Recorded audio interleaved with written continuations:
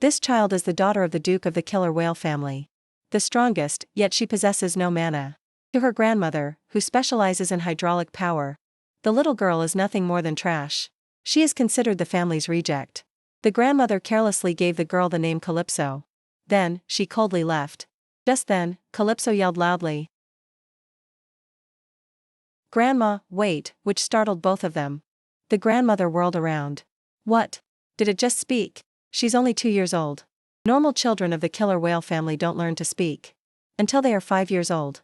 Not only that, the child can also hear and understand. The grandmother immediately picked the child up by her hand. Isn't this appearance utterly cute? Yet she was criticized and rejected. Although I don't have hydraulic power, can I prove myself useful? The little girl didn't say much. She gently placed her tiny hand on her grandmother's hair. Then, she pulled it hard. This shocked the servant greatly. Calypso tightly held the clump of hair in her hand and declared firmly, "I will prove it." The grandmother suddenly burst out laughing. "I didn't expect your father, pure teen, who had abandoned his life, could produce something like this." Then, she immediately threw Calypso back. She ordered, "Take her to the educational facility. If she fails even there, her eyes turn terrifying. Then just discard her. Her eyes turn terrifying. Then just discard her. I have no room for rejects." Calypso's eyes were filled with determination. "Just you wait, old woman. I will personally kick you out of that family head position." It turns out the little girl had accidentally transmigrated into a children's novel world. Although she had regressed 3 times, she still couldn't escape her tragic fate. In the first life, she died trying to seduce the male lead. In the second life, she died from tetanus. In the third life, she died due to being too ambitious. In the battle with the Dragon Duke, though defeated, she discovered one thing. He is the key for her to return home. Calypso's goal is to survive until she's 10 years old and become the dragon's bride. That's the only way to get close to the Dragon Duke and go back home. After being recognized by the family head, the servant's attitude towards Calypso changed 180 degrees. Isn't that irritating? The little girl paced back and forth in the room, calculating. Her father, the one called the strongest killer whale, Piraquasier Del. However, he has never met her since she was born, nor did he care for his older brothers. Calypso was determined to latch onto this big thigh. But how? She walked to the fountain. Standing in front of her was her father, Pierre, with a remarkably handsome and cold appearance. Calypso, with a bright smile, walked up to him and greeted, "Hello, uncle." "Uncle, do you know where the educational facility is?" Pierre remained silent, not saying a word. It was obvious that he was being ignored. After a moment, he finally said, "Kid, you've come to the wrong place." Calypso was still very cheerful. "Could you take me there, uncle?" In response to her enthusiasm, she was completely ignored again. He turned away and mumbled, "Don't want to." Calypso didn't give up. She moved closer and sat next to him, intending to use dried fruit to make friends. "Do you want a bite, uncle?" He still remained cold and did not reply. What a weird person. Seeing that this method wasn't working, Calypso started asking personal questions. "Uncle, do you have friends? Or are you as lonely as me?" Pierre didn't answer, just remained silent. This made Calypso quite annoyed. After that, the little girl left. Before leaving, she didn't forget to turn back and smile brightly. "Goodbye, uncle. See you later." When Calypso left, he finally spoke. "Is she my daughter? But I guess she doesn't know, does she?" Calypso, meanwhile, was running and guessed her father's thoughts. A normal person would know just by looking once. There's no way her father wouldn't recognize her. That evening, when she returned to the educational facility, Calypso hid behind the door, peeking inside. 2 servants were talking to each other, complaining about the children there. "They are all rejects. Caring for them is useless, just a waste of time. I wish we could just quickly get rid of them." Calypso closed the door and thought to herself. To keep a direct descendant killer whale here. If I can't awaken my power, I will also be abandoned to die. To survive here, I need Dad's help. The little girl put her hands on her hips and confidently declared, "I must definitely win over that cold-hearted father." Early the next morning, Calypso rushed out to find Pierre. She thought to herself again, "This weak body can't do anything, can it?" The older brothers were born with inherent talent for strength and superior physique. Why is it only me who is like this? Calypso tried to concentrate to awaken her hidden power, but immediately had to give up. Disappointed, she cried out, "Too bad, it's not working, is it? In my previous life, I knew about something called the tear of the water dragon. I can awaken my hydraulic power. by obtaining the Leo's treasure from it. But since I can't run outside right now, to find the treasure immediately, approaching Pierre is clearly the top priority. While contemplating, Calypso was startled when she heard whispers coming from nearby. Is it here? Did we get the wrong place? No, it should be here. Calypso slowly and stealthily crept closer. She wondered who would come here at this time. A black-haired boy stood there with his arms crossed and coldly said, I heard a new descendant was just born here. The brown-haired boy asked back indifferently. So what if you know? Anyway, she can't even use hydraulic power. Plus, the rumor is that she was sold off to be the dragon's bride, right? The black-haired boy replied. They say she was recognized by the family head and is being transferred back to the main house. If we don't teach her a lesson now, she'll definitely cause trouble for Cousin Ian. Calypso thought to herself, Cousin Ian, the eldest uncle's son. If that's the case, those guys must have voluntarily become his vassals, since they are dependent on the strong heir with influence. It's not unreasonable for them to look down on other direct descendants. The brown-haired boy, Barris, said with a threatening gesture. Then we must teach her many lessons, so she won't even think about anything else. Calypso peeked out, worried in her heart. I have no power right now. Running away like this would be useless. Just then, Calypso accidentally stepped on a dry branch, making a sound. This immediately made the two boys discover the little girl. Over there, over there. Isn't that her? Calypso panicked. Oh no. She quickly ran away. But the two boys quickly chased after her, shouting loudly, Stop right there, little girl. Calypso was running and panting. I'm exhausted, I can't endure much longer. Exhausted, Calypso finally tripped and fell. The brown-haired boy approached and mocked, Well, are you really a direct descendant? You look so weak, don't you? If you can't use hydraulic power, how were you recognized by the family head? A cold, sharp glint suddenly flashed in Calypso's eyes. Sharp glint. She responded defiantly. Come here. You guys talk a lot. You guys are the bastards serving under Cousin Ian, aren't you? The black-haired boy exclaimed in surprise. Did she actually talk? Was I the only one who heard that? How old is she to be speaking already? The brown-haired boy stood up and continued to sneer. I heard it too. I wonder how you managed to catch the family head's attention when you have no hydraulic power. So, you are an insect. With only this much to boast about, huh? Quick as a flash, the little girl grabbed the boy's finger and bit down hard, making him scream in pain. Even as he struggled to pull away, the child clung on like a clam and wouldn't let go. A moment later, he was only seen painfully clutching his swollen finger. Calypso spat and scornfully asked, Are you done talking? If it's an insect, that's a land creature, isn't it? You uncultured fish head.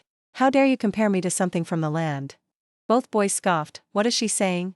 The brown-haired boy frowned, his face displeased. I've already calculated the advice for you. Calypso frowned and thought to herself, It's nice to be able to talk like that. But I can't run away anymore. 2 against 1, even if you don't lose an eye, you'll still be hurt. I have no chance of winning. Calypso yelled loudly, trying to intimidate the boys. Do you think my father will let this slide? The two boys were surprised when they heard that. Then they became worried. If it's her father, it's Sir Pierre. Calypso thought to herself. The succession war among the next generations is currently intense. The appearance of a descendant recognized by the family head is present. I know that's not good news. But even so, this is going too far. 2 older boys attacking a little girl? The brown-haired boy still looked doubtful. Don't lie. Why would Uncle Pierre care about you at all? The black-haired boy followed up, as if to reinforce it. Yeah, that's right. He's the one who refused the family head's invitation. Calypso said calmly, trying to maintain her confidence. What are you saying? I'm on my way to see my father right now. The little girl thought, what's the harm in exaggerating a little? Calypso continued, emphasizing, when he sees the subordinates of Cousin Ian treating me like this, what will my father say? Calypso mused. In times like this, using her father as a shield is absolutely the right thing to do. The black-haired boy began to feel uneasy. He quickly warned, Hey, let's go. Something feels strange. The brown-haired boy shoved his friend away and approached Calypso with an aggressive look. Get out of the way. I have to correct her bad habit before we leave. Calypso squeezed her eyes shut, praying in her heart. I wish I had water power. Suddenly, at this moment, a surging source of water rushed in. The brown-haired boy was consequently swept up into the air, then dropped to the ground like a sack of salt. The black-haired boy ran over in a panic. Hey, wake up! The brown-haired boy, with a trembling and frightened voice, exclaimed, a water vortex. The black-haired boy was astonished, unable to believe his eyes. They said she couldn't use water power. What's going on? Alright, damn it. Just you wait. Calypso mischievously raised her middle finger and yelled loudly. Eat this. Oh my, what was that just now? How did I suddenly awaken hydraulic power? That's amazing. As expected, I am a genius. Anyway, I'm all dirty now. I can't go see my father. I need to treat my wounds first. Pierre, who was standing nearby, quietly thought to himself. Does this child even know who I am? As Calypso shuffled along wearily, she mumbled. Indeed, nothing beats a good meal. Hearing this, Pierre leaned against the tree trunk, with a slightly surprised look. Eating? The best thing? And since that incident, Calypso tried many times to summon water power, but nothing happened. Just as I predicted, the ability hasn't fully awakened yet. Oh God, I'm sure things will be fine. Calypso reassured herself, though she still felt a little uneasy. While Calypso was absorbed in her own worries, a gentle knock sounded from outside the door. My lady, are you in your room? A voice rang out. Calypso softly turned and said, come in. The door gently opened, and a young servant stepped inside. The girl bowed respectfully and said, my lady. My name is Misa. I will be starting my service here from today. I look forward to your guidance and support. Calypso was slightly surprised. Oh, I've been promoted from Miss to my lady? Misa continued. And your enrollment date has also been set, my lady. Calypso focused on Misa, thinking to herself. Where have I met this person before? Ah, I remember now. She suddenly came to a realization.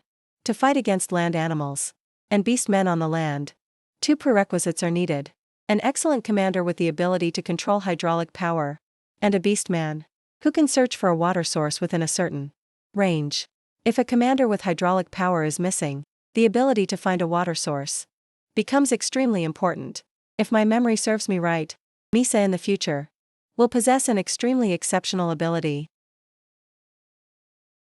Although at this moment, she herself is unaware, she will definitely be incredibly useful later on. I must remember this well.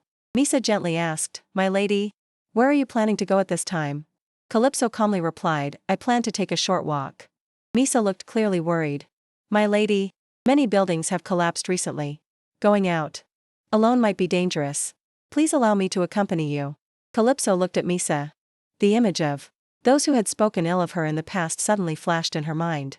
A radiant smile suddenly blossomed on her lips as she said to Misa, how wonderful. Misa seemed touched by Calypso's reaction. She softly murmured, my lady. Calypso smiled brightly and replied, thank you for your kindness. But I am fine going alone. With that, she casually walked out. A little later, Calypso found the spot where Pierre was standing. She gently greeted, hello, sir. Pierre, with his arms crossed and not turning his head, asked coldly, are you lost? Calypso puffed out her cheeks, a little annoyed. Not at all. Do I look that stupid? She thought to herself. I have to say something that Dad can't ignore. And has to respond to. After a moment of thought, she decided to go straight to the point. Uncle, do you know how to use hydraulic power? Pierre turned his face away, not looking directly at Calypso, and asked back. What if I do?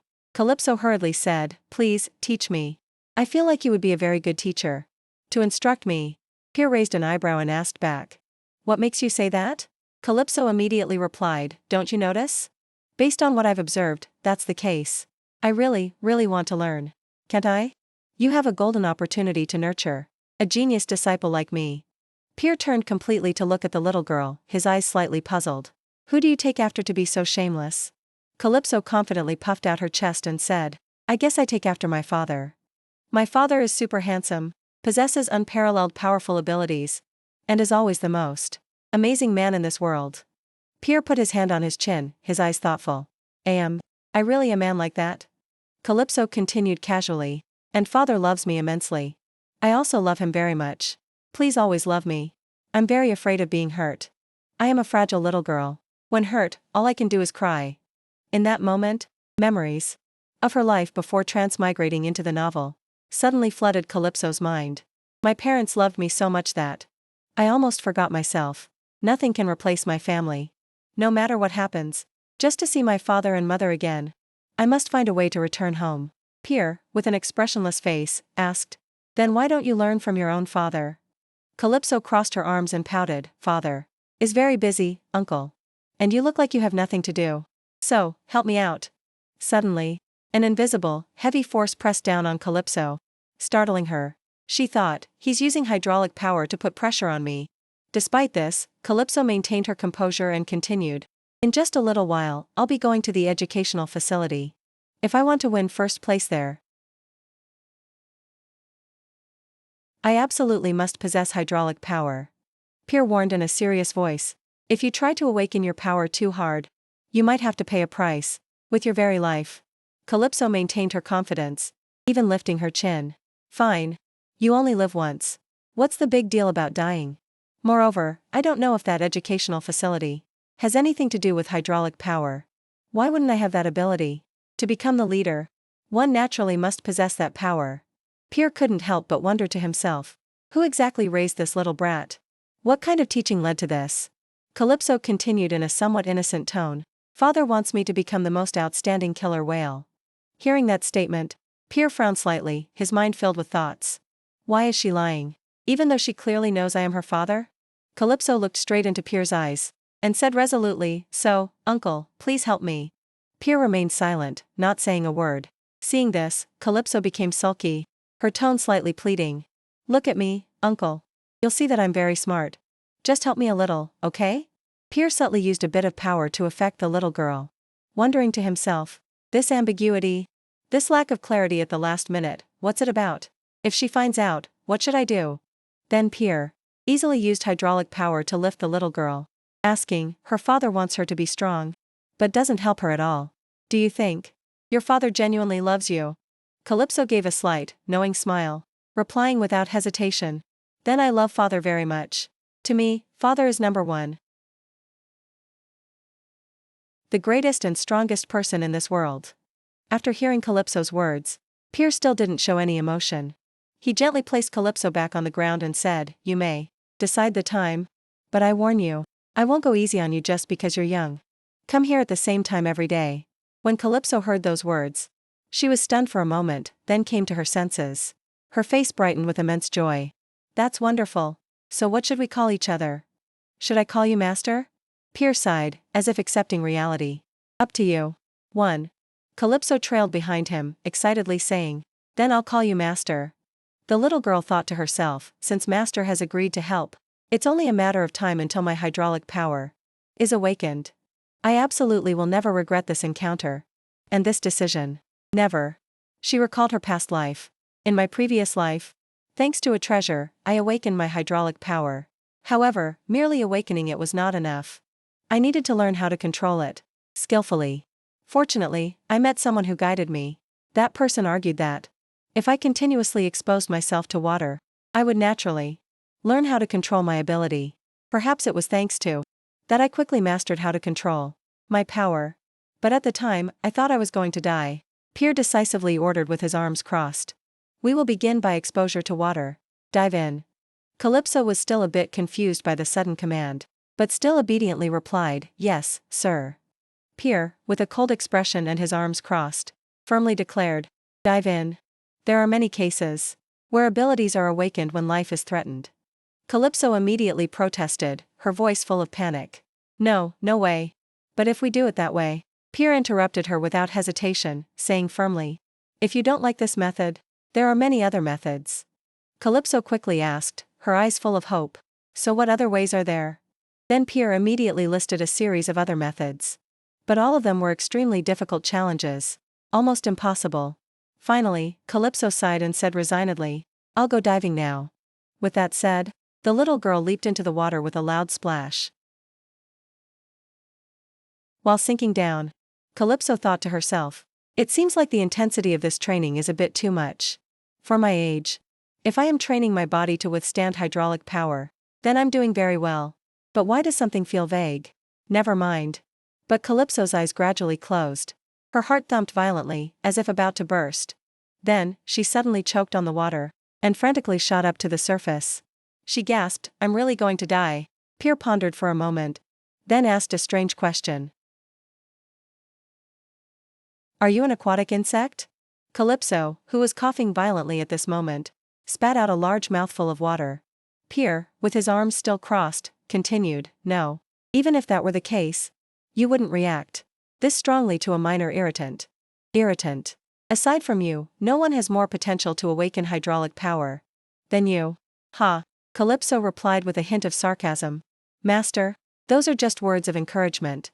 It doesn't mean I'm not in pain, you know. Besides, aren't you considering my age? Pierre responded coldly.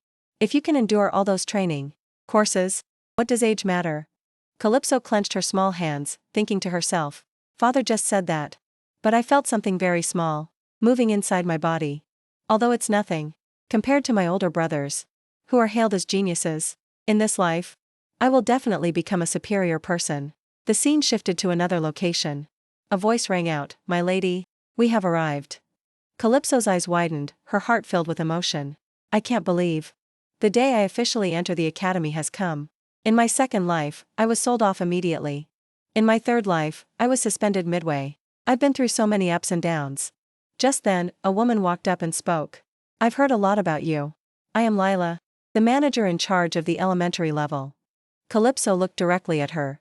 A thought flashed through her mind. We meet again here. The reason I had to leave the academy early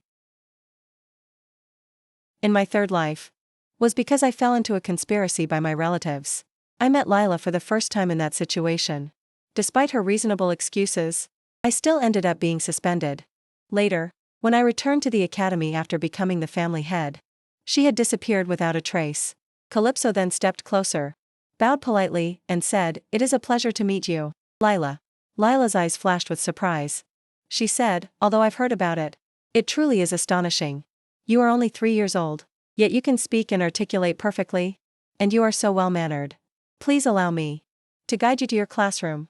Please follow me. Calypso walked behind, secretly observing. She is walking at a moderate speed, equal to mine. She is paying attention to that, because she doesn't want me to fall behind. Thinking back now, I never got to thank Lila in my previous lives.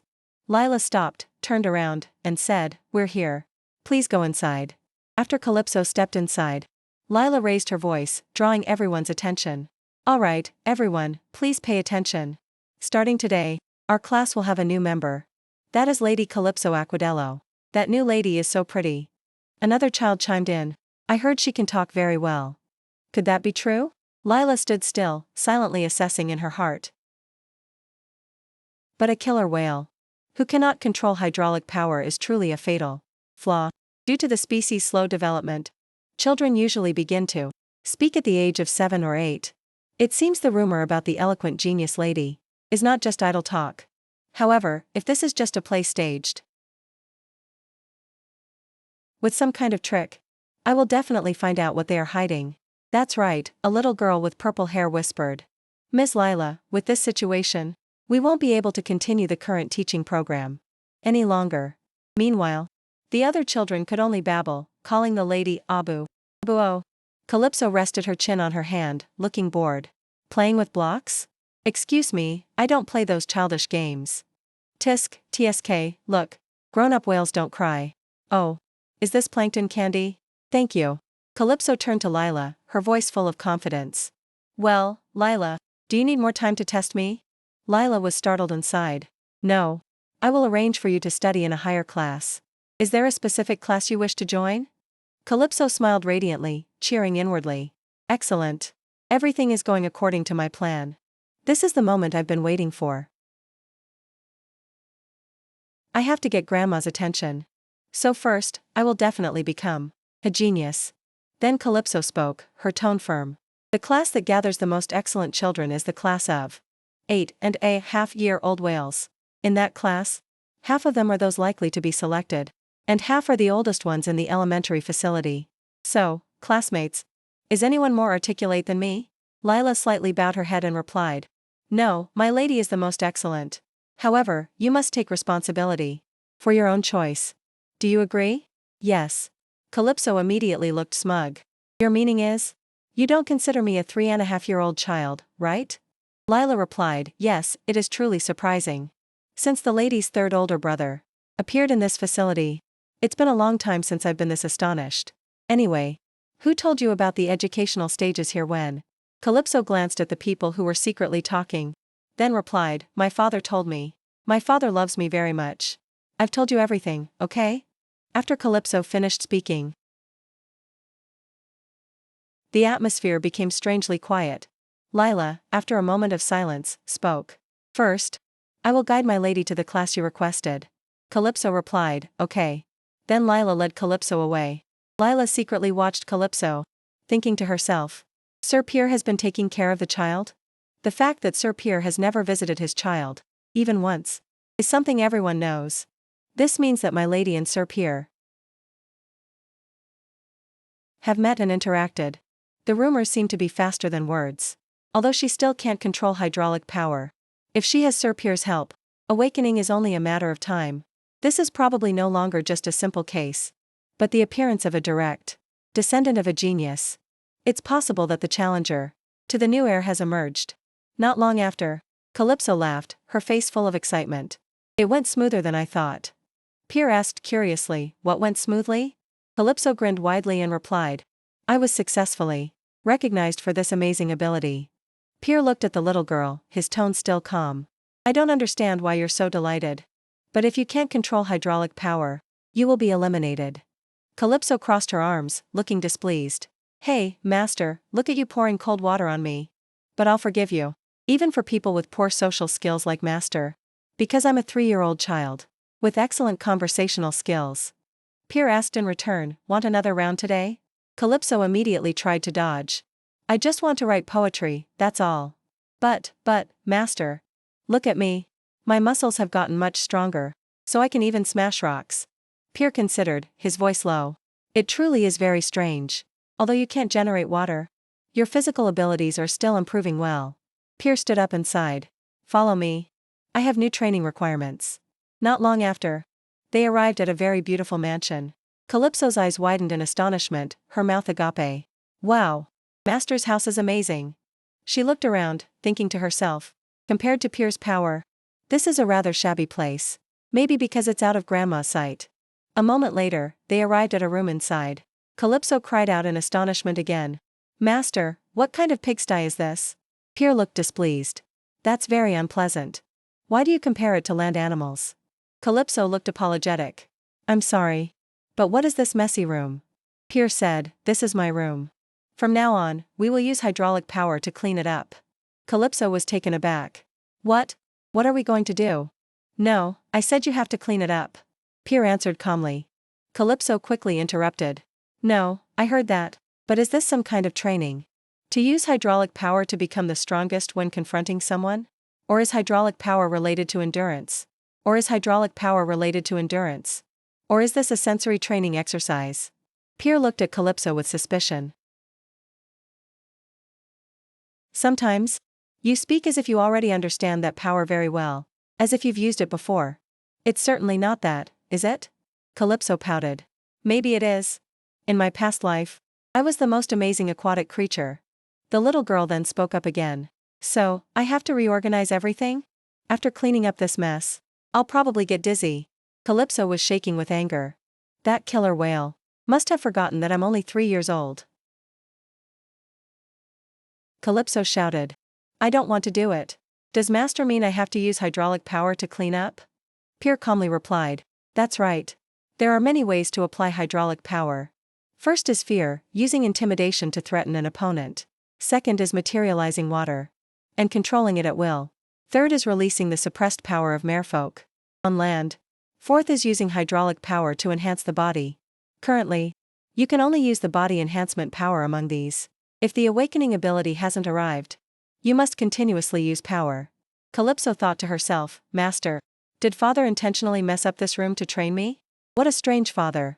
Calypso said, Master. She glanced at Pierre, then muttered to herself, there he goes again. With a face that doesn't regret anything in this world. Are sick people all like this? Time passed quickly until evening. Master, where should I put this? Pierre leaned on his hand and said, throw it away. It's a useless item. No. Pierre's reaction proved that this was not an item that could be thrown away. Calypso's data from her past life had told her that. Calypso put the scarf in her pocket and said, I know, I'll throw it away. But isn't this yours? Pierre turned away and replied, No. That's my wife's item. Calypso thought to herself, oh, I was startled. Why did he come in without turning on the light? Even though I've been resurrected and transmigrated many times, all I know about my mother is that she is also a beastman of the killer whale species. And a good person. Only those two things. I don't know anything else. I also have no intention of finding out more. Pierre stepped forward and said, It seems this job is too easy, doesn't it? Calypso was startled. Not at all. Pierre crossed his arms and said, Is that so? Then move faster. Do you want to stay up all night?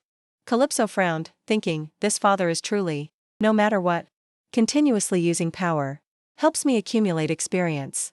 I definitely feel my muscles developing more than when I was running. Move this here. Move this there. Pierre unconsciously showed a discreet smile. The scene changed to another location. Yes, my lady, as per your request. Your accommodation will remain the same. Here. Calypso said glumly, I know. Calypso hugged her aching arm, thinking, if I go back, it will be hard to meet Pierre. Even if father said, next time he'll make me wash clothes. What kind of training is that? Just ignore it. At this moment, Lila stepped forward. My lady, please follow me. I will personally escort you there. Looking at her attitude, Calypso realized Lila was even more polite than yesterday. My lady has become very famous. In just one day. Calypso was surprised. Huh? Me? Lila replied, it seems. The news has spread to at least 16 direct descendants of the killer whale family. Lila. Calypso was alarmed. What? Has what happened yesterday spread everywhere? Lila continued, the teachers who accompanied us yesterday. Each of them told a different story. Lila, Calypso asked curiously. There that much of gossips? Lila continued. One of them said she has a father. Who is a flying fish? Calypso mused. If it's the flying fish, who are famous gossips, then I admit, it's an event surprising enough to warrant it. After all, the more dramatic the rumor, the faster it spreads. Calypso asked, do you mean my story is dramatic? Lila turned and said, for someone, isn't this a dramatic story? The killer whale family consists of about 32 direct descendants. The center of power is the grandmother. If you include the allied families of other sea creatures, the number is truly huge. Since they all choose and support their own heir, it's only natural that my existence becomes an eyesore to them. Is only natural. Lila saw Calypso stepping up the stairs, and glanced at her, saying, it turns out my lady is not only excellent at language, at only 3 years old, but you can also climb stairs so easily. Calypso said, that's right. I think with this ability, I can not only compete with Cousin Ian Highshot, but also with Belos, the sons of the eldest uncle and the second uncle, and also my older brother, who is hailed as the genius of the century. Calypso crossed her arms and asked, well, Lila? Lila smoothed her hair and said, honestly speaking, all your actions are very surprising. Well, Calypso laughed heartily and said, if you're already this surprised, it will be awkward. A moment later, they arrived. This is the Alpha class, the highest level class. Student, please enter, my lady. Calypso asked Lila, in just one day, the rumor that I am a genius has spread, and I'm even studying in the highest class. Don't you think I'm amazing? Lila replied, of course you are, my lady. Calypso said confidently, then, pass this on to my grandmother. That this is the first time you've seen a genius like this. Then Calypso ran off. Lila chuckled. There's going to be trouble, isn't there? A merfolk bears the characteristics and personality of the species they come from. Therefore, killer whales usually avoid combat, love peace, and have great tolerance for other species. But among them, there are also rebels. That is the killer whale. The scene shifted to the classroom. Today's report is concluded. From now on, we will play the block shaping game. 2 boys cried, sobbing, Karen hit me. The teacher reminded Karen, do not disrupt the class. Then Karen leaned back and said, yes, I know. Why are we playing such childish games? The 2 brothers said, Karen is right. These 2 boys are Luca and Luba, twin white whale brothers. Karen raised his fist and said, you guys are far worse than my fin. What do you want?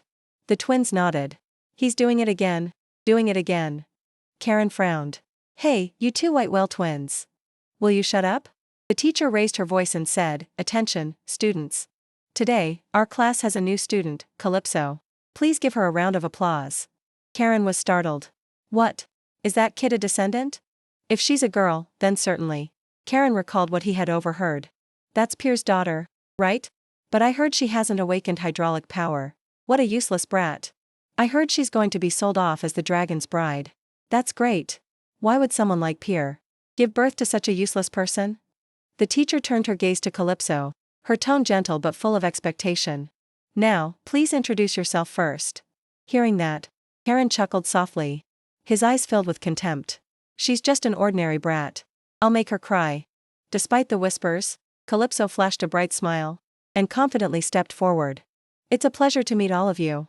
This is the educational facility established by the killer whale family. A place that teaches the harsh law of the jungle. Here, I will definitely be the best. Calypso subtly puffed out her chest, her proud voice echoing throughout the room. I am Calypso Aquasdello. I hope this class will meet my expectations. Under the loud applause, Teacher Camille said cheerfully, well, did you all hear that? Let's all give Calypso a big round of applause. Now, we will start the puzzle game. Please return to your seats. Just as she settled into her seat, Karen stomped over angrily. His tone bossy. Go. Hurry up and speak. That's a descendant, right? Calypso crossed her arms over her chest, her sharp eyes looking straight at Karen. Who are you? How old are you? Karen lifted his chin, his arrogance undiminished. I am Karen, 8 years old. A small descendant, huh? You look disgusting. Calypso frowned slightly, looking at him, thinking, stupid brats really are everywhere. Then she spoke, her voice surprisingly cold. Look here, little boy. If you're still immature, you shouldn't talk nonsense. Isn't 8 years old the age to move on to the intermediate facility? They say that at that age, if you still can't go to the intermediate facility, you're considered a failure. What else do they call it? Let me tell you that I'm only 3 years old. You're in the same class as a 3-year-old child, and you're not even ashamed? Karen's face flushed with anger, and he shouted, that's ridiculous. We can't talk until we're 5 years old. Calypso scoffed, her eyes full of challenge. Do you think your intelligence is on the same level as mine? Karen clenched his fists and roared, You defective product brat. His fist swung out, but Calypso managed to dodge it lightly. You should learn manners first. Immediately, Calypso grabbed Karen by his collar and delivered a powerful headbutt, making the boy stagger backward and fall. Karen clutched his head, trembling, and said, What was that headbutt? That's cheating. Calypso crossed her arms, her expression calm. What cheating? Look at the difference in our sizes. I don't want to use violence, but I have no intention of sitting still and enduring insults. Moreover, my father warned me not to wander around and get beaten up. Camille, the Alpha class teacher, approached, her eyes full of surprise. To have such strength, without having awakened hydraulic power? Is that possible? Lila stood silently in a corner, pondering to herself. Karen only lacks common sense. But in terms of strength, he is very outstanding. I can't believe the lady could so easily subdue him. This time, for sure, this story will spread so widely that everyone will know about it. Calypso, deeply satisfied, nodded slightly. Excellent. Just as planned, I'm in this class now. This is truly great power and attention. Camille spoke, breaking the atmosphere. Now, children, sit down. A good whale must be educated diligently. Time passed quickly until that afternoon. Calypso stretched, a satisfied smile clearly visible on her lips. Today was a meaningful day. She recalled Lila's words. You no longer need to change classes. Perhaps you won't stay in the elementary facility for much longer. Calypso wore a triumphant smile. Just then, the twins Luba and Luca ran over in a hurry. My lady. Hello, my lady. The lady saved our class. Karen bullied everyone a lot, but you defeated him. You saved us by defeating him. Looking at the chattering twins, she thought to herself, are these white whale beast men? They are intelligent and kind beast men. All white whales are like this. But who could bear to hit these kids? Their hair is so fluffy too.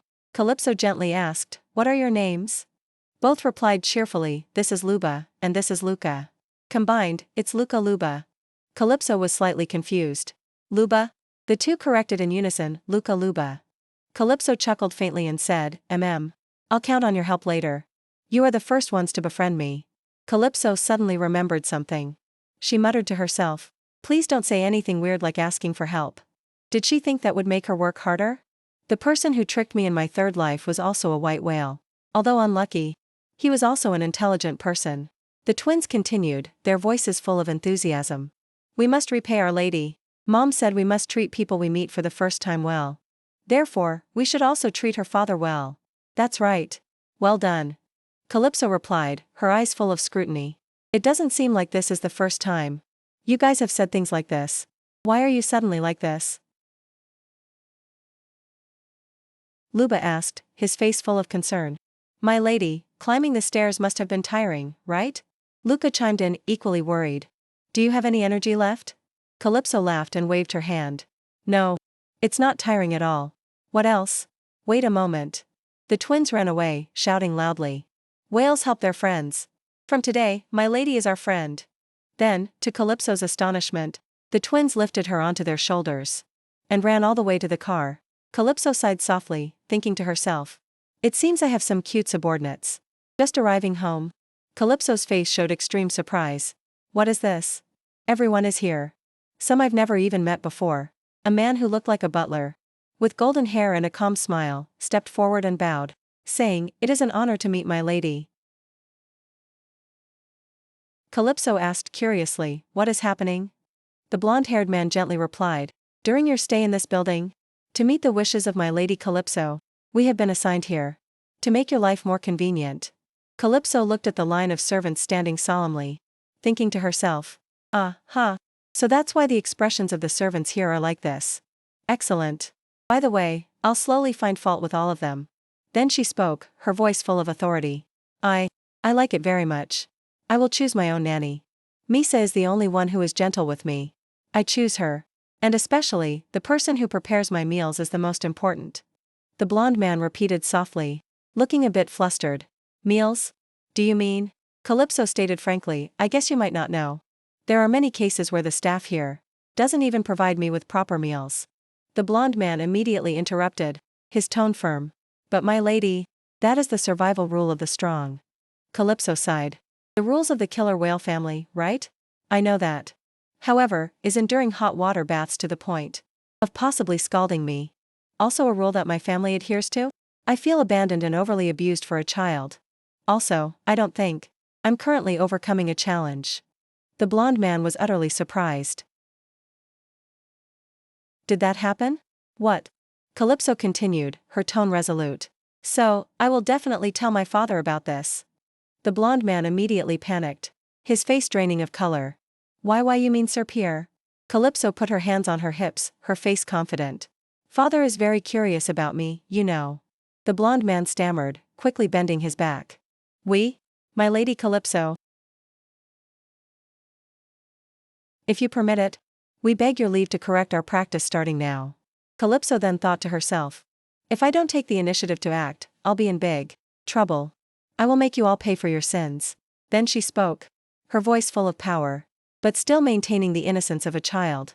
I'm fine, but other children will get hurt. Yes, I will also tell my father about this issue. With that, she pulled Misa's sleeve and gave her a bright smile. Everything is settled.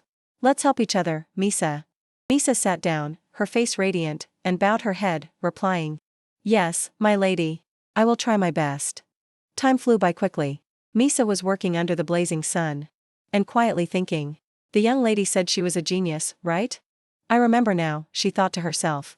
In the previous life, the white whale clan was annihilated. The white whale beastmen and dolphins were originally the most intelligent races. But in the third life, when I tried to protect the white dolphin clan, they all met a tragic end. The main culprit was cousin Ian, my uncle's son, just because of a silly reason, that they had accidentally insulted him. As Calypso closed her book, her eyes became determined. This time, I don't need to struggle to gather talented people for the War of Succession anymore. I'll be leaving this place soon anyway. But before I go, I must definitely teach that old woman a good lesson. Before disappearing. Just then, 2 new maids walked in, their eyes shining brightly when they saw her reading a book. Oh, my lady is studying. Good heavens! How can you be so intelligent? Oh, look at those small, pretty hands holding the book. Unbelievably adorable. Ah, Calypso, you are truly too lovely. Your voice is so clear, too. Looking at their enthusiastic demeanor, Calypso sighed in relief. I was worried about what kind of personalities the people sent from the main manor would have. It seems my worries were unnecessary. All three maids bowed and happily introduced themselves. We are herring beast men, and are from the same village. I am Bibbo, and I am Jean, my lady. Calypso smiled, her voice sweet. Your voices are so pleasant to listen to. So cute and intelligent. Even Sir Bellos and Elon aren't like that. Then the little girl stood up and stretched. That's enough for today. I'm going to sleep. First, please get acquainted with my nanny, Misa. I hope you all get along. The three maids laughed brightly. Oh. So you have been working here before. It's a pleasure to meet you.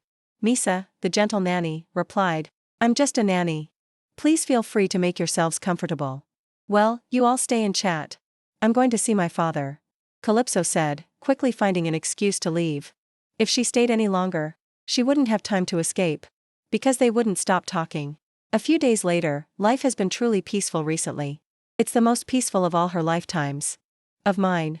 Everything is fine, except for one thing. Master, is this what you call training? Calypso screamed, her face contorted. Pierre stood calmly with his arms crossed. His tone unchanged. How many times do I have to tell you? Step on it. This damn father. Calypso grumbled angrily to herself. The training is getting crazier. And by the way, idle Pierre likes cleanliness, so. This pile of clothes has definitely been here for over a year. Master, how am I supposed to wash this? Why can't you still summon water? Pierre asked, sounding a little surprised. You're not even 8 years old yet. If you can't even do this basic thing, it's really bad. This is why I hate talking to geniuses. Calypso was vexed. Even so, I'm still getting a lot of attention in class, you know. Pierre looked serious. You? It seems the level of those newborn killer whales has dropped to an alarming degree recently. Now I understand why those guys called father a jinx. I've never had to go through such terrible training like this. I must use a different approach. Calypso changed her attitude, her voice whining. Master, I can't step on it hard enough. What should I do, master? Pierre pointed his finger. If you had power, where would you concentrate it? Calypso pondered for a moment, then exclaimed. Right here. See, master? It worked. I've crushed them down. The little girl was secretly delighted.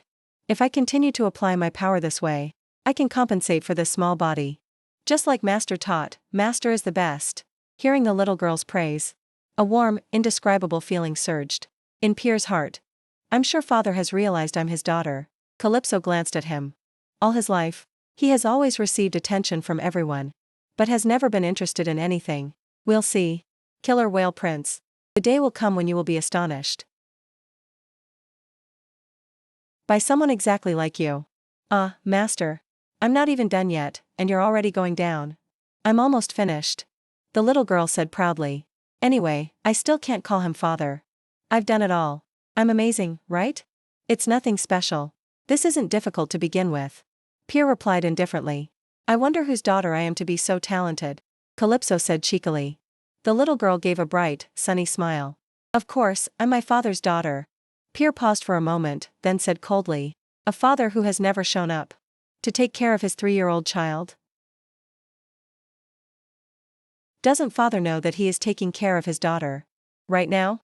Calypso thought angrily. Pierre crossed his arms, assessing her. The more I look, the more I see your intelligence. Of course.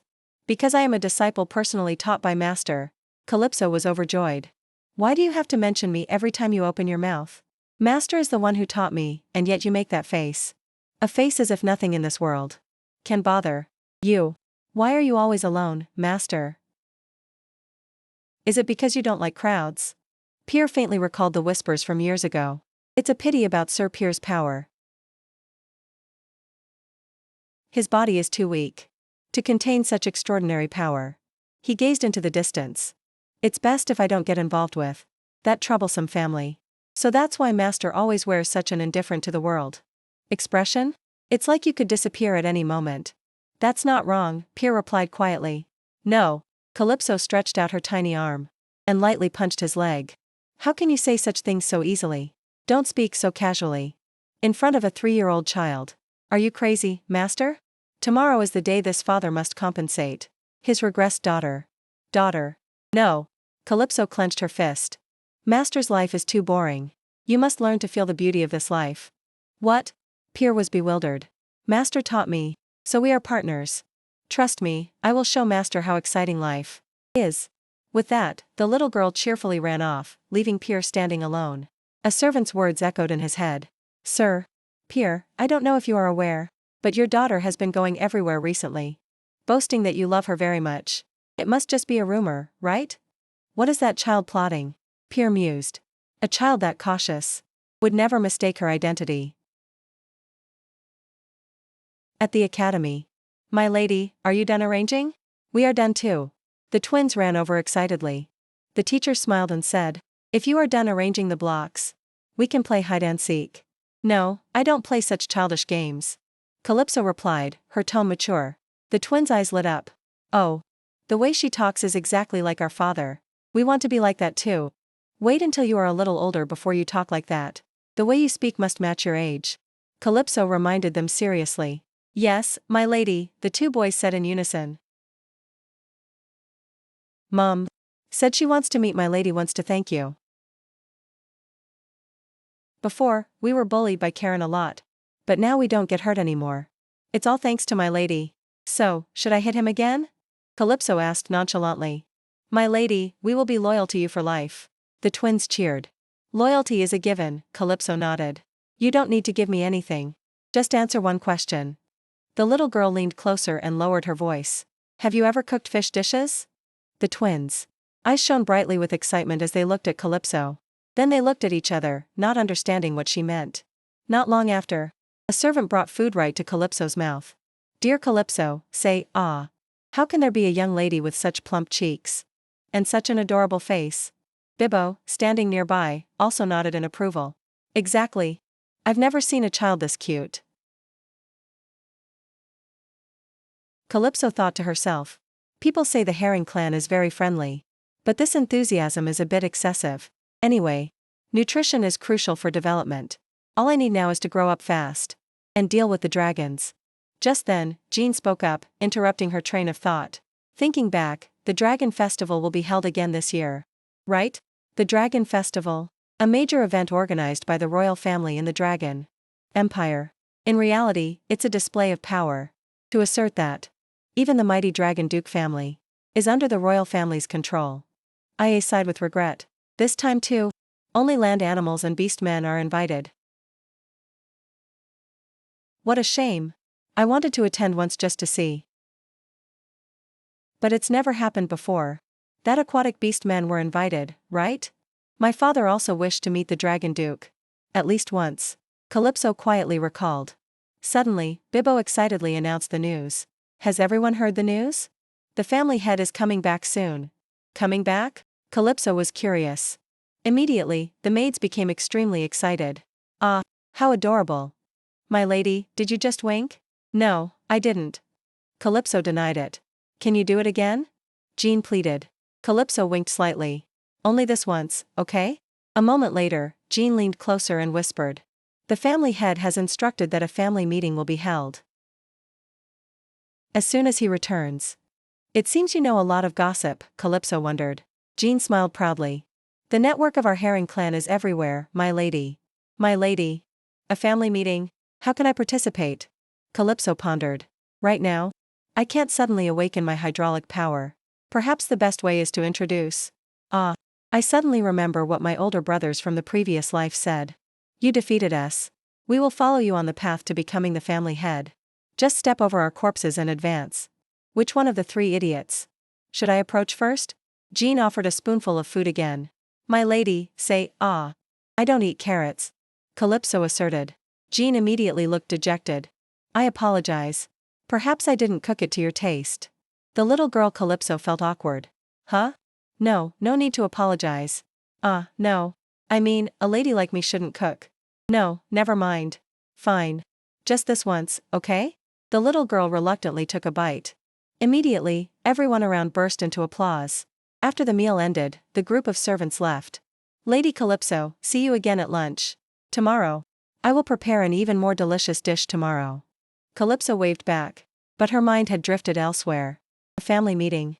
What are my older brothers doing? I have to go find them. The scene shifted. Calypso moved stealthily, her small body weaving through the corridors of the student area. If I go this way, I'll reach the intermediate facility area. All 3 older brothers are here. It would be very troublesome if I get caught. I must be careful. Suddenly, an arrogant voice rang out from ahead. Are you deaf, or are you intentionally ignoring what I'm saying? Do you idiots not understand human language? Calypso hid behind a corner and was surprised to realize that the person being surrounded was Acheron, her 3rd older brother, Acheron Aquadello. Why is he being bullied like this? Acheron and 2 others stood still, their heads lowered before the crowd. A purple-haired guy spoke up. Don't you know you should greet us first? The red-haired guy sneered, pointing at Acheron's hair. With that hair color? How did you get into our class? Don't say that, Acheron muttered, his voice trembling slightly. Haha. Listen to his voice, it sounds like a baby goat. The gang burst into laughter. Memories from the previous life suddenly flooded back, clarifying everything. I remember. Acheron during his school days was a crazy guy who liked to play a role. When bullied, he pretended to be weak to lure in the bullies, then he would attack and destroy them. Damn it. If he goes crazy now, they will die. Before I can join the family meeting, I can't let the news of the Duke's son beating a classmate to an inch of his life become the focus. Everything will blow up. The red-haired guy grabbed Acheron's collar. Are you still intentionally ignoring us? No answer? Just then, a clear but sharp voice rang out. Wait. Calypso stepped out, yelling loudly, stop. A brown-haired guy approached. Hey, kid, what are you interfering for? Hey, look at her hair color, a blonde guy quickly interjected. The red-haired guy frowned. So what about her hair? Then he suddenly froze, his eyes wide. She's a direct descendant. This characteristic is only found in those of the family's main lineage. Why is she so small?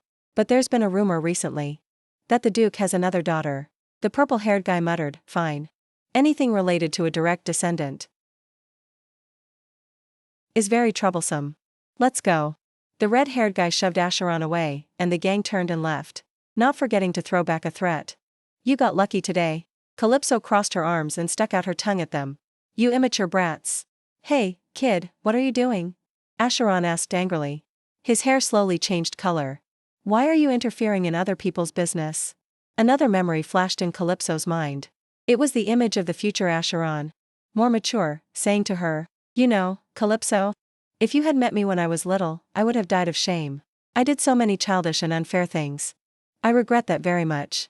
I wonder what would have happened if I had met you sooner. Returning to the present, Calypso put her hands on her hips and looked up at her older brother. Why don't you come closer? Acheron, you are my older brother, aren't you? What nonsense are you talking about? Acheron scowled. What the hell? I made the cutest face possible and asked, you're my older brother, right? And yet, isn't this the script from a child-rearing book? There should be at least a little sentimentality. Calypso screamed inwardly. Acheron turned his back and walked away. Don't block the way. Go home. Aren't you going to greet me? Calypso quickly blocked him. Why should I greet you? Because I just saved you. I know you were going to kill all of them, right? No matter how talented you are. That action would become the reason for you to be expelled from the family. You know that, don't you? But Acheron crossed his arms. I can do that without being expelled. Even if you hadn't interfered. Before he could finish, Acheron was startled. Calypso moved unexpectedly fast. She sprang up and delivered a powerful headbutt to Acheron's head, making him cry out in pain. Calypso landed on the ground, smiling contentedly. Only loving punches can help people sober up. Thank you for the lesson, father. Acheron staggered up, his face stunned. You? What was that power? What now? Calypso approached, looking smug. I am a younger sister, who is both cute and much stronger than my older brother. Ridiculous. How can? Before Acheron could finish his sentence, Calypso grabbed his collar again. Older brother, I wonder if you've ever done laundry? Immediately after, she used a swift motion to slam him onto the ground. Again, Calypso dusted off her hands. But when washing clothes, the stronger the force, the easier it is to remove stains. Are you going to attack me again? The little girl moved closer and headbutt her brother's head a few more times. You should know your limits. Even though I haven't awakened my hydraulic power, my physical strength is nothing to scoff at. No matter how many times you try, it's useless. Admit it. Acheron shouted. Admit what? Hey! Do you even know how old you are to have that strength? What medicine did you take? Calypso threw him a scornful look. Weak older brother. She thought to herself. He hasn't even heard about my birth? Birth? I hope in this life I can train my older brothers to become stronger, to stop the male lead from causing trouble for the family according to the original plot. I need someone to stop him. For my brothers to be able to overpower that guy, I'll have to train them myself. Oh, my. Look at those eyes. A face that looks like he wants to tear me apart at any moment. To win over an arrogant Acheron like this, there is only one last resort. Calypso bent down and looked straight into Acheron's eyes. Call me your little sister. No, I don't want to. Acheron turned his face away. Calypso leaned close to his ear, her voice seductive. Do you want to become stronger? My strength is very great, right? It's amazing, isn't it? I can show you if you want. Frustrated, Acheron exhaled sharply. He finally relented and said, Tell me. How can I become stronger? The corner of Calypso's mouth curled up into a discreet smile. It truly cannot deny the killer whale bloodline. The craving for power is ingrained in the blood. She calmly replied, All right, I'll show you a few moves, but on one condition. You must listen to and follow all my instructions. Acheron frowned, his arrogant nature rising. What? I don't like being ordered around. Calypso shrugged and casually turned on her heel. Then I guess I'll go find Brother Elon. I'm sure he'll be more interested. Wait. Acheron immediately roared, quickly grabbing her. No. I'll follow everything. Calypso turned around, extending her hand as a sign of agreement. Then promise me. I promise. Acheron nodded firmly. But few people knew that behind Acheron's frenzied behavior during his school days was a hidden story. The person who insulted his mother, saying she wasn't worthy and no one cared, later met a tragic accident. That memory suddenly flashed through Calypso's mind. When she returned to reality. Listen closely from now on, Calypso said in a serious tone. Absolutely do not seriously injure or intend to kill anyone. No attacking to dispose of evidence. And most importantly, you are not allowed to bury anyone alive anymore. Do you promise? This is the condition until you can defeat me. Once you can do that, you can do whatever you want. Agreed. After that, the two locked fingers to make an honor promise. A moment later, at Pier's residence.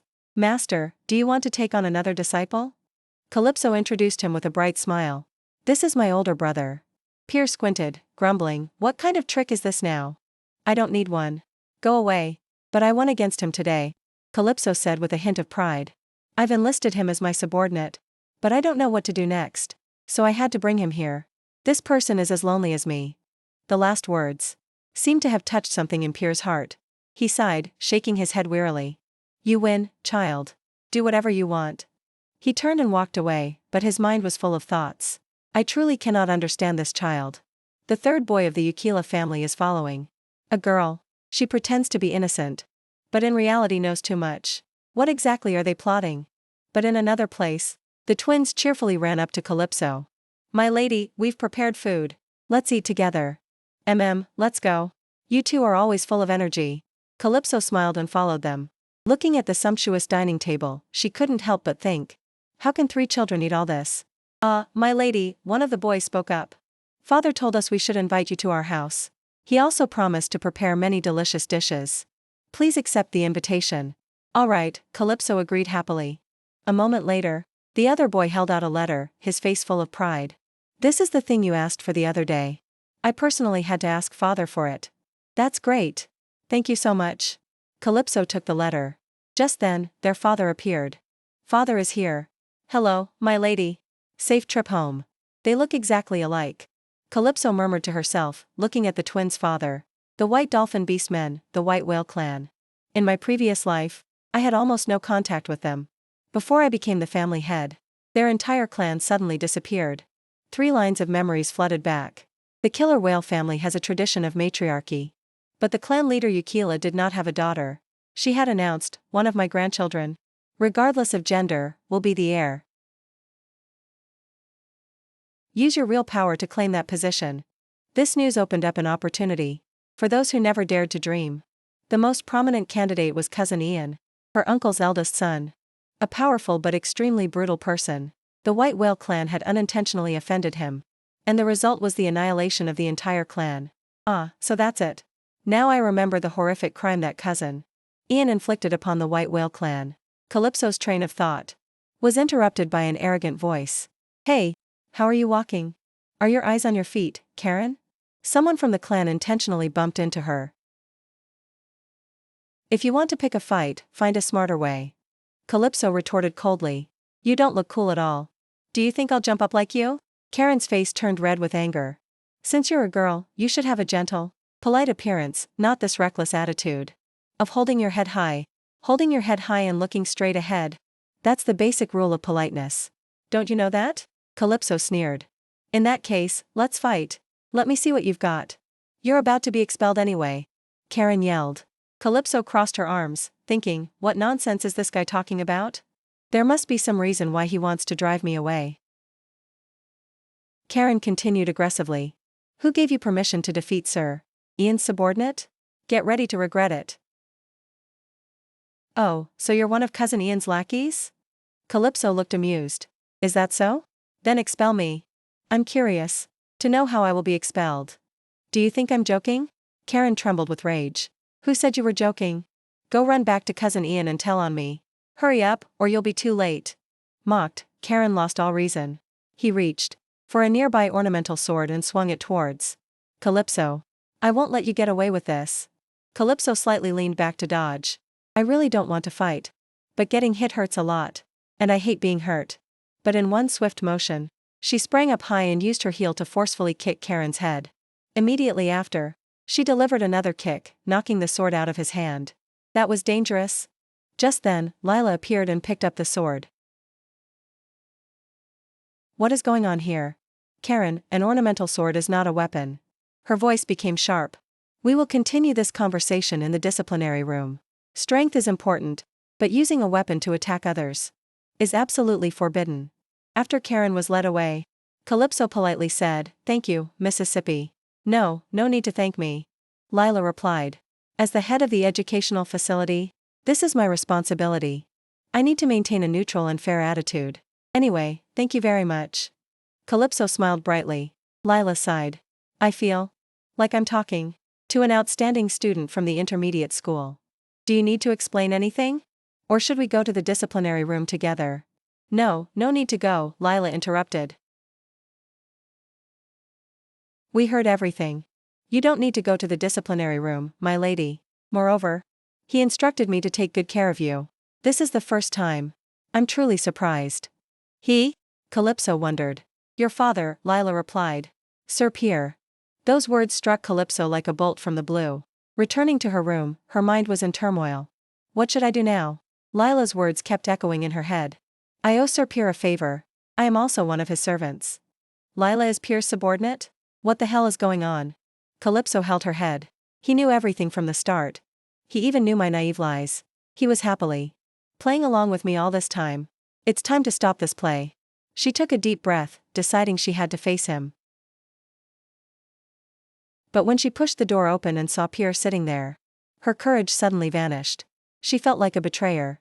She had thought it would be easy to end this fake teacher-disciple relationship. A relationship that started only out of curiosity. But now, for the first time in her life, she was afraid of losing it. Hello, master, she muttered softly. Pierre glanced at the paper in her hand. What's that? Oh, this? Calypso quickly opened the paper, trying to act natural. It's something I wanted to bring to you. Aren't you curious, master? Aren't you excited? No, I'm not, Pierre replied coldly. All right, he's not angry. It seems he doesn't intend to say anything. That means I have to be the one to start. She quickly regained her composure. Then stick to the plan. Luca Luba's recipe. She took a deep breath and flashed a bright smile. Wait a moment, master. Today, I will make you a super delicious dish. Bia stared blankly at the dish placed in front of him. You're cooking? After a moment, Calypso timidly broke the silence. Yes, master. I apologize for making you wait so long. The dish is ready. I prepared this dish based on my knowledge of nutritional balance, combined with the palate of the chef at the mansion. It's a bit sudden, but I hope you like it. Tada. This is the special fish dish made by my own hands. The little girl grinned widely, trying to appear cheerful. Bia narrowed his eyes, examining her. You even considered the nutrition? Yes, sir. This is a very special recipe. I've included enough of the 3 main nutrient groups. Calypso explained, her voice softening and tinged with remorse. The truth is, I'm very upset about what happened. This is also my apology. For suddenly asking you to take on another disciple. My older brother. I was too arrogant, sir. I sincerely apologize. Bia let out a sigh. His gaze at the girl was no longer quite so cold. Explain the dish. Yes? Calypso was surprised. If you've served a dish, you must explain it. Now. He spoke evenly. Yes, I understand, sir. The little girl immediately regained her composure regarding the recipe. This is Luca Luba, the signature dish of the white whale family. While Calypso was passionately explaining the origin and preparation of the dish, Bia quietly grasped her small hands. The burns and scratches from cooking began to fade under his gentle flow of energy. And that is all. Calypso finished her presentation. Her eyes sparkled with anticipation. How is it, master? I don't like it, Bia replied bluntly. And I will not take on any more disciples. The smile on Calypso's lips froze. Oh, I see. I apologize, master. Never make this mistake again. Yes, sir. I won't do it again. Calypso mumbled, bowing her head. She hesitated for a moment, then looked up and changed the subject. Master. Some strange things happened at school today. My father ordered Lila to protect me. Why would he do that? So what? Bia asked back, expressionless. What do you think about it, master? Calypso probed, thinking to herself. Even if he realizes I'm acting, I have to pretend I don't know. I must find out why he acted that way. Because I once witnessed the world being destroyed by the Dragon Duke. Just because of my own indifference. Now, I hate uncertainty the most. Why are you asking me what I think? I am not your father. Bia replied. So that's how it is. Since when did he know I was lying? Why is he helping me? Fine, I'll go with the flow and see what happens. Calypso clenched her hands and then put on an innocent smile again. But master, you and my father are the same age. That's why I was curious. I thought adults would understand each other's thoughts. If he saw through my act, why didn't he expose me? The little girl continued to wonder. Not all adults are the same. Bia cut across her train of thought. Oh, so father doesn't want to talk about it. But that's unfair. I won't give up. Calypso secretly pouted. Bia suddenly spoke. Didn't he tell you that he cares about you and loves you? Why wouldn't your father say it himself? That he cares about you and loves you very much? That must be the answer. Calypso was stunned. She looked down at her hands. All the wounds had completely vanished. She instinctively hugged her healed hands. It must be so. At an empty patch of ground, Asenro frowned. What a bizarre sight.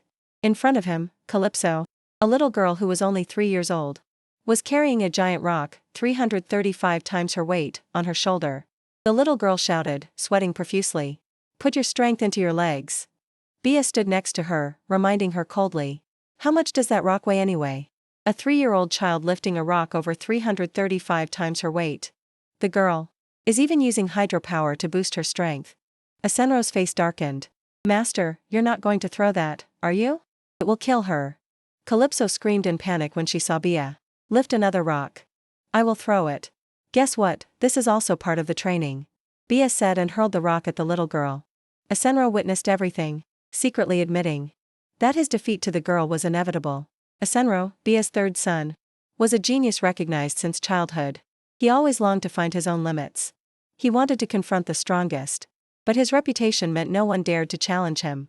So, he chose another method. Deliberately provoking others. Letting them bully him, and then defeating them one by one. That used to be Asenro's pleasure. Until the day this stepsister showed up and called his father master. He didn't understand what had happened. But his father was clearly interested in the girl. No doubt about it. She is my savior. But my belief is in breaking through strength. If she is so strong that I cannot surpass her, then what? I should worship and serve her. Right, I must do that. But I can't stand this crazy training session. What are you doing? Bia's voice rang out, pulling Asenro back to reality. You are next. Please give me a rock smaller than Calypso's. Master. Asenro roared. Both Bia and Calypso froze. Bia crossed his arms. You want a smaller rock? Aren't you ashamed? No, master. I will become stronger within my own limits. Asenro replied firmly, thinking, what's wrong with calling my father master? Just call him that.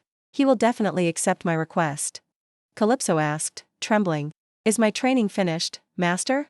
All right, you can rest. Phew. Calypso breathed a sigh of relief. Immediately, Asenro approached. His face bright, completely different from before. Little sister, you've worked hard. What's wrong with him? Is he crazy? What does that look mean? Calypso looked at him cautiously. You're amazing. So cool. So extraordinary. Asenro poured out a string of compliments.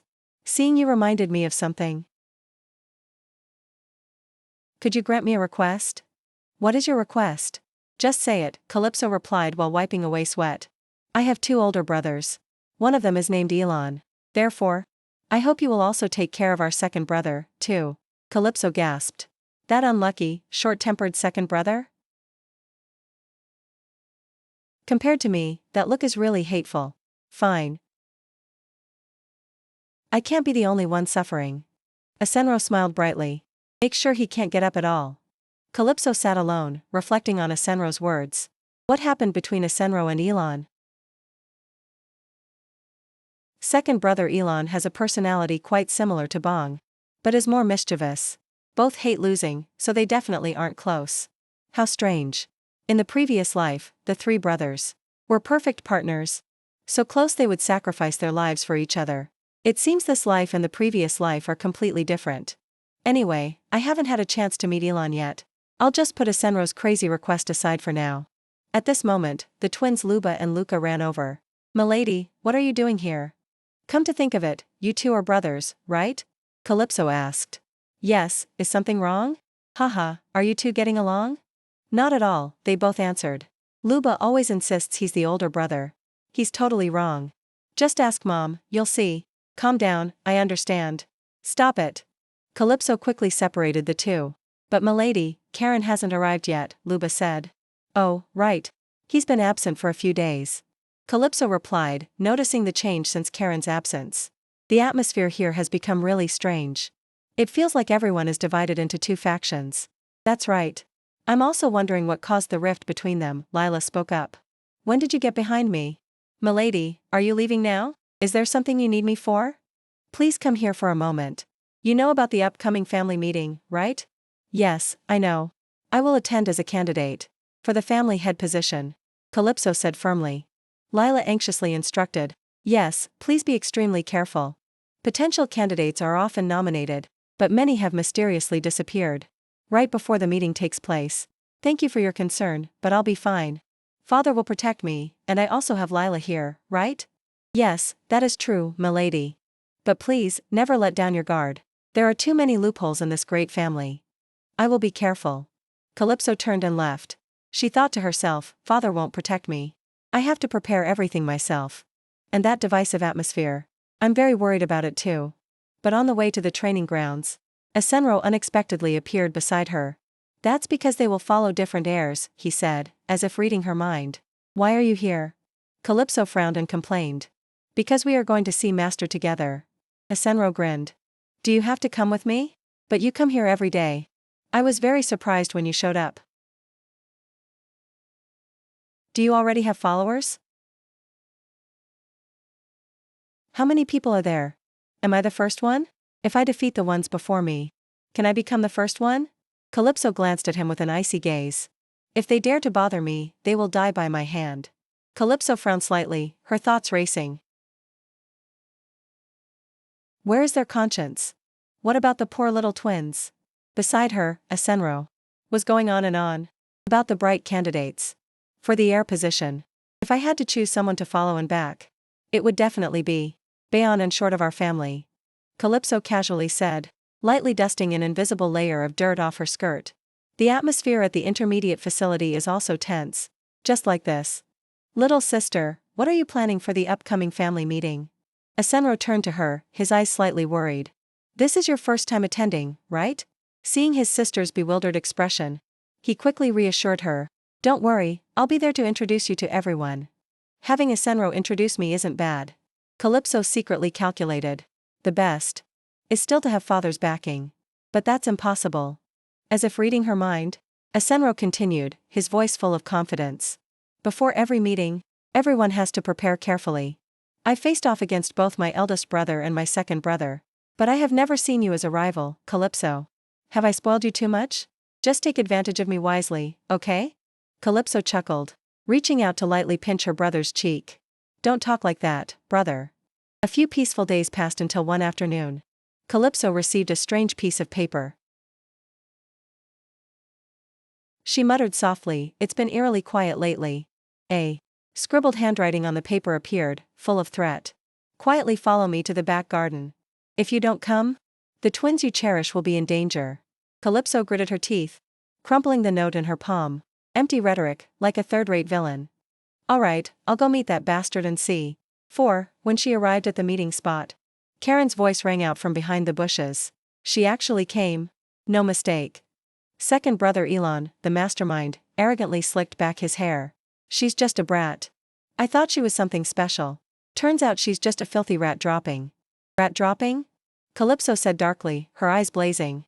"You dare compare me to that? You people gathered here to bully a girl. And kidnap 2 children? Second brother Atlan, is your brain worse than a jellyfish?" Second brother Atlan sneered, appearing amused.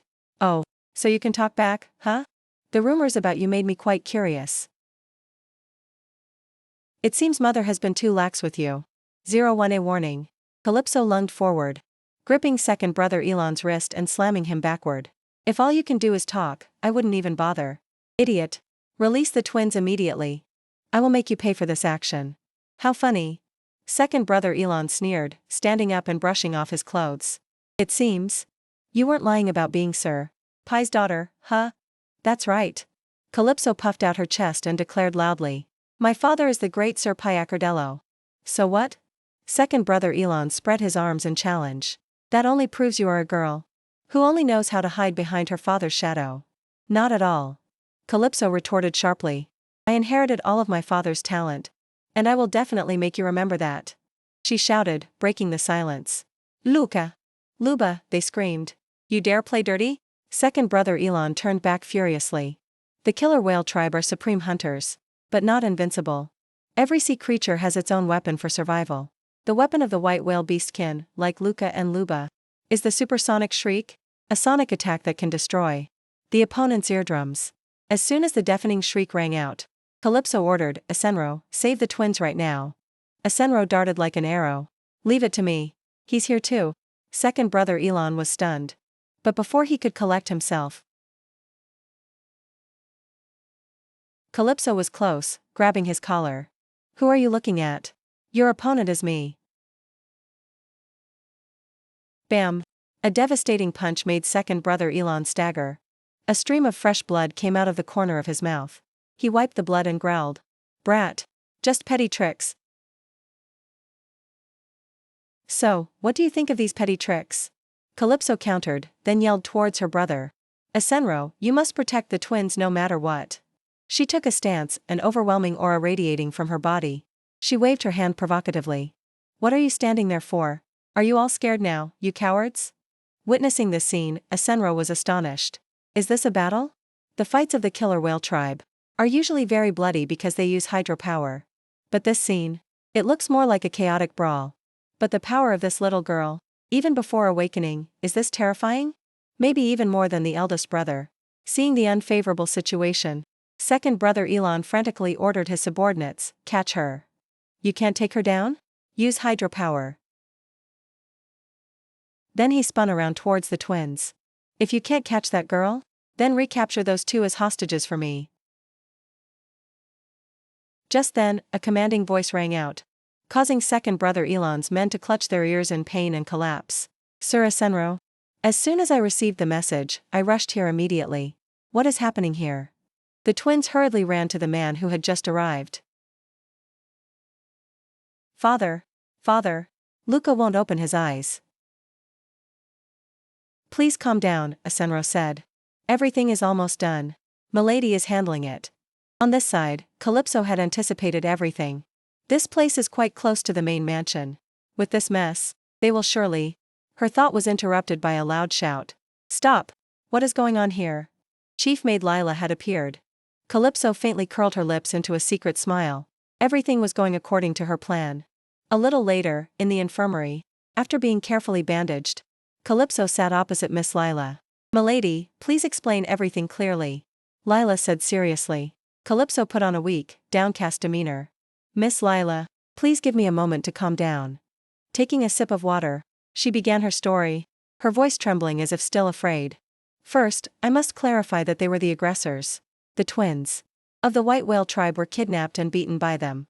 Can you bear it when 2 children under the age of 7 are treated like that? The killer whale tribe, we have an unshakable truth.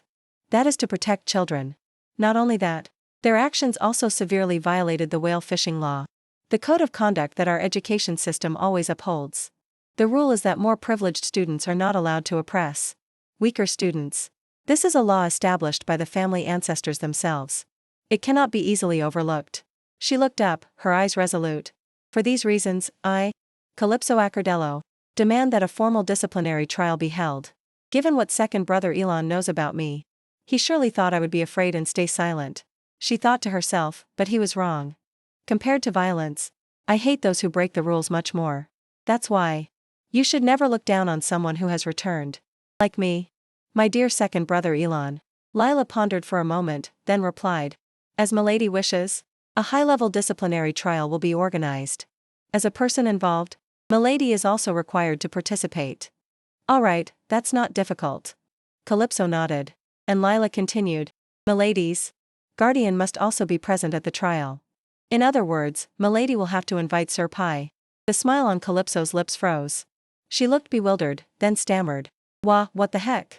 Back in her room, Calypso's mind was a mess. "I just intended to organize a small disciplinary meeting. Why do I need a guardian? Do I have to go and tell father that? Father, I just defeated second brother Atlan. Could you please attend the disciplinary council?" "As my father? What if he says that? He is not my father?" While she was panicking, a man approached and bowed respectfully. "Milady, I have been waiting for you. I am Loba Beluga, the father of Luca and Luba. I am here to express my gratitude." "Sir Loba." Calypso quickly regained her composure. "How are Luca and Luba?" "My wife has taken them home to rest." "Once again, I truly thank milady. If you hadn't sent the message, I wouldn't have been able to get there in time. I only did what was right." Calypso hesitated. "Furthermore, it is also my fault that the 2 children were dragged into this. On behalf of the foolish members of the killer whale tribe, I apologize to you, sir. My tribe always believes that strength is everything, so they often ignore morals and rules. I also bear responsibility for letting Luca and Luba get involved in this terrible incident. I sincerely apologize." Loba looked at the girl in front of him, his eyes showing surprise and respect. It's very hard to expect kindness from a killer whale. As milady said, they are creatures who have strayed from morality. But after meeting you, my thoughts have changed. Nevertheless, I still need a formal apology from second brother Atlan, the one who acted maliciously. Calypso smiled in relief. Most people think this but dare not say it out loud. It's fortunate that he expressed it frankly. Quietly listening to the story of the Beluga tribe, Calypso couldn't help but feel sorry. Loba, one of the survivors, recounted in a sorrowful voice. "Our Beluga tribe is truly pitiful. Second brother Atlan ordered all of us to submit to him, but we refused. The result was a massacre." He paused, his eyes reflecting a mix of pride and pain. "Among us were excellent warriors, even though we are peace-loving white whales. I remember clearly. Second brother Atlan is the kind of person who will never accept harmony, even to the death." After listening, Calypso offered sincere comfort. "Thank you for sharing, sir. I will definitely visit Luca and Luba soon." Loba smiled faintly, a rare smile. "Yes, the children will surely be very happy to see the young lady." Not long after, a sensational rumor spread throughout all educational facilities, from elementary to advanced. The young milady single-handedly defeated second brother Atlan and his entire team. "Hey, did you hear the rumor about the young milady? You mean about her single-handedly confronting and defeating second brother Atlan? I heard his entire team was scattered and defeated. That's absurd. How could a milady who is still in elementary school do that? She hasn't even awakened her hydro power yet. No, bottom line is they fought. And the milady won overwhelmingly. What do you think? Say something. Startled awake by the noisy discussion, Atlan snapped. Do you guys enjoy interrogating people? The gray-haired young man flinched. No. But don't you have anything to say? She is your sister, after all. This is Atlan Accardello, Calypso's second brother. He turned away, his voice icy. Don't talk nonsense. I don't have a sister. If you wake me up again, I'll kill you. The gray-haired friend shrank back. All right. Your temper is really volatile. In another place, the atmosphere was much calmer. Second brother Bellows. What do you think about the rumors concerning the milady? An attendant asked Bellows. Accardello, Calypso's eldest brother, who calmly flipped a page of his book. Those who commit crimes deserve to be punished. That is natural. Second brother committed a crime, sir? What do you mean? Bellows closed his book, his gaze profound. Grandmother greatly dislikes those who break the rules. But second brother Atlan, after all, is not the biggest problem yet. Meanwhile, Calypso was standing in front of her master. I won. I have won. The little girl proudly boasted, her eyes sparkling. Master taught me wonderful things. Thank you, Master. It really is the body of a child, she thought to herself. Just a little strenuous activity and my whole body aches. But it's okay. I must try harder. I must please Father. Only then can I bring up the matter of attending the disciplinary council. Bia replied coldly, his voice devoid of emotion. A true victory is when you bring back glory. Without any injuries. Huh? Calypso was puzzled. What is Master saying? How can one win without being injured? I have always won without a scratch, Bia asserted. But that's Master. Calypso quickly interrupted. I haven't even awakened my hydropower yet. Bia's eyes narrowed, full of coercion. The moment you accepted me as Master, didn't you agree to obey my words as law? Yes, that is true. But a victory with a body full of injuries cannot be called a victory, Bia said decisively. That is a sign of weakness. Calypso remained silent. He only praised me once. The rest was all scolding. At this age, is winning a battle like that really easy? Her eyes began to well up. Can't Father give me a single word of praise? I've been practicing harder than anyone. Since my previous life until now. I always try my best. Seeing the little girl turn her back and walk away, Bia asked, Where are you going? I don't know. Calypso replied, quickly wiping away her tears. But I'm leaving. Father would truly never treat me like this. Father, I miss you so much. Bia just stood silently, arms crossed, watching her. Suddenly, an invisible wave of hydropower gently lifted the girl off the ground. Your body is a weapon, he said. Master? Calypso frowned. So what? If you don't know how to maintain it, the weapon will become blunt and rusty. Your body is the same. As your master, I scold you for neglecting your own weapon. A well-cared-for weapon can serve you your whole life. And I have failed in teaching you how to sharpen it. A hero revered by 10,000 people. Calypso suddenly recalled the story of Bia. But that great killer whale unfortunately suffered from an incurable disease. He always thought his life was a failure. Not a day went by that he didn't live under scrutiny. The pity of others. For not being able to overcome his weak body. Until he met me, a person with a healthy body. And the extraordinary potential he had always desired. Calypso hesitantly asked, You mean, my injury is my fault? Is a victory like this wrong? How can I achieve a proud victory? Like Father's, if I don't risk fighting? I don't even have the hydropower that you possess so easily. Even if I give you the answer, you will not accept it, Bia said. The master-disciple relationship is inherently one of eventual separation. Didn't you yourself want me to keep my distance? And treat you objectively? Why does his voice sound so bitter? Or am I just imagining it? Calypso suddenly clung to Bia's coat. Master, you're worried about me, aren't you? Bia was silent for a moment, then asked. Your father, he loves you very much, right? What would he say at times like this? Calypso's eyes widened and brightened. He would scold me for making him worry. Then he would hug me tightly and say, I love you, my daughter. Master, could you repeat one phrase? Just say, I was very worried about you. Bia was silent for a long time. Finally, his hand gently rested on the girl's head. I was very worried about you, Calypso. A radiant smile bloomed on Calypso's lips. The reason I came all this way, even having to go through so many hardships, now I understand. A few days later, in Calypso's room. So we are going to attend that meeting together? Asenro asked. That's right, Calypso replied. I was too angry that day. And forgot to give the invitation to father.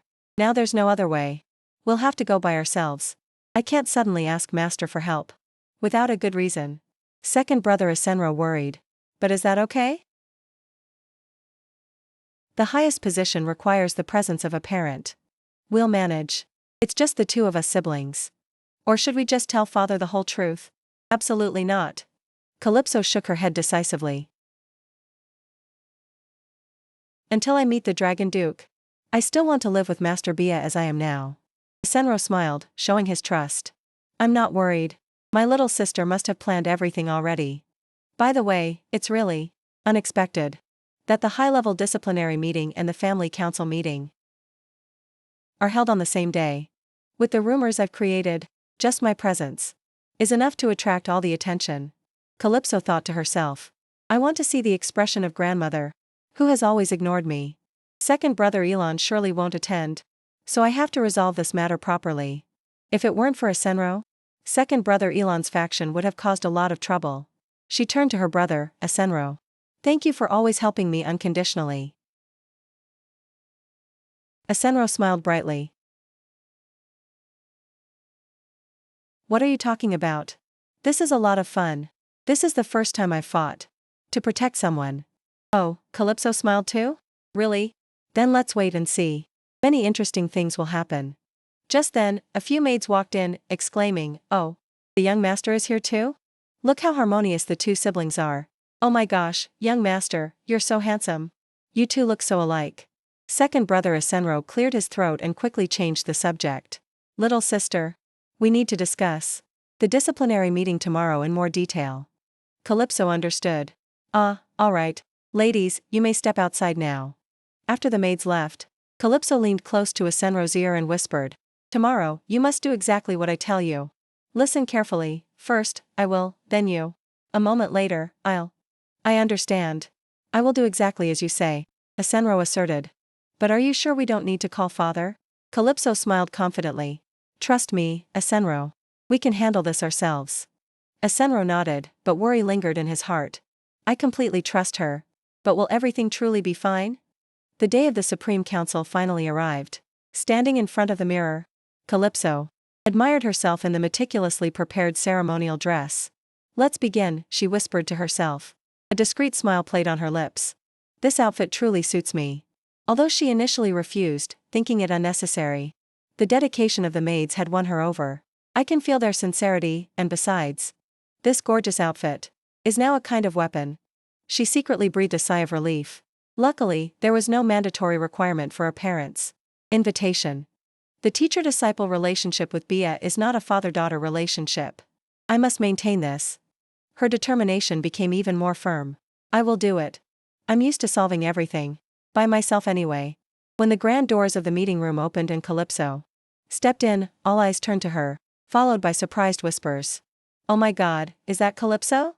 I can't believe it. Such a small girl dared to pick a fight. She truly carries the bloodline of Sir Pai. Her aura is truly distinct. Calypso briefly scanned the room. It's less crowded than I thought, considering the family meeting is concurrent, huh? It seems most people here came to watch my show. She thought to herself. How strange that two important events are happening on the same day. But it's okay. Lila will surely handle everything properly. Lila approached with a solemn posture and bowed. Milady, welcome. You look very different today. Calypso smiled, her eyes sparkling mischievously. The maids worked hard.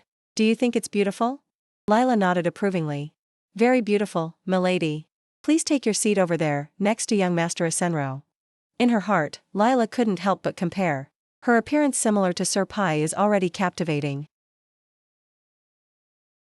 But the milady has a unique beauty. She probably inherited from her mother. The whispers rose again when Calypso sat down next to her brother. The milady is sitting next to young Master Asenro. Didn't the young master once say his relationship with his sister was very bad?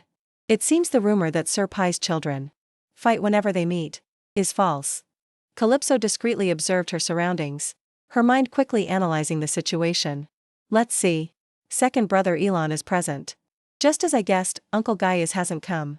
What target is that old fox aiming for?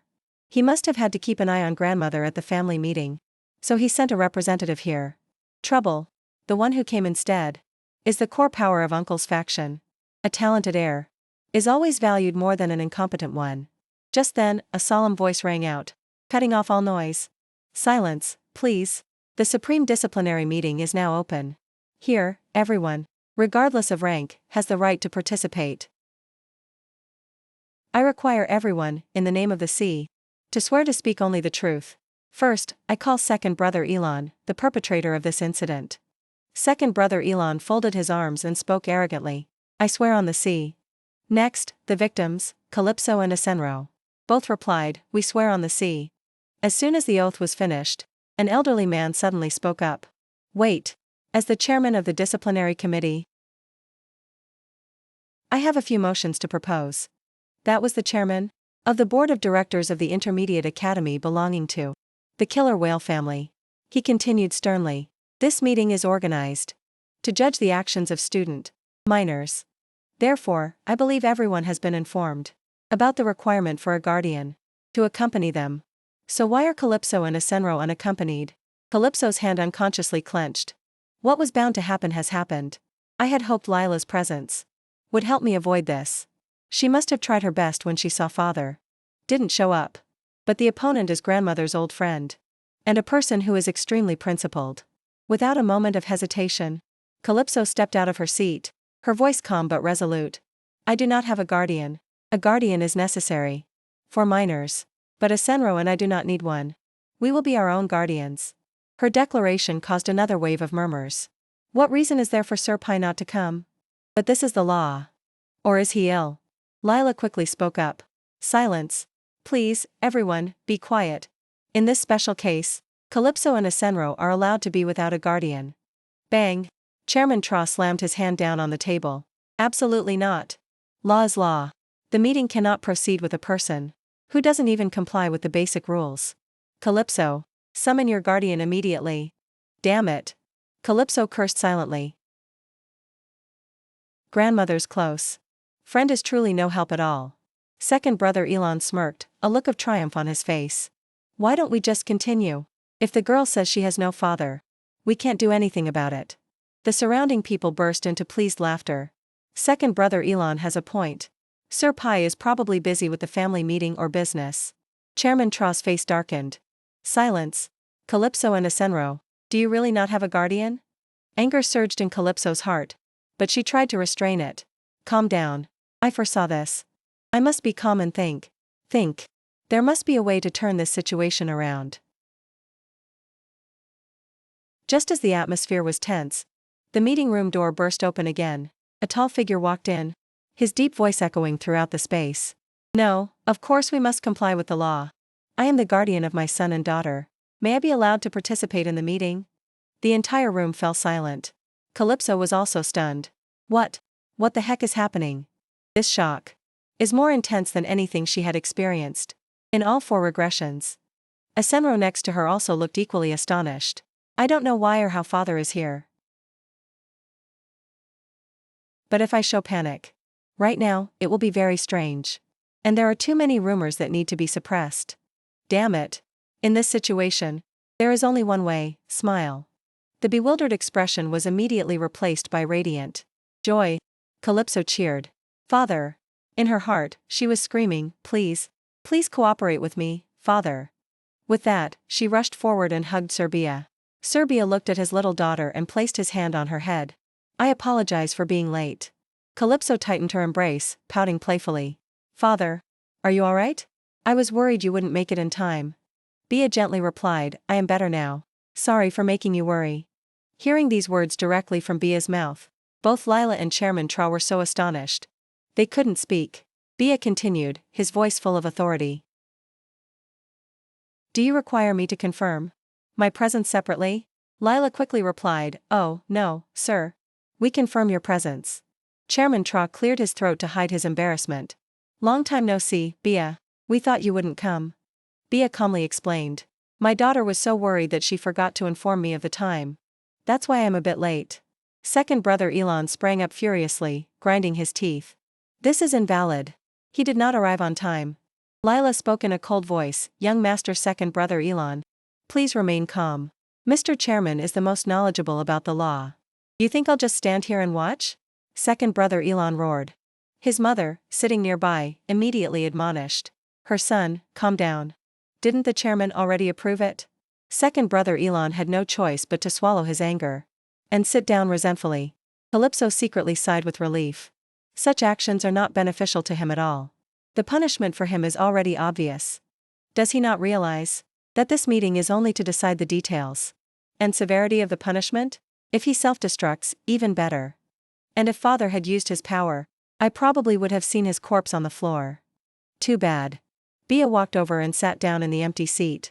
Asenro seemed still nervous about his father's presence, unconsciously shuffling his chair away a little. Calypso couldn't help but smile. But suddenly, another attendant rushed in excitedly, breathless. My apologies. By order of the family head, the Supreme Disciplinary Council must be immediately suspended and moved to the Hall of Judgment. This disciplinary hearing will continue with the presence of the family head and the entire family. What? Calypso was frozen in absurdity. If we go there, that bastard second brother Atlan will gain all the advantage at the Academy's Disciplinary Council. The chairman's authority is absolute. Second brother Atlan's punishment was almost guaranteed. But if it moves to the family meeting, there are countless factions supporting him. Moving to a location favorable to the opponent will not only prevent a fair judgment, but he might even escape all charges. Asenro worriedly asked his sister, what should we do? Huh? Calypso replied, her voice slightly helpless. What do you mean? We can't do anything. You know grandmother's command is absolute. Damn it. I really wanted to see that guy humiliated more. It's alright, Bia's voice suddenly rang out. Calypso looked up at him, puzzled. What do you mean, it's alright, father? Bia replied, his eyes profound. Regarding what you are thinking. And you don't need to force yourself to be polite like that. You're not used to it. A moment later, in the grand hallway. Whoa, we're like celebrities. Everyone is staring. Asenro whispered as Calypso was being carried by her father. She said bashfully, Father, I can walk by myself, you know? With your short legs, when would we ever get there? Bia replied curtly. Calypso was speechless. His way of speaking is truly unpleasant. But oh well. Rumors spreading in this direction are good for me, too. Keep looking. But what does father gain by doing this? Asenro suddenly asked. Oh, hey, little sister, have you ever been to the Hall of Judgment? No, I don't think so. Asenro explained as they walked.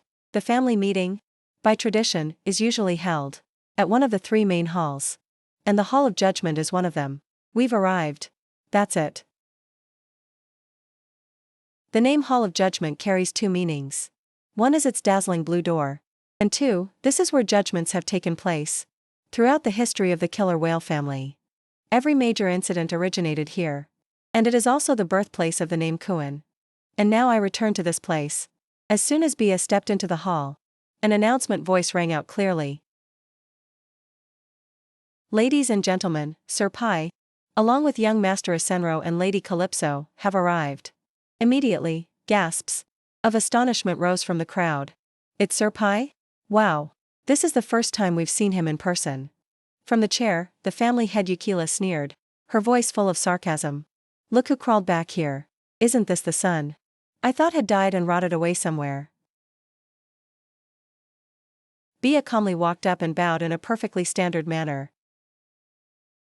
Greetings, mother. Greetings, family head. Yukila waved her hand, her voice sharp. What nerve do you have to return here? Get out of my sight. The atmosphere in the hall suddenly froze, tense to the point of suffocation. Just then, Calypso lightly cleared her throat, then spoke in a clear voice, breaking the silence. Hello, grandmother. It's been a long time. You look as youthful and poised as ever. Do you have any secrets? Please share them with me. Yukila glanced at the little girl. Ah, so this brat is here too. So young, yet so quick-witted. She knows how to charm people. Quite good. Much more clever than that thick-skinned father of yours. Calypso whispered to her father, see, father? Grandmother loves compliments. You try it. It's all right. We'll practice gradually. A rare smile briefly appeared on Pai's lips, passing like a strange wind, enough to make Calypso freeze in surprise. He gently replied, "Not bad advice. I will remember it." "He can smile too?" Calypso thought blankly. That small change did not escape the eyes of those around them, and the atmosphere immediately grew lively again. "See, everyone?" Sir Pai just smiled. The rumor that he loves his daughter to death is indeed true. A man stood up, interrupting the discussion. "Family head, perhaps we should begin the trial." That was Raizen Akwaya, Pai's elder brother. "The reunion with my younger brother is certainly welcome. But business cannot be delayed." Yukila glared. "Raizen, how dare you interrupt me?" Raizen immediately bowed, his voice trembling. "No, mother. I apologize." He didn't even get to make his case before being thoroughly crushed. Calypso stuck out her tongue, secretly mocking him. "Now, where to sit? What the heck is this?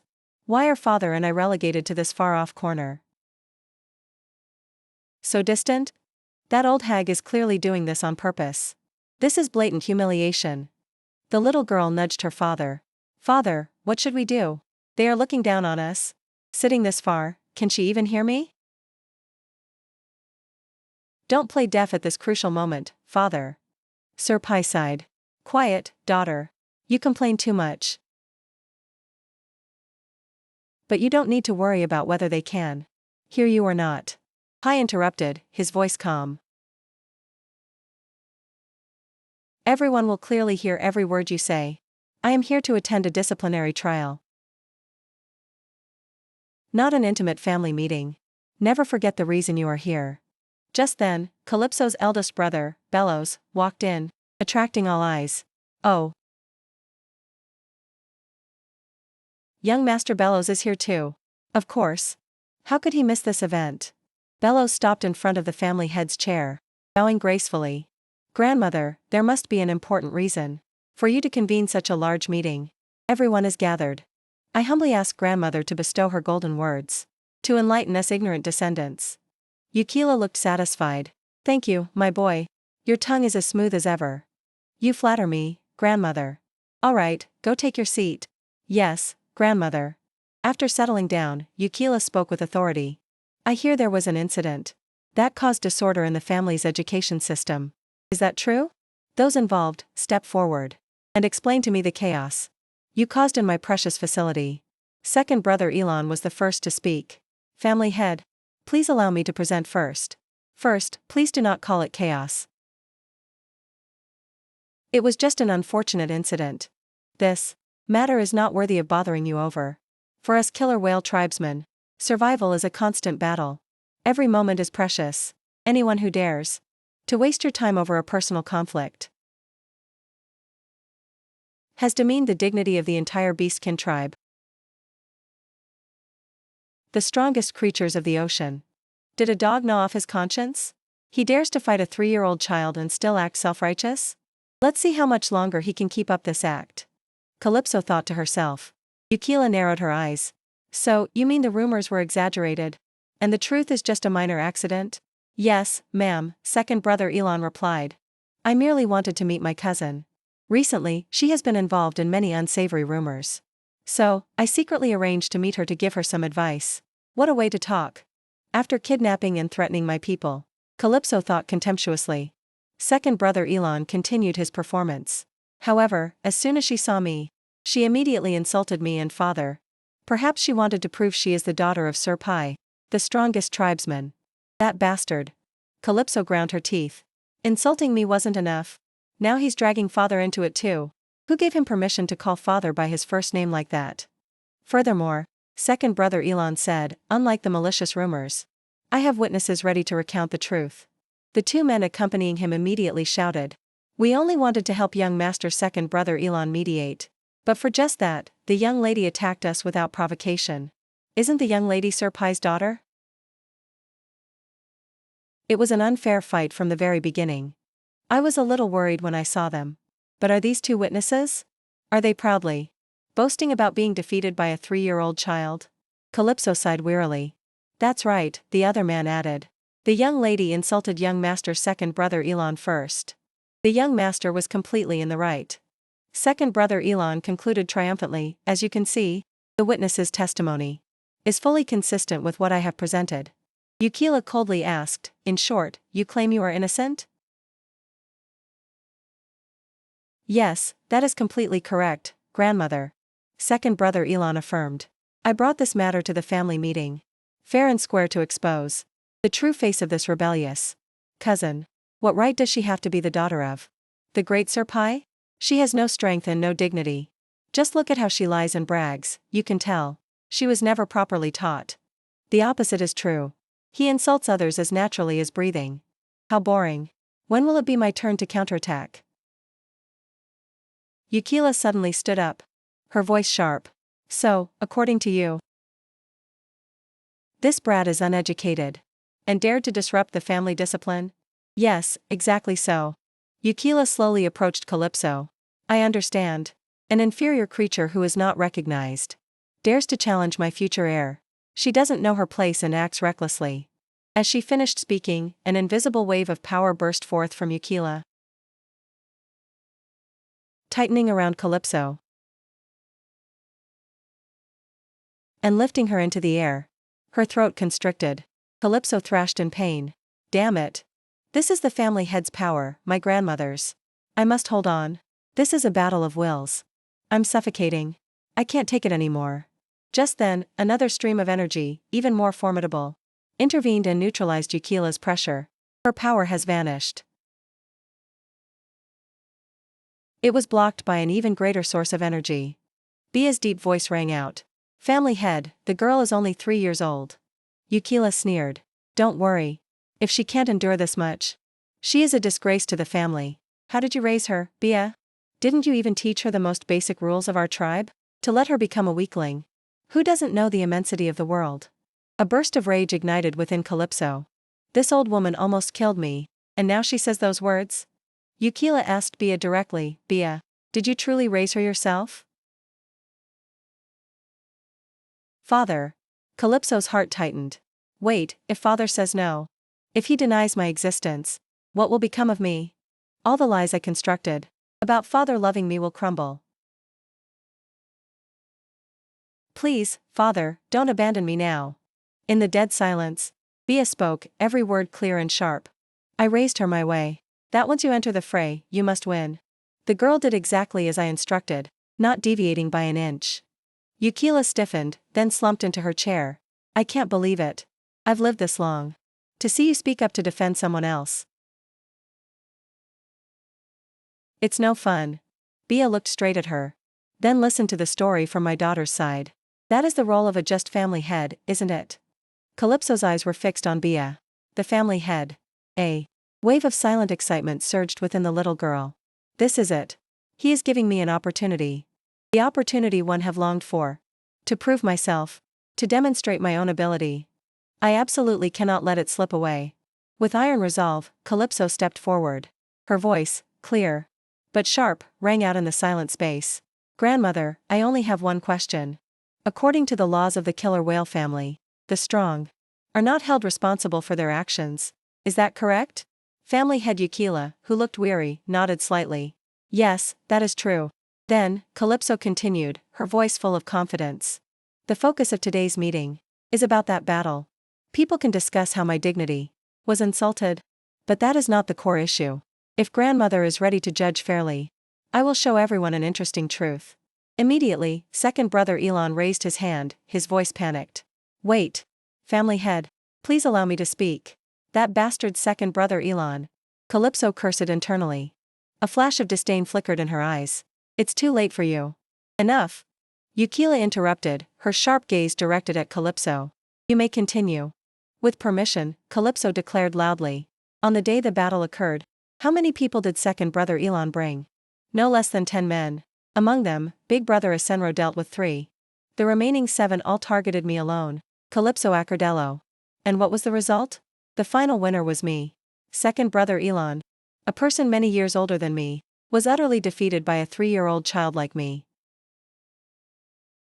A slight sneer appeared on Calypso's lips. She glanced at the pale-faced second brother Atlan, thinking to herself. Idiot. Are you happy to be living proof of my victory? Thank you for confirming it yourself. The little girl continued, her voice growing more impassioned. The very witnesses present there repeatedly confirmed. That Pai's daughter fought skillfully. Therefore, according to family rules, I am the victor. Second brother Atlan, the loser, has no right to challenge me. Furthermore, there is another important reason.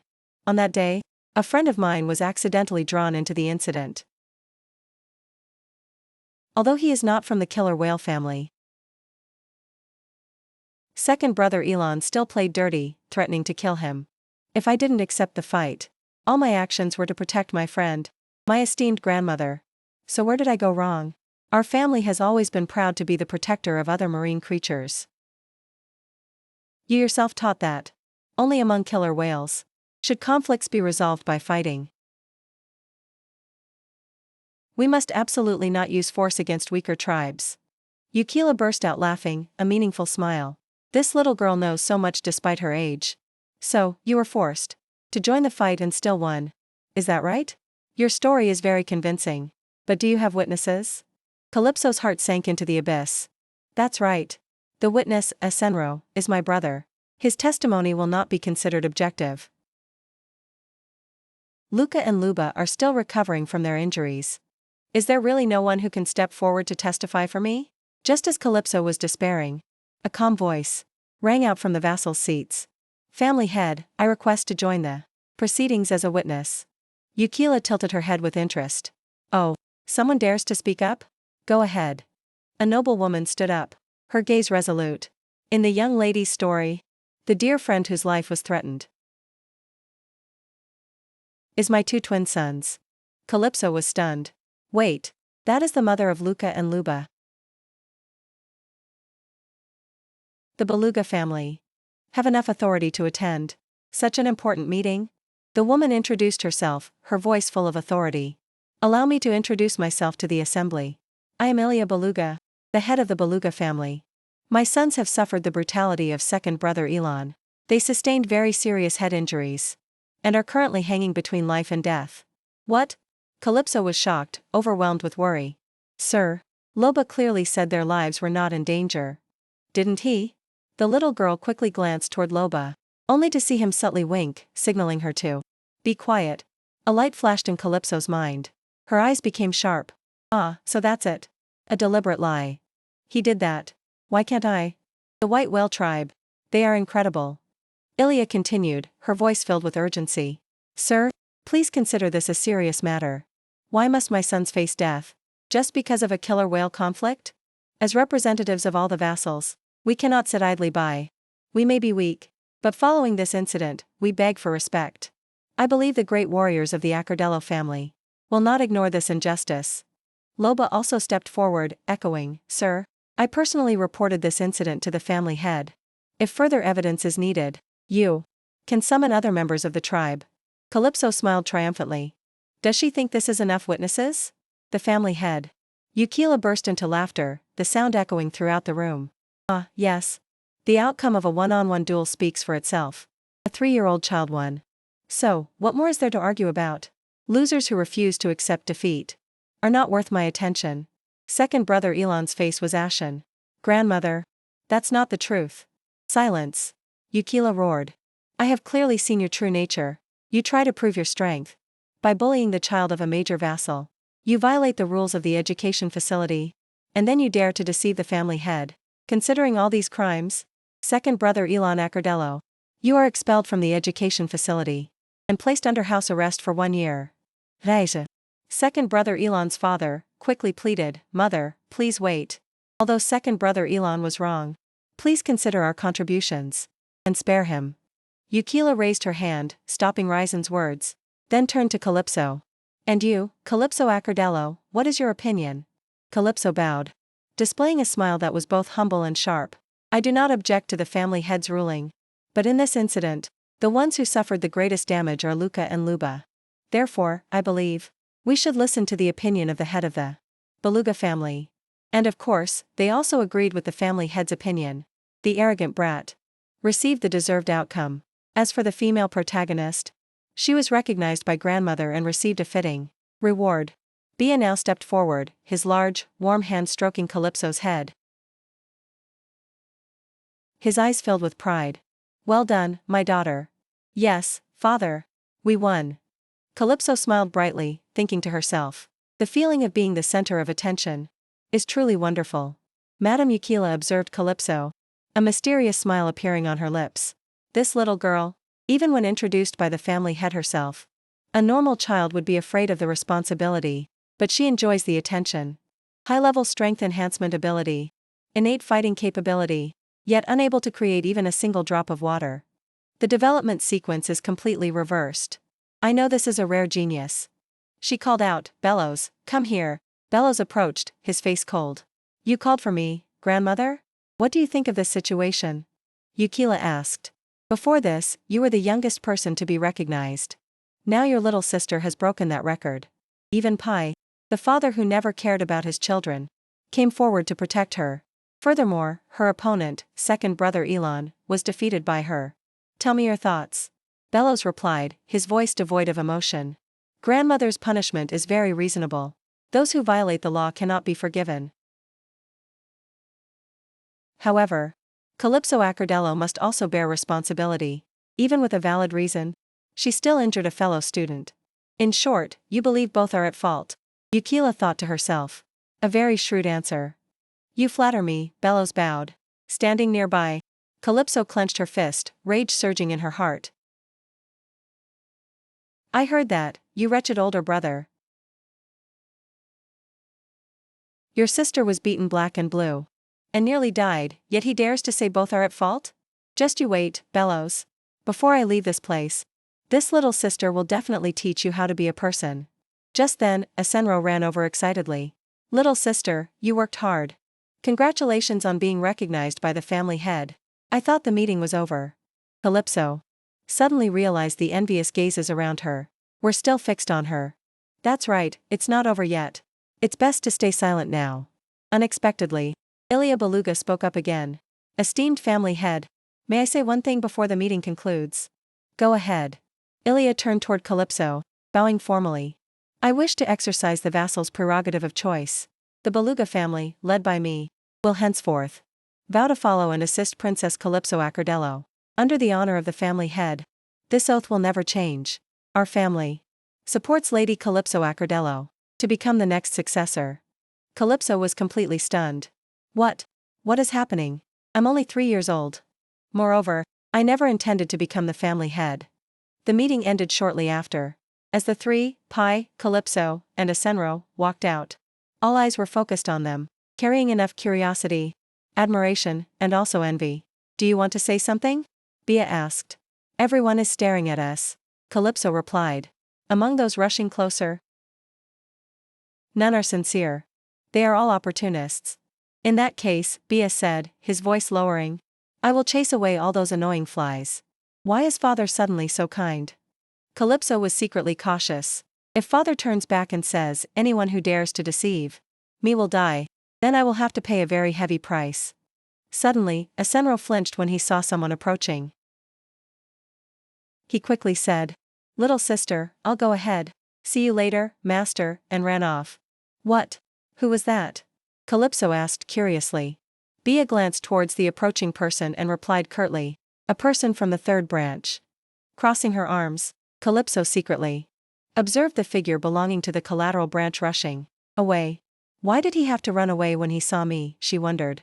Just a word would have sufficed. Just then, another presence approached, interrupting Calypso's train of thought. Successor Calypso. Calypso put her hands to her head. A plea burst out almost instinctively. Please don't call me that. Ilya, the person who had just arrived, merely smiled gently. Thank you for agreeing to speak with me. There are too many watchful eyes around. So I wanted to find a quieter place. Calypso looked up at her, her eyes full of scrutiny. I don't think you called me here just to ask about my health, did you? What do you want to say? If not, please allow me to ask first. Why did you nominate me? But Ilya gently bowed her head, her demeanor both humble and resolute. Please forgive this abruptness. But once I have exercised the vassal's right of choice, I will resolutely support Lady Calypso to the end. The vassal's prerogative of choice? Calypso was perplexed. This is the first time I've heard of this concept. In previous lives, I gained the position of family head through overwhelming, absolute power. What is this woman really planning? Besides me, there are countless other brilliant candidates, aren't there? The little girl spoke, trying to conceal her confusion.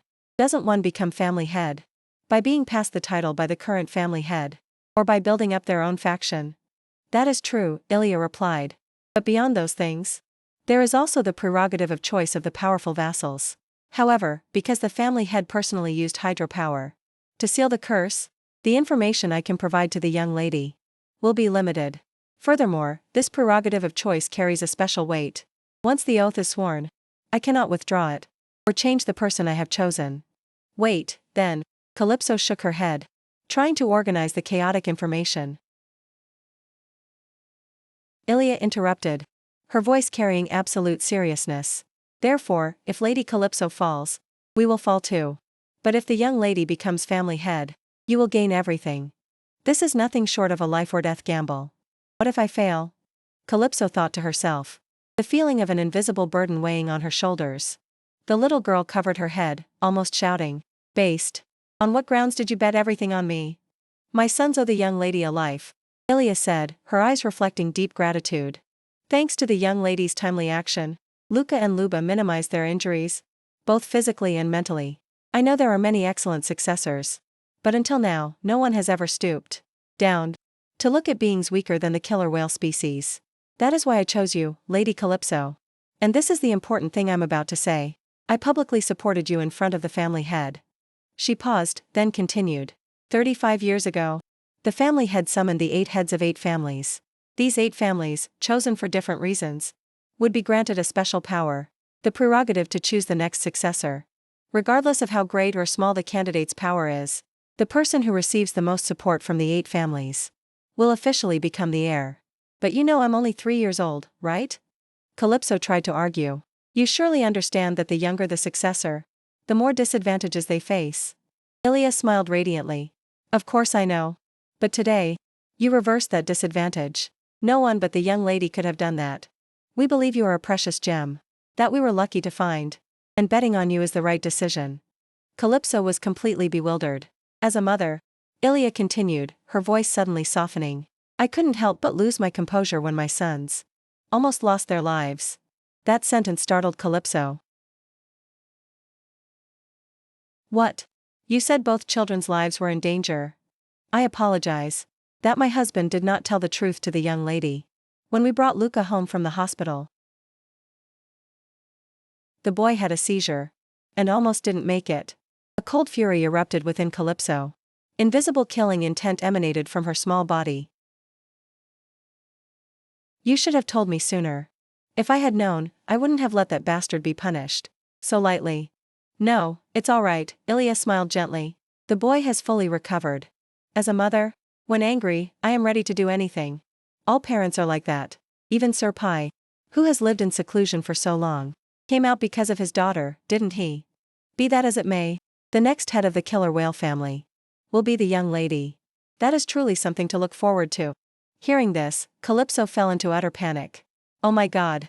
How can I tell her that I have no intention of becoming the family head? In this life, I just want a peaceful life.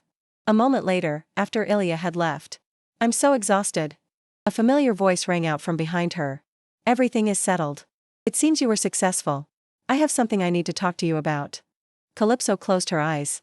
Finally, the time has come to face my long-standing efforts to avoid this. In the end, I have failed. Serbia continued, his tone serious.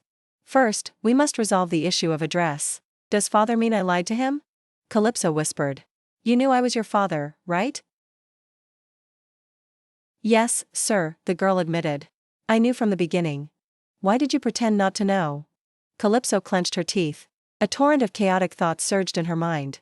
From today onwards, the relationship between me and him will no longer be the same. So who will be my guardian? I am now the center of attention, and will surely face countless conspiracies and assassination attempts. Perhaps Bellows will be the first one to act. Calm down. Everything was going so well. Why did it suddenly become like this? But father did come to the disciplinary committee and stood by me. Father also protected me in the meeting. No, all of that was done by father voluntarily. In all 3 previous lives, I never felt this desperate I only ask you one thing. Bia interrupted her train of thought. Is the father you often speak of the ideal figure you have always longed for? That question felt like a needle poking straight into her memory.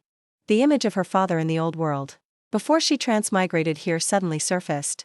Calypso lowered her head, her voice dejected. No, sir. My father was truly a person like that. Yes, Pi replied curtly. What is father talking about? How can father understand? Calypso felt a deep sense of hurt rise up. I really want to go home. To my real home, where my family is waiting. Go ahead and punish me, father, the girl said, her voice resigned. Then, Bia interrupted. From now on, I will become the father you desire. Will that do? Calypso's fists clenched tightly. Damn it. I can't believe in anything uncertain anymore. It was precisely because of that feeling of uncertainty that I had to witness this world's destruction. And what about the years you abandoned me, father? If I hadn't come looking for you, would you never have remembered me in this lifetime? Why did you act like that, after all? There you go again, Bia sighed. It seems these words also have no effect on you. Calypso was startled. Are you angry, father? No, I am asking for your permission. Until the four of us are reunited, please acknowledge me as your father. During that time, you can still call me master if you wish. The girl hesitated. Actually, I don't hate you. Throughout those long years, I resented so many people that I didn't have the strength left to resent you, father. Thank you for making me stronger. However, deep in my heart, there is only one father. That love is so great that nothing can replace it. Finally, she spoke, her voice slightly petulant. Really, father is always so authoritarian, doing as he pleases. That's the nature of a killer whale. Bia replied. An egoistic creature that only cares about the prey it has chosen. We still have time. In the meantime, if you want, I will continue to be your guardian. If you don't want me to, I will give it up. Looking at the complex expression on his daughter's face, he thought to himself, will the girl refuse? Perhaps. If this 3-year-old child does not take the initiative to reach out, this relationship will be severed forever. Unexpectedly, Calypso reached out and took Pi's hand. Father, swear it. Swear that those feelings will never change. Swear it on the sea. That is an oath that binds one's very life. Father certainly won't be able to do it. But even so, I won't be disappointed, the girl continued. It is indeed very difficult, isn't it? If that is the case, Bia grasped Calypso's small hand firmly, his voice ringing out sharply and solemnly. I, Bia Accardello, swear to be the father of Calypso Accardello. The duration is until my death. I hereby invoke the name of the sea to bear witness to this oath. After speaking, he looked at the little girl, his eyes complex. Now what should I do? The oath of the sea that she requested is a covenant with the Mare people. It absolutely cannot be violated. If I break it, I will lose everything. This insane killer whale. Calypso screamed internally. In this situation, he asks me what he should do? But then, a feeling of warm security spread through her. This is a good thing. This means I have a reliable guardian. I won't question why he abandoned me in the past. No, I don't want to know. Thinking so, the little girl looked up and gave a bright smile. I will believe in Master's sincerity. May I continue to call you Master? Bia frowned slightly, his voice tinged with an indescribable sorrow. Why have you never called me by my name? Or any other title? A fleeting shadow of resentment appeared on his face as he continued. This cold decisiveness of yours is not like me at all. Calypso replied calmly, her eyes unwavering. Perhaps I take after mother. Seeing her daughter's composure, Calypso secretly smiled. This is my chance. She seized the opportunity immediately, speaking in a tone that carried carefully disguised urgency. Master, please listen to a wish of mine. I want to attend the Dragon Festival. Calypso smiled brightly. Bia's eyes were fixed on her. And after a moment of silence, he nodded. Agreed. Really, sir? Calypso couldn't hide her excitement. Not now, he affirmed. I will listen to your plan.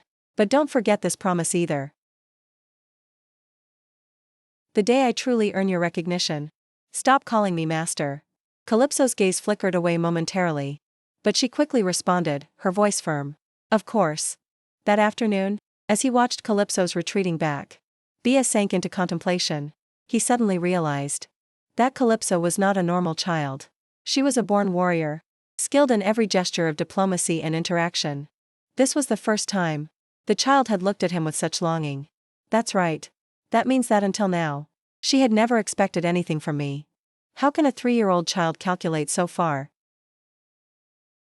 in advance? Even so, the reason he accepted her request so decisively and without hesitation was probably because he sensed the soft heart, like a feather, hidden behind her tough exterior. She had lowered her guard at some point and allowed him to enter. If that wasn't the case, he couldn't explain his own unusual feeling of anger that day. His train of thought was interrupted by Calypso's clear voice. Master, may I come in? I just finished my training.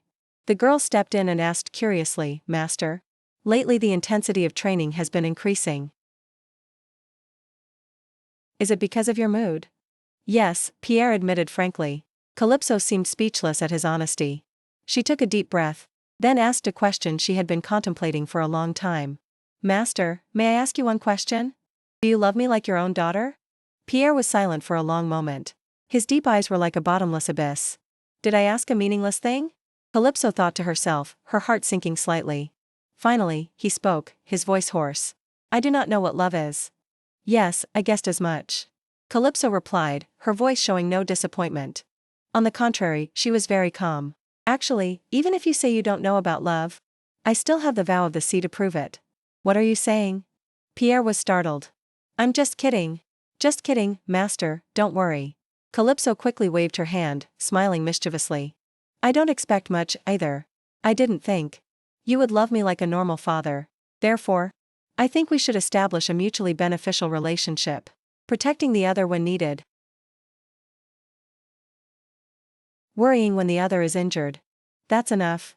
We will become good partners. Master, right? Time passed, and the day of departure was approaching. Oh my God, I can't believe I'm finally going to the Dragon Festival. Calypso cheered internally. 2 days prior, Pierre's father had delivered a message. Your visit to the Dragon Festival has been approved. It's only a matter of time before you leave. The Dragon Festival, the Empire's most important event, is held annually in the Dragon City, to honor the dragon species and the great guardian deity, the Dragon Duke. According to the principle at the end of Volume 3, the Dragon Duke opened a spatial gate, but I don't know how it works. Therefore, I must find a way to naturally approach him at the festival to learn more. If I get the chance, I'll try to become close. Even living with him would be better. In my past life, I was imprisoned and had to wait until I was 50 to get a chance. But in this life, thanks to Pierre, I am not only officially recognized for my power and reputation, but also approved for this important trip. Indeed, this father figure is very useful. While lost in thought by the fountain, Calypso was suddenly startled by a rustling sound from a nearby bush. The 2 boys, Luca and Luba, with a few leaves still clinging to their hair, leapt out and called out in unison, Lady! Lady! Nearby, Belos, her older brother, stood with his arms crossed, leaning against a tree trunk. His interested eyes observed, and he slightly curved his lips. Calypso looked up and was slightly surprised to see the White Whale brothers. Luca spoke first. Your ladyship. Our parents asked us to send their regards to you. Luba immediately followed up. They also wanted to invite your ladyship to visit our house. Realizing the situation, Calypso sighed in relief. That gave me a fright. She smiled and reached out to pat Luca's head. You're so cute, so I'll let it slide. All right. Seeing this, Luba's eyes lit up. Your ladyship. I want one too. Unlike Luba's innocence, Luca, who had experienced life and death, was somewhat more profound. He lowered his head and thought silently. The lady is still hesitant. Thinking this, he looked up and smiled. Lady, you're not going to visit our house, are you? Your expression already says it. How are these boys so perceptive?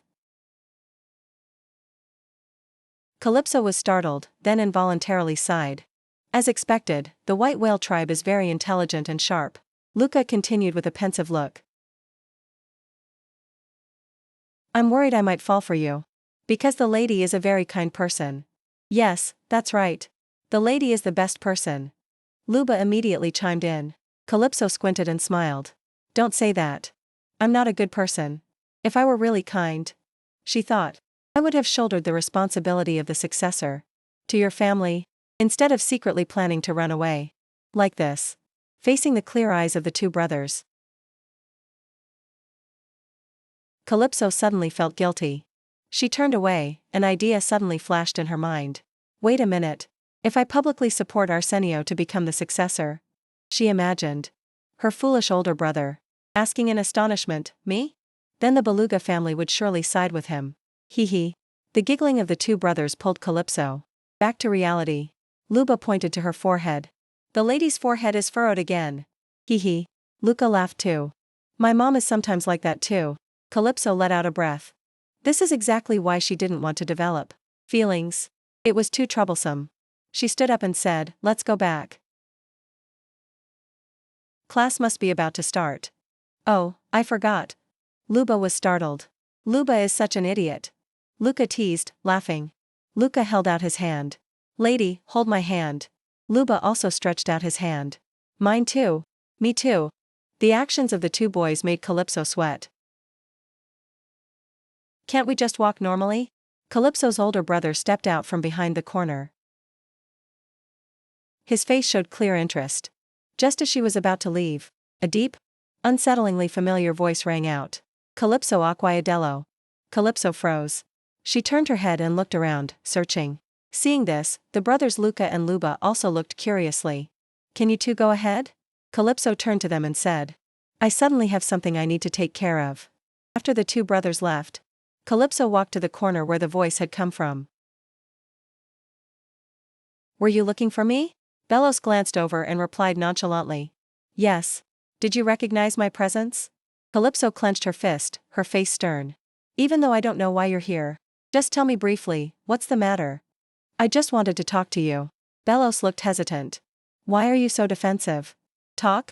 Calypso maintained her defensive posture, her eyes full of vigilance.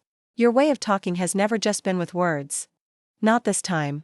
Belos shook his head, stepped closer to her. Calypso, think normally. No. There's no way I would pick a fight with you in a place like this. Others might believe him, but Calypso wouldn't. She knew this person too well. If he wanted to fight, he only needed to change the location. How can I believe you came here? Not for that purpose? You only act when you're sure of victory, right? She gripped her skirt, quickly calculating in her head whether her current strength was enough to defeat Belos. No. Even if she won, it would be difficult to escape this place. She couldn't exceed her limits at the elementary education facility, but, due to Calypso's tension, Belos's voice suddenly deepened, carrying a sharp, icy thread of wind. You talk as if you've known me very well for a long time. Without warning, a swirling column of water suddenly erupted from the ground, creating a fierce whirlwind. That made Calypso squint one eye. The invisible pressure from the hydraulic current, fierce and violent, swirled around Belos, but he remained nonchalant, his arms crossed, standing firm as a rock in the eye of the storm. I don't have the habit of wasting my energy on meaningless battles. Except for the last time. Belos spoke, his tone frighteningly calm. Why do you think I am such a warmonger? Calypso gritted her teeth. She screamed internally, this madman. Is he trying to drown this whole place with that water current? Seeing her silence, Belos stroked his chin, feigning contemplation. Strange. Among those who have been defeated by my hands, it seems none have been as stubborn as you. Even after being beaten half to death, they still dared to speak loudly. Was there anyone like that? At the same time, Calypso silently analyzed the fact that Belos had never caused trouble in the academy. What does that mean? Belos was still pretending to rummage through his memory. He's deliberately trying to avoid this battle of wits. Calypso realized helplessly. As soon as her thought finished, Belos abruptly withdrew all the hydraulic power. His attitude changed 180 degrees. Even grandmother doesn't know that I like to fight. There's no reason why I would make such a foolish mistake right here. Therefore, I truly have no intention of fighting you. See? I've retracted all my power now. But the wall of defense in Calypso's heart did not lower. No matter what you say, I don't believe it. Get straight to the point and then get out of my sight. The space fell silent for a moment. Then Belos burst into laughter. The collapse of the Balian family is a golden opportunity for me. You are weaker than me, so eliminating you now would be very beneficial. But, Calypso, I genuinely care about you. His words were full of concern, but the malicious smile on his lips made Calypso find him ridiculous. No matter how excellently I prove myself, in this guy's eyes, I'm still just a baby fish who can't yet master my power. Clearly, the person he cares about is not me. His target is definitely Father Pierre. Fully understanding Belos's intention, she responded decisively, I don't need that care from you.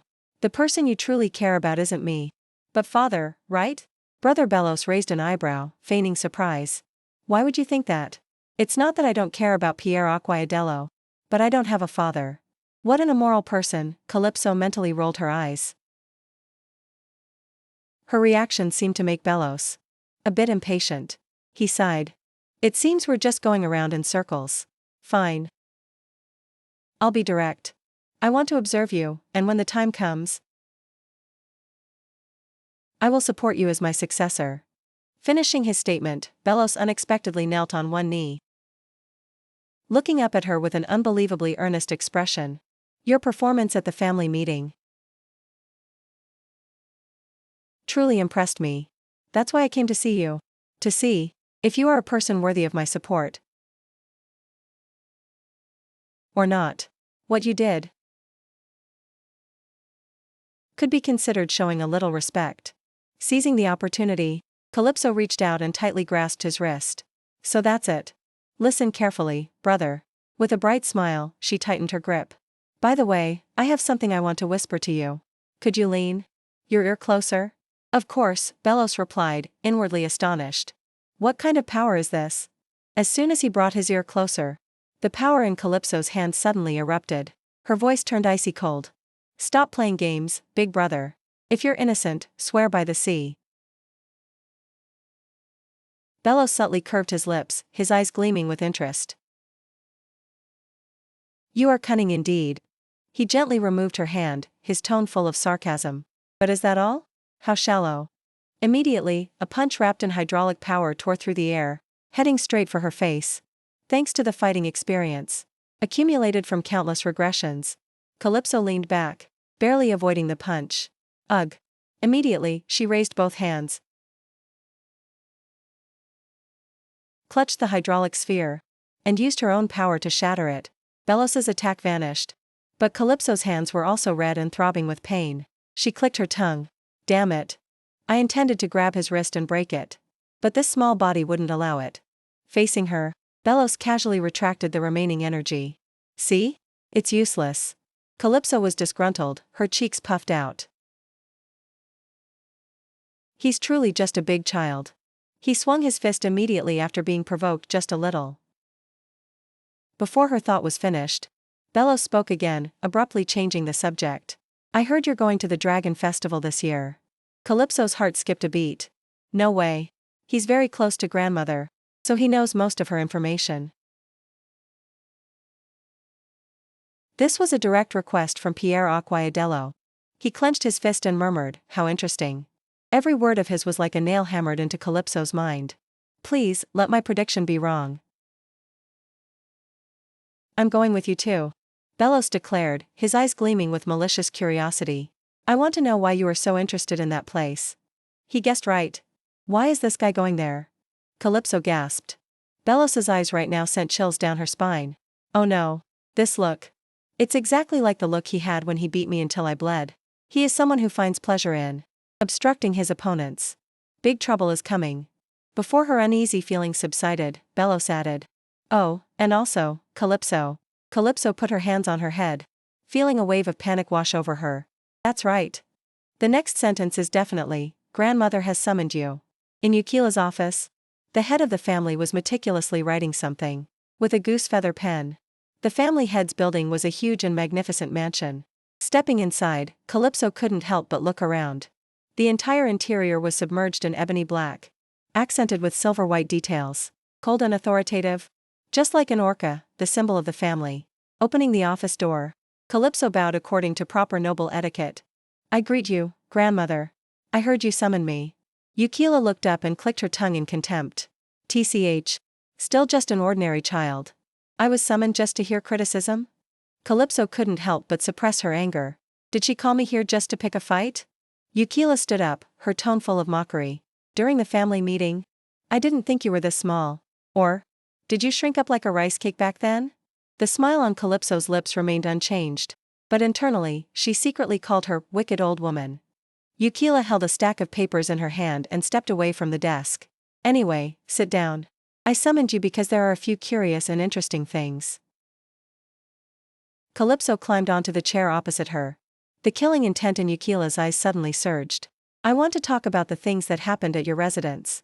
I heard you requested an examination of the qualifications and measures for the successor. To put it bluntly, you want to accuse the maids who tormented you, is that right? Calypso was speechless. This happened ages ago, and now she's only paying attention? Is it because I was acknowledged in the family meeting that everything has changed? Thinking so, she answered boldly. Yes, that is correct. The people who were there all had meager rations and poor living quarters. At that time, there was no one my age there either. Yukila still kept her eyes on the documents. What do you mean? They are all dead? You mean only you survived? Calypso put her hand on her chest and corrected her strongly. No, grandmother. It should be said that it is because it was me that I was able to survive. She looked straight into her grandmother's eyes, her voice firm. To select the strong individuals, grandmother requested fair competition, but that place did not provide equal starting conditions. If a child dies because they were robbed of their rights and tormented by others, that is not competition. That is murder, grandmother. And Yukila finally looked up at her. But Calypso was not finished speaking. In reality, she thought to herself. The records showed that most of the children sent to that building died before the age of 3. Isn't this just an infant massacre? But perhaps to her, that doesn't matter at all.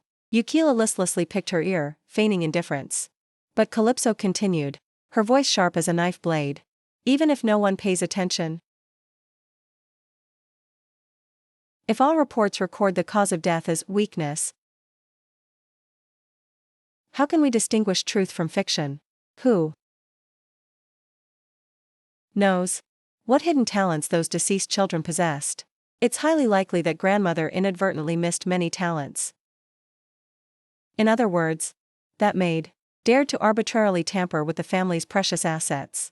Hearing the two words, assets, Yukila lightly nodded, her eyes showing a hint of contemplation. It's working, Calypso secretly smiled. The old woman had reacted. Just one more decisive blow. But her plan was brutally cut short. The office door burst open, creating a loud sound. Pierre suddenly appeared. His tall shadow stretched long across the floor. Excuse the interruption, mother. Calypso turned back in surprise, breaking out in a cold sweat. Father, why are you here at this time? Yukila glared, her voice angry. Barging into my room. Like that is the utmost disrespect. Where did you learn that rudeness, huh? I learned it from you, mother, Pierre replied without hesitation. My son, Yukila hissed, hiding in the house all the time has driven you mad, has it? What can a baby fish learn? Pierre maintained his nonchalant expression. Certainly from their parents. Stuck between two tense auras, Calypso only wished she had a bucket of popcorn and a pair of 3D glasses. Master, you're doing great. Indeed, a good play needs popcorn. But the good show didn't last long. When words became useless, Yukila exerted her power. The air around her thickened. I asked nicely, but you are still so stubborn. A stream of hydraulic power, sharp as a knife, shot out, grazing Calypso and making her cough violently. Cough. Wait a minute, using hydraulic power right here in the room? Before she could collect herself, the water current suspended in midair suddenly accelerated, whizzing towards Calypso. Her eyes widened in horror. Her entire body instinctively fell backward. A desperate question echoed in her head. Why me? Bang! A deafening explosion. Calypso slowly opened her eyes, but the painful scene she had imagined did not happen. In front of her, Pierre stood tall, his bare hand having blocked Yukila's violent water current.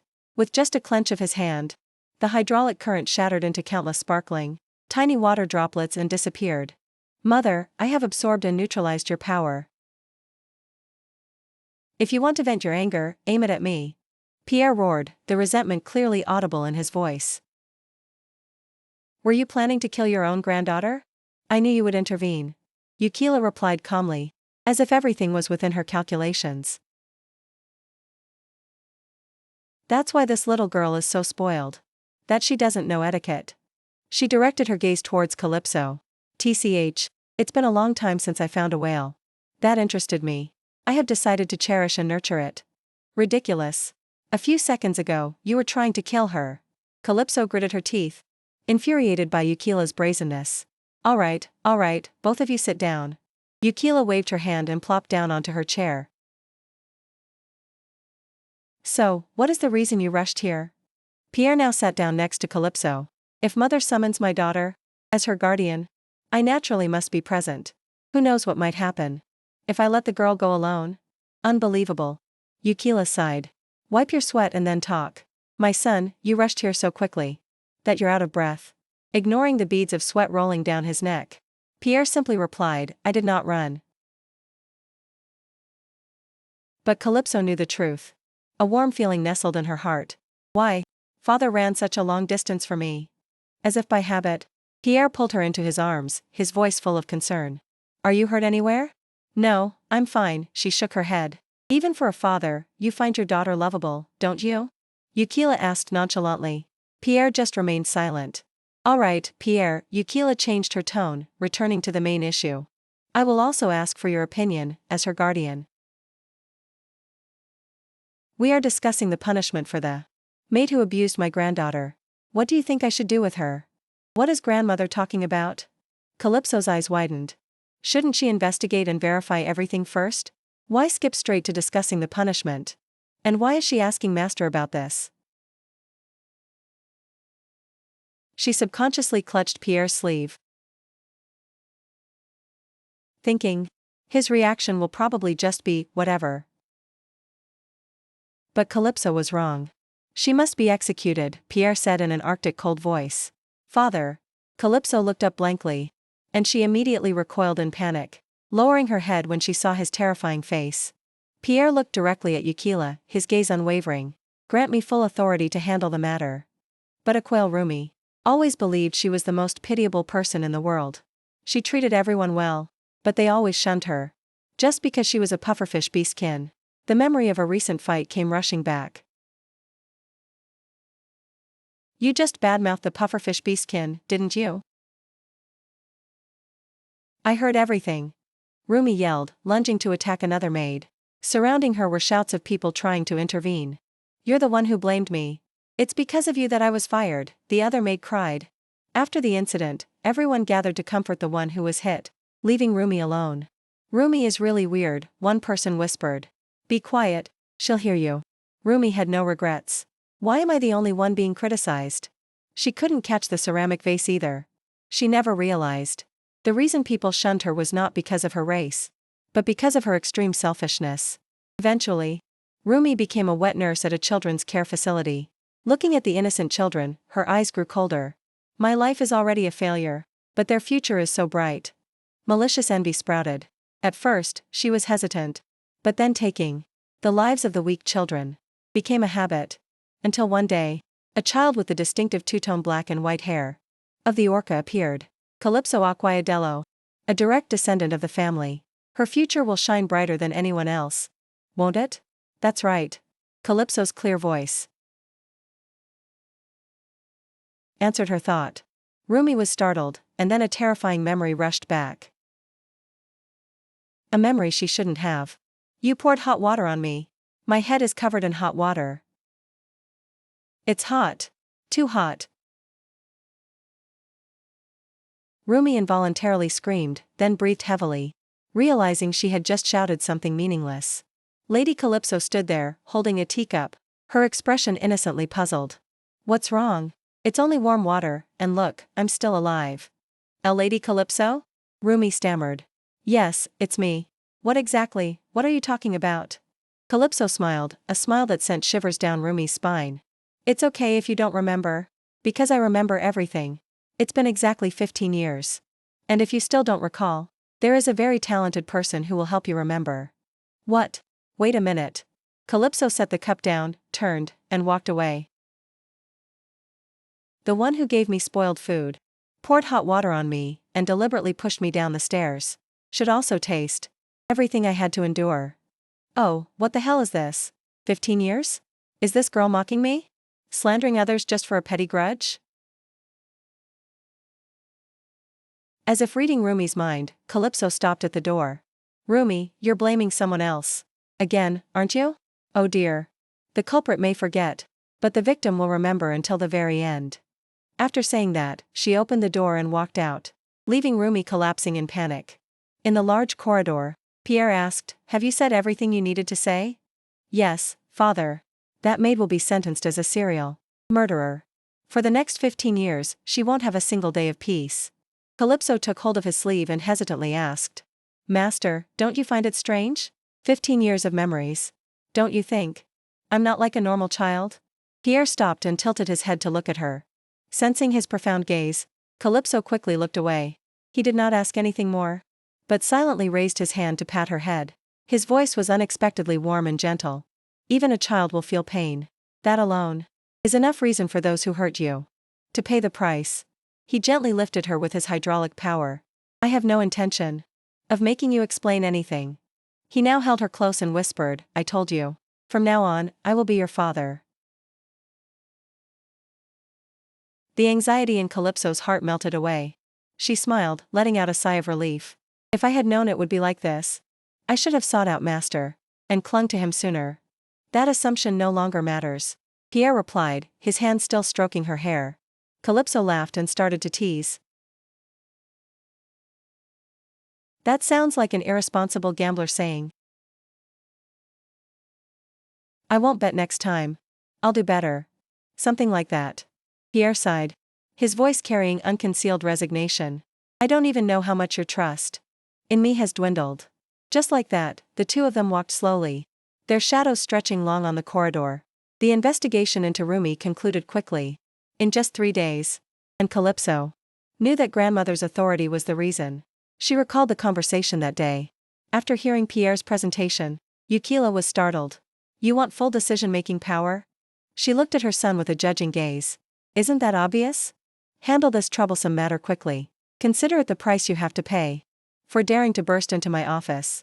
And next, Yukila suddenly pointed a finger towards Calypso, making her jump. Hey, little rice cake. Why do you want to go to the Dragon Festival?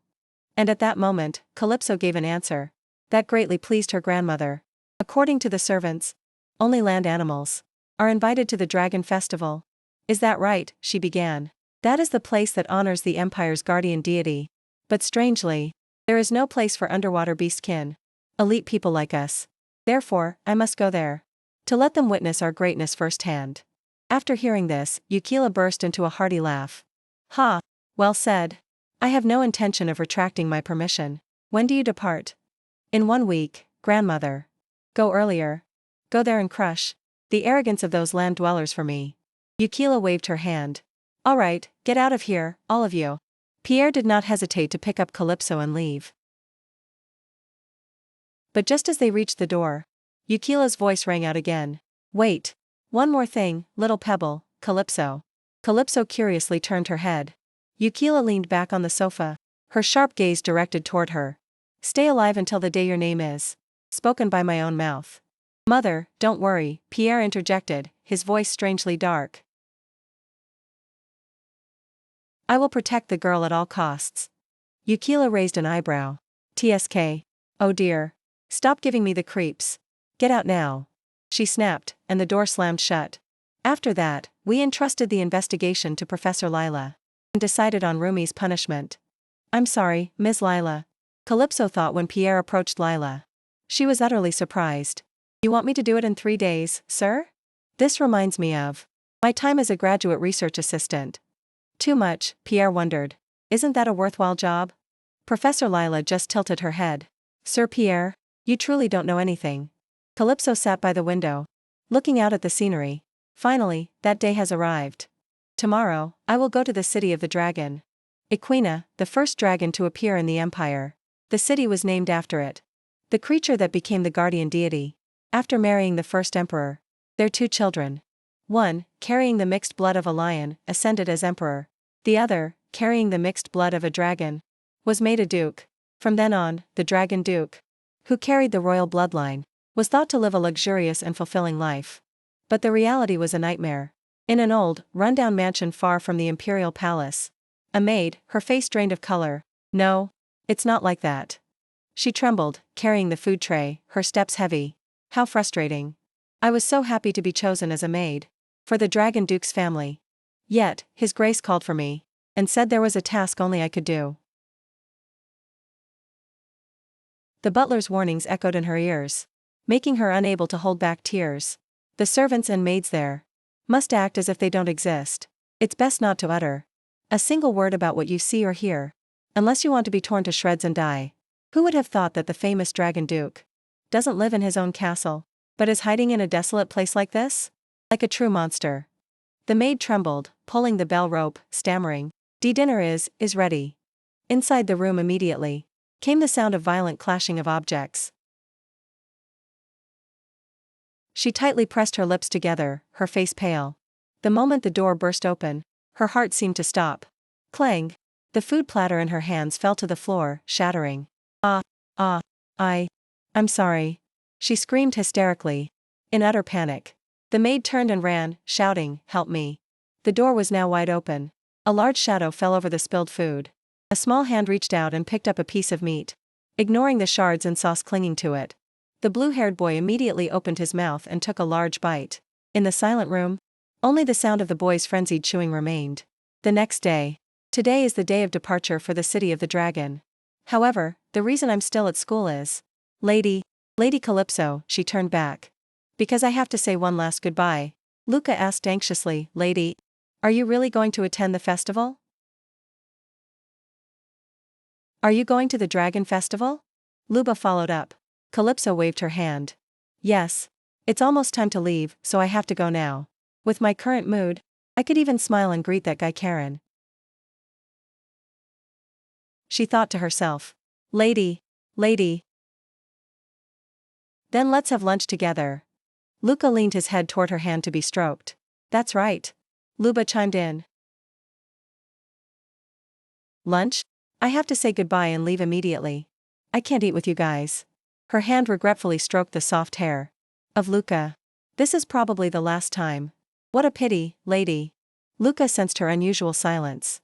Luba grabbed her hand. That's right, lady. My mom told me you absolutely must visit our house. Calypso remained silent. Lady?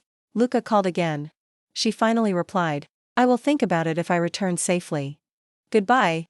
She turned and walked away. Luca suddenly held on to her hand, his voice tearful. Lady, are you not coming here anymore? Calypso smiled but did not answer. Smart children are often very sensitive. She gently withdrew her hand and gave a bright smile, waving goodbye one last time. Tears began to stream down Luca and Luba's cheeks. Their cries grew louder and louder, but they could not stop Calypso's steps.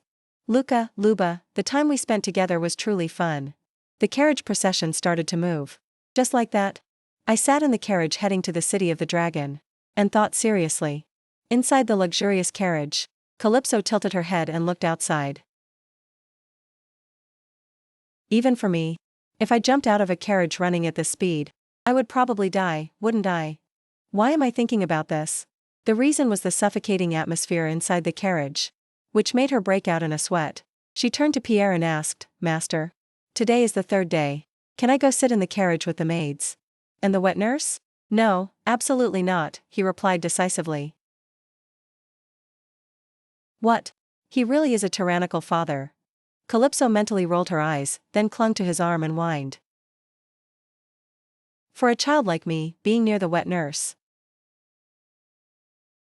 would be better for my emotional development, wouldn't it? Pierre replied indifferently.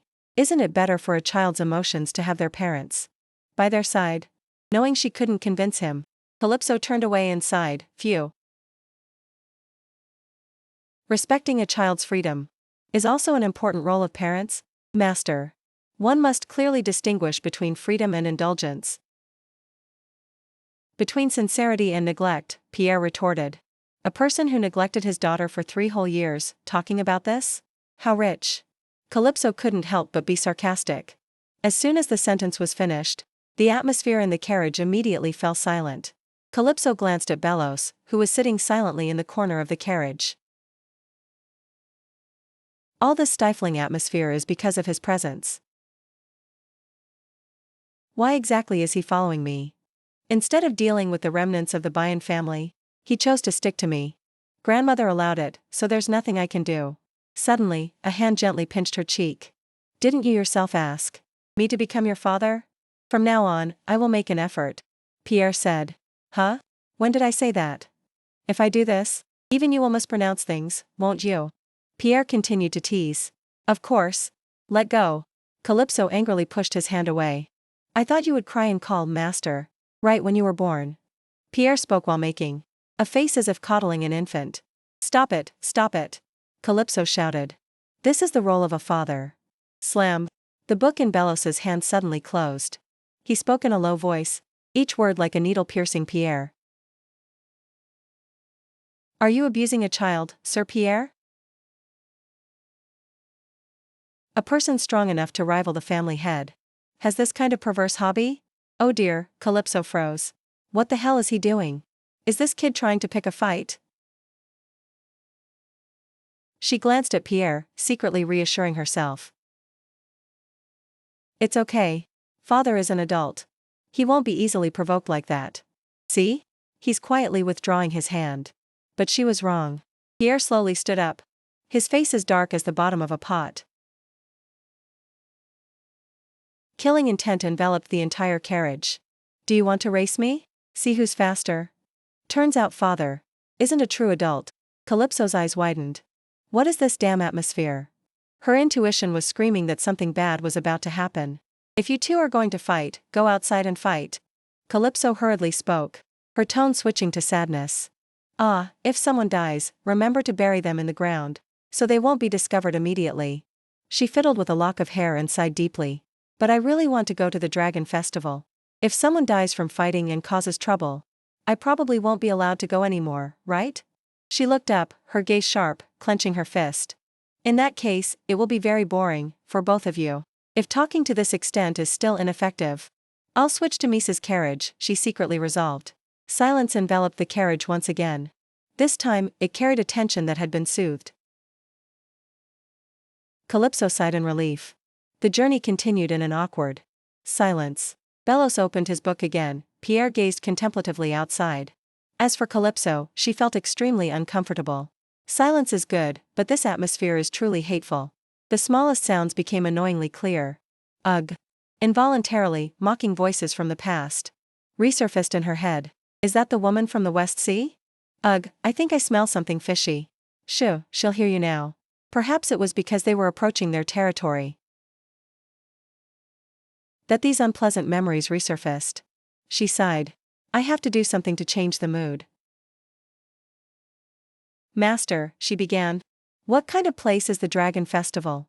I have never been there. Pierre replied bluntly. Then you must have participated in other festivals, right? Pierre seemed hesitant. When I was little, I went quite a bit.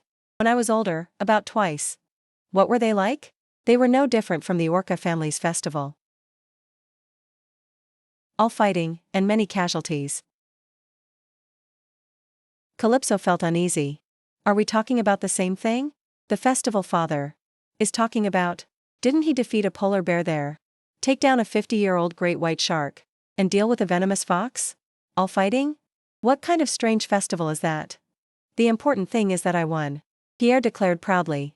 Calypso turned her face away, her tone mixed with a bit of teasing. Of course you had to win. Master is the pride of the family, isn't he? Why are you silent? Why isn't father saying anything more? Are you sulking? Calypso turned back curiously to look at his taciturn face. Master, could it be that you're embarrassed? I don't know. I've never felt that way. Pierre replied stiffly. Normal people call that shyness, father. Are you embarrassed? I don't know. Just then, Belos, as if waiting for the right moment, spoke up again. Duels are officially permitted at the Dragon Festival. I was just about to tease father a bit more. Calypso glared at him. Belos smiled and continued. Therefore, strong creatures will enjoy the festival. In a very different way. Do you want to hear more? Go ahead and tell me, Calypso pretended to be interested. I only heard rumors about that place. After I became the family head, relations with the land dwellers were already very bad. Attending their festival would be no different than walking into a trap. If you want to fully enjoy it. Bellows stroked his chin, his smile turning cunning. Then you should imitate the prey. Like a deep-sea octopus, for example. That suits you perfectly. He snapped his fingers. Snap. Anger flared. Just as Calypso was about to lunge, Pierre held her back tightly. Master, let me go. My fist just wants to give big brother a little pat. Calm down. You can't kill him with your water punch. Sit still. Master, are you taking his side? Calypso's eyes welled up. Of course not, Pierre replied. His fist clenched tightly, killing intent rising again. I will kill him. One blow is enough. No, father, please don't. This time it was Calypso's turn to hold him back. This is bad. I have to defuse this atmosphere. If we go to the Dragon Festival, can we meet the Dragon Duke? She quickly changed the subject. Pierre was startled. I'm not sure. Why, master? Calypso asked urgently. Bellows explained. The current Dragon Duke has never appeared in public since birth. No dragon at the Dragon Festival. Calypso was devastated. What is this? This is just like the Orca mansion, not having a single Orca. Meanwhile, at the Acquiadello mansion, in a gloomy room. I told you. You must eliminate dangerous sprouts early on. Reason squinted, but the old man's words sent a chill down one's spine. The order to eliminate Pierre's daughter was already given, wasn't it? Eliminating a young granddaughter is not difficult. But you failed. And now only my son has to endure the humiliation. I hope there will be no mistakes this time. A hesitant person spoke, but this time, Sir Pierre is also with them. It does not matter, the old man replied, his voice firm. If everything proceeds according to plan, I am not sure about Pierre. But that young lady absolutely cannot return alive. On the deserted trail, the carriage procession was still speeding forward. Sitting inside the luxurious carriage, Calypso could not hide the disappointment that was creeping into her mind. How boring, she thought. A grand dragon festival without the main character, the Dragon Duke. Everything had strayed from her plan. I was too confident. She sighed softly, her tired eyes turning towards Bellows. Big brother, you once said the Dragon Duke has never appeared in public, right? The only information I have about him is that he is a person who craves a peaceful life. Judging by that personality, it is logical that he ignores official events. Suddenly, Bellows flinched. His sharp gaze swept to the side. Killing intent, he hissed internally. At the same time, Pierre, who had been silent since the beginning, whispered in a calm, low tone, "They're here." The moment his words ended, a terrifying force slammed onto the carriage. Although crafted from high-grade material, the carriage shook violently, and then flipped onto its side. Amidst the chaos, Pierre only moved one step. His steady arms wrapping around Calypso, leaning against the side of the carriage as if reclining on a plush cushion. Insane. Is a traffic accident like this even possible in this era? Or is this an attack targeting me? Calypso cursed silently, but then fell silent when she glimpsed Pierre's strangely nonchalant expression. No, father, what are you doing? How can you be so comfortable? As if you were in your bedroom? Is father seriously enjoying this posture? As if reading her mind, Pierre spoke softly, his voice still steady. Just let them come find us. Calypso immediately peered out through the broken window, curiosity surging.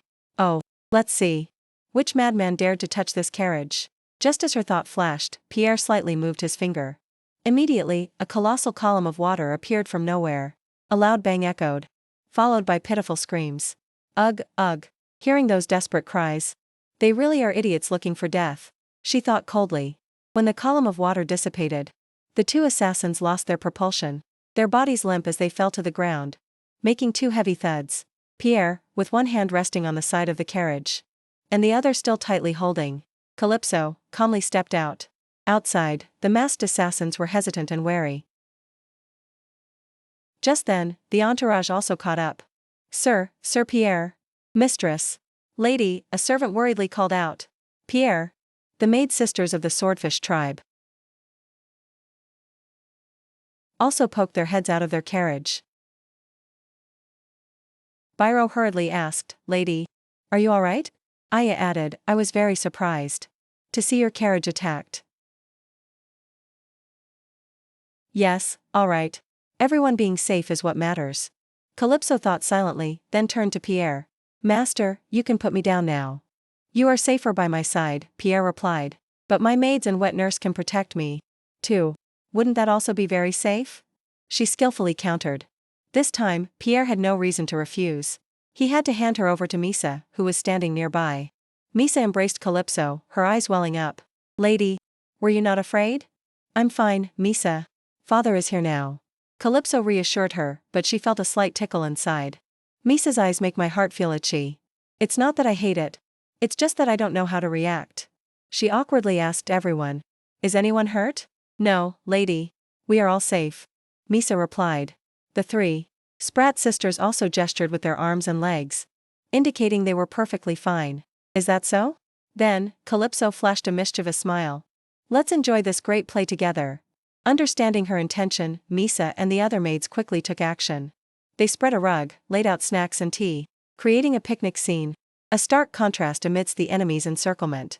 Just as they finished preparing, the battle between Pierre, Belos, and the assassins officially began.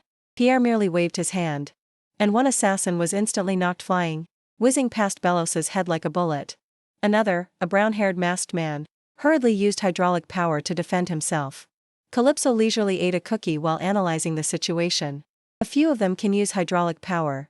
It seems they mobilized all the elites of the secondary branch. Although my uncle's temper is impulsive, he's not the type to act rashly. This must be because I'm protected by father, which made the Balian faction feel threatened. Or perhaps their time is running out. While she was lost in thought, a shadow unexpectedly slipped through Pierre's defense line, lunging straight for Misa. "Ah, lady!" Misa panicked, instinctively trying to shield her with her body. Calypso calmly pushed Misa away, then gathered her strength and sprang up.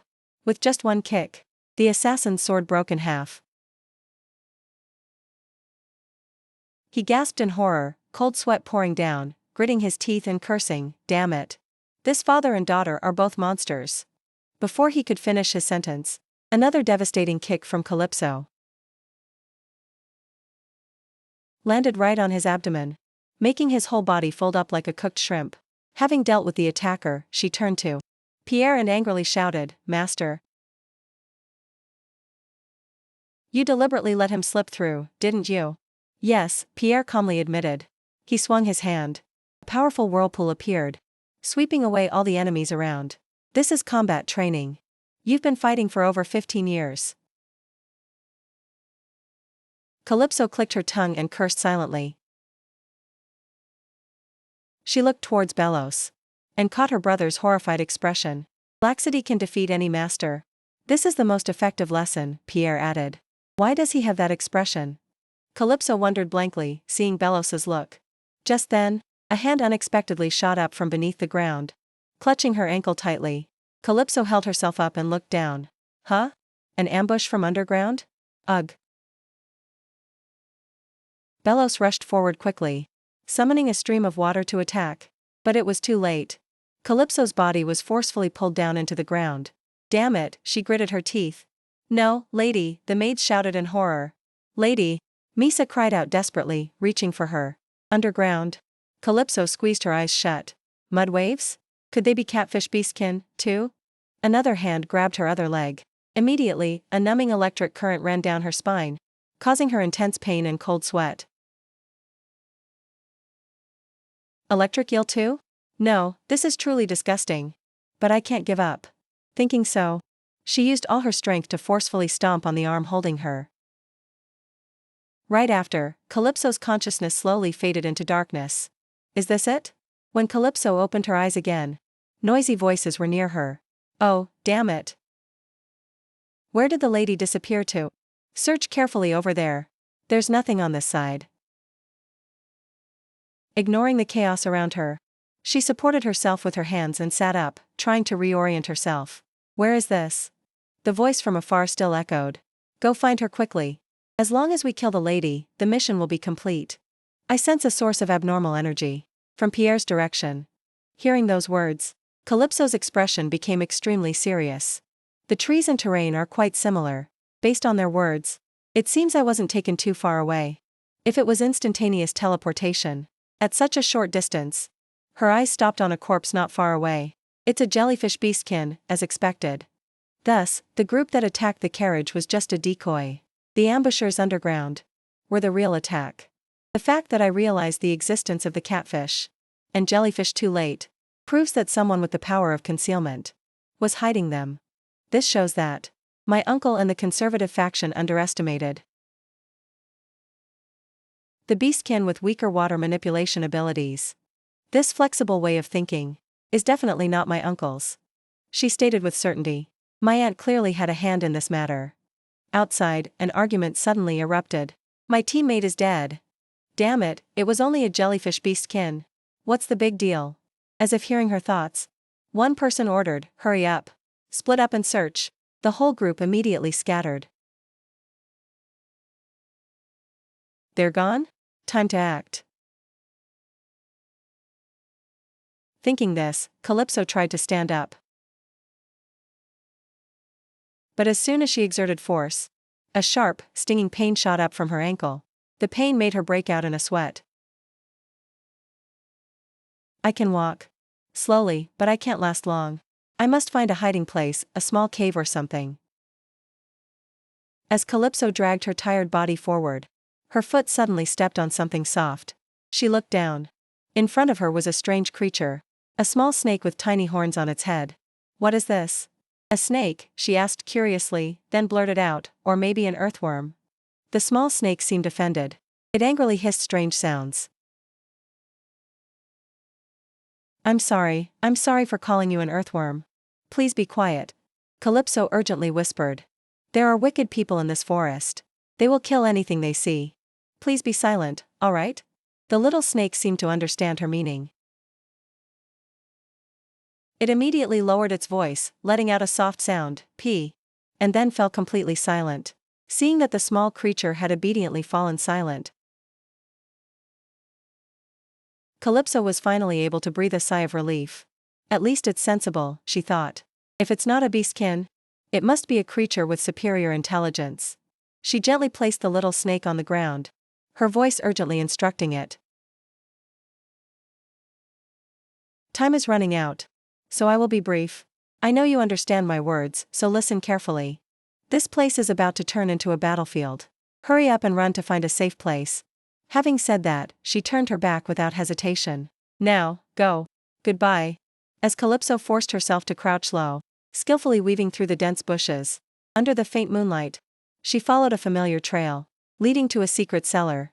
Just as she pulled back the vines used for camouflage, a stream of memories rushed back. I remember running away from home and living in the forest. I never thought I'd have to relive this scene. When I was only 3 years old. She gently glanced to the side, where the little snake was still persistently following her. Why are you still following me? I told you, it's very dangerous here. Stop following me. But from afar, the voices of her pursuers echoed. I definitely heard a strange noise. One voice rang out. Another person speculated. Could the lady have encountered a wild animal? But how can a child move without leaving any trace like this? It's as if she's used to living in the forest. Hearing this, Calypso lightly curved her lips, putting her finger into the wiggling mouth of the little snake. Oh, I've lived here for quite a while, she whispered. Anyway, I can't hide forever. Counting the time they spent searching, the time I spent moving and reaching this place, a considerable amount of time has passed.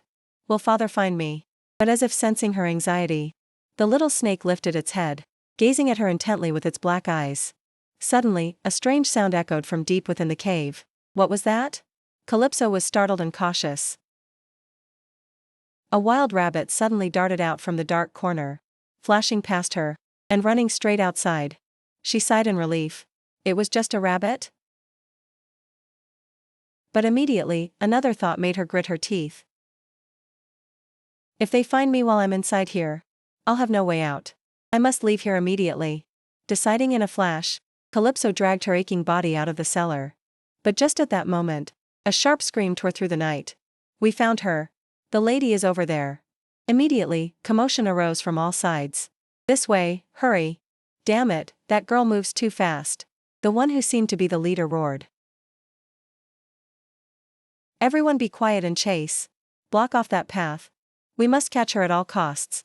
Under the tightening encirclement of the assassins, Calypso was quickly cornered. She ducked low. An assassin's sword flew past her hair. Behind her, 2 or 3 more were lunging forward. Without a moment's hesitation, she used all her strength to leap up and dodge. Cold sweat streamed down her cheeks. Someone. Why is no one here yet? She gritted her teeth. The sharp pain from her ankle grew more intense. Ugh. Knowing she couldn't continue to move flexibly, she decided to stop and use words to buy time. You are people from the Balian faction, the secondary branch, aren't you? Catfish, jellyfish, and even globefish tribes, I remember every one of you. Her words made the assassins pause for a moment. What are you waiting for? Kill her. There's no time, one snapped. Another hesitated. I know. But what if we approach her and deal with the wrong person? Seizing the opportunity while they were hesitating, Calypso gently removed the little snake curled up in her hair, whispering, "Run away." The assassin's argument grew louder. Are you afraid of a 3-year-old child? Seriously? Is this the time to argue? Hurry up and deal with her. The other one reluctantly conceded. Fine. Watching him slowly advance, Calypso closed her eyes, and a feeling of regret suddenly surged in her heart. Well, so be it. If there is a next life, I hope I can still meet the Dragon Duke. Meet him and mend the relationship with the person I neglected.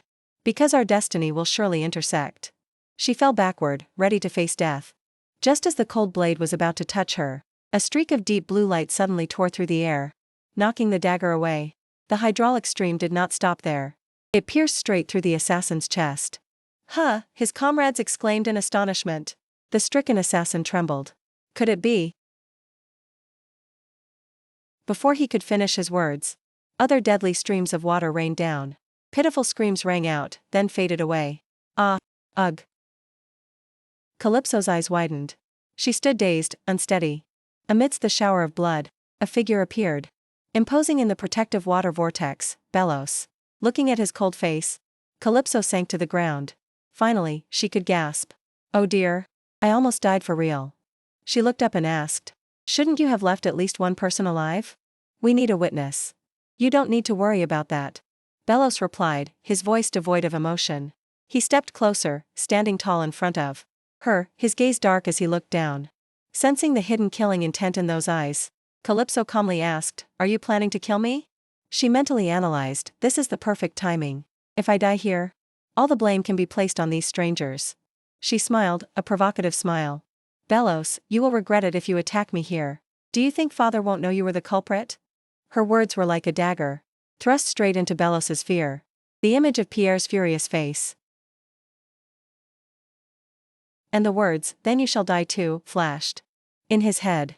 He stood motionless, silence enveloping them. Suddenly, something brushed past Calypso's shoulder. The little snake she had told to run away had returned. It slithered out in front of her, facing Belos and snorting angrily. Belos frowned, his face full of suspicion. His reaction was exactly the same as Calypso's first time seeing it. Is this thing an earthworm? Calypso bent down, gently stroking the little snake that was bristling with indignation. Earthworm? What earthworm? You should apologize to it right now. It's angry. She soothed the small creature. While explaining, this is probably a type of snake. Belos let out a sigh. The next sentence he spoke made Calypso's heart sink. Are you planning to eat it like a delicacy? What are you talking about? What whale eats snakes? She replied softly. Her hand never stopped stroking the little snake. There are some, Belos still insisted. The two of them continued to bicker, completely ignoring the main subject who was shaking violently with fear. Suddenly, Calypso looked up at Belos, wondering. The killing intent is gone. Did he give up on trying to kill me? Just then, an icy, bone-chilling aura of killing intent, so dense it was almost tangible, slammed down from deep within the forest. Calypso immediately held out her hand to Belos. Hey! Quickly, grab my hand. What is going on? Belos hesitated. Father is coming. You can feel it too, right? Quickly, grab my hand. This is a chance to score points, she urged. But I still don't understand why I have to score points. With that person. Belos muttered. Well, it's better than doing nothing, isn't it? Wow, look at Master's aura. Calypso exclaimed internally. In her hand, the little snake was also sweating with fear. Immediately after, Pierre appeared. A massive, fierce water vortex surrounded him. A few traces of blood still clung to his body, making the atmosphere even more heavy and suffocating. The sight left both Calypso and Belos stunned. Anyway, thank you for saving me, Calypso whispered. You could have just ignored me and let me die. Belos was stunned once again. Calypso continued, her voice sincere. Actually, I don't hate you at all. Maybe it's because of grandmother, I'm not sure. But from now on, let's try to get along, okay? Even though it's a bit troublesome, I'll explain later. Because I am not your enemy. As soon as her words finished, a soft stream of water wrapped around her. Gently lifting her into the air, Pierre brought her directly in front of him. His eyes were sharp as knives. He spat out her full name, enunciating each word through clenched teeth. Calypso Acquiadello. Calypso jumped, trembling as she replied, Why yes, father. Describe in detail all the places where you were injured, Pierre commanded. He coldly glanced towards the assassins who were groaning on the ground, because starting today, the body parts that injured you on their bodies will no longer exist. Father, if we just leave them be, they will probably die soon enough anyway. Calypso quickly said. Why should we grant them such an easy death? Pierre growled. That's not what I meant, Calypso laughed awkwardly. Without another word, Pierre waved his hand. His blood-stained water current rushed out, finishing off the remaining ones. Agonized screams echoed throughout the forest, then quickly faded into silence. Ugh! Please, spare me. The final plea drowned into silence. After the massacre, the blood-dyed water current returned to Pierre's side. He turned, intending to head back toward the carriage. Master, Calypso said softly. Shouldn't we have left one person alive? Why? Pierre asked indifferently. To use as a witness, she explained. No need, he replied simply, then added a sentence in a tone full of killing intent. When we return, I will interrogate every single one of them and their family. Someone will talk. Yes, Calypso had not expected this explanation. Oh dear.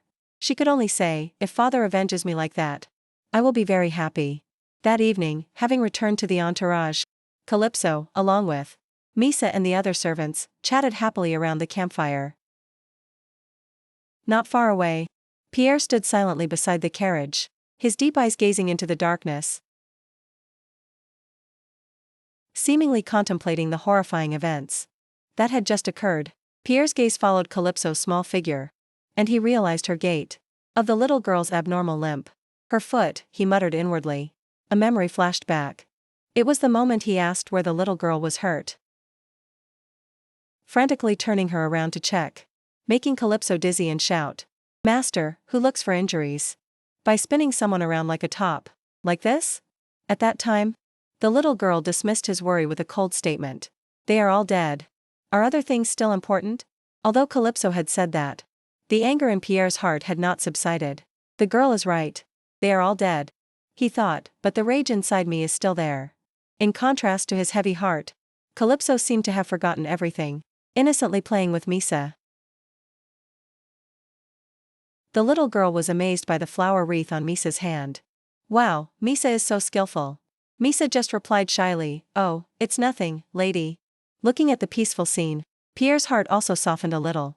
Well, seeing you happy like this is good. At the same time, behind the carriage, Belos was also staring blankly into the void. Pierre's stream of thought continued to drift. A troublesome trip, a useless travel companion, and the recent attack. But luckily, everyone seems fine. He recalled the first time he met Calypso, when she asked him for directions.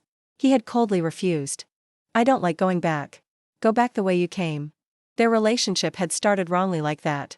But if we nurture it little by little, who knows, maybe one day. His thoughts brought him back to the promise he had set for himself. When your anger subsides, acknowledge me as your father. That is probably the relationship they both crave.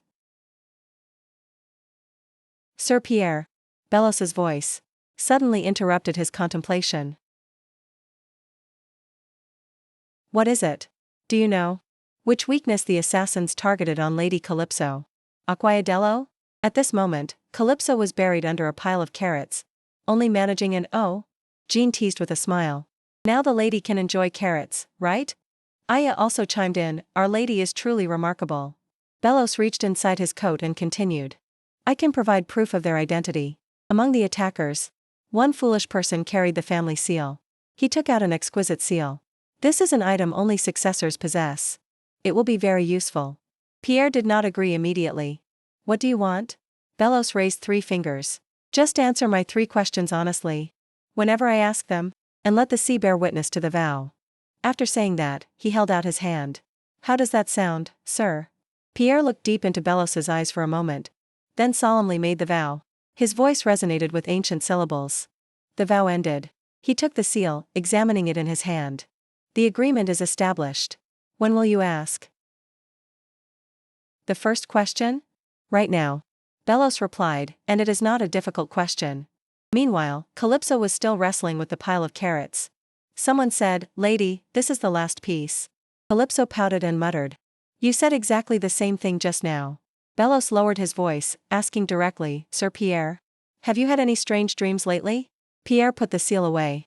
I do not know what dream you are referring to. But I have not dreamed for over 15 years. Receiving the answer, Belos merely nodded.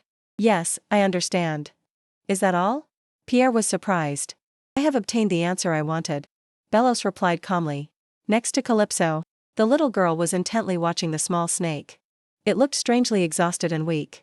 Why is it suddenly like this, she wondered. Could it be hungry? It hasn't eaten anything since noon. Snakes probably like eating mice the most. Thinking so, the little girl slipped away. I need to find something for it to eat. Everyone is busy. I'll be back in a minute, it should be fine. All of a sudden, a column of water shot up from nowhere, gently, but firmly lifting her into the air. Ah! Calypso started and cried out. Master, where are you going? Pierre's steady voice rang out. Recognizing it was her master, Calypso quickly explained, Ah, master. I was going to find food for this little one. Look, it's exhausted. I think this is the first time I've seen it. Pierre commented. Are you two that close already? This little one tried to save me. I can't just abandon it.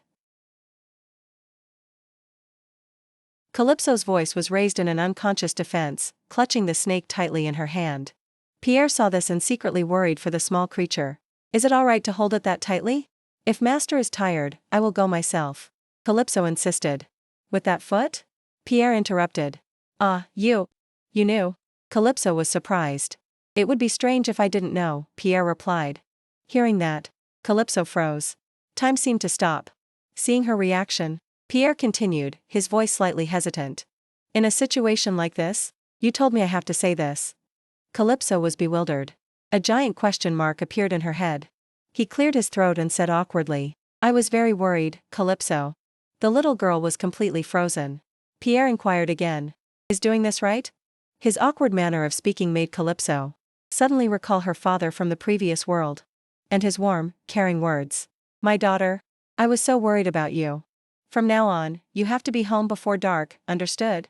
A sense of inexplicable annoyance surged in her heart. Your learning ability is truly good, master, she thought, gritting her teeth. So, you need food for the snake, right? Pierre asked. How much do you need? Suddenly, a strange voice, Azua, rang out. No, I'm not hungry. The space was silent once more. Both Calypso and Pierre were stunned. Calypso turned to look at Pierre, then looked down at the snake in her hand. Her mind was spinning. Master, did you just say you weren't hungry? She stammered. What are you talking about? I didn't say anything, Pierre replied.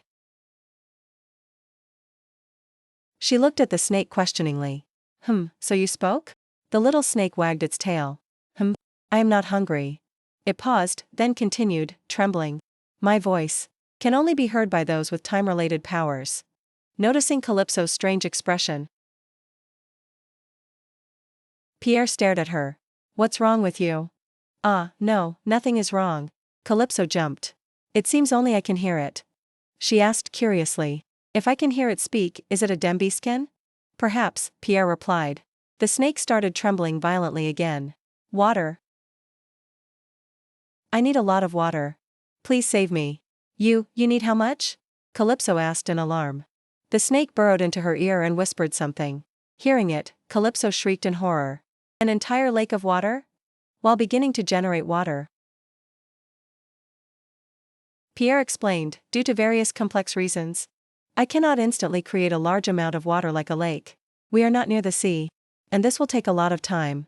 Calypso looked at the whirlpool that was slowly forming, deep in thought. Suddenly, a memory flashed in her mind.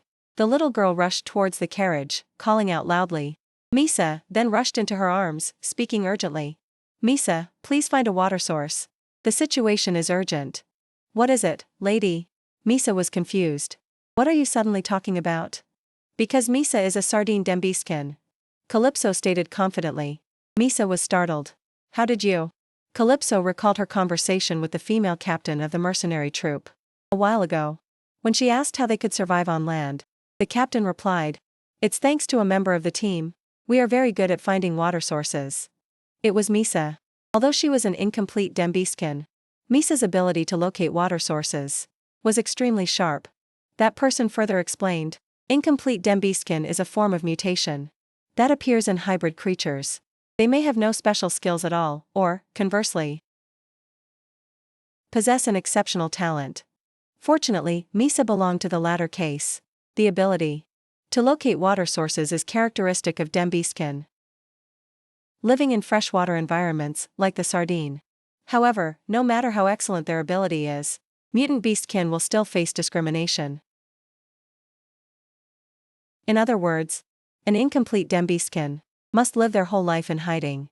Calypso thought to herself, her heart heavy with a sense of guilt. I know I just put Misa in a difficult position by revealing her secret. Even if Misa doesn't want to, I can't force her. If that's the case, I will have to take responsibility for her for the rest of her life. Suddenly, Misa spoke. Her voice clear but mixed with a little hesitation. Your ladyship. She took a deep breath. I don't want to hide anything from you. So I would like to say this first. Your ladyship, I am an incomplete beastkin. A person like me, can I be of any help to you? As she spoke, Misa's hands couldn't help but tremble violently. But Calypso quickly took her hands, transmitting a steady warmth to her. What is wrong with that? Calypso looked straight into Misa's eyes, her eyes shining with sincerity. I cherish Misa because Misa is a warm, kind, and trustworthy person. The fact that Misa is an incomplete beastkin cannot change any of those things. She emphasized every word, her voice resolute. That is the Misa I cherish. Hearing those words, Misa lowered her face, her shoulders trembling. When she looked up, her eyes were glistening with tears, but on her lips was a brighter smile than ever. Regarding the water source, I will try my best to find it. Looking into Misa's determined eyes, Calypso suddenly felt something strange. Belos's warning from the previous time suddenly rang in her mind. I can guarantee that wherever the family head goes, someone will be watching. At that time, she had snapped back, not understanding. What nonsense are you talking about? Did you go mad from being angry all night? But Belos had merely replied casually. Words cost nothing, and I am a living witness. Finally, thanks to Misa's talent, they found a large, clear lake. Pierre couldn't hide his surprise. Your maid truly possesses exceptional talent. Ah, yes, father, Calypso replied proudly. Misa is very good. I didn't expect it to be so fast.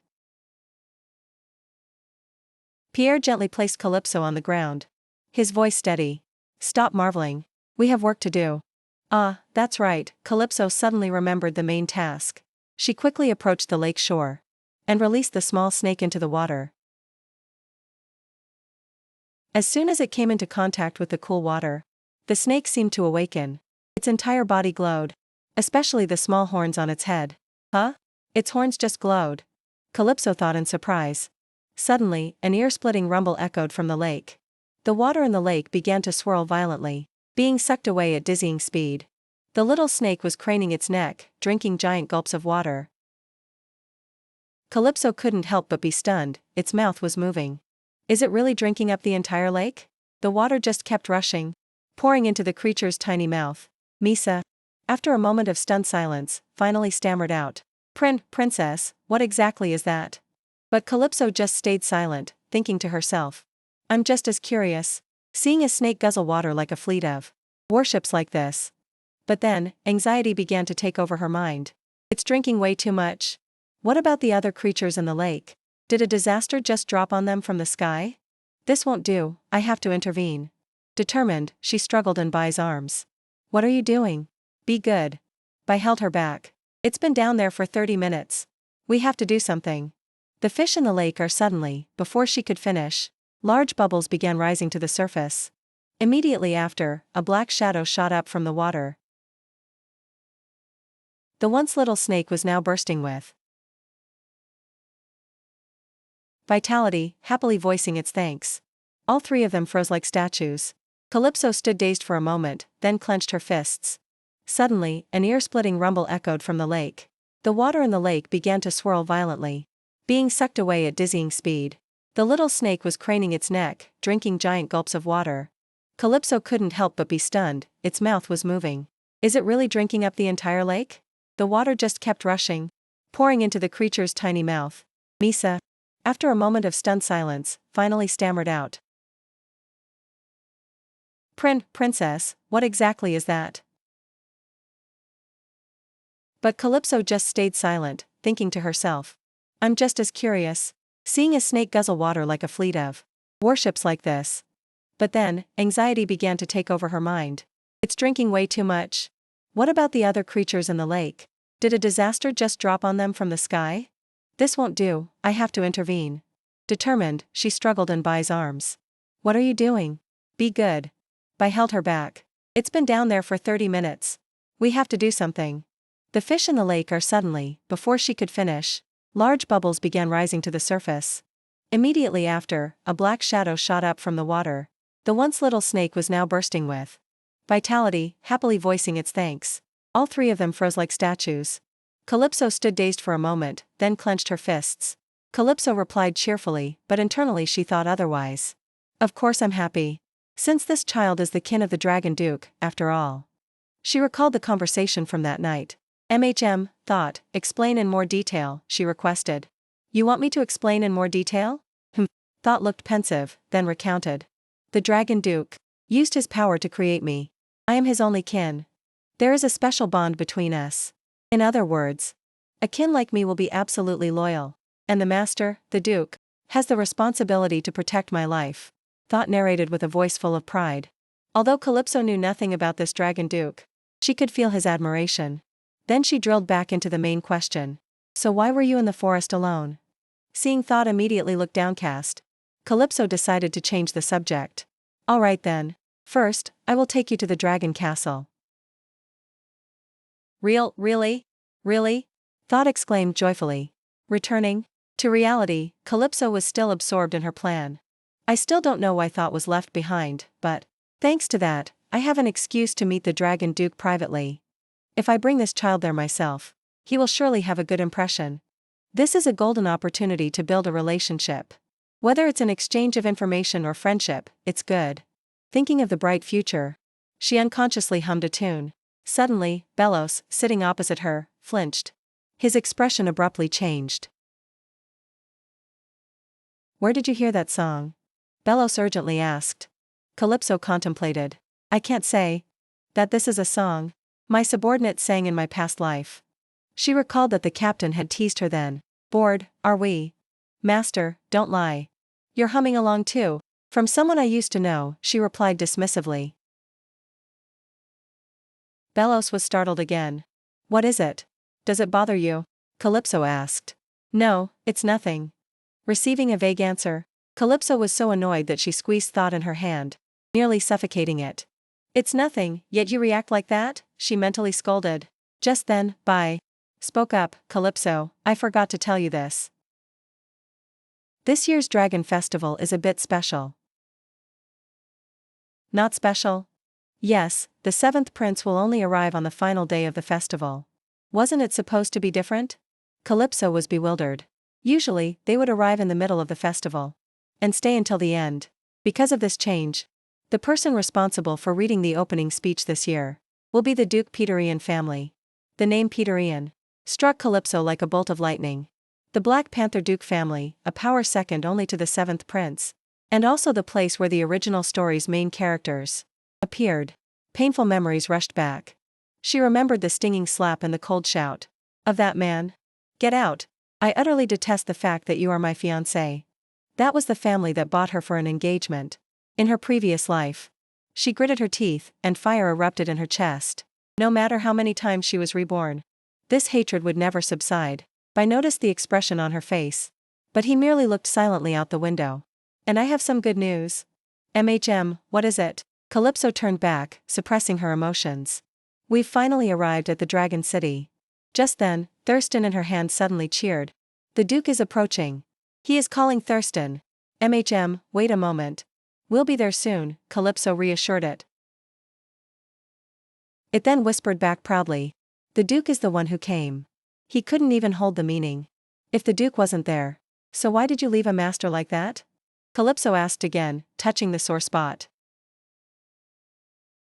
This time, tears rolled down Thought's small face again. Calypso gently hugged Thought and sighed softly.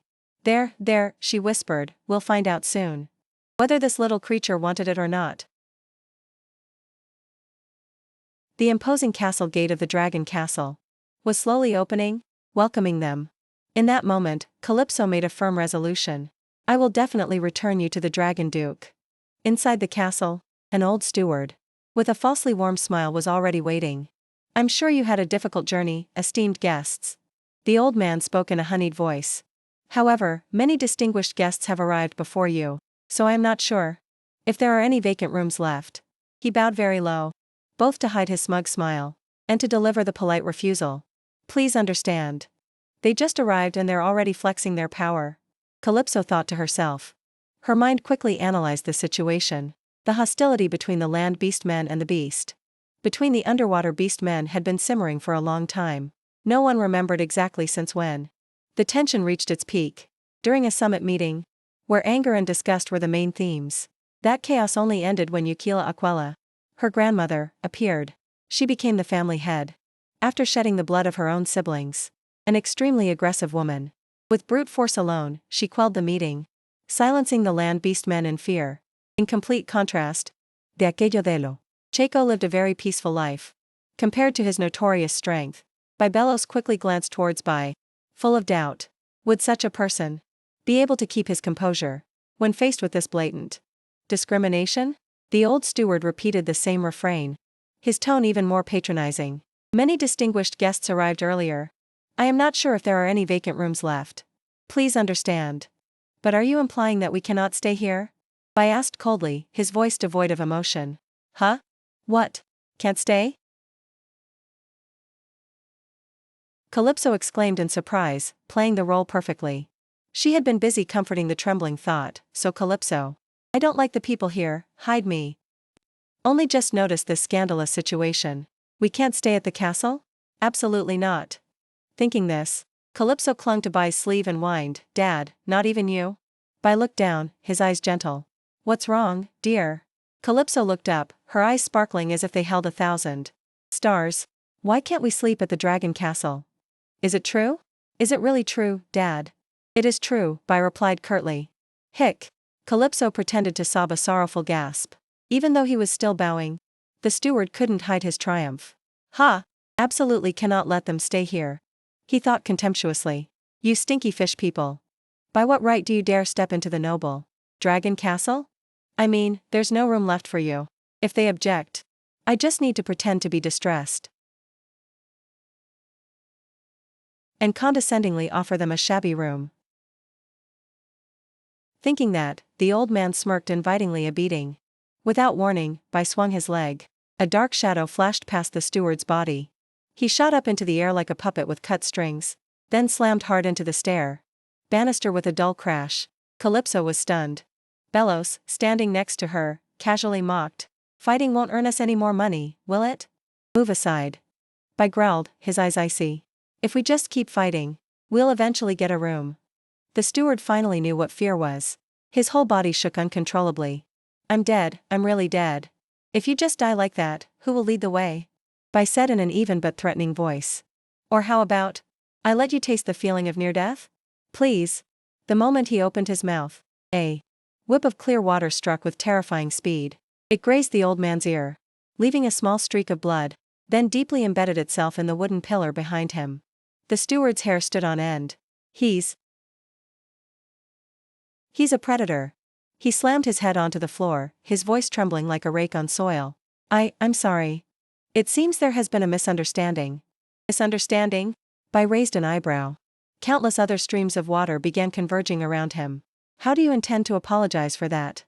I will lead you to the best room. The old man screamed. Then please lead us to the room closest to the Dragon Duke. Calypso quickly seized the opportunity. The Dragon Duke is not in this castle, Belos explained. He lives in a private castle. Oh, is that so? Calypso felt a slight disappointment. Peep, please, I truly apologize. The steward continued to plead. Another column of water immediately wrapped around him, lifting him into the air. Still no compensation? Bai asked coldly, repeating the question. What are you going to apologize with? Belos silently sighed. Wow. I've endured these outbursts of anger countless times. Fortunately, I'm still alive. The Dragon Duke's castle is actually a place that treats its guests so terribly? Bai turned back, clenching his fist. The water around the steward tightened. Hick. I'm sorry. Not an apology. Bai interrupted. Compensation. What do you want, sir? The man sniffled. Bai turned to his daughter. Daughter, tell me what you want. Calypso paused. Did Dad make such a big deal out of this because of me? Her heart suddenly pounded. A warm, tingling sensation spread through her chest. She smiled radiantly. Dad, I want to have an audience with the Dragon Duke. Hearing that request, the steward flinched. That is, one glare from Bai was enough for the old man to swallow his refusal. No, I apologize. We also have some questions we need to ask, so, if you still value your life, Bai cut in, then answer carefully tomorrow. Yes, the steward replied loudly and clearly. Now, lead us to our room. Then could you please let me down? Standing in the luxurious room, looking outside, Calypso couldn't help but admire it. It's so beautiful. She stepped out onto the balcony, letting the cool breeze caress her hair. If I had come here alone, as the dragon's bride, I definitely would never have been allowed to stay in a room like this. The dragon's bride was just a fancy title. In reality, it was almost like a sacrificial offering. None of the previously chosen girls had survived and returned after more than a few years. What exactly did they have to go through? Calypso wondered. All records were very vague, stopping only at the point where the bride met the Dragon Duke. And then ended. In the original story, the Dragon Duke was a character whom the female lead deeply respected. What did such a person do to those brides? If I had known, I would have paid more attention when reading. She thought. The information was still too little. Later, when Dad goes out, I must ask Thought about the Duke's exact location. But there was a problem. She clenched her hand, muttering irritably. Belos keeps staring at me. This room is suffocating, damn it. What is this feeling? Déjà vu? She glanced toward Belos. He was still staring at her without blinking. What on earth is wrong with this guy? The more Calypso looked, the more she disliked him. Dad, why aren't you here right now? Before leaving, Bai had said, I'll go out for a while. You be a good girl and stay here. He had also promised, I will make it so you can go anywhere, without having to pay attention to anyone else's gaze. The land beastmen are just a bunch of weaklings. Calypso thought. Can Dad really do that? Unable to endure it any longer, she turned to Belos and said bluntly. If you have something to say, just say it. I'll listen. I'm just thinking, Belos replied in a low, husky voice. Thinking what? If I hadn't been close to death in the forest that day, would I have been strong enough to handle you? No. Calypso replied decisively, without the slightest hesitation. Yes, she thought to herself. I knew he would fret about that.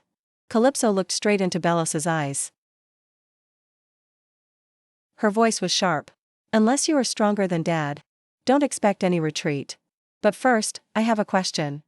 She paused, her gaze probing. Why exactly are you so determined to follow me? The question pulled Belos back to the memory of the day he requested to accompany her. The old stewardess looked at him with both surprise and doubt. Sir, arranging the trip is not difficult, she said. But why do you want to go with the young mistress? Reflecting on the reason he gave then, it was indeed strained and unbelievable. But Belos just smiled. A smile he believed was the most sincere. Because I want to be closer to my sister. Calypso's reaction was a skeptical sigh. Are you kidding me? If you don't want to answer, just say so directly. Why make up such a ridiculous reason? The air seemed to freeze. Belos subconsciously rubbed the back of his neck. That truly was all he could think of at the time. Out of options, aren't you? He smirked, a half-smile appearing on his lips. All right then, I'll think of another reason. A reason that you can accept. Is this guy obsessed with me? Calypso thought to herself. A sense of unease crept into her heart. But why is it that for our kind, the most intense emotions are forged through battles? Joy and happiness spring from enjoying a balanced confrontation. Rage and resentment come from defeat. Feelings of despair and sadness only appear when facing an enemy that cannot be defeated.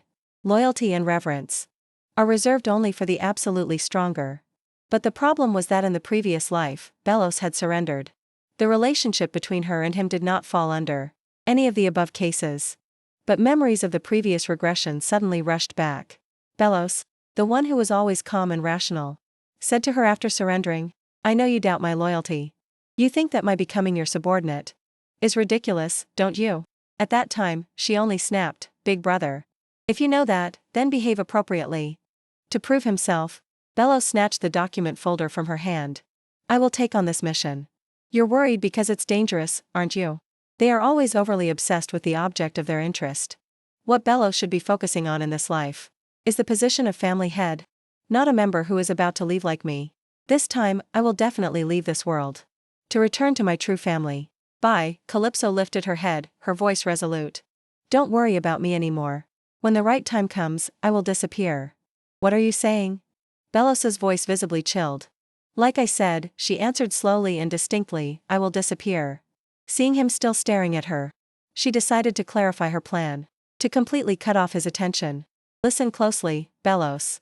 After the Dragon Festival ends, I won't be here anymore. Belos maintained his posture. What about the position of family head?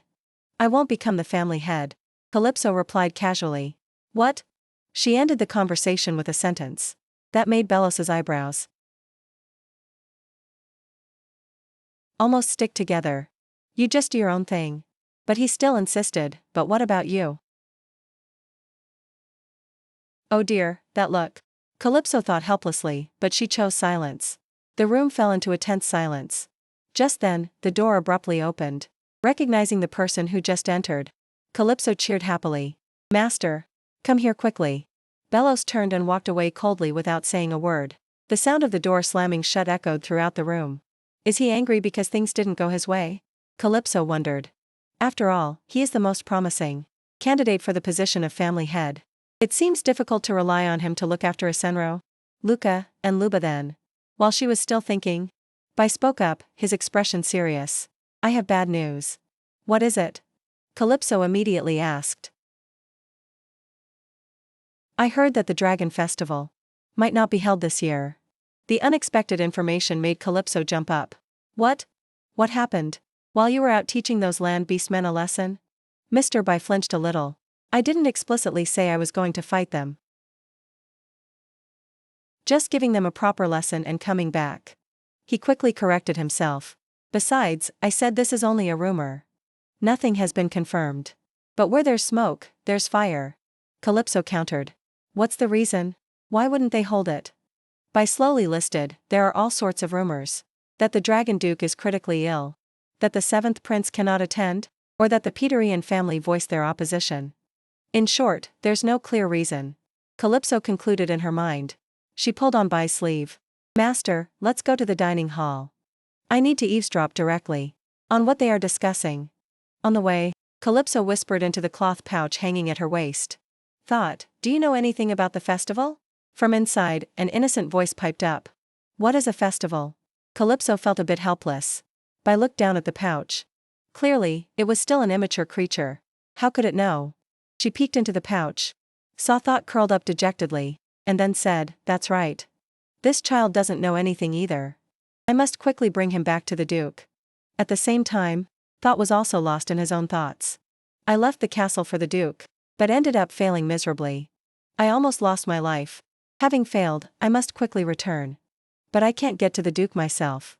I want to ask Calypso for help. But she looks so weak. To reach the Dragon Duke's residence, one needs to be very strong. 20 minutes later, at a ruined restaurant. The scene was devastated as if it had just gone through a battle. Calypso stood in the middle of the room, dusting her hands. To explain why things turned out this way, we have to go back a little. On the way to the dining hall, she had asked Bai, "Master, how can we eavesdrop there? They hate us so much." Bai confidently replied, "Don't worry, I have a way." His way was to lead her straight to a restaurant, known as a gathering spot for the land beast men. As soon as they stepped in, a waiter loudly announced, "Lord by Aquasdello and the young lady of the killer whale family. Aquasdello, have arrived." The atmosphere in the restaurant immediately became heavy. A strange silence descended. Before a fox beastman spoke up, igniting the fuse. "What is that? Where is that fishy smell coming from?" Immediately, contemptuous whispers rose everywhere. "The Dragon Festival is about to be polluted by seawater. They should forbid those rude people, who only know how to dig for shells on the beach, from coming inland." Before the man finished his sentence, a sphere of water sealed his mouth. And then, things quickly escalated into a brawl. Of course, we were only defending ourselves. Calypso muttered to herself. Stepping over to the sprawled fox beastman, she offered a sweet yet deadly smile. Hey, fox," she said, then firmly placed her foot on his hand. If you don't want to lose a finger." Calypso maintained her friendly smile. "Then speak clearly." The fox gritted his teeth. "Ugh, you damn fish." Calypso increased the pressure. Okay. There's a rumor the Dragon Festival won't be held." "What do you know?" "Go ask the waiters about that," he snapped. Calypso pressed her heel down harder. "Uncle Fox, if you keep this up, your whole hand will be crushed." He took a sharp breath. I don't know exactly. I only heard that the Dragon Duke doesn't want to hold the festival anymore. There's a rumor he is seriously ill." From inside Calypso's cloth pouch, Thought's voice rang out, which only she could hear. "Lying." Calypso paused. "Lying?" The fox continued, his voice trembling. "The Dragon Duke is nothing but a dictator who wants to dominate everyone. That's also a lie." Bai raged. Looking into the terrified eyes of the beastman, Calypso realized one thing. He didn't seem to be lying. Then there is only one possibility. The rumors he knows are false. Someone is intentionally spreading them. Just then, a cold, mocking laugh rang out. From a hidden corner of the room. From a hidden corner, a large beastman, a black bear, let out a throaty, rasping laugh full of mockery. "Ha ha ha, it looks like there's actually someone useful among the sea creatures this year, huh?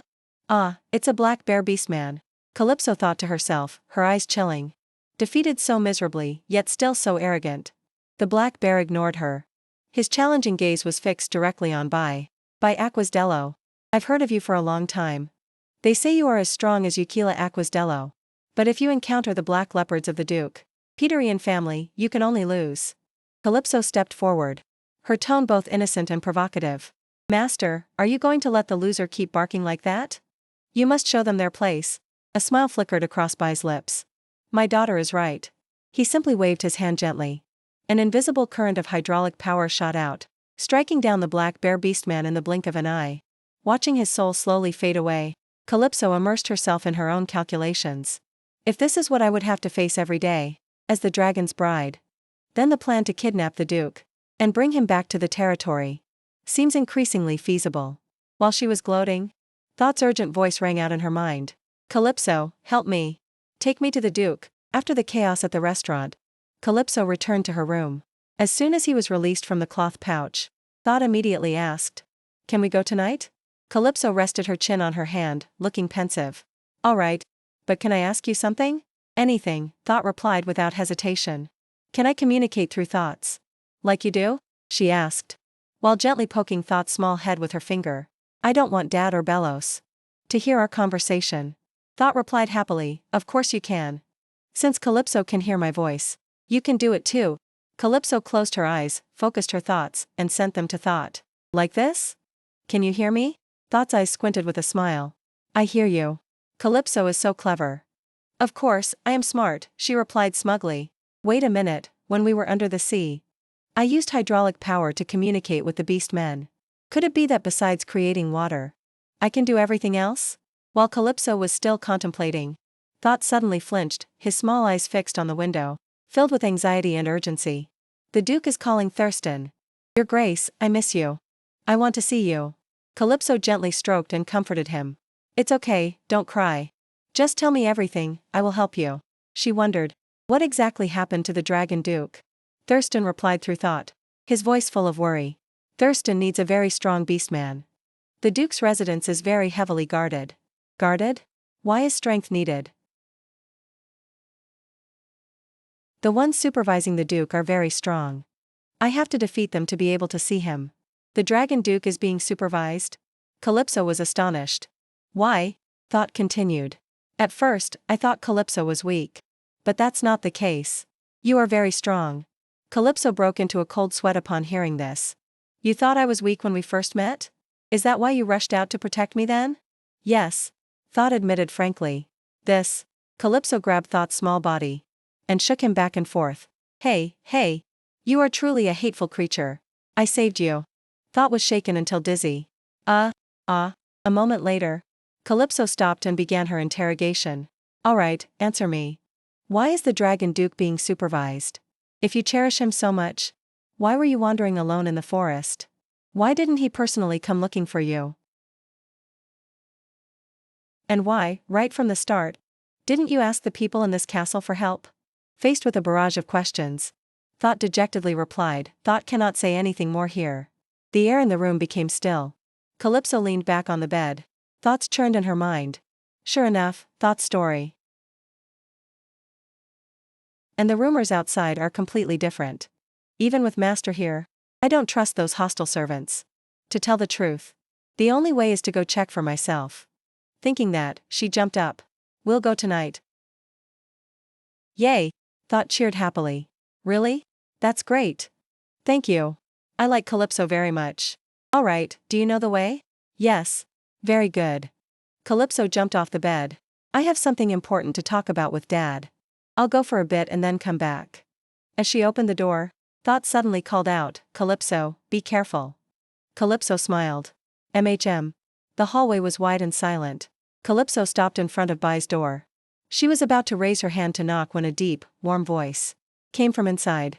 I didn't lock the door. The door opened automatically. Bai was sitting by the window, his silent back facing outward. Hearing footsteps, he turned back. The night wind blew in, gently fluttering her hair. Suddenly, a soft current of water, like a silk ribbon, stretched out, gently lifting Calypso's body into the air. When I attended the family meeting, I realized one thing. Bai said, his eyes deep. For a long time, among those praised for their beauty, you are still the most radiant. Calypso couldn't help but blush. I didn't expect to hear these words from Master. They say fathers often spoil their daughters. Maybe this is just a normal thing, huh? Master is truly trying to fulfill the role of a father, she thought to herself. Normal? Are you the type of person who keeps promises? Bai replied, I'm not sure. What do you mean? If I have to express it more clearly. He said, a rare smile twinkling in his eyes. I feel very happy at this moment. Calypso was stunned. Is that why you always act so nonchalant? Not like someone who is ready to disappear at any time. No, she probed. That joy. Couldn't you also feel it with Asenro? Bai stroked his chin, his expression extremely serious. If the third child were both as strong as you, and had a personality and soul like yours, then perhaps so. Calypso sighed. Why do you have to be so long-winded? Saying that if it's not me, it won't work. What about Belos? In terms of strength, perhaps he is even greater than me. Immediately, Bai frowned, clear annoyance showing. That boy is no good. He is too much like me. Let's not talk about him. Seeing this, Calypso became excited again. Master is frowning. You're annoyed? But I am truly surprised. Dragon City is completely different from our territory. In Aquael, besides the main mansion, there are no buildings this tall. She suddenly paused. Strange. I should have gone straight to the main point, shouldn't I? Why am I beating around the bush? Taking a deep breath, she resolved herself. Master, I like this city. You should return alone. The expression on Bai's face froze. He frowned, pretending not to understand. Do you mean you want to live with me in this place? Calypso was flustered. I didn't mean that. Bai, ignoring her confusion, continued naturally. I only just learned you like high places, but I didn't expect it to be this much. If we live here, we will definitely need someone to escort us. Hiring mercenaries, or finding people at the guard village is an option too. Calypso was flustered, waving her hands. No, master, did you mishear? I told you to go alone. Bai resolutely brushed aside Calypso's suggestion. His voice deepened. If we both stay, Belos will have to return alone. The image of Belos forlornly alone appeared, leaving Calypso helpless. Muttering. How can Dad jump to conclusions like that? She quickly explained, that's not what I meant. Frustration showed clearly in Bai's eyes as he pressed her. Are you suggesting I abandon you here alone? Among these land people? Do you know how terrifying they are? The invisible pressure radiating from him made Calypso frown. This is Dad's true power. An authority not inferior to grandmother's. She thought to herself. Don't say such absurd things anymore. Bai growled. A strange feeling crept into Calypso's heart, forcing her to question herself. What is this feeling? It's like rivalry, but it lacks the ambition for possession that grandmother had. Instead, it was an implied affirmation that Dad would never let go, bringing an unbelievable sense of security. His anger flared. Bai swung his hand, sweeping everything off the table onto the floor. Clang! His voice was broken by surging emotion. You asked me to be your father. To you, those words might come easily, but not to me.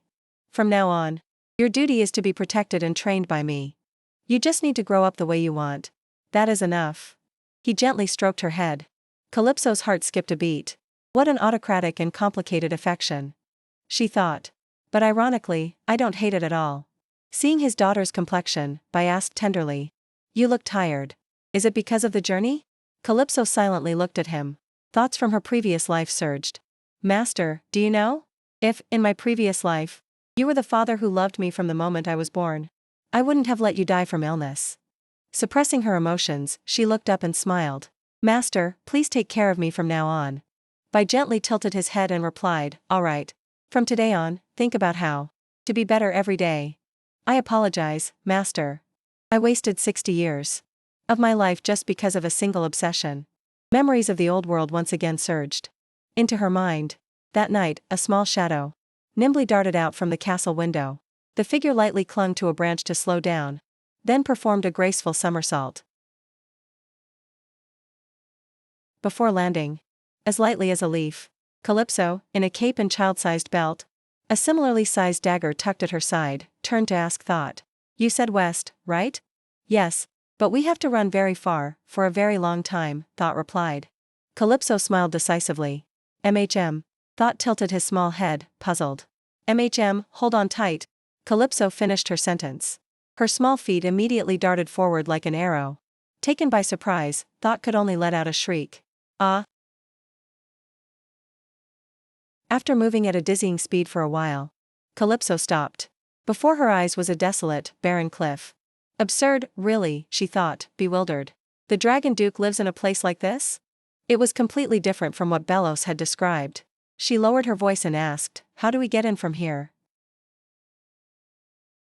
But Thought was still trembling from exhaustion and whispered.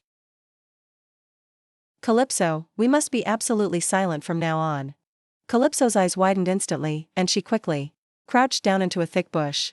Her gaze was fixed on the cliff. Suddenly, the surface of the wall began to writhe, twisting strangely. The stones and bricks seemed to melt, changing from dull gray to a human skin color. And then, a green-haired man stepped out from it. Someone suddenly appeared from the wall? Calypso was astonished. He must be a chameleon beast man. According to the land people's military system, this species' combat power is not high. They usually move in teams, and their teammates are always formidable predatory species. The chameleon man tapped lightly on the cliff, murmuring, "Ha, this place is really quiet."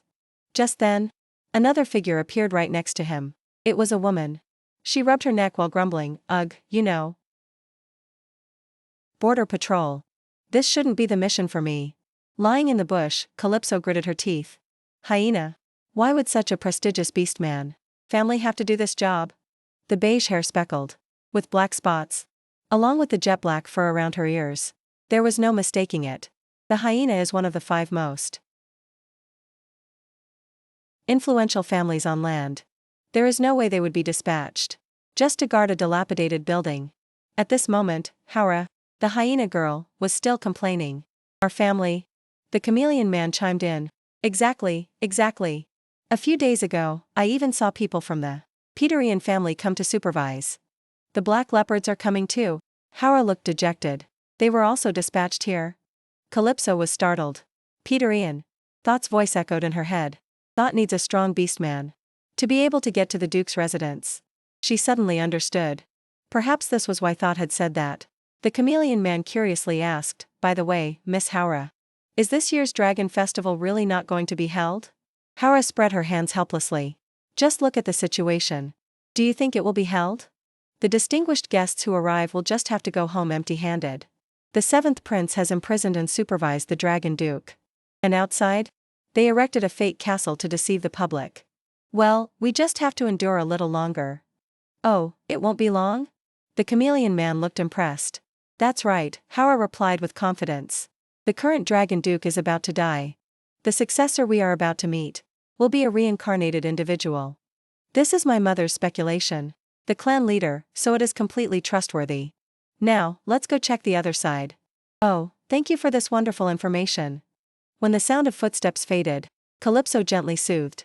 "Thought, calm down, Thought. We came here to save the Duke. And this is when you need to be strong." Thought continued to sniffle for a moment before whispering, "Thank you, Calypso. All right, if you are okay, let's go." Saying that, she led Thought inside. Once safe, she couldn't help but wonder. "You said that once we passed the outer perimeter, there would be no more guards, right?" "That's right, there won't be anyone inside here." Thought's answer made Calypso even more suspicious. "Security is too lax. Although I could have dealt with those two just now, it wouldn't have been a wise choice.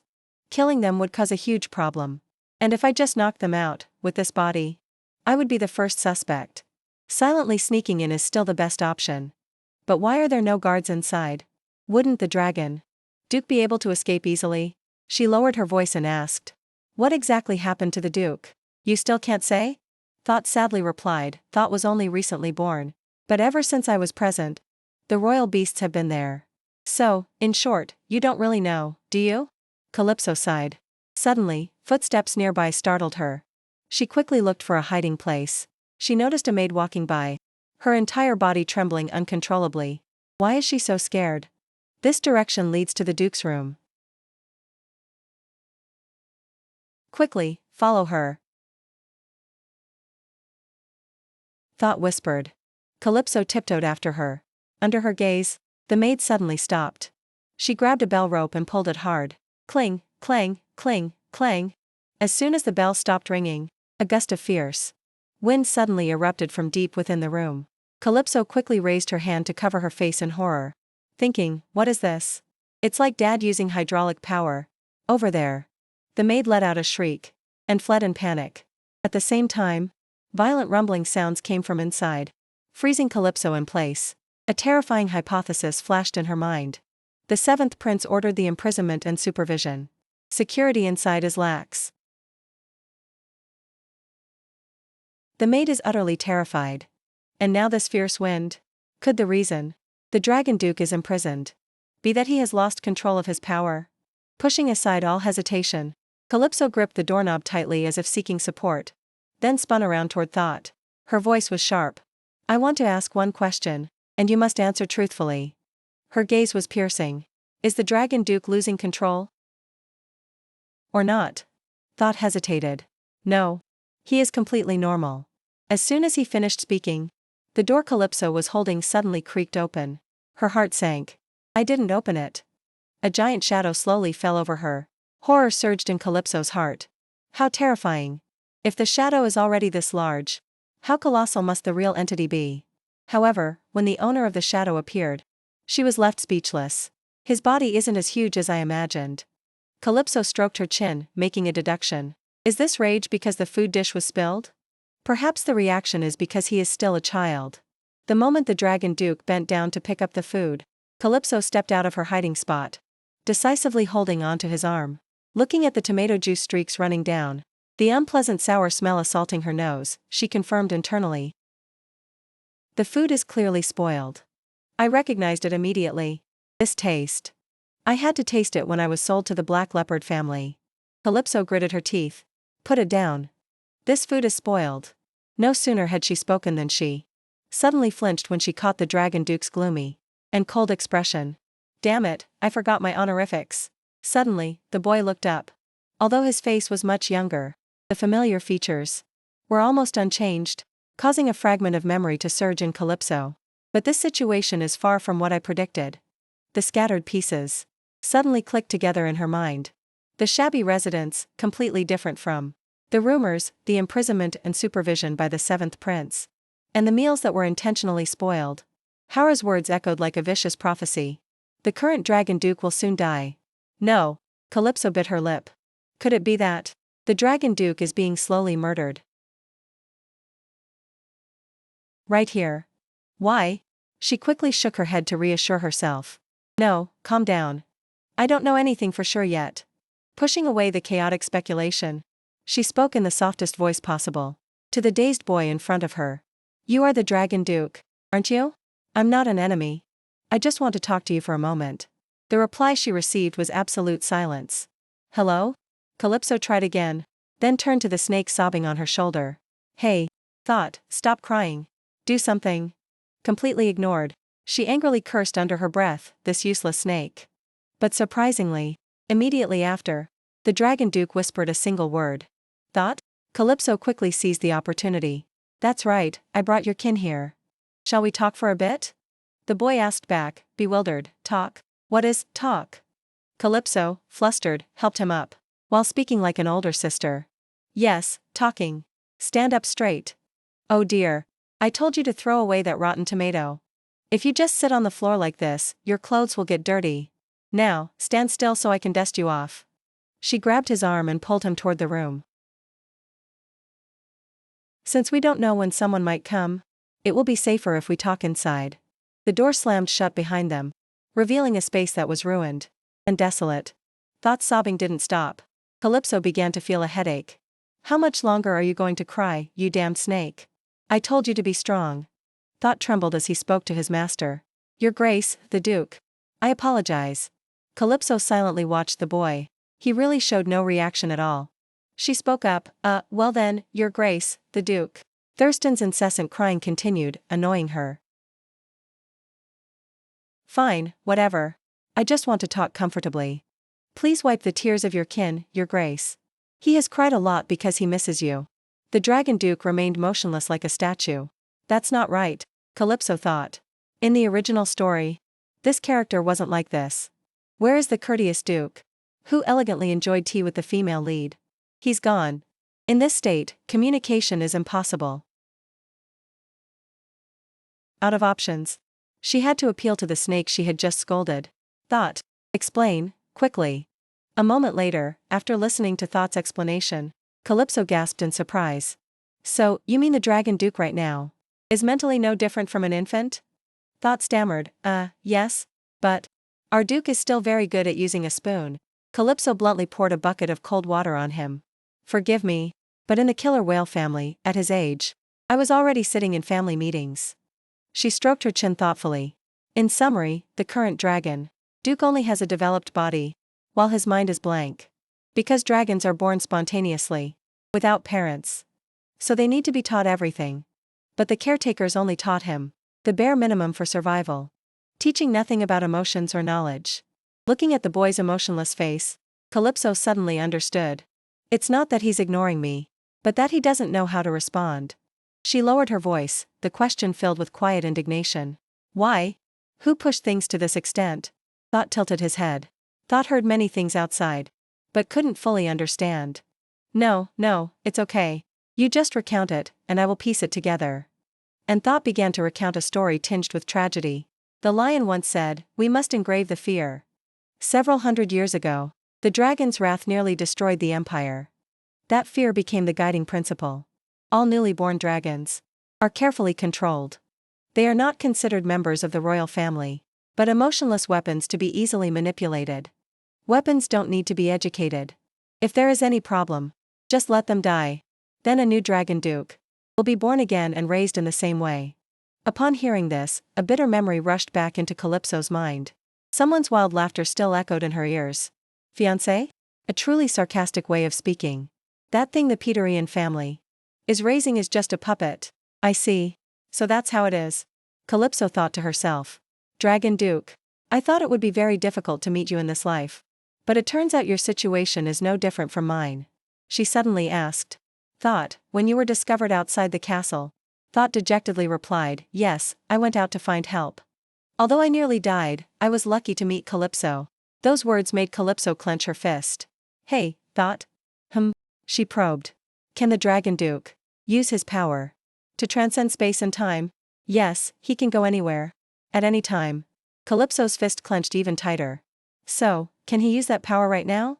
Even if I'm called cruel, I must confirm this. She told herself. Blind compassion will only bring insecurity. I need solid assurance.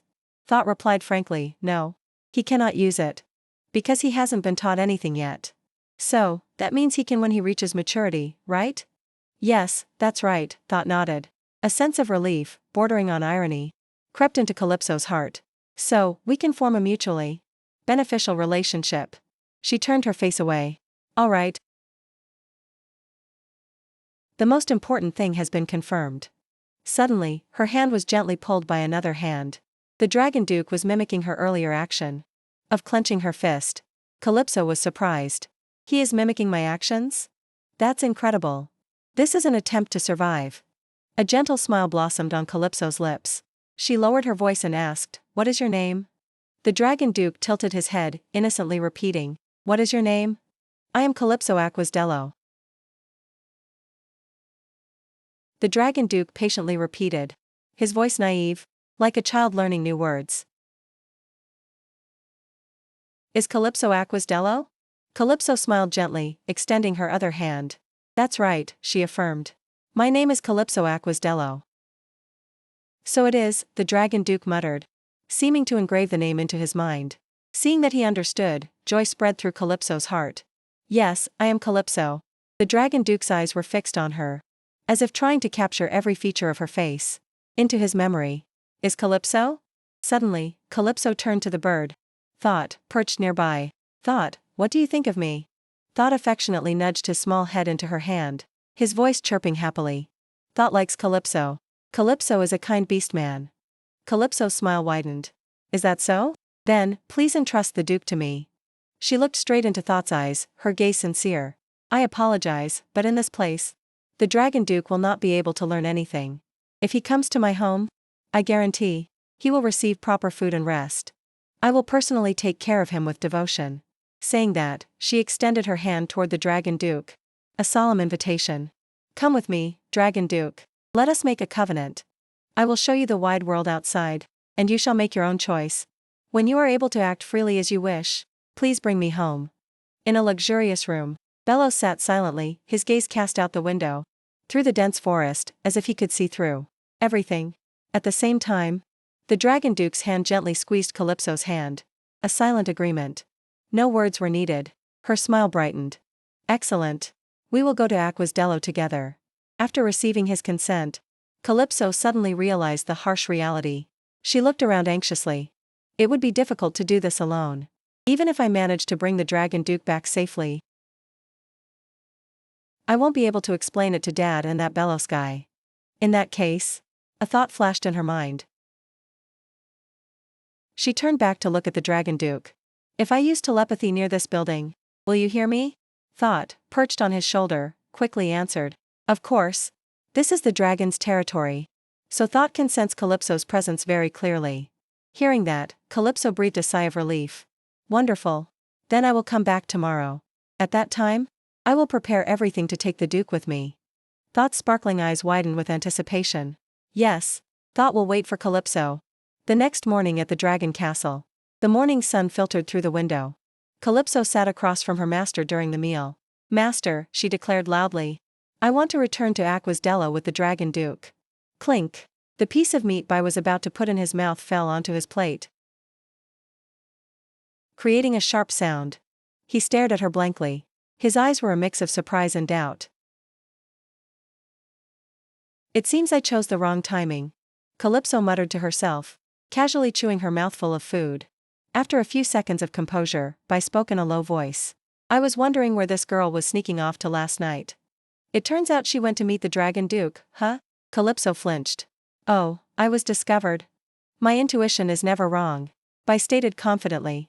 Why, yes, that's right. Calypso sweated, but inwardly yelled. Is this the feeling of being caught red-handed, without admitting guilt? She held her fork, pointing it towards him, gathering all her courage. Then listen carefully, Master. About the fact that I met the Dragon Duke last night. Having no other choice, Calypso recounted the entire story. From the fact that the Dragon Duke was imprisoned by the seventh prince in a ruined castle, being treated as a failed weapon, to the fact that he was slowly being assassinated. After listening, Bai frowned. So, you mean you need a powerful assistant? Yes, sir, Calypso replied, giving a sly smile. I just need Master to nod his head. As for Belos, I just need to ask Dad to use his authority to suppress him. That's all. Bai picked up his wine glass, gently swirling it, his eyes deep in thought. You said you wanted to bring the Dragon Duke to Aquasdello. If I weren't here, you might have been considered insane. Yes, Calypso admitted. The Dragon Duke must remain in Dragon City, Ikina, because of the solemn oath from the first Empress. He can do anything in this city, but cannot leave without the seventh prince's permission. She pouted. I know it's impossible. As she said this, Calypso's shoulders drooped. Actually, Master is the most perfect candidate. But if he doesn't agree, everything will be meaningless. She had prepared for the worst-case scenario. Well, if Dad doesn't want to, I'll act on my own. I've run away and survived on my own before. At worst, she gritted her teeth, I'll turn back time one more time. As if reading her mind, Bai suddenly asked, You once said you wanted to stay here, didn't you? Yes, that's right, Calypso flinched. Was it because of this? Because you wanted to kidnap the Dragon Duke? She hesitated. I didn't intend to do that from the beginning, but, yes, that's right. So that's what it is. Bai sighed, his voice slightly disappointed. So, you really intended to stay here alone? Under his scrutinizing gaze, Calypso intended to explain herself, but Bai growled and cut her off. Abandon me? She lowered her head, her voice tiny. Yes, abandon Master. Hearing the answer, Bai suddenly looked dejected. It's still not enough, is it? Calypso looked up blankly. Excuse me? What is it? My affection, he said slowly, is still not enough for you to call me Dad? The room fell silent. Only the sound of the wind gently rustling the curtain remained. After a long moment, Bai asked again, his voice now gentle. Why do you have to be so hesitant? Have I ever scolded you? At this, Calypso finally regained her composure. No. Next time, Bai spoke earnestly. Tell me what you want to do first. If you want it, I can even destroy that castle for you. He calmly wiped his mouth with a napkin. I mean, we should have acted together from the start. Calypso was dumbfounded. You really will help me bring the Dragon Duke back? Bai nodded. Yes. Why? Why help me? Is it because you feel pity for him? Yes, I am here as your father. Bai replied, his gaze determined. I only respect your wishes. If you want to do it, then just do it. A soft awe escaped her lips, and then she laughed. I'm happy, aren't I? Do you have a rescue plan yet? Bai asked. Why, yes, I figured it out. Calypso quickly replied. He smiled. Is that so? I look forward to it. My daughter who always brings surprises. Suddenly, Bai frowned slightly, when he sensed someone standing behind the door. Let's discuss the plan later. No sooner had he finished speaking than a knock sounded. The door opened, and a middle-aged man wearing glasses stepped in, bowing respectfully. Greetings, Lord Bai. I am the vice steward of the castle. By order of Duke Peter Ian, all esteemed guests are invited to the Dragon's Tooth Hall. Before long, Bai and his daughter were present at the hall. Seeing Hara's stifling yawns, Calypso immediately whispered to her father. Master, that's the hyena man I saw. When did you see him? A suspicious voice rang out right beside her. Calypso turned around in surprise, recognizing Belos. She snorted coldly. You don't need to know. Startled me. I almost blurted out the answer. She thought to herself, then turned to question him. Why are you interfering in other people's conversation? Before she could say more, the whispers of the aristocrats echoed around them. Isn't that by Dello of the killer whale family? Assassin? I heard he's just as difficult to deal with as the family head.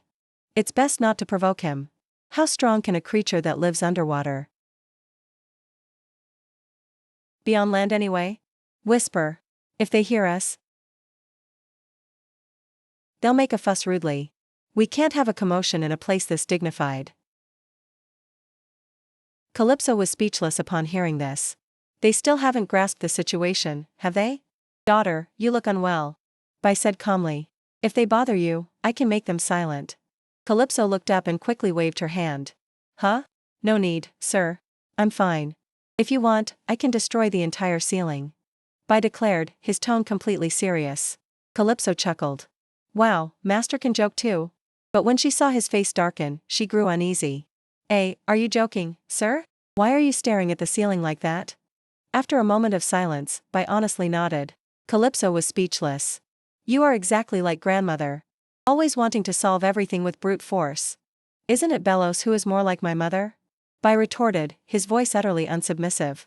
He was loved and taken care of specially by her. It's natural that he would be similar. With that, he cast a sharp glance toward the curious crowd. Immediately, everyone turned away in fright. Oh God, please stop, this man. Calypso mentally screamed. Just then, firm footsteps caught her attention. A man about Bai's age, dressed in an all-black uniform, was advancing onto the high platform. A flicker of hostility crossed Calypso's eyes. Meeting again for the first time in this life, huh? The tragic memory of her previous life rushed back when she stood trembling before him, listening to his ice-cold words. You are Calypso Dello? You are going to be engaged to my son. Are you not? Remember this well. If your existence harms even a single hair of anyone in my family, you will pay with your life. Live as if you were already dead. Returning to the present, Calypso stared intently at the man.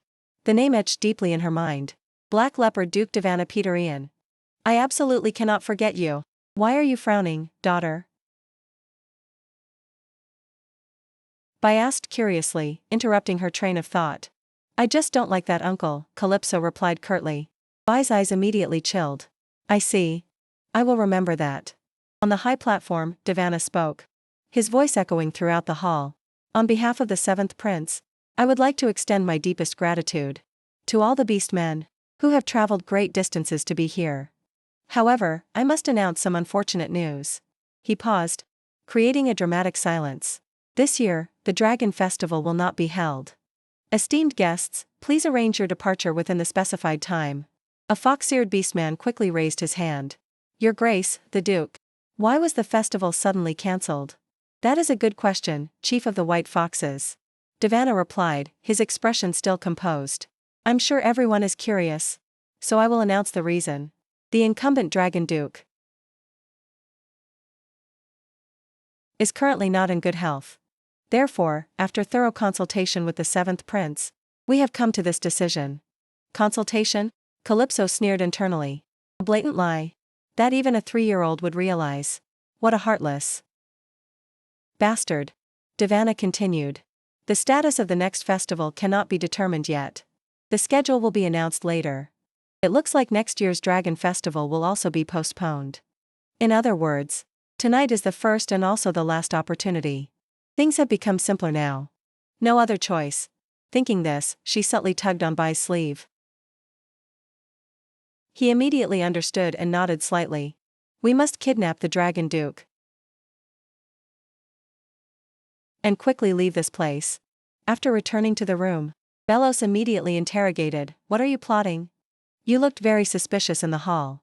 This is why I hate people with keen instincts. Calypso mentally complained. Anyway, I don't intend to tell him everything. I don't know what you are talking about, she replied nonchalantly.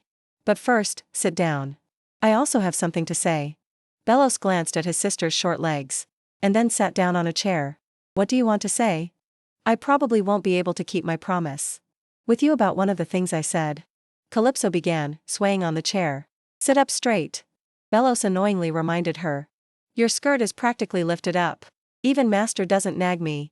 Why are you so fussy? I covered everything, she dismissed. I said I definitely wouldn't return. Didn't I? Yes, Belos confirmed. It looks like I won't be able to keep that promise. What do you mean? She sighed. It's just that I changed my mind and decided to return together. Why do you keep asking? Calypso was slightly irritated. Just then, she was surprised. She noticed small water bubbles floating around. Belos, dancing cheerfully. This is hydraulic power influenced by emotion. When angry, the hydraulic power becomes sharp, sometimes even explosive. When sad, they shatter. But this? She was bewildered. Is this guy happy? Seeing his sister looking elsewhere, Belos also found it strange. When he realized his hydraulic power was out of control, he flinched and quickly cleared his throat twice to cover his embarrassment. So what about the family head position? You said you would return together. You're not planning to stay in this mediocre place, are you? Mediocre place? Calypso's face darkened. That part remains the same. I won't be the family head. Belos was silent for a moment, then laughed. All right, we'll deal with that later. I don't know what you are hiding, but if you are willing to tell me on the way, perhaps I will consider turning a blind eye this time. Just tell him and he'll let it go? This guy is truly abnormal. Calypso frowned, but then flashed a radiant smile. Anyway, thank you. Idiot. Belos mumbled. What? Calypso instantly bristled. But the only reply she got was her brother's look of indifference and a soft humph. That night, Bai held Calypso in his arms, standing by the window. Can you jump down by yourself? With a good tool like me here, why bother? With that, both of them vanished. Calypso only had time to hear the wind whistling in her ears. In a flash, they were hovering in the sky, directly above the building where the Dragon Duke was imprisoned. Looking down, she panted. This really is a super-speed taxi. They began to descend. I'll go down, Bai said, then abruptly increased his speed. Calypso could only let out two cries. Too fast, too fast. As they neared the ground, Master Bai used hydraulic power to neutralize the falling force, helping both of them land safely. Our master is truly amazing, Calypso whispered. You tore through the night. Although he didn't fully understand her meaning, Bai replied, I don't know what you're talking about. But they are coming. In front of them were still Haura and the chameleon man on patrol. The father and daughter hid in the bush, waiting until they were out of sight. Calypso pointed towards the building. Master, there's a hole over there. But then she stopped, eyes wide. Bai looked in the direction she pointed. It's blocked, isn't it? They blocked it in just one day. My plan had too many flaws. While Calypso was lost in thought, Bai suddenly pointed to another spot. If you just need to get inside, how about that place? It was a second-floor window with a small hole in the pane.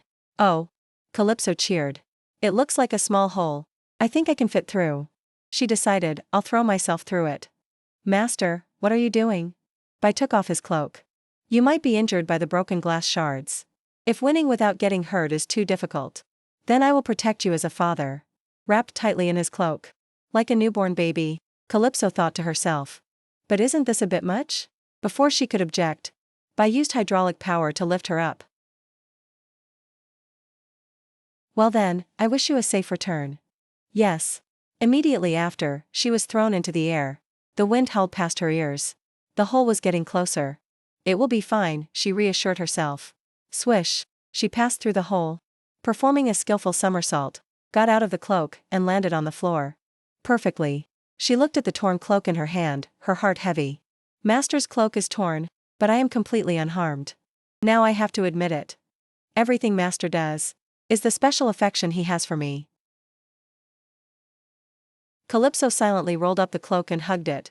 If it weren't for the goal of returning home, perhaps I truly would have considered Master as my father, and lived a happy life. She violently shook her head, dispelling the weak thoughts. Now is not the time to think about this. Her eyes flashed with determination. Calypso focused her mind and began to contact him through telepathy. Thought, are you there? Hearing the call, Thought, who was curled up in the room, suddenly lifted his head. Calypso, he replied through a small communication device. I'll be right there. As soon as he finished speaking, he happily flapped his small wings, chirping back, Calypso. As Calypso gently pushed the door open and cautiously stepped in, Thought also scurried out to greet her. Seeing the small creature, she smiled and called, Thought. Calypso, you're here. That's great, he cheered happily. His enthusiastic appearance made Calypso can't help but laugh inwardly. He looks just like a puppy greeting its owner. He ran over here because of me? After teasing him for a bit, she explained, I came a bit early, didn't I? The taxi ride was faster than I thought. Taxi? Thought tilted his head, looking puzzled. He was truly happy to see Calypso again. She nodded in confirmation. I'm very happy too. But her smile suddenly froze when she saw the Dragon Duke struggling with his meal nearby. The boy's clumsy appearance made her wonder. Could it be that he can only eat when Thought is around? This is more pathetic than I imagined. How can a snake teach how to use a knife and fork? Just then, the spoon slipped from the Dragon Duke's hand, falling to the floor with a dry clink. The boy looked bewildered, then suddenly ran towards Calypso, clutching her hand and stammering, Is Calypso? That's not quite right. She gently corrected, articulating slowly. It's Calypso. The Dragon Duke immediately repeated obediently. Calypso. That's right. This time, she nodded with satisfaction. That's right. She gently withdrew her hand and said, Your Grace, please wait a moment. Calypso took out the cloak and draped it over the boy. There you go. This is a bit large on me, please wear it instead. While she was busy, Thought also dragged a small backpack over. Calypso, please take this for the Duke. Huh? Calypso was surprised. Thought explained, First, there's this bag. You know how to pack luggage? She asked in shock. Yes, of course. Because Thought is a smart member of the family, he replied proudly. Then he carried over a notebook in his mouth. This is my notebook about the Duke. Calypso was increasingly shocked. Huh? She murmured to herself, You're a literate snake? Her eyes scanned the cover of the notebook. The neat handwriting read, Report on the Dragon Duke. Author, Thought, was displayed. Calypso broke into a cold sweat. The handwriting is even better than mine. She looked up at Thought. Thank you, but why give it to me? You'll be coming along anyway, won't you? Thought cannot go. His answer stunned Calypso. What did you say? If the Dragon Duke is not with you, you'll cry, I bet. No, Thought won't cry, he rebutted sulkily. All right. You won't cry, Calypso waved her hand. Stop talking nonsense. Let's go quickly. There isn't much time left. No, he shook his head decisively. Thought has an ability that can only be used here. Before Calypso could understand, Thought's whole body began to emit a brilliant light. The light was so blinding that she had to raise her hands to cover her eyes. When the light faded, Calypso was too astonished to speak. Standing before her was no longer the small creature, but a perfect copy of the Dragon Duke. This is Thought? Who on earth are you? It is I, Calypso. The Dragon Duke's voice came from that form. Thought is a part of my existence that originated from me. This is Thought's true form. I can maintain this form for a few years. Calypso was bewildered. Thurston? You think that if both of us leave, we will definitely be discovered, right? Thought nodded and stepped forward to take her hand. Calypso, please take care of the Dragon Duke for me. I'm counting on you. Calypso gritted her teeth. Determination shone in her eyes. Thought, I will become the dragon's bride. Therefore, when I turn 10, I will definitely return to this city. She told herself, this sad truth will not change. Unless I become the family head. She clenched Thought's hand. Therefore, I will come back to pick you up in 3 years. Another thought flashed. But if this can save a kind creature like you, then this is an opportunity worth taking. I'm not a good person, but I cherish good lives. Thought smiled innocently. That amount of time is enough for the Duke to learn many things. I was asking if you are okay. Calypso sighed inwardly. Truly a naive snake. She took his hand, her voice serious. Thought, from now on, do exactly what I say. Thought blushed slightly. Alright, I'll follow. Repeat after me, a killer whale always keeps her promise. I swear on the name of the sea. Thought mumbled, repeating, a killer whale keeps her promise, on behalf of the sea. Louder. Calypso urged. Otherwise, I won't take you anywhere. Thought awkwardly spoke louder. I swear on the name of the sea. Hearing that, Calypso took a deep breath and declared. Solemnly. All right. Calypso Aquasdello, swear on the name of the sea. I will definitely return to save you, Thought.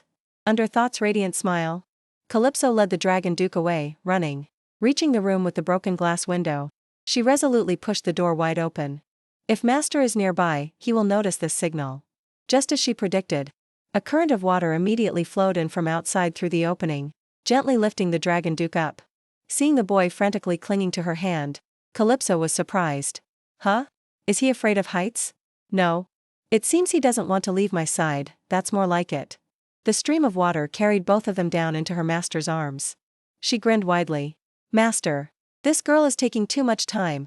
They are coming, he grumbled. Really? Did they find out? Calypso was startled. Perhaps the sound of breaking glass when the Dragon Duke passed through caused a stir? He replied. Calypso thought quickly, this escape is fine. But the important thing is, will they realize the Dragon Duke is missing? She quickly said, Master, let's wait here a moment. Please use hydrokinesis to conceal our presence. The master nodded slightly. An invisible sphere of water instantly enveloped all three of them. Just then, Aura and a subordinate appeared. After looking around, Aura asked angrily, What is it? There's no one here. Did you feel it correctly? The subordinate, who had camouflage ability like a chameleon, quickly covered his mouth and replied, Yes. It's true. The trap I set was activated. There must have been signs of movement. No. It wasn't a wild animal, was it? Oh, but predatory animals wouldn't dare approach a place that smells of us. Calypso's heart was pounding. Fortunately, the chameleon said. Indeed, there's no one around, Lord Aura. Perhaps. My trap was activated by a strong gust of wind. For example. What? Aura roared, why are you only saying this now? You scared me. I grabbed my weapon and ran all the way here. So please? Don't yell at me. I was going to tell you, but you already ran off with your stuff. The man replied, trembling. Luckily they're foolish, Calypso thought. After a commotion, Aura walked away, still muttering, Who? Alright, fine. Since I'm already here, check the surroundings one more time, just in case. I apologize. When their shadows disappeared, Calypso whispered. Master, let's go. She concluded silently. They are more careless than I thought. They probably assume a Dragon Duke like him would never know the concept of escape. Though it was dangerous, I have confirmed one important thing. They don't know Iki has escaped. The master grabbed both of them and leaped high into the air. Calypso continued her train of thought. Now, all that's left is to go back for thirds as soon as possible. Looking down from above at the receding building, the Dragon Duke unconsciously murmured, Thirds. Back at the Dragon Castle, Calypso and the Dragon Duke sat on the bed. Seeing the master about to leave through the window, she asked, You just got back, master, where are you going? I have something to take care of, he replied briefly and vanished. Just leaving us like this? Calypso pouted. Feeling bored, she remembered Third's notebook and started to look. She found the notebook in the backpack. She flipped through the first pages. The newly born Dragon Duke must learn everything, including basic human emotions. A dragon will imitate the emotions of the first person they bond with. Therefore, learning is extremely important for him. Calypso looked up at the boy sitting silently next to her, His Grace, the Dragon Duke. So that's the reason. He didn't know how to wipe Third's tears. She gently reached out and touched his cheek. Even so, I can feel that you cherish Third's greatly. The notebook also listed the Dragon Duke's name, Iki Pontus. Iki, she softly called out, trying it. Suddenly hearing his name, Iki unconsciously repeated, Iki? Calypso nodded, Your name is Iki. A name similar to the Dragon City, it suits you very well. She continued, her voice slightly sad. If only this city was also a good place for you. Like its name. Then she said gently. But it's okay. The fact that Iki is here proves that there is a presence more gentle and warm than that city, always by your side. Just never regard anyone as your sole salvation. Because that is much worse than you think. Her thoughts drifted to the past, to the tear-soaked letters she had sent in loneliness and despair. Grandma, this place is so cold and scary. If possible, I wish to return to Aquadello. Save me, Grandma. As Calypso continued to speak, her voice was gentle, like a whisper. Perhaps you cannot fully understand what I am saying yet, as communication is still an obstacle. But I believe one day you will. Iki's body trembled slightly. Seeing this, Calypso reached out and pulled the soft blanket up. Right now, you only need to remember one thing. Only you can save yourself. She wrapped the blanket around both of them, a warmth spread. Saying these words, I find it quite ironic myself. She thought, because in the future, I will be the one who has to rely on you. But I still hope you can live that way. She asked, how do you feel? It's not cold anymore, right? Iki innocently repeated, not cold? Ah, that's right. We will start from the very basics. Calypso sighed to herself. This road is still long. Iki suddenly whispered, mine. Huh? Do you like this blanket? You can keep it. But the boy held her hand tightly, and repeated resolutely, mine. The next morning, the carriage bearing the Aquadello family crest rolled away from the dragon castle. Outside the carriage window, the whispers and chatter of the crowd echoed, full of curiosity and malice. Whose carriage is that? It looks strange. It's the Aquael tribe, the killer whales, the swindlers of the sea. They're finally leaving. That's great. That's right, they don't belong here. Watch your mouth. The deafening argument made Calypso extremely uncomfortable. Another voice boomed loudly, the way they caused a commotion in the dining hall. I couldn't stand hearing it. Suddenly, a deafening explosion rang out, cutting off all sound. The loudmouths immediately fell silent. Idiots, Calypso silently cursed, as the carriage gradually left the city of dragons. Master, are you really not going to tell me? Calypso turned and asked. Master Pierre replied coldly, the answer will come in about 2 weeks. Why? Calypso whined, I've been asking for days. What did you do then? Just tell me a little bit. If I tell you, won't you know everything? Just then, Bellos, who had been silent the entire journey, spoke up, breaking the conversation. His face was grim like a storm cloud. His eyes fixed on her. When exactly are you going to explain? Waiting 2 days has been more than enough. Finally, the time has come. Calypso thought. She replied, Bellos, before we left, didn't you promise to turn a blind eye just this once? I'm not going to go back on my word. But you must explain immediately. Hearing this, Calypso smiled meaningfully. She reached out and gently pulled down the cloth covering. Iki, say hello to my brother, come on. The moment he saw the boy's face, Bellos froze, his eyes wide with astonishment. This is the Dragon Duke, His Grace Iki Pontus. Calypso introduced. You're crazy, aren't you? Bellos stammered. I've always liked to play big, she laughed. So, Bellos, can you keep your promise? How can you say such an absurd thing? In this situation? Bellos snapped, but his words abruptly stopped. He unconsciously raised his hand to his chest, where an invisible, sharp pain just shot through. A silent warning from the master sitting opposite. Calypso glanced at Master Pierre, while Bellos thought in horror, just one thought of threatening Calypso is enough to bring such a feeling of pain, as if I'm being torn apart? What in the world is going on? Bellos, Calypso suddenly spoke up. If we cooperate, our relationship could be much better. If you pretend not to know about Iki's existence, I will put you in the position of family head. She held out her hand. How does that sound? If you agree, my master will be a solid support for you. Master Pierre interjected, his voice sounding a bit aggrieved. There is no mistaking the way this girl addresses people. Master, you just need to nod and play along. Calypso whispered, then turned back towards Bellos. After all, I am a talent. Whether you want to or not, I can still help you achieve your goal. I know you crave power, brother. Bellos fell silent for a long while, then said, sorry. But this isn't what I want to hear. What I need right now is an explanation. Why is the Dragon Duke here? He pointed at Iki. I must know what is happening. Only then can I make a decision. Don't you need my cooperation as well? Explain. The smile on Calypso's lips vanished, replaced by a sharp coldness. Sorry. But I have no reason to tell you. If you don't cooperate, you will pay the price. No, I swear to the sea, Bellos suddenly interrupted. Huh? Calypso was surprised. He continued, his voice resolute. I swear I will not reveal this information to anyone else. Now what? It's your turn to speak. Bellos held out his hand. Calypso sighed sharply, looking reluctant. Sigh, would my eldest brother really go this far? After Belos completed the oath, Calypso told him the whole story about Iki. She tried to summarize it as briefly as possible. I already guessed what his answer would be, she thought. Just as predicted, Belos said. Wouldn't it be better if we told grandmother the truth and asked for her help? See? I knew it. Calypso pouted. She knew the loophole in Belos's oath clearly. He cannot reveal the seventh prince's plot. But he can absolutely reveal the existence of the Dragon Duke. His status is too special, like a divine beast. If such a living legend falls into the seventh prince's hands and becomes a weapon, the aquatic beastkin, who are already discriminated against, what will they have to endure? This plot is a fatal threat to the clan. Aquadello.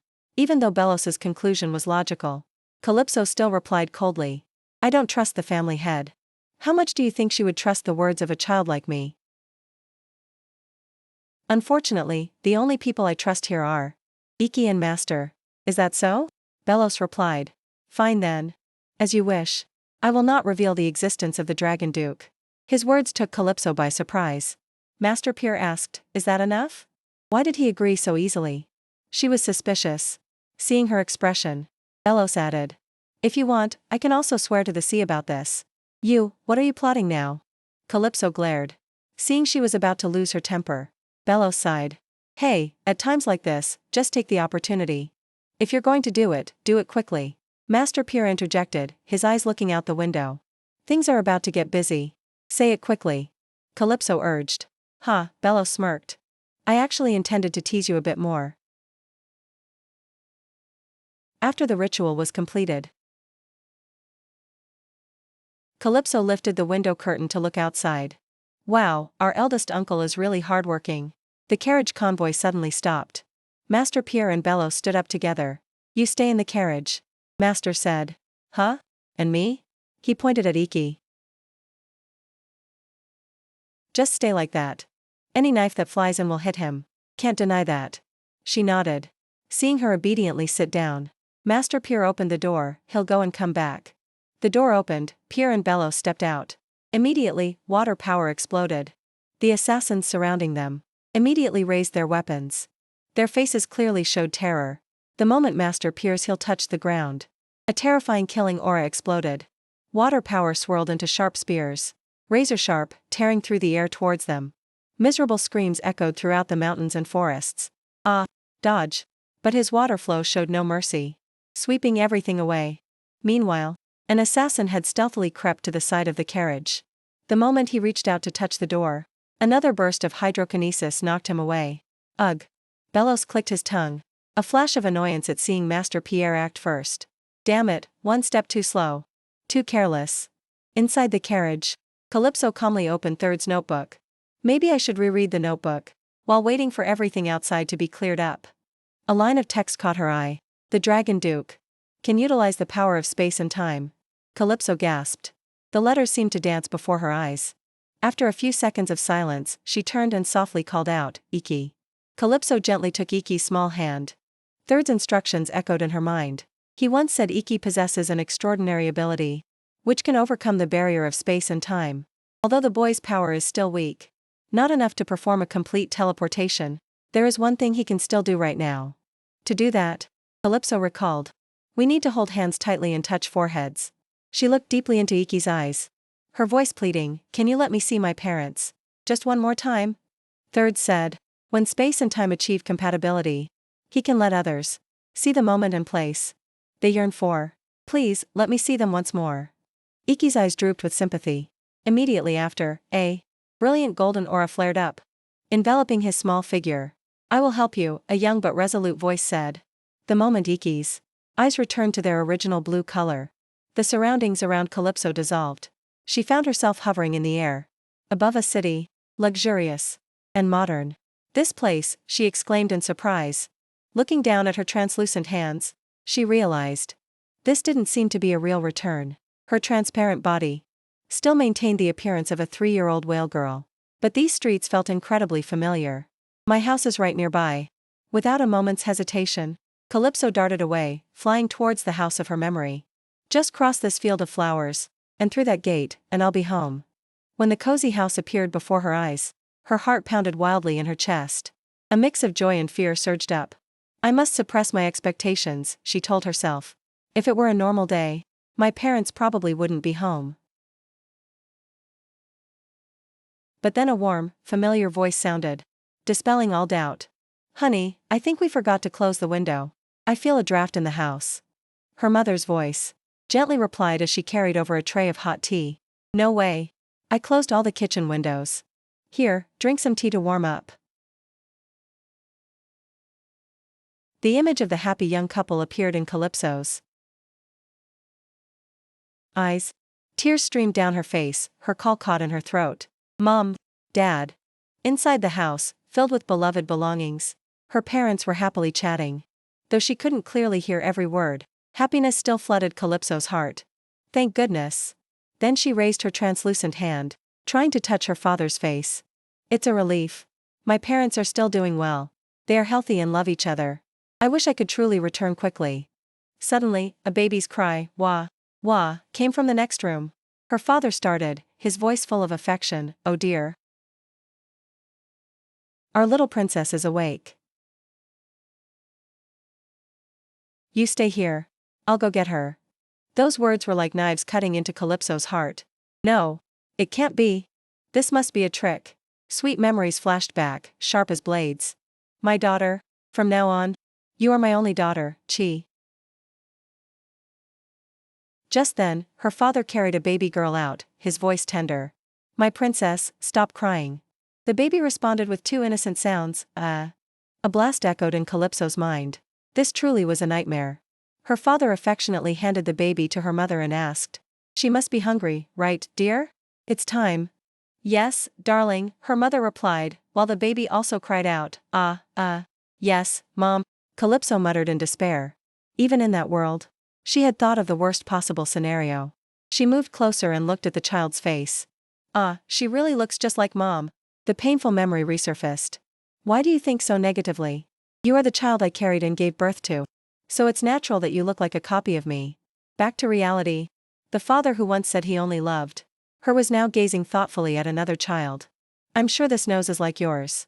Her mother smiled, and the eyes and mouth are like yours. The baby babbled, Bibbo, Ehi, Wah. And they spoke of her with all their love, as if Calypso had never existed in their lives. She trembled and called out, Mom. Dad. Look at me. I've always remembered you both. I endured for 6 long years. Just to get here. Were these hot tears streaming down her cheeks? For nothing? She screamed in silent agony. Have you forgotten me? Just because I'm not your biological child? Suddenly, her mother looked at the baby in her arms. A troubled look on her face. Our first child would probably only be a little older than our little princess. That sentence made Calypso jolt, a faint glimmer of hope. That's right. How could they forget me? Mom still remembers I was the first child. If I can really return, all 4 of us will live happily together. But then her father spoke, and his words extinguished all hope. Wife, don't bring that up again. That child no longer exists. One sentence, like a cold knife, shattered the fragile bond between them and her. Calypso's heart went cold. Dad, the person I loved more than anyone, the person who once loved me more than anything, is now telling me to be forgotten. Her mother looked up, but, dear, I told you not to bring this up again. But why, Dad? Calypso sobbed in her mind. Did I make a mistake? I'm sorry. Please tell me where I went wrong, and I'll change. I'll do everything. I promise I'll do really well. She rushed forward, wanting to hug her mother. But her body passed right through her image. So please, don't forget me. And then she heard her mother's voice, weak but resolute. I will try to forget. Calypso lifted her head and screamed in despair. Why, Mom? Dad? Why do you want to forget me? I'm still alive, still healthy. I'm right here. Just as the phantom world began to crumble, a few last threads of light from Calypso's fading image accidentally touched her father. He suddenly turned his head towards where she had stood, surprising her mother. Dear, what's wrong? No, nothing. It's just that I feel like someone was just here. He looked closely again, then shivered slightly. It doesn't feel like a ghost, but more like. It feels like Chi is calling us. As soon as he finished speaking, he let out a faint cry of pain. His wife quickly asked. You say that, but your heart hurts too. Doesn't it, dear? How can we ever forget her? Memories of their first daughter suddenly flooded both their minds. Dad, Chi loves whales. That's great. Mom, I'm thinking, maybe I'll study marine biology later. He nodded, his voice cracking, yes. Every time I remember her, my heart aches. How could we ever forget Chi? Back in the real world, by the campfire, the atmosphere was strangely quiet. I sensed that something was wrong. He looked at Calypso, who had just returned from the mental journey.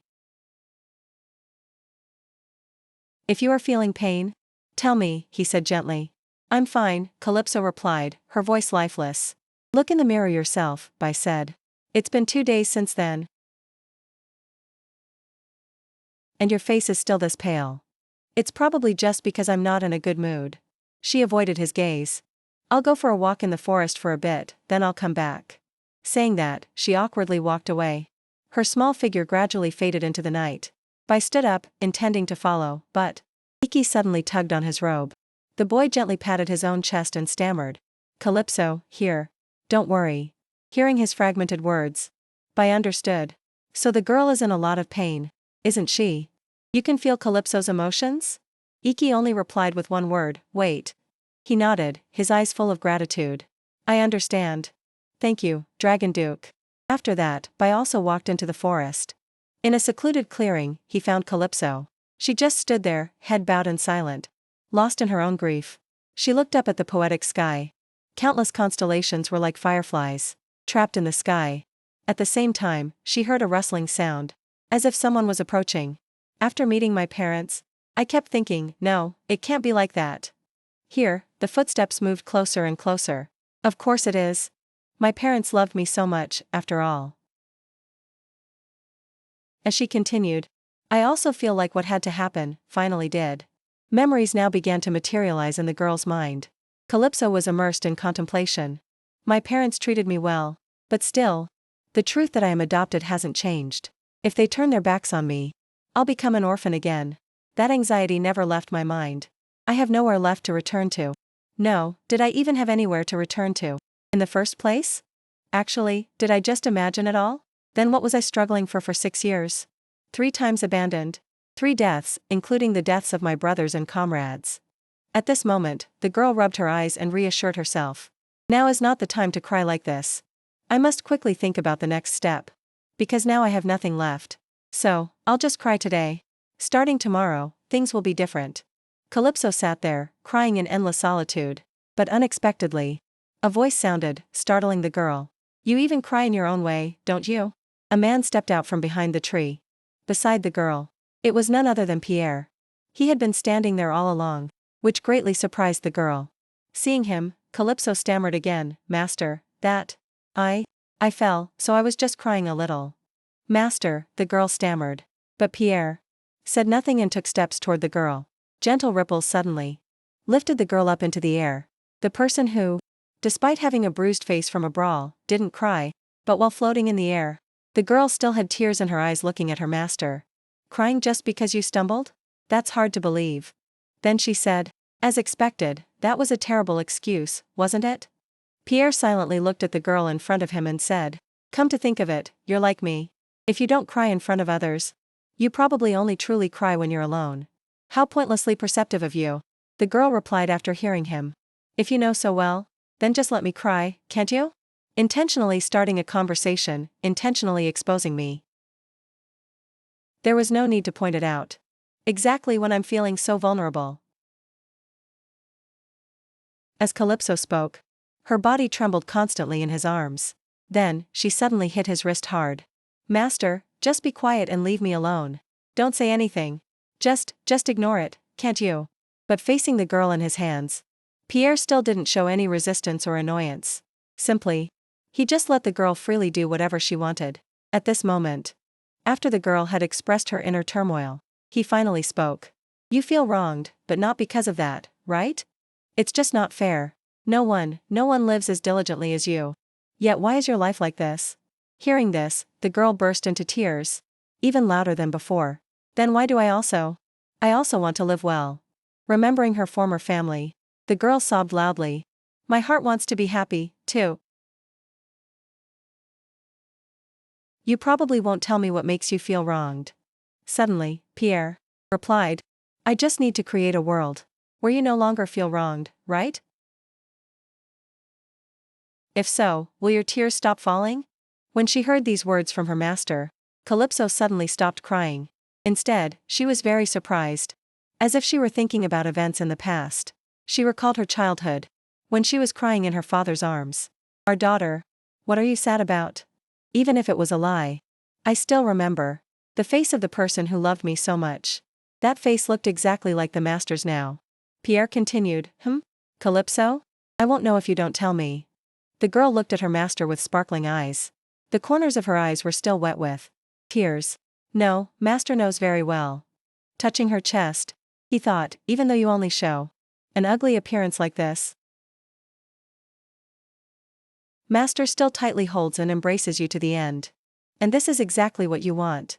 Hearing this, Calypso felt extremely touched and thought, Master, no. Then she blurted out, Dad.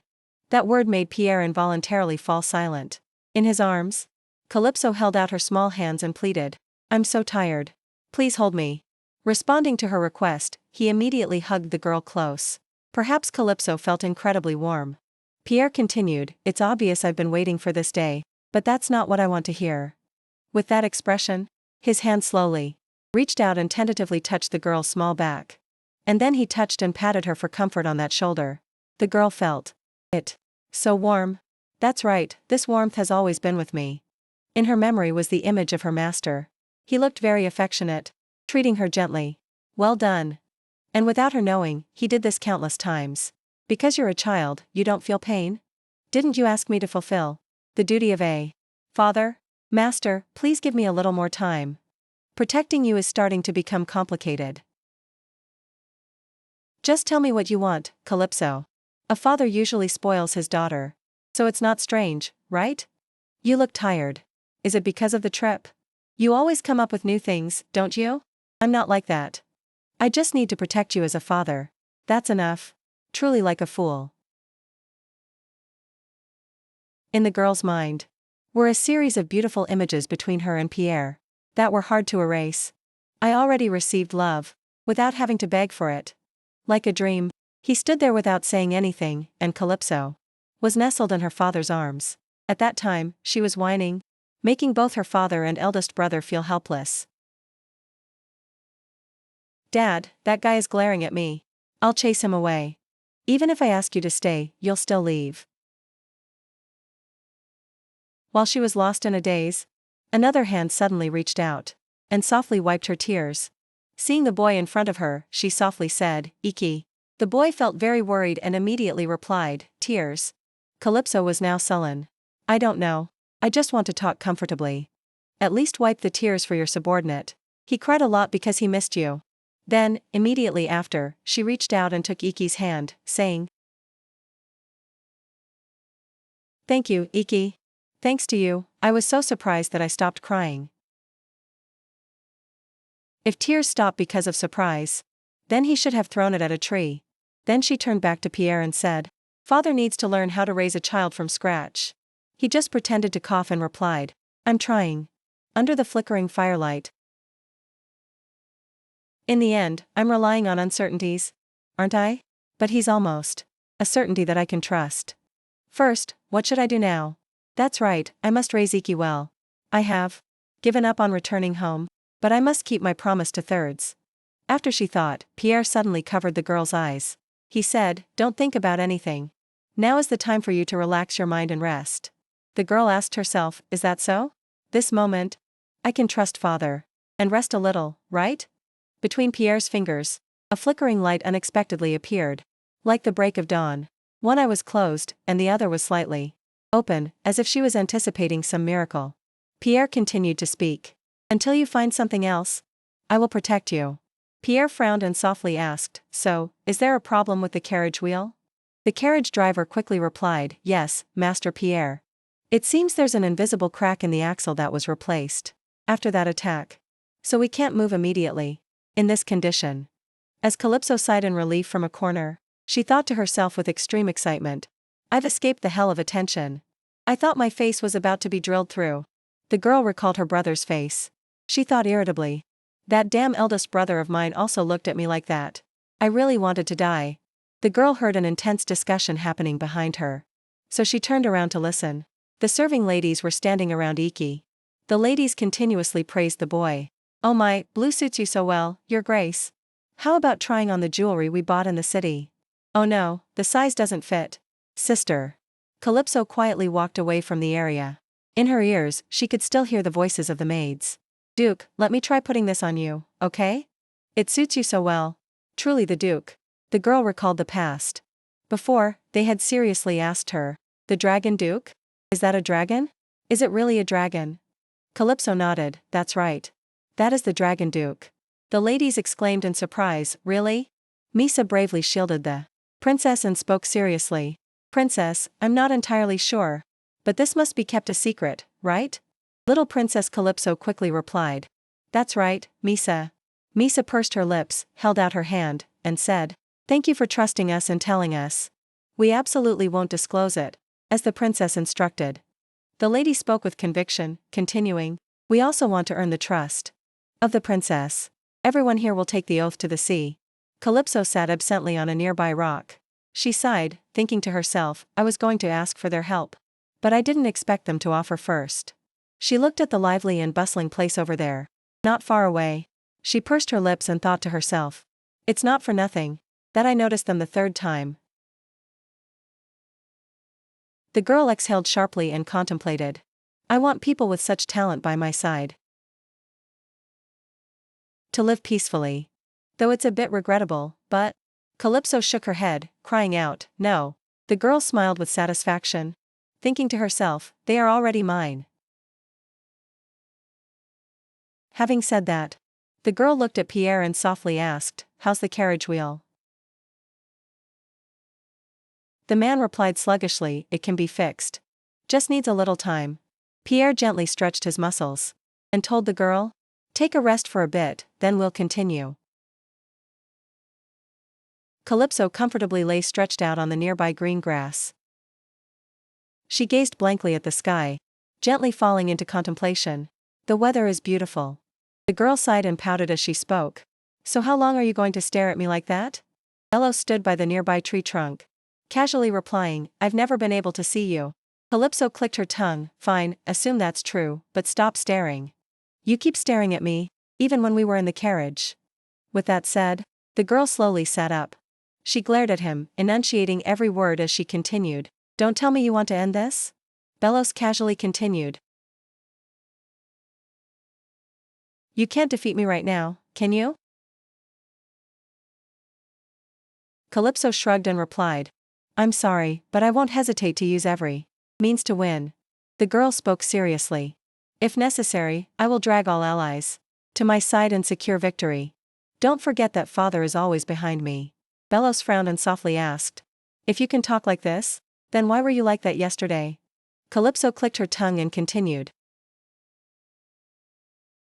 "Is it any of your business? Are you worried about me?" Bellos nodded, "That's right." When the girl heard him say that, she was momentarily speechless. She only heard the sound of the wind whistling past her ear. Her hands gently gripped the grass beneath her feet. She spoke seriously. "Bellos, make it clear. Will you become an enemy? Or an ally?" Bellos casually spoke, "Challenge me for the family head position. Calypso Aquadello." Calypso heard that and widened her eyes in shock, crying out, "What?"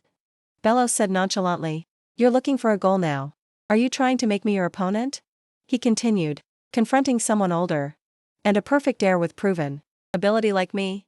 Calypso frowned and countered, "Do you mean I should just challenge you and die already?"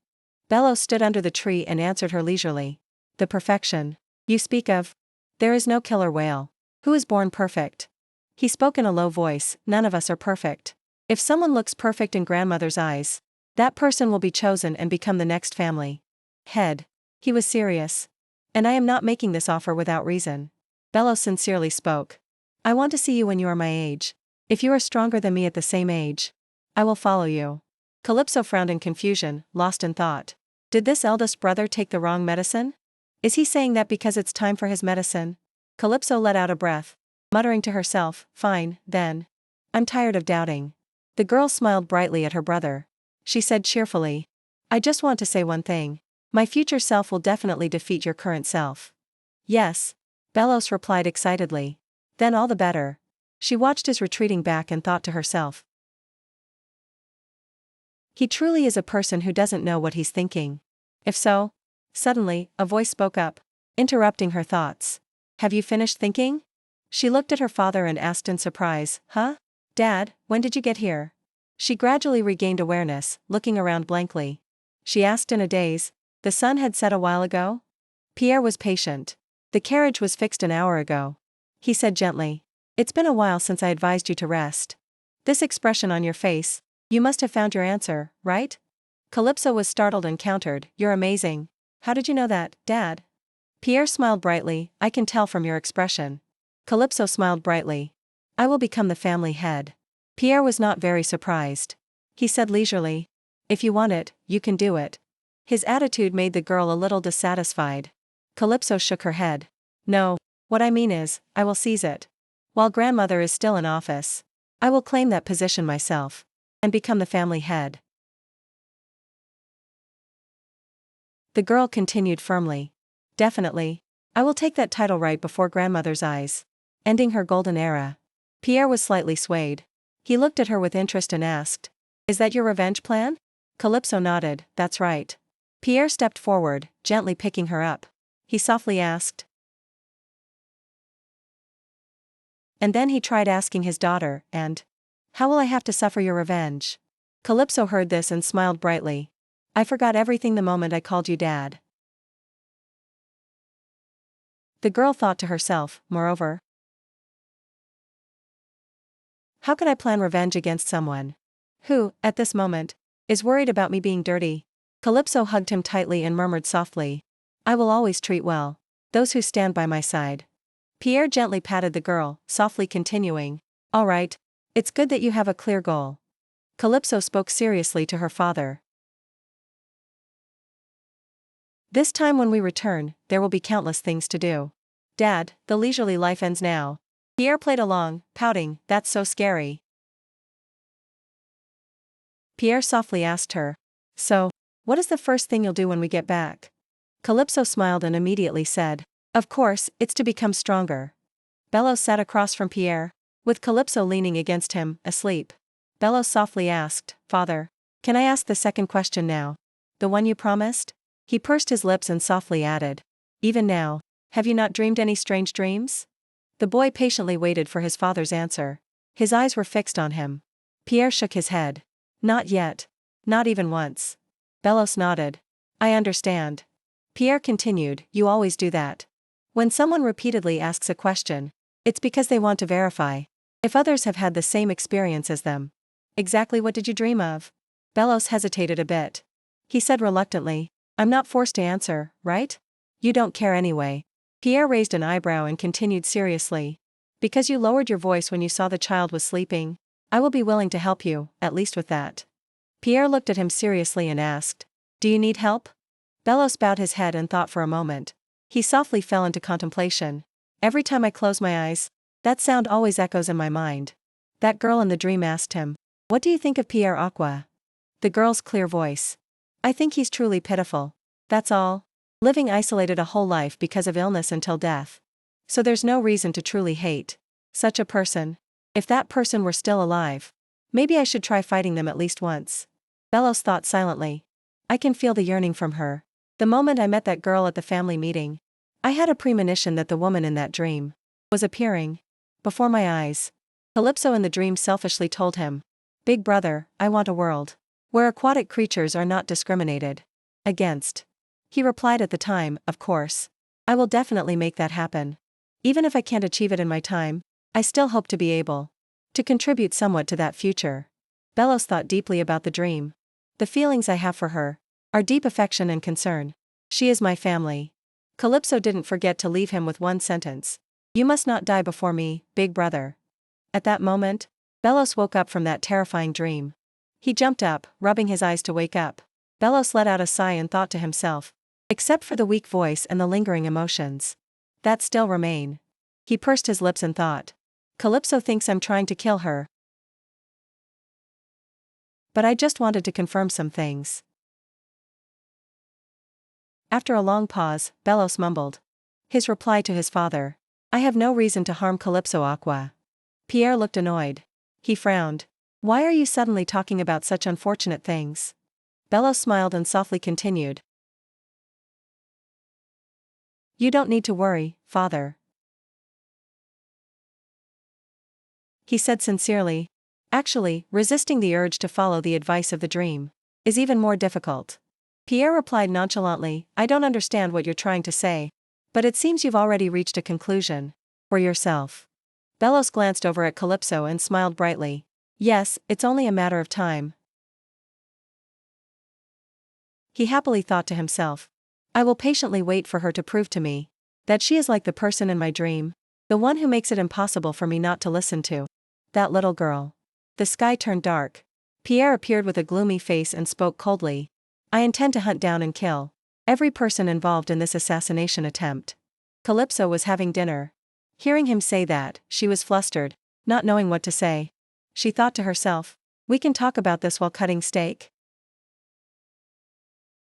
She cautiously looked at her father and whispered. Your eyes are scary, Dad. Are you sure you're okay? Pierre looked at the steak on his plate with eyes shaped like bullets. He enunciated every word. Of course I'm fine. Calypso brought a piece of meat to her mouth. She sighed and continued. All right, I won't complain anymore. She smiled to herself. Who would refuse to have someone take revenge for them? The next day, a killer whale family's mansion exploded. 3 days later, and then for several weeks after, another mansion was burned down. As Calypso stood gazing at everything, she clicked her tongue, silently judging, what a sight for sore eyes. At that time, I didn't know. This revenge would last for 2 years. 2 years later, at the intermediate school, a high-class carriage slowly drove into the school. A small, pretty girl slowly stepped out of the carriage and walked into her school. That was 5-year-old Calypso Aqua. Calypso sighed and complained, I don't want to go to school. A voice next to her spoke immediately after. Turns out you're just a normal human. After all, huh? The boy smiled brightly, continuing. After hearing you say you hate going to school? I'm sure that's true. That was 11-year-old Agent Aqua. Calypso pouted and retorted, what are you talking about? Of course I'm normal. Suddenly, someone called out to her from afar, Princess. Princess. The twins Ruba and Ruka approached the two people and smiled brightly, greeting them. Good morning. Hello. The two children fussed, asking the princess. We heard another mansion just exploded. This time it was the house of the person we mentioned before. Calypso nodded, yes, yes. Ruba asked worriedly. But what if our house gets burned down too? Calypso clicked her tongue, you guys will be fine. The twins asked in unison, why? Calypso was at a loss for words. Anyway, nothing will happen. Trust me. Ruka immediately replied, I will, princess. Because you're smart. Ruba quickly followed, me too. Calypso remembered her cool father. She couldn't help but think helplessly. Because my father is the one causing those explosions. At intermediate school, Alpha class, 8 years old, Calypso said goodbye to the twin brothers. The girl smiled brightly, waving. You both will study hard. And graduate intermediate level soon. Calypso remembered something. She nodded and added. By the way, your houses won't be destroyed. So don't worry. Ruka replied cheerfully. See you later, princess. Ruba waved goodbye. Ruba quietly watched the two brothers walk far away with a look of regret. Ruba kept remembering the moment Calypso smiled brightly to say goodbye to him. And the boy stood there frozen until his brother called. Ruka spoke innocently, Ruba, what's wrong? Let's go to class too. Ruba gradually returned to reality. The boy stammered, huh? Right, let's go to class. Ruba asked curiously. But why does she often leave school alone recently? Ruka nodded in reply. That's right. We heard about this a few months ago too. It seems she's still doing that now. What's going on? On the other side, Agent E couldn't bear to be separated from his sister. He kept shouting and fussing, clinging to his sister. Little sister, stay with me a little longer, please. Calypso was annoyed. She snapped loudly. Oh my goodness. Let go. If you keep stalling, we'll be late. Go to your class. Ruka and Ruba aren't like this. She couldn't stand her brother anymore. Calypso yelled. I'm in the intermediate level grade 5 class. And you're in the intermediate level grade 3 class.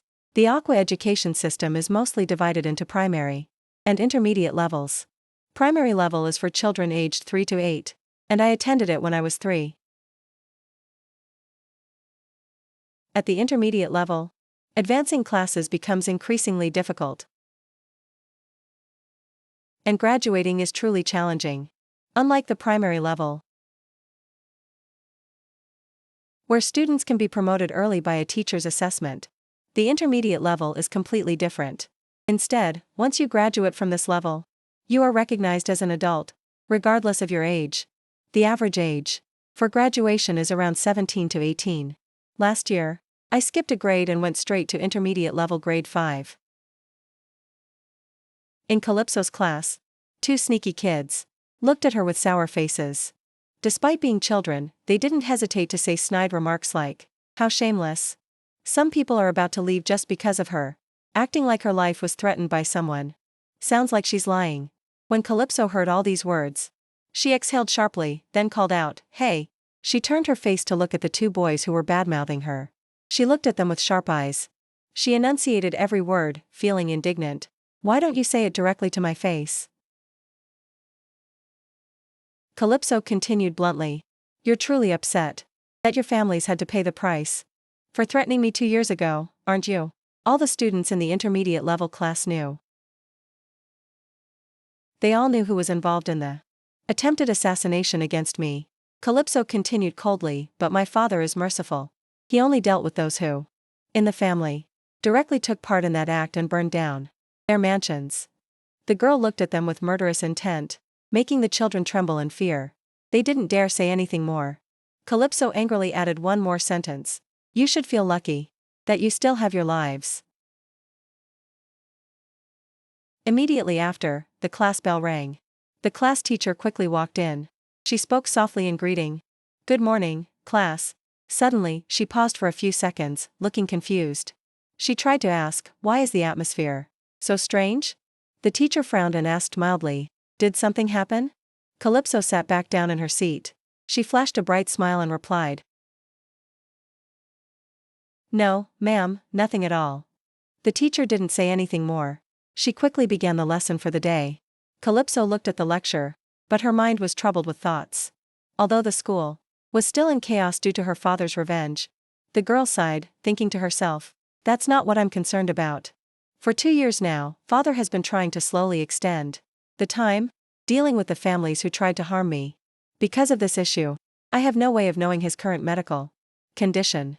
Calypso was certain of her speculation. The power of water will continuously regenerate as long as the body still exists. She sighed, thinking, "But father's condition is not like that. Once he completely exhausts his power source, he will face death as if falling asleep." Father described his condition this way. Bellows previously confessed honestly that, "I am like a weapon with destructive force, but with limited uses." Calypso pursed her lips, thinking, "A weapon with limited uses. But now that I've decided to stay in this world, those things will just be the past. I won't let father pass away, no matter the cost." Suddenly, 2 voices spoke up, breaking her chain of thought. "Princess! Princess Calypso!" She cried out in confusion. "Huh?" She stared in amazement at the 2 familiar faces standing in front of her. The girl was shocked, thinking to herself, "I didn't even notice them approaching, because there was no murderous intent." She asked softly, "Ruka and Ruba, what are you 2 doing here?" Ruba continued, "We brought lots of delicious food." In the schoolyard, many children were eagerly finding spots to sit with their friends for lunch, and Calypso was doing the same. Ruka picked up a piece of food and smiled brightly. "Princess, this one is delicious." Ruba shook his head, picked up another piece, and pouted, "No, this one is better." Calypso pursed her lips, looking at the 2 dishes in front of her. She frowned, thinking to herself, "I hate both of those things." Saying that, the girl still resolutely ate everything. She thought in annoyance, "But I can't appear to be a picky eater in front of the children." Ruka asked softly, "Princess, can't you go home with us today?" Ruba pouted and added, "Come home with us. You go home alone every day recently." The 2 brothers then said in unison, "We're lonely." Under the pouting and wide eyes of the 2 boys, Calypso felt a bit awkward. But then the girl quickly flashed a bright smile and firmly replied, "No, I can't." Ruka asked sadly, "Why not?" "Come with us." Ruba tugged her hand. "Come with us. Come with us." Misa, standing on one sighed, saw the situation was getting bad and quickly spoke up. Lord Ruba, if you continue like this. Calypso turned to look at Misa. Shaking her head, I'm fine, Misa. Calypso frowned, looking at the two joyful brothers, and you too. Dobi Booba is no. Ruba shouted loudly upon hearing that. It's not Dobi Booba, it's Ruga Ruba. Ruka sighed, you did that on purpose, didn't you? Ruka looked at her gently and softly asked. Do you hate us? Calypso looked up at the boy. Then she pondered for a moment. She thought to herself. Come to think of it, 2 years ago, when I left for the Dragon City, Ruba must have realized I had no intention of coming back. That's why. I always feel him hovering around me. The girl reached out and gently patted his head. She smiled brightly. Of course not. Calypso gently continued. How could I hate our Ruka and Ruba? After that, Calypso let go of his hand. Ruka was still reluctant to let go of her hand. Calypso quickly left with Misa. She didn't forget to wave goodbye to the twin brothers. Ruka and Ruba still stood there, waiting for the girl to walk far away. Ruka turned and softly called out, Ruba? Ruba nodded, huh? Ruba asked frankly. Ruba also doesn't like the princess. Not coming home with us. Right? Ruba replied decisively, that's right. Ruba leaned close to Ruba's ear and whispered softly, then. The cunning boy smiled and continued. Let's follow her home tomorrow. As Calypso walked home, she could feel the gaze staring at her from behind. She sighed, thinking to herself. He's not even trying to hide his killing intent. Doesn't he realize I already know? The girl continued to walk forward, lost in thought. For weeks. Every day after school. He follows me, but he doesn't do anything. Even so, I still feel annoyed. Calypso came up with a clever idea. She tiptoed up the high steps, thinking happily. Well, I'll just say it. Then she cheerfully walked straight ahead, leaving the other person with a panicked expression, not knowing whether to chase after her or not. She smiled brightly, thinking to herself, if you want, just follow me. I'm going home. At the girl's house. Calypso quickly opened the door, I'm home. Suddenly, she saw. Iki was sitting on the sofa with a tearful face. His hands and face strangely swollen. Calypso rushed over, calling out worriedly, Iki. The girl asked frantically, what's wrong? Your hands and face? The boy standing next to her replied calmly. No need to worry. He just got scalded while eating soup. Calypso frowned and asked, soup? Belos recounted the story he had heard to the girl. The maid said it seemed the boy's throat wasn't feeling well, so they brought him some soup. Whenever he is alone, they always bring simple dishes. He sighed, although Iki is using a knife and fork more proficiently. He spilled the soup because he sneezed. Calypso grasped Iki's small hands, pained. She softly asked. Iki, it hurts a lot, doesn't it? Belos was serious. The boy didn't even realize the soup had spilled. Even though there was steam rising and his skin was red, he dropped a shocking statement. The boy didn't have any reaction. He exhaled sharply, then said seriously, we need to teach the dragon Duke again, starting from things more basic than we thought. Belos added. It's not just about teaching him to cry out when he's in pain, but rather, we must start with the very concept of what pain is. After arriving in Aqua, Iki had learned many things. Now, Iki could use eating utensils, dress himself correctly, and his vocabulary had also increased. But Calypso had only taught him that when he makes a mistake, he should say, oops, like this. Be careful, okay? She thought sadly. But even so, in terms of feelings and mood, the ability to express personal emotions still hasn't improved. She longed for one thing. Will there ever be a day when he can express his emotions on his own? The girl fell into deep thought. Come to think of it, Thirds had always been by Iki's side. As if he could sense his master's emotions to some extent. Calypso thought to herself. Thirds showed boundless love for him. Yet, despite all of Thirds' affection, Calypso pursed her lips, thinking, the first time I met Iki, he seemed like he hadn't learned anything at all. The girl thought, pained. I've wondered if the Dragon Duke inherently lacks emotions. Earlier, when Iki saw her crying, he reached out and wiped her tears for her. Calypso exclaimed in surprise, Iki. Iki slowly said, tears. Calypso suddenly snapped out of her wandering thoughts. She thought to herself, no. It can't be. Father also said we started at the wrong starting line. Calypso softened and spoke gently to Iki. It's okay, Iki. I will continue to teach you. Belos looked at the two of them with some irritation. With that said, he used his energy to lift Iki up. He deliberately said, "Stop it, dear. The boy is completely recovered." Calypso was confused and quickly added, "How could he have recovered? Dad." The girl complained. "I told you to control yourself. And not use water energy." Belos replied nonchalantly, "I'm fine, don't worry." Calypso was speechless. She clicked her tongue. "Fine? That's really dangerous." Belos continued casually, "You're just worrying too much." The next morning at school, Calypso was preoccupied by the conversation between her father and Iki, making her unable to concentrate on the lecture. She thought restlessly, "My head hurts so much." The girl thought, "Father's illness has its own plan. But educating Iki is harder than I thought." Suddenly, the bell signaling the end of class rang, pulling the girl back to reality. Calypso carried her bag out of school, while thinking intensely. What should I do? If I want him to understand the concept of pain, the only measure I can think of is to hurt myself. So Iki can feel my emotions. But wouldn't that be a bit violent? The girl fell into thought. Everyone around me is so unreasonable, so I can't ask for any advice. Father's training was extremely gentle. For a 3-year-old child. My eldest brother fought with a 3-year-old child. The moment they met. My third brother beat his siblings black and blue. I truly have no luck with people. Behind her, the twin brothers Ruka and Ruba found her. The two quickly approached. Ruba quickly cried out, "Princess." But Ruka, standing beside him, covered his mouth. "Shh." Ruka whispered softly. "We decided to follow her secretly, didn't we?" Calypso, skipping cheerfully on her way home, didn't notice anything unusual. The two children behind her also giggled, happy to be going home to Calypso.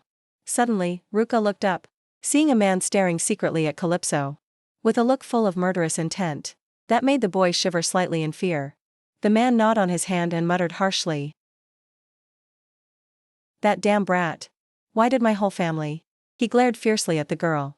"I'm going to kill her." Suddenly, he heard a rustling sound beside him. He quickly looked over but saw no one. He frowned, thinking to himself, "There's not much time left. Brat, your days of running around freely are almost over." He showed a bizarre smile and muttered softly, "Because everything is ready." The twin brothers Ruka and Ruba hid in a nearby bush. Ruka thought fearfully, "Princess." The two brothers trembled nonstop.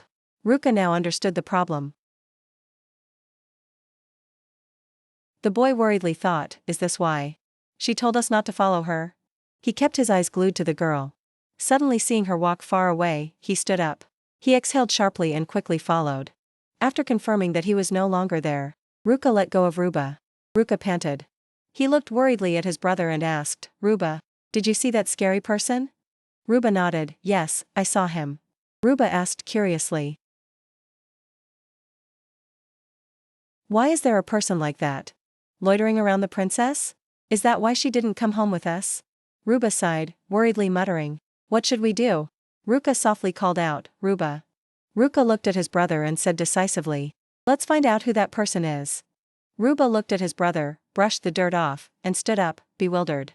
He tried to ask, "Just you and me?" Ruka nodded, "That's right." Ruka was excited. "We have to find out that person's identity and tell the princess." The boy tried to convince his younger brother. "She fought for us before, didn't she?" Ruba reached out his hand, looking at his brother, and said softly, "This time, we will be the ones to help her." Ruba was a bit hesitant. He looked at the hand his brother offered him. Ruba thought silently for a moment. After a long time, the boy reached out and took his brother's hand. He nodded and replied, 1 week later, at the intermediate school in Calypso's class, Ruka and Ruba anxiously looked around. But they couldn't find the girl. Ruba softly asked, "What do we do now? The princess isn't here. We came here as soon as the break bell rang." But Agent E appeared from out of nowhere. And suddenly spoke up, "Yeah, exactly." Agent E's sudden appearance scared the two brothers stiff.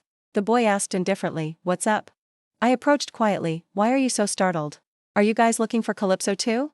Agent E went to talk to a girl nearby. He quickly asked, "Hey, where did Calypso go?" "Someone called her earlier, so she went outside."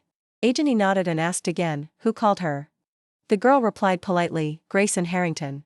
Hearing that name, the twin brothers were immediately terrified. They jumped up. The two brothers immediately pushed Agent E to go find the princess with them. Ruka said urgently, "We have to find the princess quickly." Agent E frowned and asked, "What? Who? Is Grayson?" Ruba stammered, He is." Ruba said something that made Agent E shiver. "The princess's stalker." On Calypso's side, the girl obediently followed behind Grayson. She stared intently at him. She silently recalled the previous conversation. Grayson had asked her, "It seems we met before, didn't we? I have something I want to talk to you about. Can you come with me for a moment?"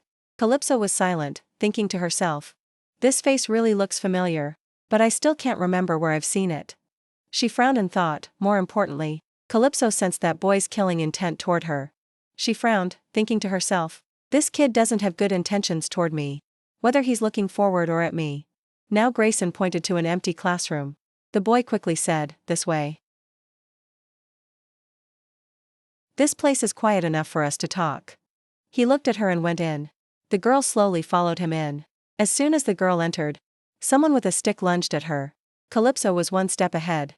She jumped back, easily dodging the attack.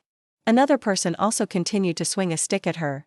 This time, she saw it coming too and easily dodged, while simultaneously counterattacking the person with a blow to the body.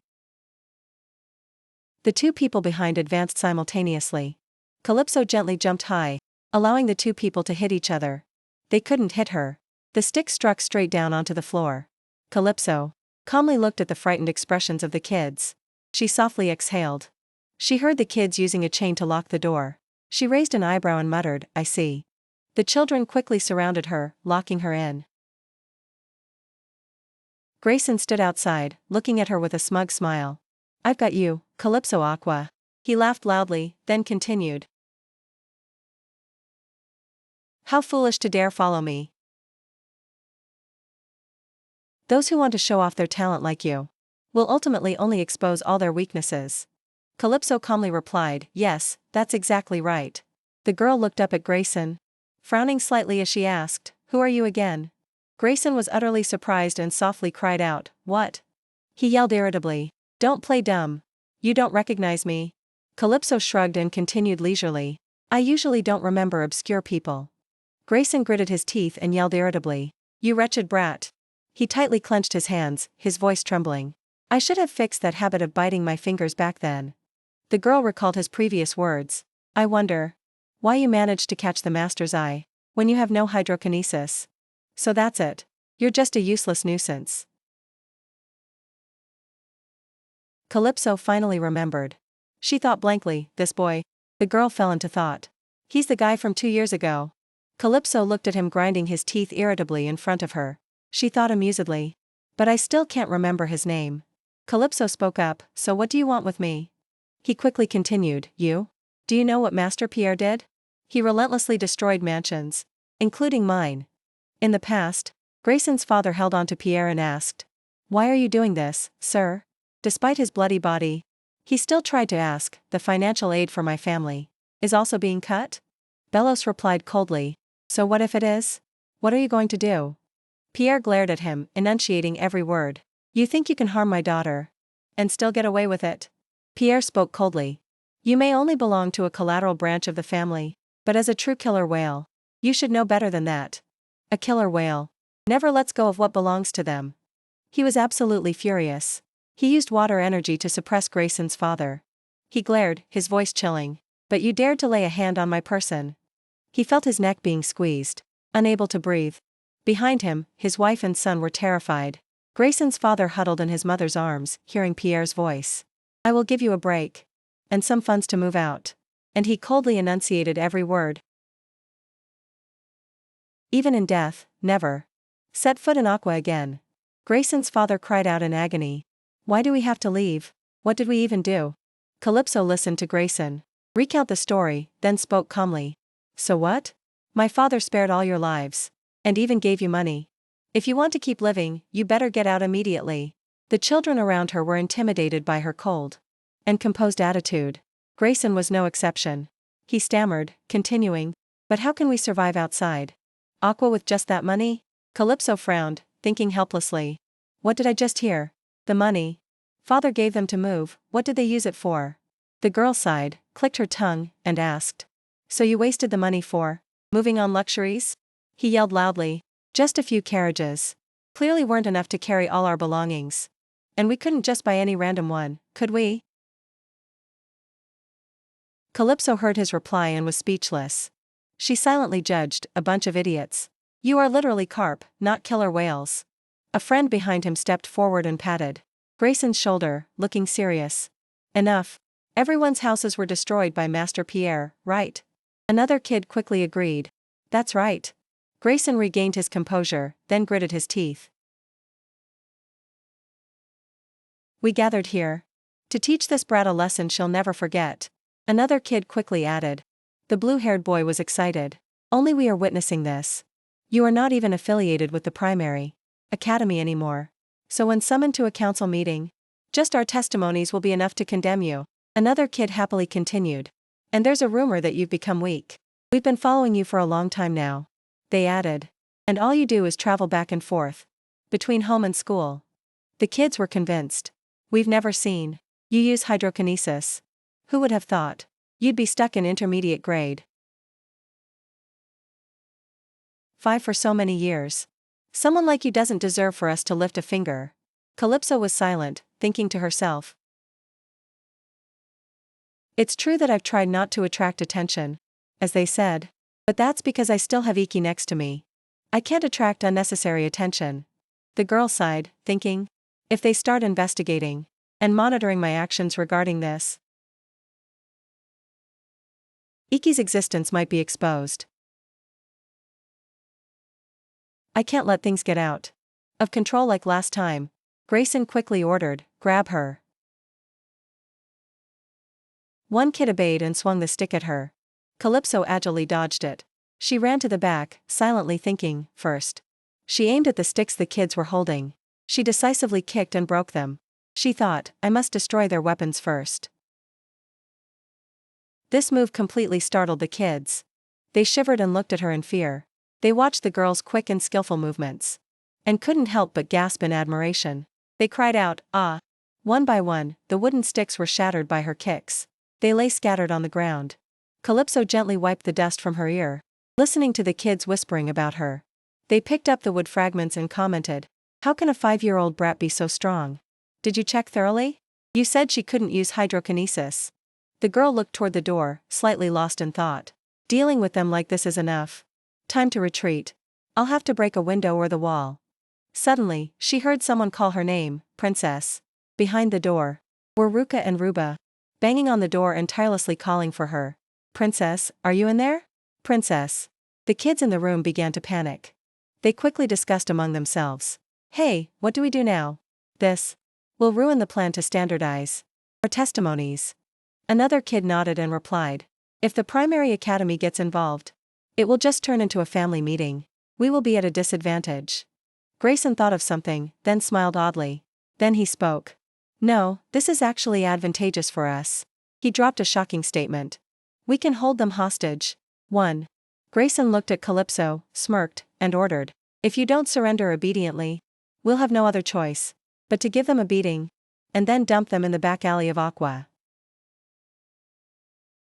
He raised an eyebrow and added.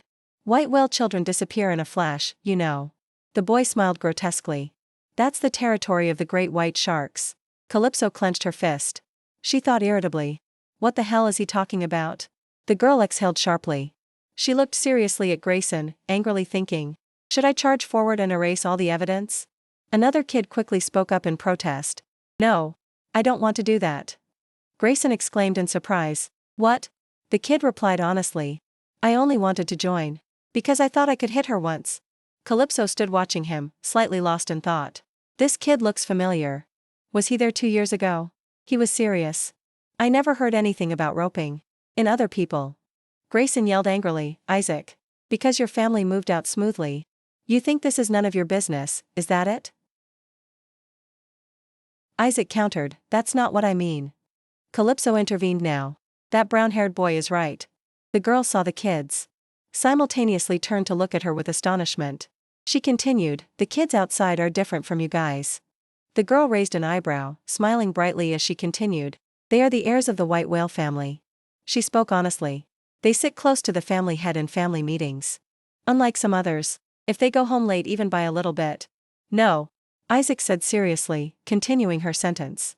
The whole territory will be thrown into disarray. Grayson was furious. He yelled angrily. Whose side are you on? Isaac shook his head. No, I just. Calypso exhaled sharply.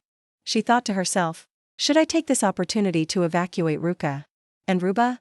He looked at her taking a deep breath defensively. He tried to ask, You? What are you doing? The girl focused her strength, thinking inwardly. I can't let those two get hurt again. With that, she shouted loudly. So the twin brothers outside could hear. Ruba, run. The two brothers outside were both shocked. And delighted to have found the princess. Both, Ruka and Ruba looked at each other, agreeing with this new plan. They shouted in unison, Princess. My ears. Calypso thought blankly, what? The girl helplessly held her head and sighed, thinking. These two foolish brothers. I told them to get away. Calypso stared intensely at the glass window above, calculating the angle for a moment. Outside, the two brothers thought. Did the princess cover her ears? Immediately after, they heard the sound of breaking glass. Right after, Calypso somersaulted and jumped out. They cried out happily and excitedly, Princess. There's our princess. No time. Calypso ran up and pulled the two brothers by the hand, running away quickly. She urged, run fast. The kids inside now kicked open the classroom door and yelled angrily, damn it. Grayson quickly ordered, catch them. Ruka looked fearfully over his shoulder at them. Then turned to look at Calypso. Seeing her concentrating on pulling the two of them away from that place, the boy felt a slight emotional stir. Princess. Ruka remembered her appearance. The boy smiled contentedly, happily thinking to himself. It seems she's not planning on leaving anymore. Ruka held his brother's hand and smiled happily. I'm so happy. He fell and couldn't get up. But Ruba still slowly got up after a very painful fall. Seeing that, they shouted, one of them fell. This is our chance. Run fast. Turning back, he saw Ruka and Calypso coming to help him up. But he told everyone else, run, princess. Seeing this, the girl quickly comforted him to urge him on. Don't cry anymore. Hurry up and stand up.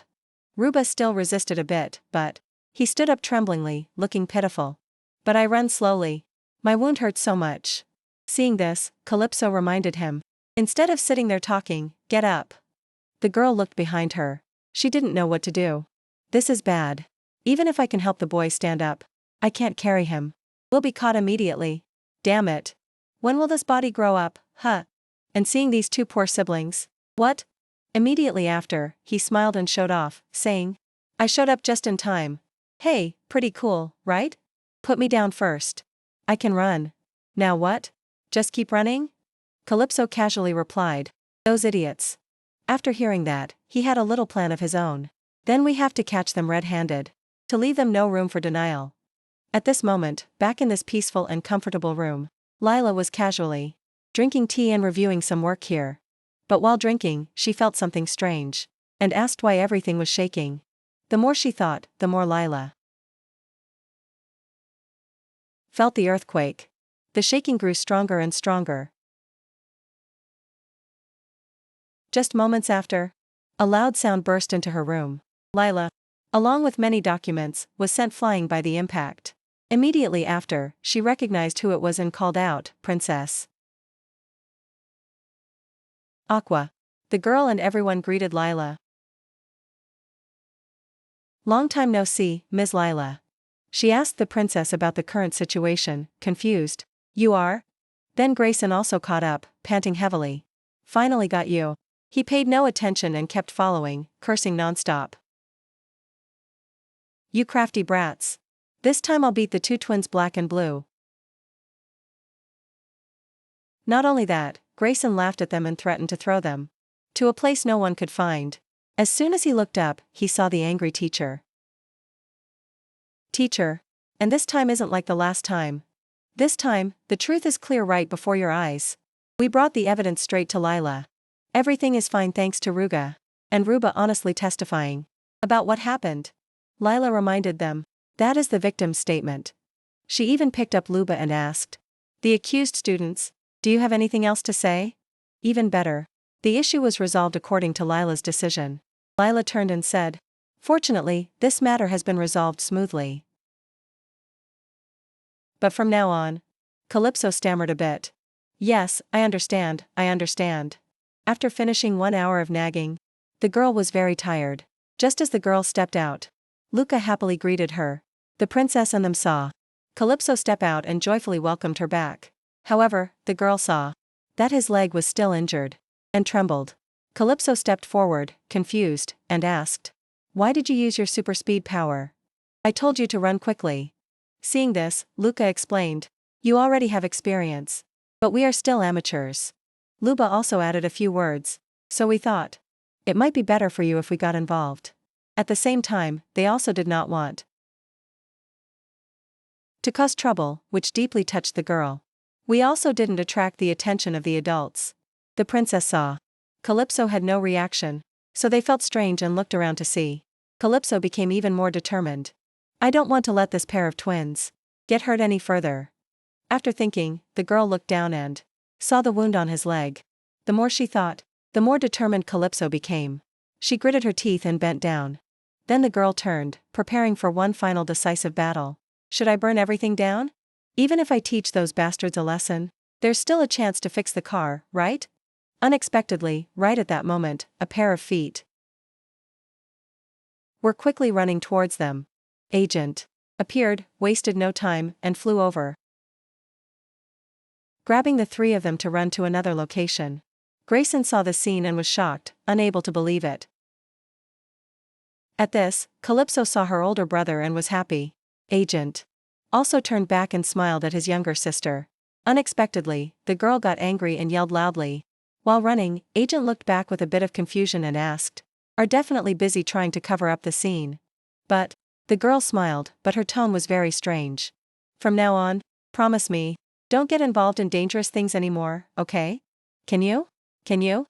Seeing this, they obediently replied, "Yes. Safety education is mandatory." Just finished, the girl turned back and saw her brother standing there, feeling confused. Agent stepped forward and asked, "Now it's my turn, right?" Seeing this, Calypso waved her hand, calling him over. "All right, come here." Agent gently and slowly walked over and knelt down, to be patted on the head and praised by the girl. Afterward, he looked up and smiled brightly at the girl. "It's really fun for my sister to fight to protect others. Next time, let me join too, okay? I'm your #1 subordinate, after all." The very next day, after Luca helped Calypso down from the carriage, he gently called her, "Princess." Unexpectedly, Luca suddenly hugged Calypso. Abruptly, the girl called his name, confused, "Ruga." He didn't let go, just spoke softly and warmly. "Thank you for protecting me and Ruba today. From now on, we will always watch over and protect you." Luca also promised Calypso right in front of him. "So please wait just a little longer, until we are strong enough." Hearing these sincere words, the girl also smiled and returned the hug, "Okay." In the distance, Iki stood looking at this scene, frozen. The girl must have seen him there and called out, "Come here." She only had time to call his name when the boy ran over and hugged Calypso tightly. "Me too, Iki." Calypso, still embracing Iki, was dazed. "Me too. I?" Meanwhile, the girl was about to suffocate and thought, "I can't breathe."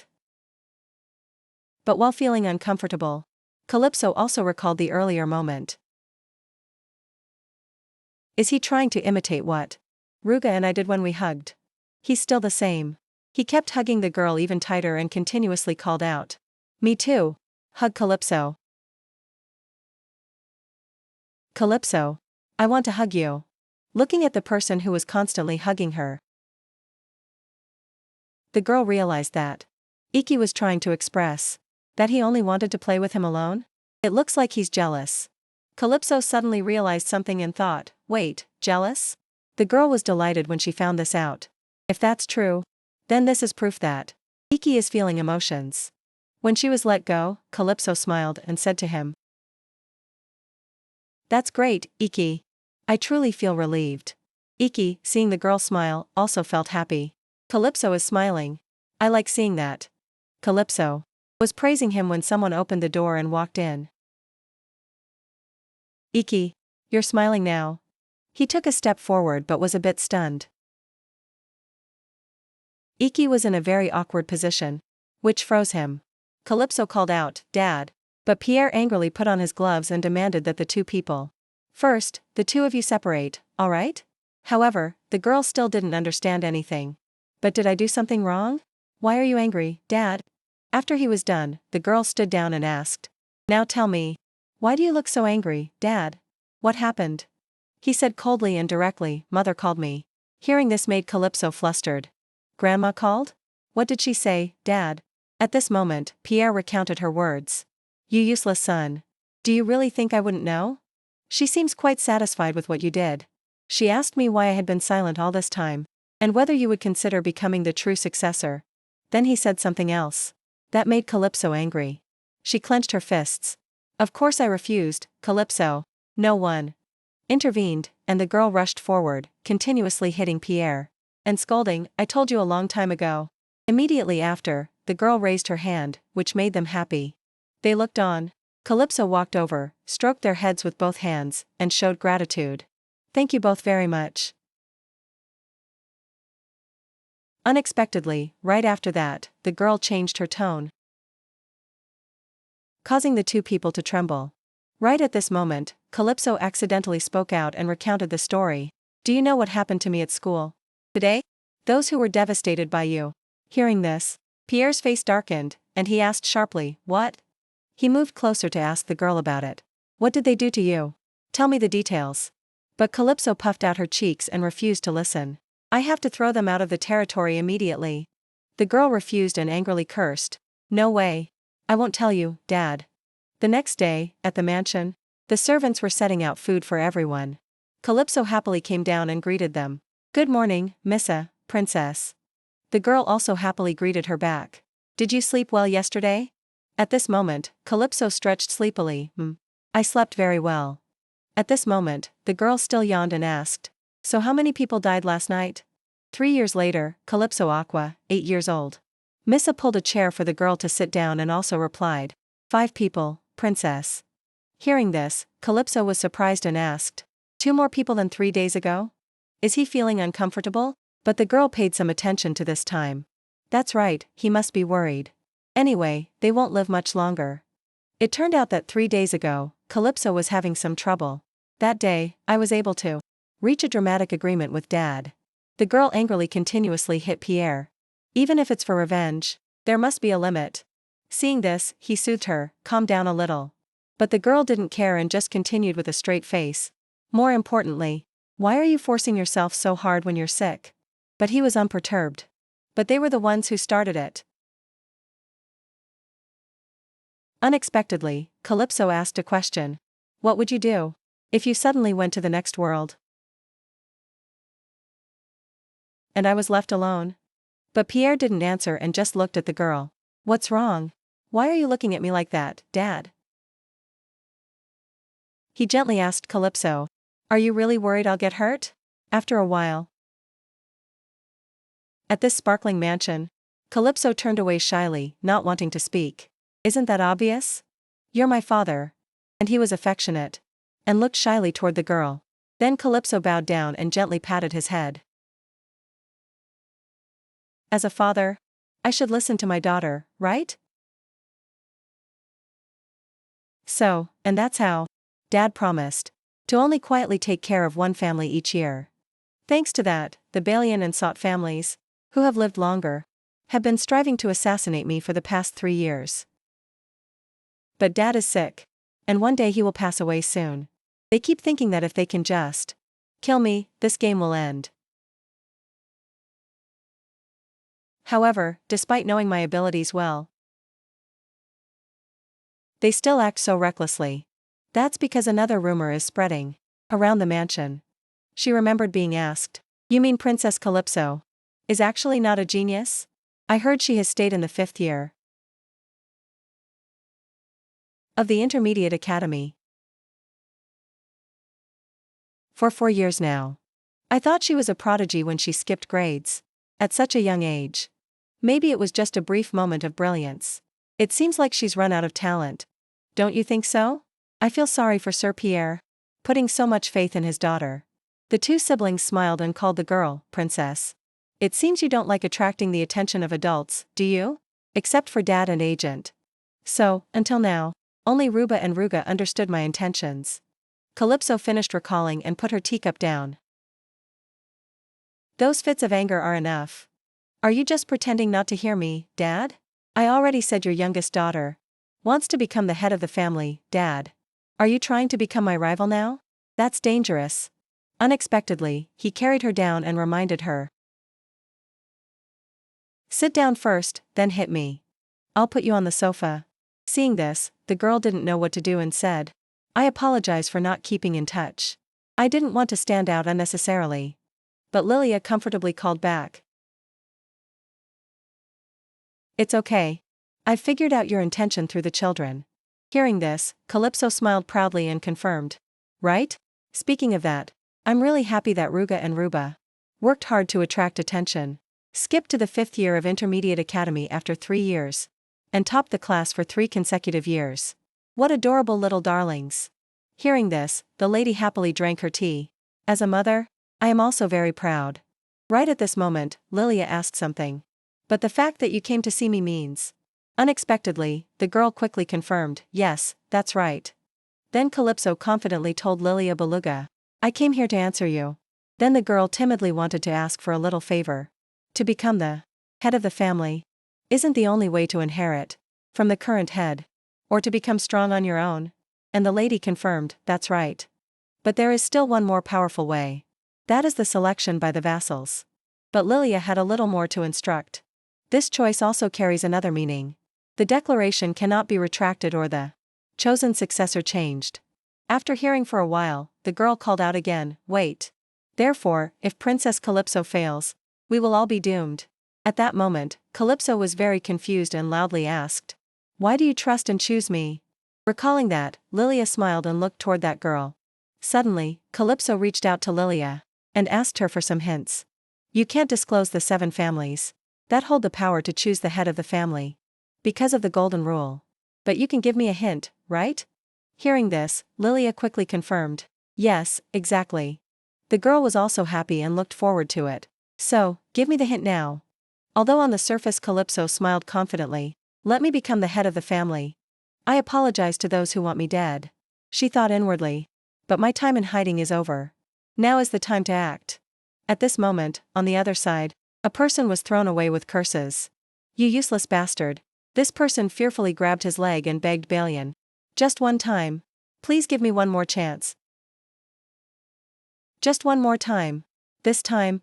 But Agorn didn't care and hit him one more time.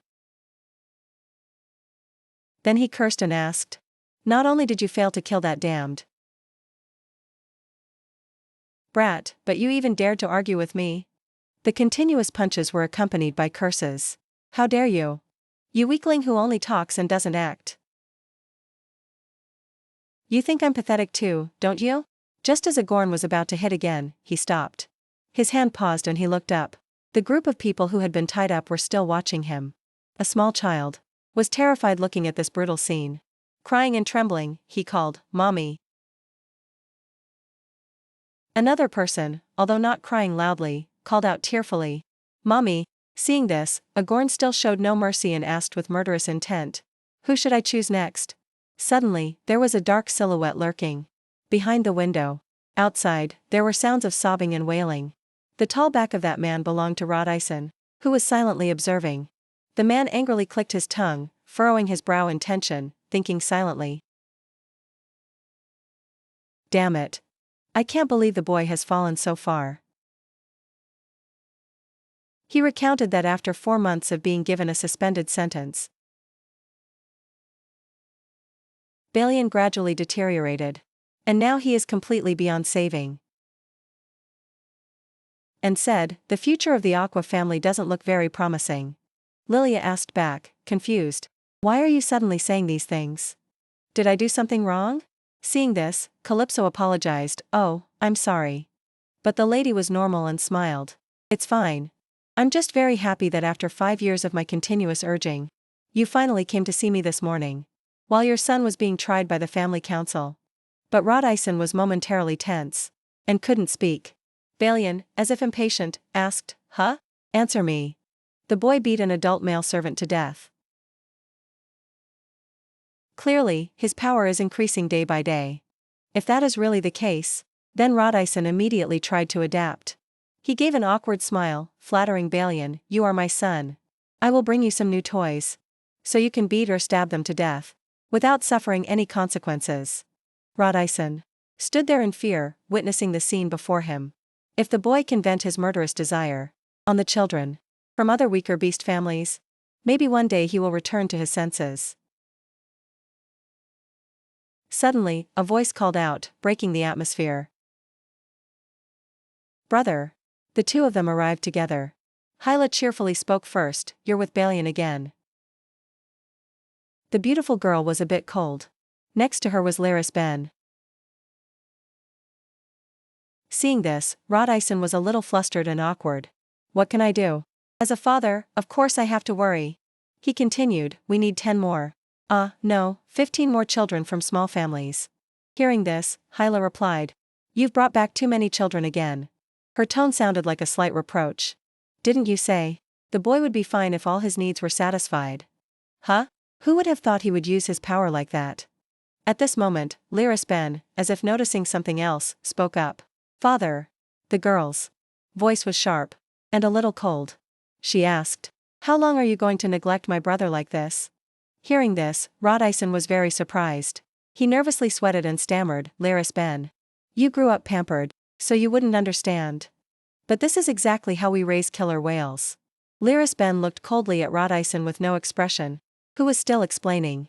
"Your brother is just being controlled by instinct for a while. The boy will return to normal soon."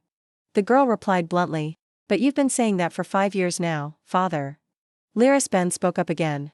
"If he can't recover after so much time and opportunity given, wouldn't that just make him trash?" Hearing Laris Ben's comment, even he was a little stunned. The girl silently looked at the man, whose body was covered in syrup after being dealt with by Balian earlier. Laris Ben looked directly at him and spoke with a hint of amusement. "And needs to be dealt with?" At another time, a few days later, at Calypso's mansion. At this moment, the girl was sitting, enjoying her cake, and was extremely surprised. "That bastard Balian is dead?" The person sitting opposite Calypso replied, "Yes. I heard he died." He continued, "He died cleanly. What's more." He leaned towards Calypso with amusement. "Are you happy? The shame of the family is finally dead. Rumor has it that his funeral is being held." Contrary to Agent's reaction, the girl calmly ate a piece of cake while silently doubting. Dying at a time like this is illogical. Balian was originally destined to die in a few more years. Calypso remembered them, Balian, Agent R, and Iki, too. But because some things have changed, it cannot be guaranteed that everything will happen exactly as before. Then the girl immediately asked a question. "What was the cause of death?" Agent quickly answered, "They said it was a suicide." Hearing this, Calypso became so angry that she trembled. "What the hell? Killer whales eat grass?" Seeing the girl like that, he whined, "My little sister. If you show your anger like that, one would have thought Agent would be scared." That voice suddenly spoke, "Dad, that's Balian." His eyes were full of murderous intent. "What have you been doing?" But it turned out he was very excited. His eyes lit up. "My heart is going to beat until it stops. Have a sparring match with me. Come on, I'm begging you." Calypso picked up the cake knife, her face full of menacing intensity. "Do you want to be kicked out?" So scared, Agent froze immediately. "Don't. I'll be good. Is there anything else you want to know?" Thinking back, after the family meeting 5 years ago, there was no more news about Balian. But it's not hard to guess what he did. Weaker people easily fell into his sights. Bullying the weak, short-tempered and impulsive. Calypso affirmed with absolute certainty. "The reason I don't believe he committed suicide is..." She immediately thought of 2 people. "They are Okula and Rodison." Calypso pondered and speculated. Just recently, Uncle was still trying hard to salvage Balian's honor. And now he has suddenly passed away. The girl was certain it must be Laris Ben. Laris Ben, the second daughter of Rodison, the reclusive cousin, And it wasn't until the third life that she revealed her excellent talent. She recalled the past, when she first met that mysterious and strange girl. A voice spoke up. Hello. You must be Calypso Aqua, the one returning to the family this time, right? The person who proactively shook hands and greeted Calypso back then was actually Lyris Ben. The girl cheerfully welcomed her. Nice to meet you. Everything before her eyes had become desolate. Smoke billowed, houses had collapsed. If only I had met you a little sooner.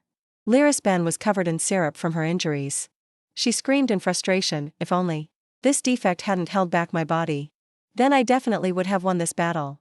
Lyris Ben was bitter, gritting her teeth as she looked at the person standing before her. The girl wondered. Is it because she developed slowly? Calypso also had many injuries on her body. But she still looked steady. Such big matters are not suitable for someone like you. Calypso recalled that in the final battle, Lyris Ben had proved herself to be the most formidable opponent. Alongside Hylarezzo, she was a master of cunning tactics and political schemes. The fighting skills of hers far exceeded what people rumored. The two of them were truly a suspicious pair. Now she has revealed herself earlier than in the previous life. Lyris Ben is not someone to be underestimated, Calypso affirmed firmly. After a while of being immersed in thought, the girl returned to reality and asked, when will the funeral take place? Agent immediately replied, it starts today. The burial will be in 3 days. Hearing that, the girl stepped down from her chair. Good. That is plenty of time. He asked back in confusion. Where are you going? Let me come with you. At another large palace of Rodison's family. At this moment, inside the palace, Hyla and Lyris Ben were sitting opposite each other. She proactively asked the girl with a calm expression. Why did you kill him? Lyris Ben immediately replied. I thought now was the best time to eliminate him. Moreover, the girl uttered a sentence as hard as iron, implying that matter. Late blooming geniuses will attract even more attention, won't they? Lyris Ben asserted. I believe you share the same thoughts as me, mother. When looking at my brother. Even now. It seems your thoughts haven't changed. She began to explain how to deal with what was coming. If they hold me responsible for taking down the heir they supported, then I will prove my worth during the funeral. It won't be too late to make a decision then. Neither of them spoke. The atmosphere fell silent again. Then Hyla placed her teacup on the table and finally spoke. All right. Yes, mother. Lyris Ben sat tensely, clenching her hands. Seeing this, Lyris Ben was a little confused. She asked back, puzzled, you want to talk to me? The girl quickly answered, yes, and secretly observed the girl. Calypso thought, I never would have guessed. You would actually kill him. Lyris Ben was still a bit wary, with a confused expression. I don't know what you're talking about. The girl was silent but maintained a cheerful attitude. Unable to wait any longer, Calypso showed her true colors and spoke up first. Both their expressions changed. Don't play dumb. You know exactly what I mean. The girl asked, you killed Balian, right? After hearing Calypso's question, Lyris Ben's expression changed slightly, showing surprise. The girl complimented Lyris Ben, you look very beautiful. Your voice is also cute. And you're a good actor, too. The girl secretly thought, is she not finished yet? Calypso continued, and the girl assessed Lyris Ben's ability. You are very strong. Calypso secretly smirked, I am very familiar with situations like this. The girl turned to face Lyris Ben with confidence. You are suffering from the same disease as our father. Mentioning that, Calypso also wondered internally. In the previous life, I had thought about this. If Lyris Ben had revealed her power when she was younger, how would our fight have ended? Agent, with his arms full of books and papers, angrily blamed her. Don't talk about those horrible things anymore. Why do you keep talking about dead people? It's like a clingy ex-lover. Ex-lover? Calypso, lying below, simply replied. It's just that I won, so I'm curious. She clasped her hands to her forehead, tilted her head, and spoke. Lyris Ben revealed her power at age 56. And made everyone change their view of her. She forced herself to get involved in countless battles. The girl probably thought quite a bit about this. If she had solidified her successor position earlier, she might have been able to fight me in better condition. Simply put, in the third battle, Lyris Ben had run out of strength. As for the present moment, Calypso realized that this time, Lyris Ben had started her act earlier, so maybe she has become stronger than I remember. However, the girl was still very cheerful. She thought positively. Even so, she's still no match for me. Calypso smiled warmly. I just wanted to say hello today. Then both she and Agent turned and left, leaving Lyris Ben standing there alone. You are so smart. You must be curious about the purpose of this visit. Calypso secretly analyzed. The typical symptom of the disease that Dad and Lyris Ben suffer from is, although they possess extraordinary power, the number of times they can use that power is limited. And once they have used up the limit, the patient can die immediately, or fall into a vegetative state. She was immersed in her own thoughts. However, this incurable disease can still be cured. It's just that they haven't found a cure yet. It's probably quite difficult to find a cure. At this moment, outside the palace, the two of them were walking outside. Agent followed, constantly curious. Did Lyris Ben really kill Balian? Huh? Why are you quiet? Then the girl decided to step down. Finally, Lyris Ben held her skirt and gently bowed to Hyla. I will see you at the ceremony later, mother. She secretly rejoiced. Finally, that moment is coming soon. At the funeral? If I can demonstrate my ability, then I can also be loved. A moment later, Lyris Ben left the room. She walked alone down the palace corridor. Suddenly, there was a loud murmuring sound ahead. They saw Lyris Ben and spoke up. Here she is. It was the two siblings, Agent R and Calypso. The girl greeted her with a beaming face. Hello, Lyris Ben. Calypso kept her cheerful attitude and continued to speak first. This is the first time we've met alone, isn't it? I've always wondered when I should talk to you. Seeing that Calypso didn't bother to answer, he kept nagging by her side. Come on, answer me. Is Lyris Ben really that strong? I thought I would get to fight her. So why did you come back without doing anything? After a series of curious questions from Agent R, the girl decided to confirm, Lyris Ben killed him. Agent R was delighted. Finally, you answered. Afraid that the girl would feel annoyed, he sincerely explained. I mean, it's good that guy Balian is dead, but I never thought he would be killed by Lyris Ben. Calypso then replied, she is very strong. You must be able to feel it too, right? The girl affirmed with certainty. If Lyris Ben uses her entire life to fight, almost no one can stop her. Hearing that, Agent R was extremely surprised and shouted, what? Calypso helplessly reminded him, you're speaking too loud. The girl looked at him awkwardly and asked, why are you so shocked? Agent R awkwardly explained. How would I know she was that strong? I've never fought her. Then he put his hand on his chin and pondered. So the story about her having a terminal illness is a lie. Calypso calmly replied, it is true that she is sick. Recalling the time when the two of them fought, Lyris Ben had once mentioned, why do you think someone who is sick should just give up and die? That's ridiculous. Calypso realized, if one has a strong philosophy of life and desire to live, they can defeat death. Suddenly Agent R turned to the girl and asked, what about you? Can you defeat her? As if hearing something ridiculous, Calypso's face wrinkled, then she smirked confidently. What do you think? Seeing that reaction of hers, he immediately felt immense admiration, his eyes lighting up. But Agent R still hadn't given up on his intention. He continued to cheerfully propose. So you mean you can win? Then fight me. Calypso, losing patience, said, let's go see Iki quickly. Inside the palace, the pleading voice of Agent R continued to echo. Fight me. I'm begging you. Calypso walked while annoyed and helplessly shouted at him, stop it. I'm serious. If you don't. Before she could finish, the girl opened the door and saw him right in front of her. Iki, I told you not to wait in front of the door. Calypso secretly worried, you almost got hurt. Iki just called, Calypso. When Iki saw the girl, he immediately became excited, spreading his two arms out demanding to hug her. Calypso. The girl replied, let's go inside. Just stepping inside and looking around, Calypso asked, where is father?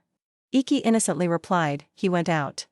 The girl smiled brightly, her hand adjusting Iki's scarf, then suggested, Where did he go, I wonder? Want to go to the window and wait for him?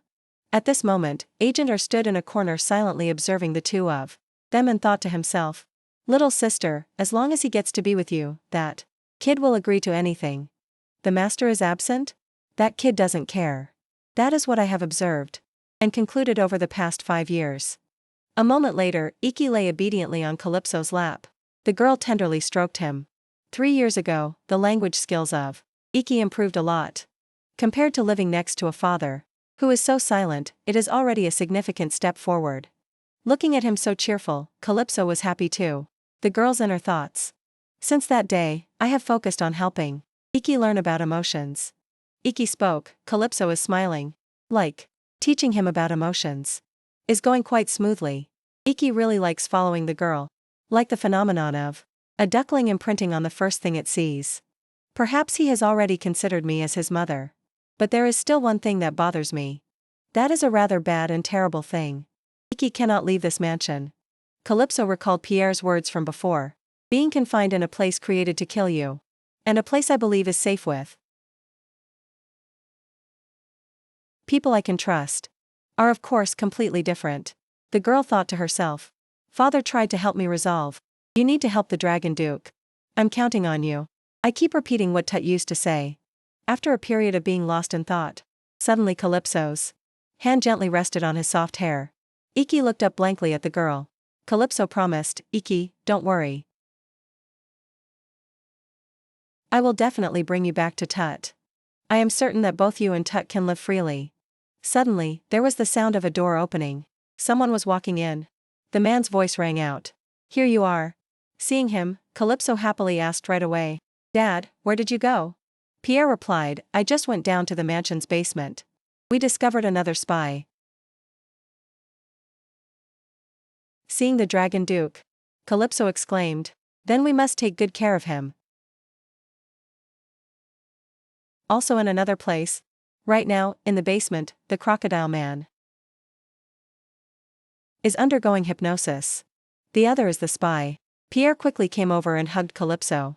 Iki was sitting there in a daze, looking at her, secretly thinking, if I return, I will have to leave Calypso. He felt a little pain. Why does looking at Calypso feel like this? Iki struggled internally. I want to see my race again. But why do I have to leave Calypso? He asked himself, unable to help but yearn. If I could eliminate all barriers between us, could I stay with Calypso? Forever? Agent R quickly noticed and reminded Iki again. You've really lost your mind. He saw the boy's sullen expression. Who didn't care about what he was saying? He helplessly said, You're not even looking at me. While I'm talking. Agent R cleverly reminded the boy, saying, Let me tell you, girls don't like being obsessively clingy. Like those clingy ex-lovers. Iki was confused, is that bad? Agent R awkwardly replied, Of course. What if my sister has a boyfriend one day? Seeing the boy's displeased and skeptical look, he panicked, Why are you looking at me like that? That's it. Agent R, seeing Iki like that, gave up and thought to himself, Good luck, little sister. I can't defeat someone who refuses to listen. At this moment, Calypso sighed. The girl proactively asked Pierre, Dad, have you heard the news about Balian? He replied, Yes. And in 3 days, we will have to attend the funeral. Hearing this, Calypso was overjoyed and hugged him tightly. Good, good. Then we have plenty of time. Hugging Pierre, she couldn't hide her smug expression, and sent a message. Lyris Ben, I sincerely apologize, but I will break your wings in just a moment. 3 days later, the day of Balian's funeral. Everyone wore black to attend his funeral. At this moment, inside the church, everyone was shocked to see something before their eyes. It was none other than the family that Calypso. Behind, not far away, a person was silently observing them. The person with an appearance almost identical to Balian's, except for the red eyes, was Atlan. The three of them slowly walked inside together. While walking, suddenly, Agent R bowed his head toward Calypso. He whispered, Hey, little sister. You noticed that stare too, right? It's brother. The girl immediately cut him off. I know, but I don't understand. Why he is suddenly looking at us like that. That person is Atlan Del, my second brother. He is known to be hot-tempered and violent. Suddenly, Pierre spoke up, I will take the harmony. He rubbed Calypso's face and carefully reminded her. If anyone gives you trouble, remember to tell me later, okay? The girl looked blankly at the person. Pierre smiled at Calypso. I'd be happy to follow the way you want to handle it. Then he turned and left the two of them there. Agent R immediately spoke, confused. I just can't understand. Why did Master turn out like this? The girl replied, everyone changes eventually. Suddenly, there were murmuring sounds. This deadlock situation. Iki also once trusted Calypso. How dare she walk in so openly? Everyone around looked at the two of them with eyes full of contempt. How ridiculous. Sir Pierre is her backer, so she acts like she's very noble. If it weren't for her, Sir Balian, I'm sure that even that verdict was the result of a wicked scheme. Isn't it true that she's been unusually quiet lately? Suddenly, from a distance, there was the thumping sound of footsteps running towards the girl. In a flash, there was the sound of a clumsy fall, slamming onto the floor. Someone cried out in pain. Agent R, flustered, reached out his hand to help. But the boy was startled, oh no. Calypso also looked awkward. Looks like Agent R startled you. Are you okay? The boy spoke up. That's why I said not to stand so close behind the ladies. Next to him was Luba. In front were two twin boys with bright blonde hair. They looked extremely bright.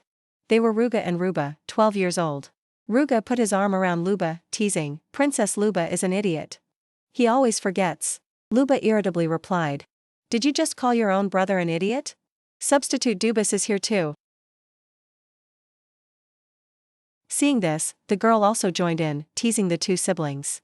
Substitute Dubus is here too. Come on. The two of them shouted in unison, it's Luca and Luba. Calypso cheerfully spoke up. I'm so happy to see you two studying hard. Keep it up. Luca immediately teased the princess. You talk like a grandmother. While they were chatting happily, suddenly they felt a cold aura emanating nearby. The girl glanced over. The person standing in front of Calypso was Atlan. With blazing red eyes, glaring at her. Move aside. The three of them silently looked at each other. The girl secretly sensed, I can hear his inner voice. It's Agent R's inner voice. Who is wishing to defeat him? Defeat him. Calypso thought to herself. If Atlan had acted like this before, I would have personally let him admire my punch. However, I am much more merciful now than before. The girl affirmed to herself, furthermore. To be honest, when I think about it, Atlan does not exist in the future that I am aiming for. Then the girl's expression changed. Calypso smirked provocatively, move aside? Why should I do that? She thought, but that doesn't mean I'll overlook everything for him. Calypso bravely confronted Atlan directly. Aren't there plenty of other places to go? What's wrong with you? Hearing this, he felt a bit heated inside. His hands clenched. Seeing this, the girl mocked him. Are you going to hit me? Calypso looked at Atlan with bright eyes, then provoked him. Go on. If you have the guts, hit me. Atlan's face looked like it was about to explode, filled with heavy murderous intent. Calypso was a little surprised. Why did his magic power disappear? Atlan did not say anything more. He silently turned and left. Just hearing his footsteps was enough to feel Atlan's suppressed rage. Looking at that figure, Agent R was curious and whispered to the girl, what's going on? Why didn't he attack? Calypso was also confused. Who knows? At the somewhat solemn exterior of the palace, Okula stood on the podium. I solemnly announce, the reason we are here today is because of Balian. Del. Everyone attentively listened as she continued. The Sea Beast clan does not worship any specific god. The comment fell into Calypso's ear. She's got some nerve. For them, what is more sacred is the source of life itself, the ocean. Only those who pass away naturally, or sacrifice themselves in a duel of honor, can return to the ocean after death. Therefore, today, we will say farewell to the warrior, who returns forever to the embrace of the ocean. The surrounding hall is also decorated with lavender branches. Killer Whale Balian, Delaware. This funeral is a recognition that Balian sacrificed himself as a true warrior. Suddenly, a small hand was raised. Grandmother, I have something I want to say. Madame Okula agreed, very well, little one. Today, I am willing to listen to you. But if what you say turns out to be nonsense, you will have to take responsibility.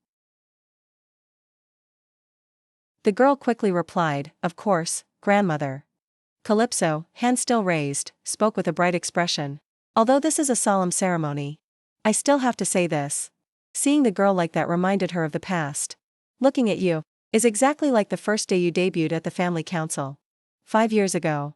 Seeing Okula's attitude, Calypso was satisfied, thinking to herself, "That's right, grandmother. You will only like me more and more. Because until I can surpass you, I will become the perfect successor. Just as you expect." Then the girl continued, "Grandmother, we are present at this funeral to honor the warrior who made a noble sacrifice." Calypso didn't beat around the bush and went straight to the point. But if Balian's death was not honorable like that, wouldn't that make this funeral meaningless? Everyone in the room was in an uproar. Rodison jumped up angrily. What are you saying?" It was easy to see that this funeral was originally Lyris Ben's debut stage. The winner of the duel with Short Aquatic is her. Calypso commented that in the previous life, the opponent was short, but she is the type of person who doesn't hesitate to trample on the grave of her brother to show herself off. When Calypso spoke bluntly, Balian Aquazir Del was murdered. There is nothing honorable about his death at all. Therefore, there is no reason to hold such a solemn ceremony. Okula's expression remained unchanged. She calmly asked the girl, "Do you have proof?" Calypso quickly replied, "Of course." Then she held out a blue vial in her hand. "This is a vial of blue coral poison." Calypso had carefully investigated beforehand. "I found it in the trash that the servants threw away. When I asked, I found out that the trash was cleared from Balian's room. It seems Uncle was the one who ordered it to be thrown away." Suddenly, Agent leaned into Calypso's ear and whispered, "When did you find out about those things?" The girl confidently replied, "Nothing is impossible." Suddenly, a voice rang out, "I object." This time, the person speaking was Lyris Ben. "Me too. Please excuse me for interrupting this solemn ceremony, grandmother. But I cannot remain silent and let people tarnish my brother's honor." Hyla, sitting in a corner, was also silently watching the story unfold. Balian Aquazir Del, my brother, truly took his own life after losing the battle. Because I am the one who defeated him. Lyris Ben placed her hand on her chest and boldly declared. Okula was not yet convinced, the boy might be a bit slow. But I still don't believe you could defeat him. You will need to prove your strength. Go ahead. Immediately, a large light radiated from her. Unnoticed, Calypso was already in Pierre's arms. The girl spoke up, commenting, "Dad, isn't that girl too outstanding?" He just replied, "Not really." Calypso wondered, why? Pierre turned down to look at his daughter. "The number one genius I know is standing right here. So what else could surprise me? That's too much favoritism." Seeing this, the girl gave a wry smile. "That's too much favoritism."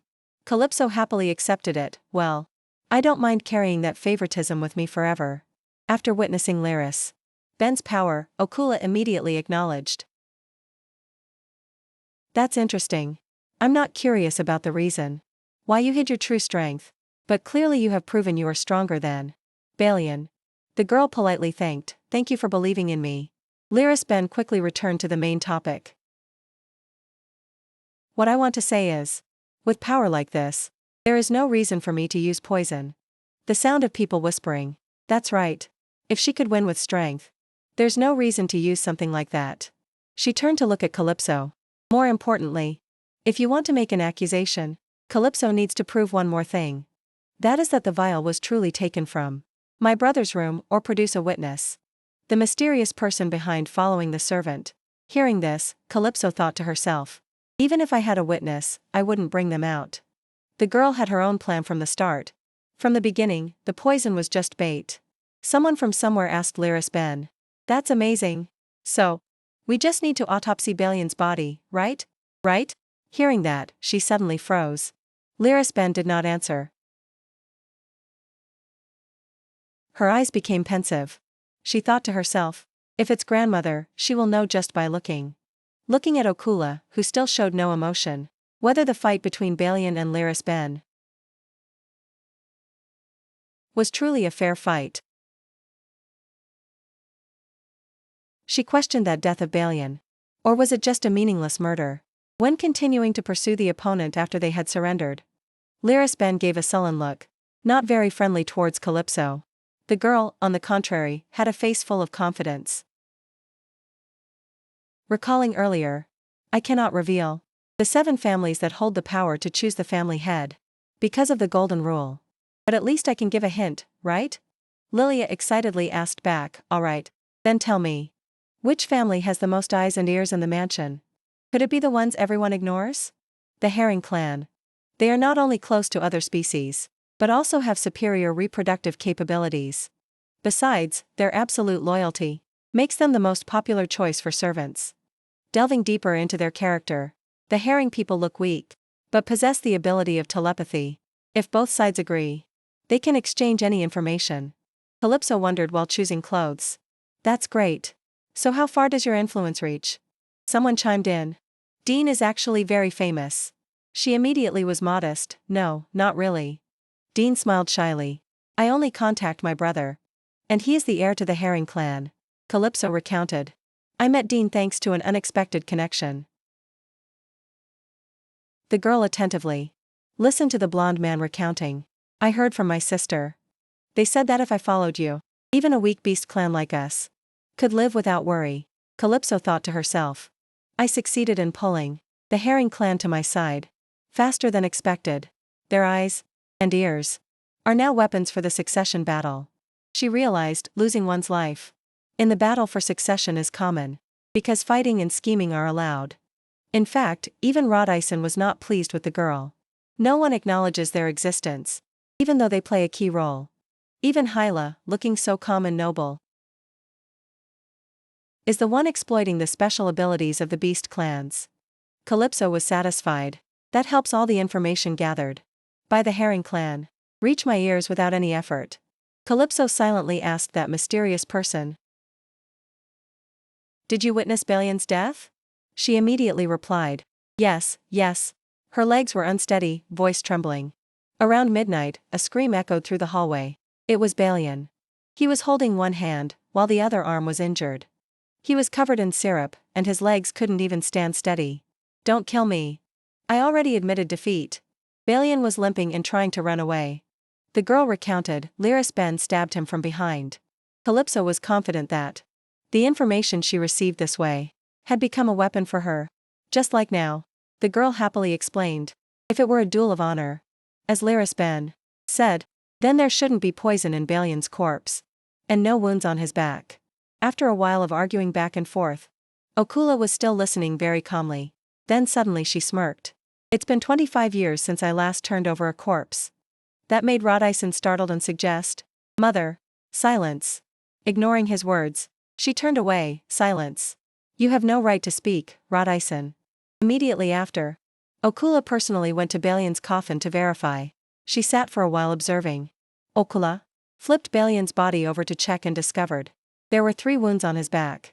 Suddenly Okula spoke up. Regressed Aqua. The girl flinched when she heard her name.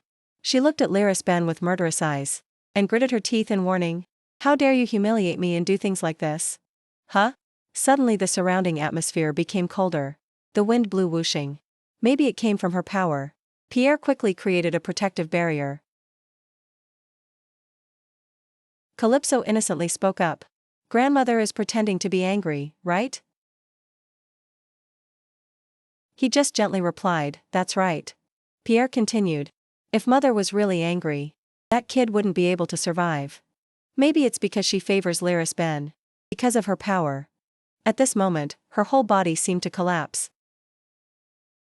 Her legs couldn't stand, trembling all over with fear. Okula lunged towards her calling loudly, Regressed Aqua. Realizing the situation wasn't good, Hyla spoke up. I'm sorry, it's all my fault. But I swear we never intended to deceive you. Mother. This place was supposed to be the place to unveil all the truth. Her face darkened with anger. Are you saying that you have always been deceiving me all this time? Hyla tried hard to defend and protect Regressed. No, mother. Actually, my daughter's battle was essentially to Punish my son for disgracing the killer whale family. She recounted, for the past 5 years. My son has secretly brought back children from beast families and continuously tortured them brutally to death. He is still alive. Do you think I look stupid? Hearing this, even Calypso was surprised and thought to herself. You twist the truth like that? Then Hyla continued to speak. I also have a witness. She immediately shouted, Aqua Nevera. He was startled with surprise. Hyla exposed him. He is the one who kidnapped the children and brought them to my son. He was extremely shocked to be pointed out. Nevera, you swore on your children's honor that you would tell the truth. So now reveal the truth as promised. Nevera hesitated. Hyla lost patience and shouted, hurry up. He admitted that what Hyla said was true. I kidnapped children about 3 or 4 years old and gave them to Balian. Everyone was buzzing. Hyla took over the story when Lyris Ben won. He feared that the truth about colluding with Balian would be exposed. So he stabbed a few times in Balian's back to kill him. And he promised to cooperate with us. And confessed everything. Am I right? Nevera reluctantly admitted, yes, exactly. It was all a lie. A typical example of cutting off the tail. Calypso was dissatisfied. You will meet the same end eventually. Hyla tried hard to persuade Okula, mother. My daughter wanted to prevent this tragedy. But because she is still immature, she couldn't express her thoughts clearly. Once again, on her behalf, I apologize to you. Calypso sulked and hugged Pierre tightly, remarking, perhaps she will only punish them lightly and end everything here. Without a justifiable reason. Grandmother won't kill someone talented and outstanding like that. He exclaimed. At this age, you understand grandmother too well, don't you? The girl's inner thoughts at that moment. Now that I think about it, grandmother, who follows the rule that only the strong survive, has rather vague standards for selecting the 8 families. The 7 families will be promised generous rewards if they select the successor. Calypso wondered. What is the reason a small family like the herring is on that list? A moment later, there was whispering from everyone down below. Oh my, just thinking about them throwing the dead man's coffin. Like that, the master has been provoked by us. There's nothing we can do. That's right. Since Lyris Ben didn't suffer any misery, isn't that already a good outcome? Calypso looked sad and a bit disappointed. Just as predicted, grandmother didn't punish Lyris Ben heavily. The girl stood blocking the way in front. Calypso glared straight ahead. But Lyris Ben's debut stage has been completely ruined. That alone is enough to satisfy me. Dad. Agent, let's go. Pierre silently observed Calypso. Suddenly, he instructed seriously. I am always aware of your location. So if you encounter any danger, just call me whenever you need me, okay? The girl was awkward. Dad, I'm already 8 years old. I can solve every problem myself. Don't worry. At this moment, only Lyris Ben and Calypso remained. Lyris Ben turned her head and proactively asked the girl. You are the one who planned all of this, aren't you, Calypso Aqua? She answered casually, but her tone was mocking. I thought you would fight back more fiercely. But it was unexpected. Then Calypso continued, I have to thank you. I didn't like that guy Balian either. Lyris Ben bitterly listened to the girl's words. I wonder if Balian is grateful to me for this? After all, I revealed the truth about his death. The girl asked back, how did you know about that? How much did you actually think about it? Calypso laughed with amusement. Lyris Ben, if you say that, your true schemes will be exposed. The girl uttered a provocation. In situations like this, you should have been thick-skinned and acted as if you still had a trump card you hadn't used yet. Calypso silently evaluated her. Lyris Ben is still young, but a precious talent. Like her cannot die easily. I learned this the hard way in my previous life. The girl remembered the battle back then. If she hadn't lost her power during the battle for succession, we could have easily won the war against the beast men on the surface. Therefore, in this life, we must focus on preserving her talent as much as possible. Calypso continued. You must have many questions you want to ask me now. The girl at this moment seemed to have completely the upper hand over Lyris Ben. How did I know about your intention to debut? When did I start planning this? And most importantly, how did I discover your illness? Calypso went straight to the point. You want to become the head of the family, right? Then the girl giggled with amusement. But you can't defeat me. Hearing that, Lyris Ben flared up. Stop joking. It's true you are stronger than me. But that doesn't mean I am completely helpless. You know that. Seeing her reaction, Calypso mocked. That's right. This is more like you. Even before. You would rather choose death than submit to me. Calypso concluded. This girl will only submit when faced with overwhelming power. Just like what happened just now. The girl smiled cheerfully. She boldly demanded, Lyris Ben, submit to me. Lyris Ben clenched her hands and vehemently objected. You may be stronger than me. However, if that's all, it doesn't mean I will follow you. Suddenly, Lyris Ben's gaze froze. As if disbelieving what she was witnessing before her eyes.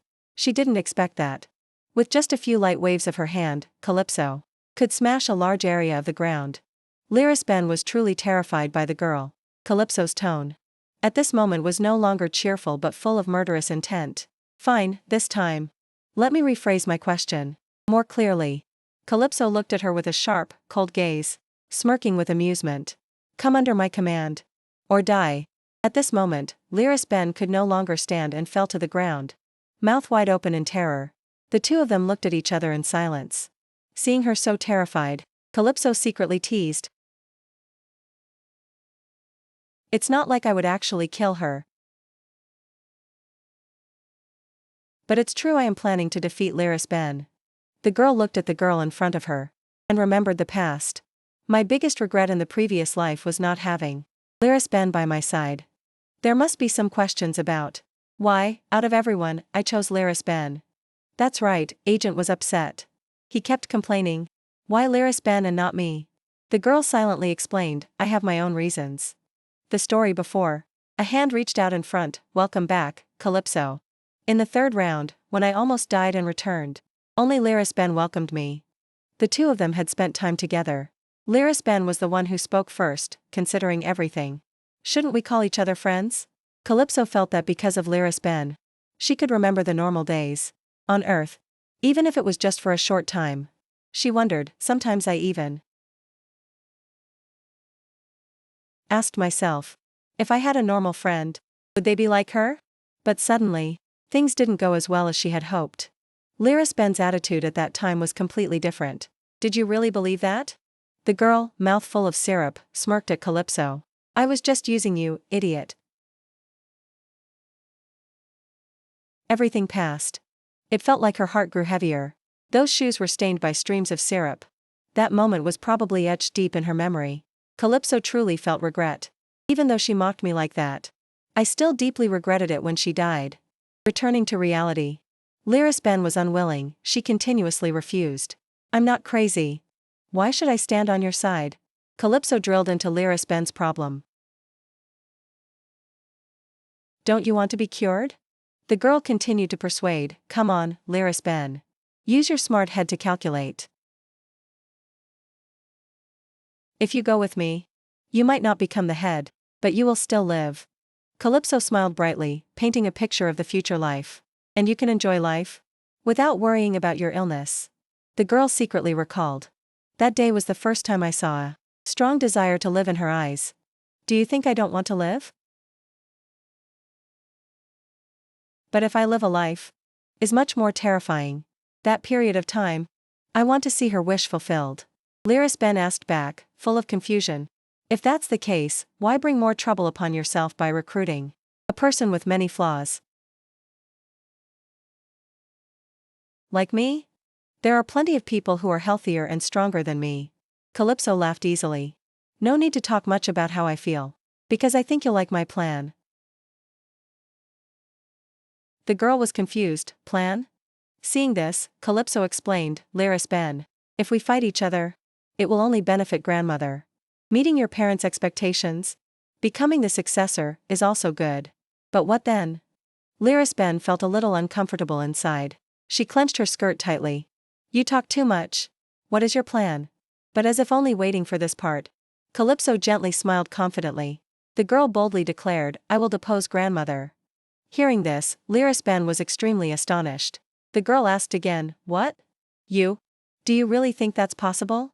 Compared to Lyris Ben's reaction, the girl only happily replied, why not? This left the girl speechless. On the other hand, the carriage wheels rolled steadily down the road. Inside the carriage were Lyris Ben and Hyla. The girl sat silently as Hyla spoke up. You said you would prove your ability. At the funeral.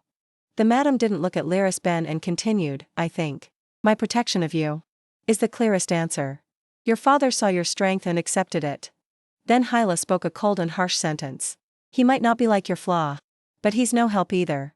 Hearing the cold remarks from the madam, the girl recalled Calypso's previous proposal. Join my side. Lyris Ben, let's cure your illness and depose grandmother. Think carefully about my proposal, okay? Lyris Ben did not reply to the madam. They just sat in silence. 1 week later, at the magnificent and grand palace, Pierre spoke up, commenting, it seems you are in a good mood. Calypso sat happily, reading the newspaper in her hand, and replied, of course. Today is one of those rare wonderful days. Curious, he asked. What happened? The girl did not hesitate to share. One of my wishes has come true. Calypso recounted, this morning, Lyris Ben's probation ended, and I received a reply to my proposal. The girl couldn't hide her excitement. After reading the letter, I am really happy with the content of the answer, because I have a new subordinate. Suddenly, Calypso stretched out both hands towards Pierre and requested, Dad, carry me. The girl worriedly thought to herself. And now I also need to get Dad's answer. Calypso tried to persuade him. I have a very important matter I want to discuss. I need your answer today, Dad.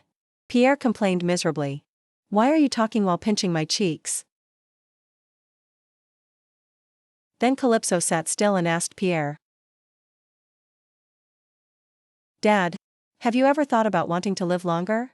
The sun shone into every corner of the room. A silent space covered the surroundings. Suddenly, his eyes narrowed, and he spoke softly. Of course. Every day. Pierre gently took the girl's hand that was resting on his face. Then he continued, since I met you. Seeing his reaction, Calypso was happy and satisfied.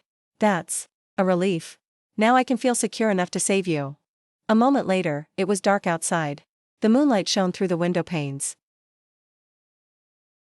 Calypso was carrying her bag when Pierre suddenly spoke up. I know what you're worried about, but don't think too much.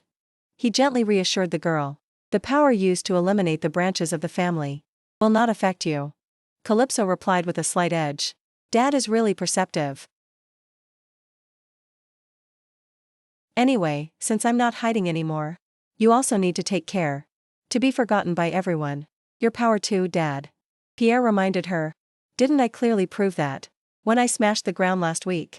The girl felt awkward. You don't have to put it so bluntly, Dad. Returning to the main point, Pierre cleared his throat and asked again, so if you're not hiding anymore, what do you intend to do now? Hearing that, the girl smiled. In her heart, Calypso secretly thought about a way to cure Father. To be precise, the person who can save Father hasn't appeared yet. Perhaps it's some mysterious boy. But that matter is over now. Then Calypso, gripping her bag straps with both hands in a ready posture, happily replied, I am waiting for someone. Gentle sunlight shone down on the palace. Inside the ancient corridor, a hand touched the teacup. Do we really have to meet like this? Lyris Ben lifted it gently to sip. Calypso confidently thought. Finally, Lyris Ben has become my subordinate. Then she dropped a sugar cube in and asked. You weren't followed, were you? Receiving the question, she replied, no, I wasn't. The two of them chatted like that. We also checked on our side. It's true there was no one. Now you are doubting my skills? The girl responded, it's not doubt. It's just that I don't think you fully understand how many special skills the masters of the aquatic clans have. Especially, Lyris Ben, annoyed, mocked, you're really good, aren't you? The girl ignored it and asked, so what is the purpose of this meeting? You will continue to pretend to be a succession candidate. Not quite understanding, the girl widened her eyes and asked again. You mean I still have to act like I haven't given up the position of the head? And was quickly answered, that's right. Putting the teacup down, Lyris Ben said. I have to admit, to deceive grandmother and my mother, right? You are indeed sharp. Unafraid, Calypso replied directly. I like that. In her heart, she understood Hyla's ambition was too great. She is a seasoned person. Also deeply understanding the diverse powers of the merfolk. And she is also a member of the branch family, who can use hydrokinesis. If she had been born in the main line of the family, she would have become a formidable opponent. Of course, I have no intention of confronting her directly right now. So for now, Lyris Ben needs to keep Hyla's attention. Realizing it was difficult, Lyris Ben doubted. Do you really think you can depose grandmother? When she is at her peak? What? Hearing that, Calypso replied. You're really suspicious. That's why I like you. Lyris Ben felt annoyed and retorted. Why do you act like you know me so well? The girl's hand paused. Because I want us to get along. The girl didn't understand and asked, what do you mean? Calypso hit the nail on the head. You don't have any friends your age, do you? Afraid of being embarrassed, Lyris Ben had to pretend, who needs friends anyway? Having caught her weakness, the girl waved her hand, let's see. Even your brother has friends. But you are a loner. Making the girl shriek, who are you calling a loner? I won't tease you anymore, Calypso said. Fine then. You can be friends with me, then burst out laughing. Lyris Ben was speechless, just pouted. Then she firmly refused. I won't be friends with someone who stalks me. If you're done talking, I'm leaving. Then she stood up.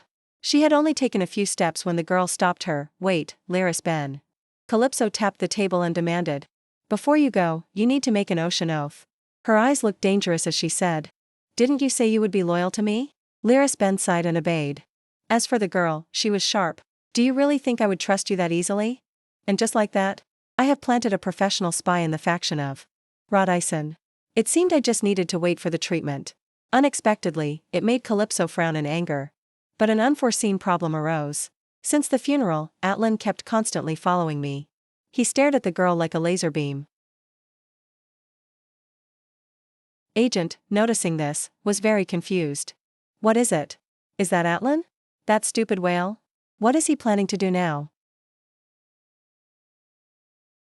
While Calypso crossed her arms and pondered, he took the chance to clasp his hands and suggest, then, little sister, now is the perfect time to grant my wish.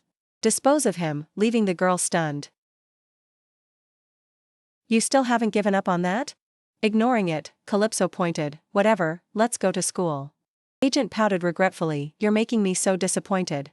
The scene shifts to inside the classroom. Luca and Luba have been in the same class since last semester. They were bustling about, Princess. Princess. He's here again. Agent saw the familiar face and sighed tiredly, is it that big guy again? Calypso sat on the chair. Patting one of them on the head, she heard the question. Little sister, it's been over a week. Don't you think it's time to do something? The girl answered vaguely. What exactly do you want me to do? All Atlan does is just stare at me. So, the teacher can't just arbitrarily kick him out. And because the other kids aren't directly affected either, we can't even report him. Leaning back in the chair, Calypso felt tired. The worst part is I can't secretly handle this. Agent asked about Atlan. He is getting closer and appearing more frequently. And yet you still ignore him? Why is that? Before getting an answer, the girl silently pondered, recalling memories. After this war ends, what do you plan to do? Second brother, do you know you just said something unlucky? Calypso snapped, you just raised a death flag. Making Atlan confused. What are you talking about? I just asked what you plan to do after the war ends. Still clueless, the girl hit him to wake him up. That is the exact definition of a death flag. Atlan smiled gently and said, you will still stay with us. You won't act on your own anymore. And won't throw away the sword you once picked up for me, right? He gave a bright, reassuring smile, calling, Princess. Fearing the future would repeat itself, Calypso warned Atlan beforehand. Do you know the saying that saving someone means taking on responsibility? Or not? And Atlan held the girl's hand tightly while Calypso continued. I'm not ready to take on any more responsibilities. With others, maybe, but I understand Atlan's personality well. Princess Calypso tried to push him away, stay away from me. And once defeated, he will always stick by your side. Above all, unlike Laris, Atlan is not a patient person. And his personality perfectly fits the cruel world of the killer whales. Killer whale. Even without me by his side when danger strikes, he can still take care of himself. Agent looked up and asked, I'm not sure what your goal is, but whatever it is, doesn't it require a lot of power? The more capable people, the better, right? The girl affirmed, you're right. We need a plentiful source of power. But I am satisfied with my current strength. However, thinking about my peak, as the leader in my third round, perhaps it's still a bit lacking. She closed her eyes to calculate, but in reality, restoring that power, in that amount of time is impossible. While Iki stared, he grabbed the girl's hand and asked, Calypso, do you need power? Surprising her, Iki didn't hesitate, he immediately cast it. I can give you power. A wave of the sea surged into Calypso. Is this water flow? It curled into the girl's palm. She clearly felt the rushing waves inside. The girl was shocked, how did you do that just now? Even though it was just for a moment, that was still water flow. Looking at Iki's bewildered face, Calypso worried. Is that concept too complex for him to explain? He used it instinctively. I shouldn't expect a clear explanation. Then Iki asked Calypso, do you need me now? Gently stroking his cheek, she instructed.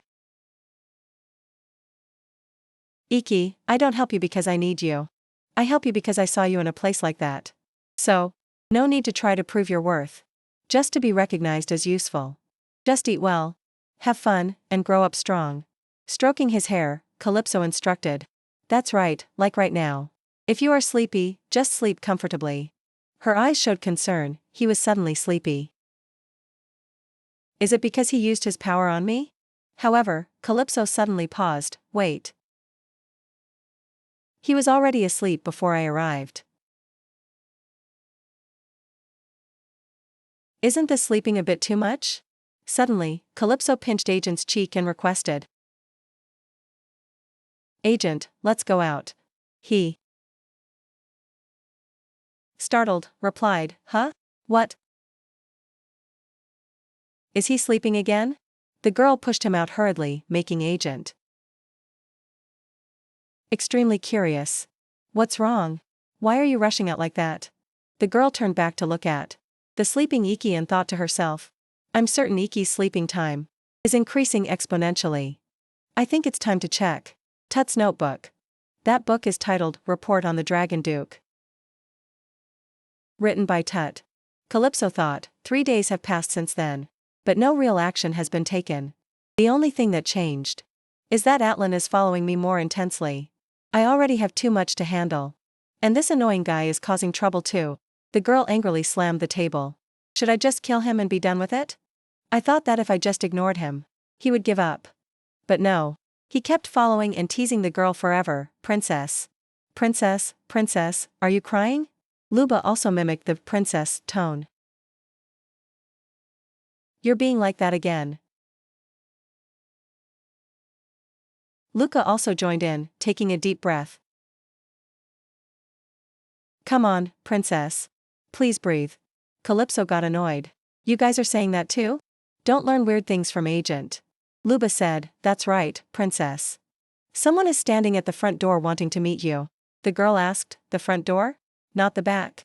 Calypso frowned and guessed. A friendly voice rang out, hello, princess. The girl crossed her arms and spoke. Who the hell are you? The newcomer exclaimed, you really are difficult. Just as everyone said. He introduced himself, I am Levin Montesiros. Of the Narwhal Beast clan, a friend of Atlan. The girl remained silent after the introduction. The person before her reminded her of someone, and that person once said, no matter what I look like, I can still smile. You must find me very annoying, princess. That person had said, it's just that. My younger brother, before he passed away, told me to always smile. After the flashback, the first thing she saw was Levin's smiling face. Calypso asked, so your brother is Lita's, right? He was surprised, huh? You know my youngest brother? The girl didn't answer Levin's question but set a condition. You have 1 minute to present what you want. He was startled and couldn't speak immediately, then finally exclaimed, please help Atlan. The girl was surprised and thought to herself, I didn't expect him to ask for this. Throughout the third round, Atlan's actions were quite simple. Fight, rest. Fight, and rest again. She recalled the time she asked the second son. Do you have no one else to talk to but me? He replied immediately. Why would I need anyone else? She mused, the person who insisted on being alone. Having a friend now is actually quite admirable. Calypso asked. What exactly do you want me to help you with? He stammered, well, Atlan. Levin clenched his fists and cried out. He won't cooperate on our group project. She was surprised. What? Are you really complaining to an 8-year-old? About your school project problems? He flusteredly explained. I'm the team leader, and this affects the path to my promotion. But Atlan keeps skipping the group meetings. To follow you around everywhere. She sighed, oh no. What a disaster. Levin spoke up. Sorry, but could you put a little more emotion into that? She repeated, oh no. Levin was disgruntled.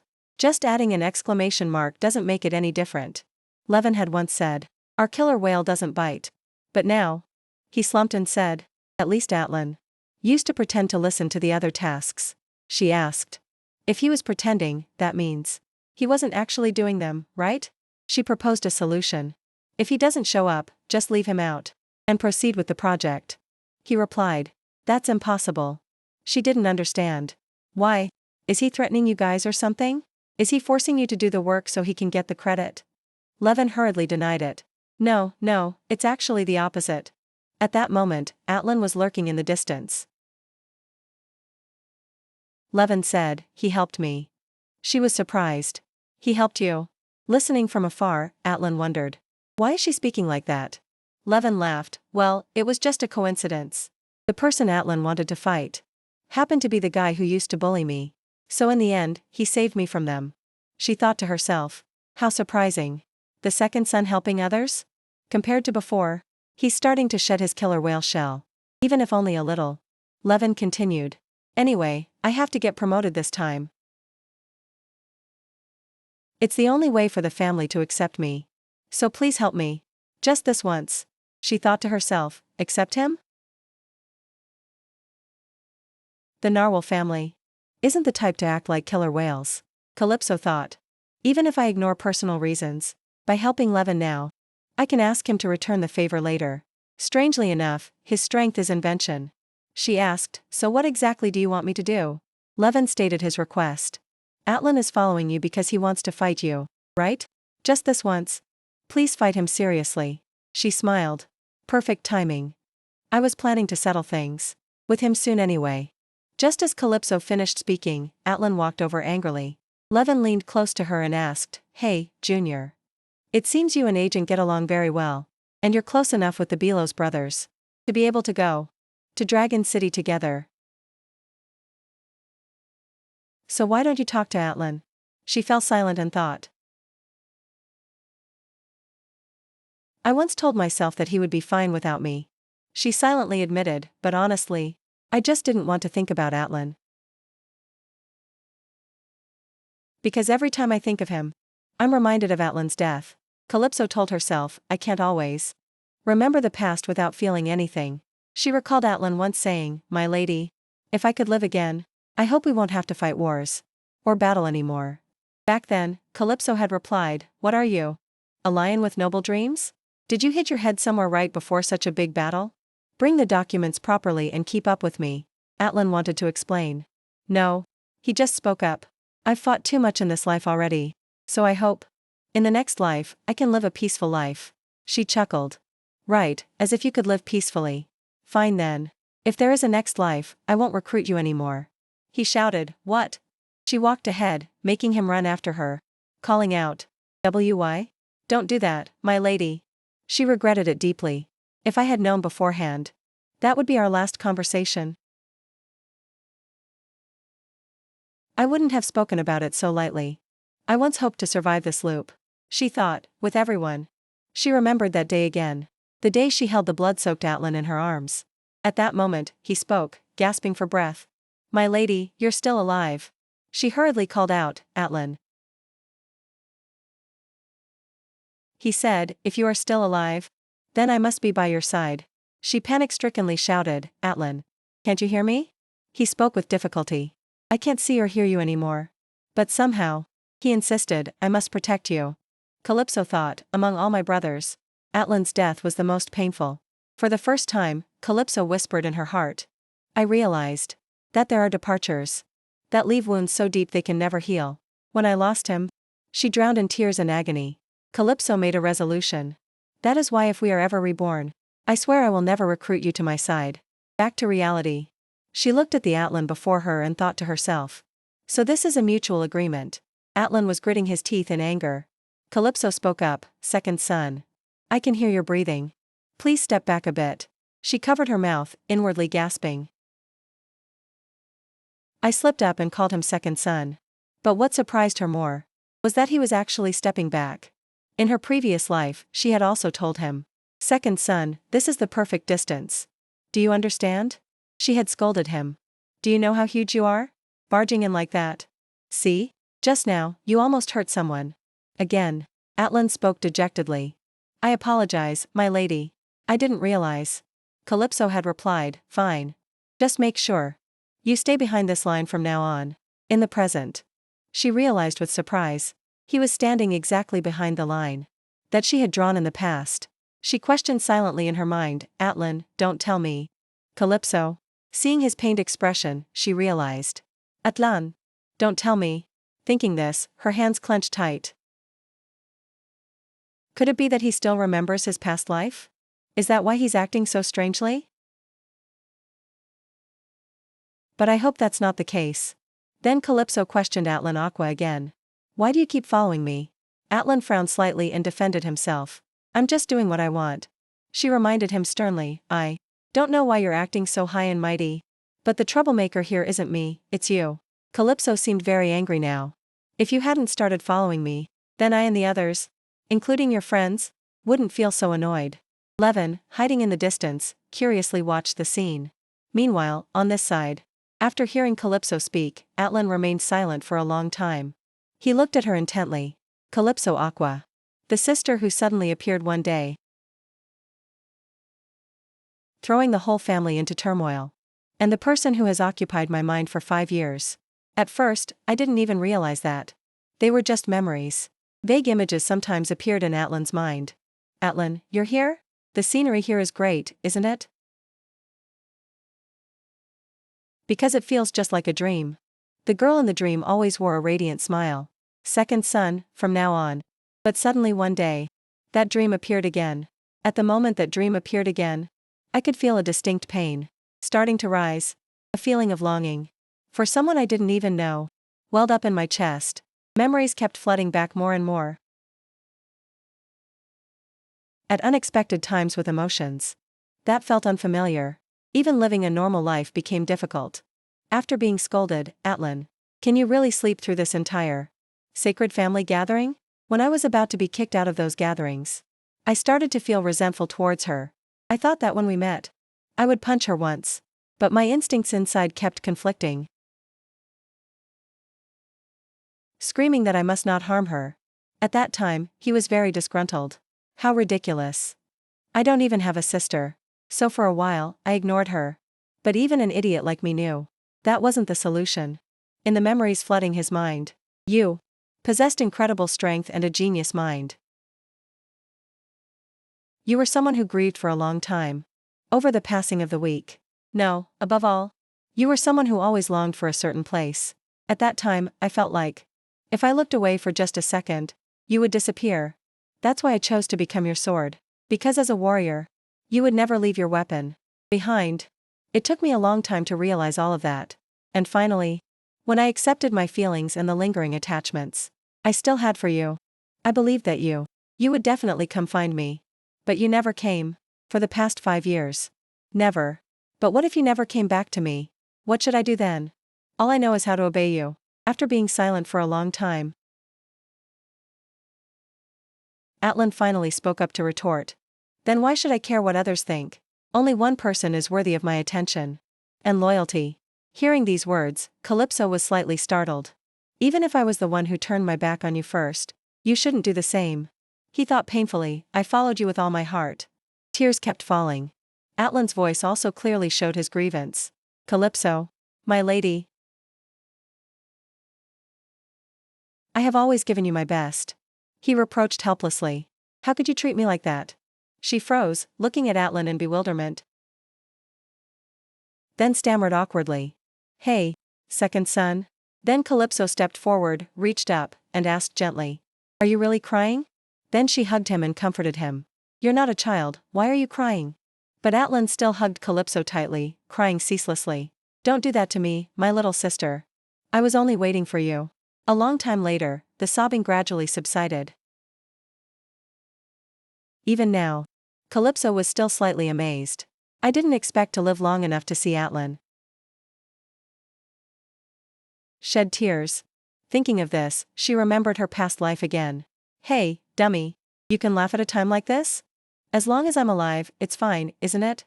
Even when his arm was almost severed. He didn't cry. Atlan felt aggrieved. You really shouldn't be like that. Hearing that, she rubbed his back to comfort him.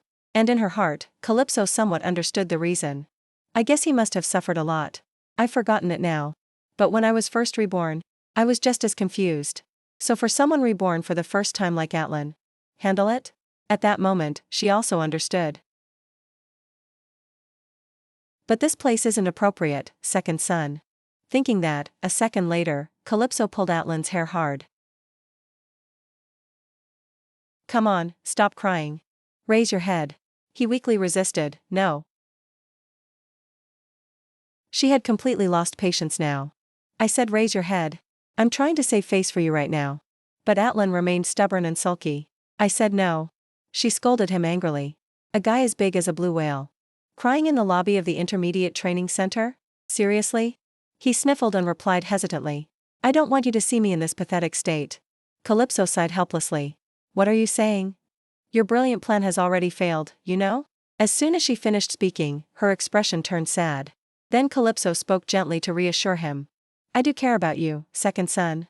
I care enough that even if you act strangely, I don't mind at all. She encouraged him softly, so stop being embarrassed. Let me see your face. Upon hearing that, Atlan immediately stood up. Seeing his flushed face, Calypso couldn't help but exclaim. This face is actually quite something. Thinking that, she smiled brightly. Damn it. Then Calypso stepped forward and patted Atlan's head. I really can't turn my back on him anymore. He looked at her with streaming tears. Calypso was completely defeated by Atlan. After seeing these eyes, how could I do that? She laughed loudly and pinched his cheek. Are you done crying? Your face looks really funny right now. Atlan replied sulkily. Don't tease me. Is it all my fault? At this point, Calypso nodded and admitted, it's my fault. But surprisingly, he got angry. Why are you admitting to that? Atlan shyly covered his face with his hands. Immediately after, he convinced himself. No, my lady, there's no way you are wrong. Abandoning a killer whale like me is wrong. Sure, but you must have had your reasons. Hearing these words, Calypso felt a bit bashful. You really don't need to defend me like that. Unlike Agent Orbilos. Maybe because the more I talk to Atlan, the more I feel he's just like he was in the past life. It feels like I've returned to when I was the head of the family. Suddenly, he asked. You'll take me with you, right? She looked at Atlan intently, smiled brightly, and decisively answered. No. A loud, frustrated voice rang out in the room. What are you saying? Why won't you accept me? You are the one who said you wanted to live a normal life first.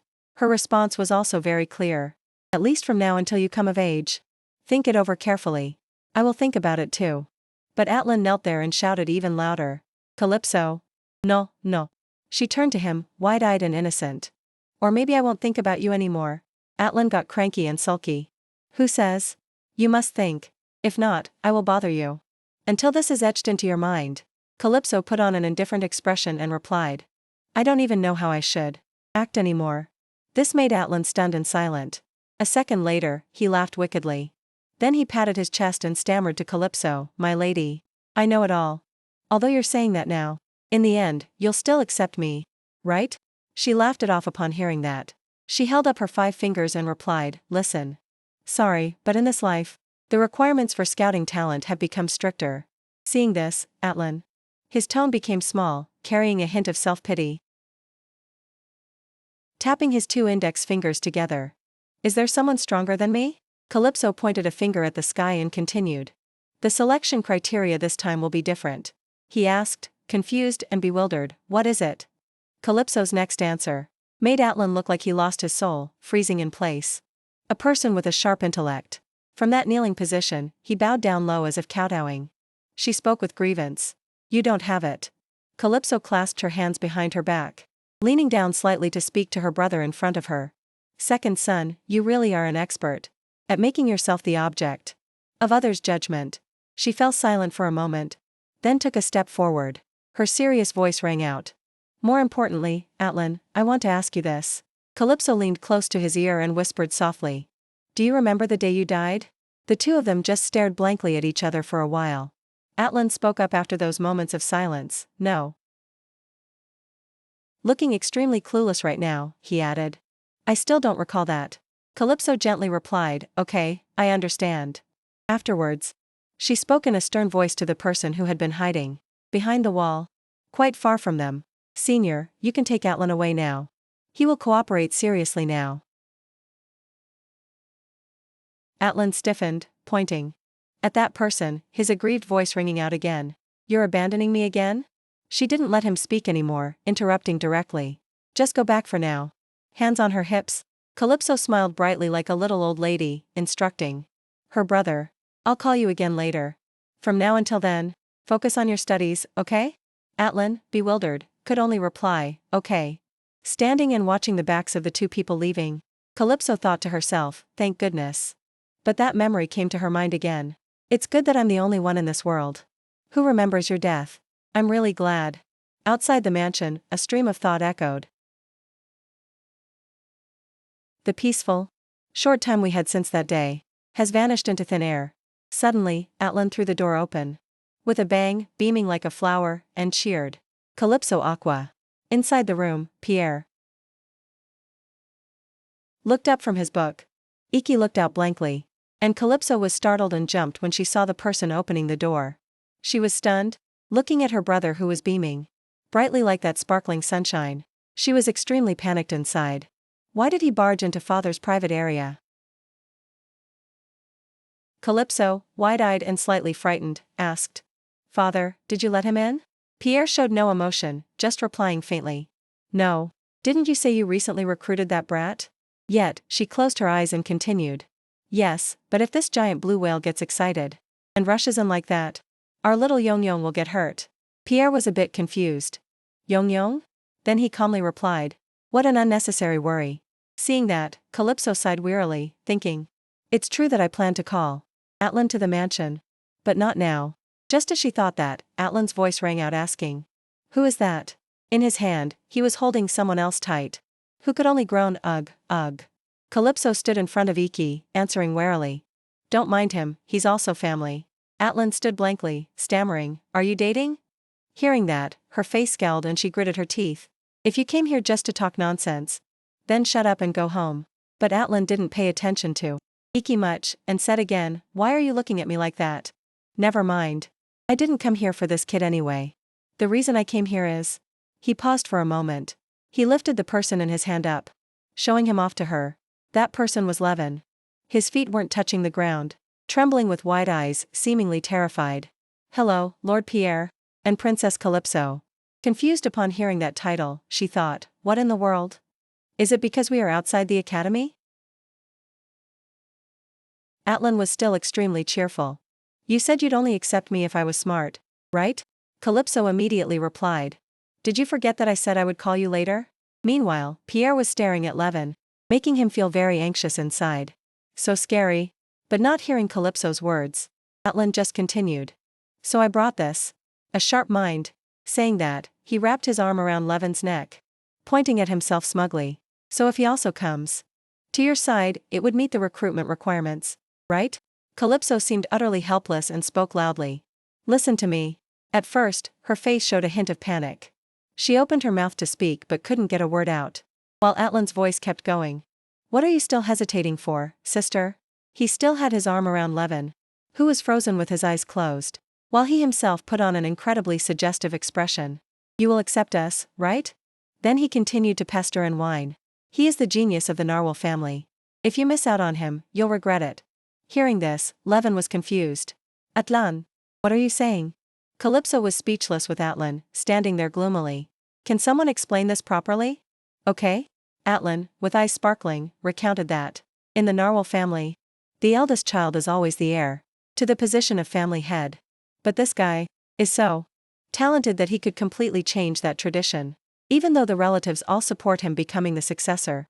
Next year, he needs to graduate from the Academy Foundation. Recalling his previous words. Anyway, I must get promoted this time. That is the only way for the family to accept me. Please help me. Just this once. Calypso pondered for a moment.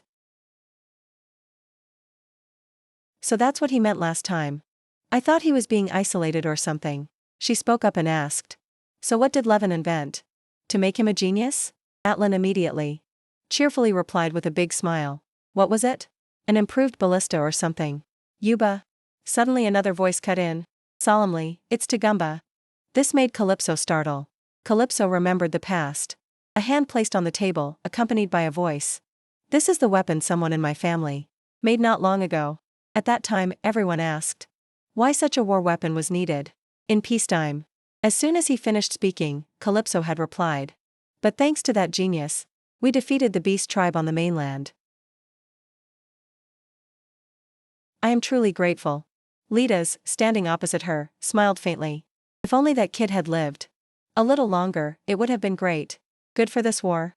And for our family too. Calypso asked, how did he die?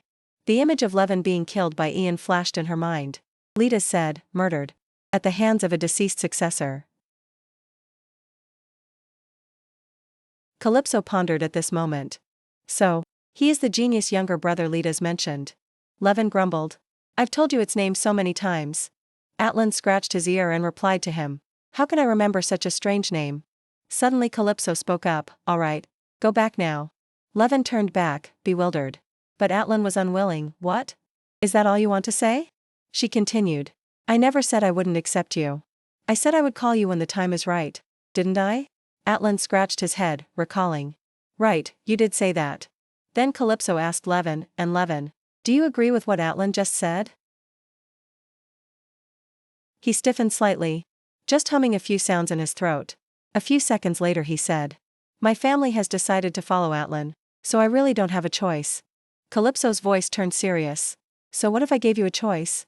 At this moment, she became more serious than ever. Levin, you must become the head of the family. She added, to do that, you need someone to follow you without hesitation. Go back and think carefully. Next time, give me your answer. Looking at Pierre before her, she called out, Father. To Pierre's surprise, Calypso continued. If I want to prevent terrible memories from repeating, what should I do? She recalled what happened earlier and thought. When Atlan burst into the living room like that, it reminded me of the moment he commanded the final battle, recalling the words he left behind as he turned his back. I will buy time for us. Calypso slumped down, covering her face. I shouldn't have agreed with him back then. She knew that buying time meant facing death. In the most brutal way. Pierre's voice rang out from behind. If I help you? This made her pause slightly. Pierre still wore that expressionless face, but it seemed he carried a bit more warmth now. Would you feel at ease? Hearing that, Calypso smiled brightly. If only someone had said that to me back then. She sat there quietly, letting Pierre pat her head and Iki hold her hand. She continued, then I could have felt relieved. A few days later at the Intermediate Education Center, Atlan stood with a sullen face, watching Luca and Luba chirping. I choose red. Black suits the princess better. He immediately interrupted with annoyance. You guys are such smart Alex. Did she say you could choose? The two boys giggled, thinking to themselves. We definitely told him to take it easy. Twice already. Suddenly a voice rang out.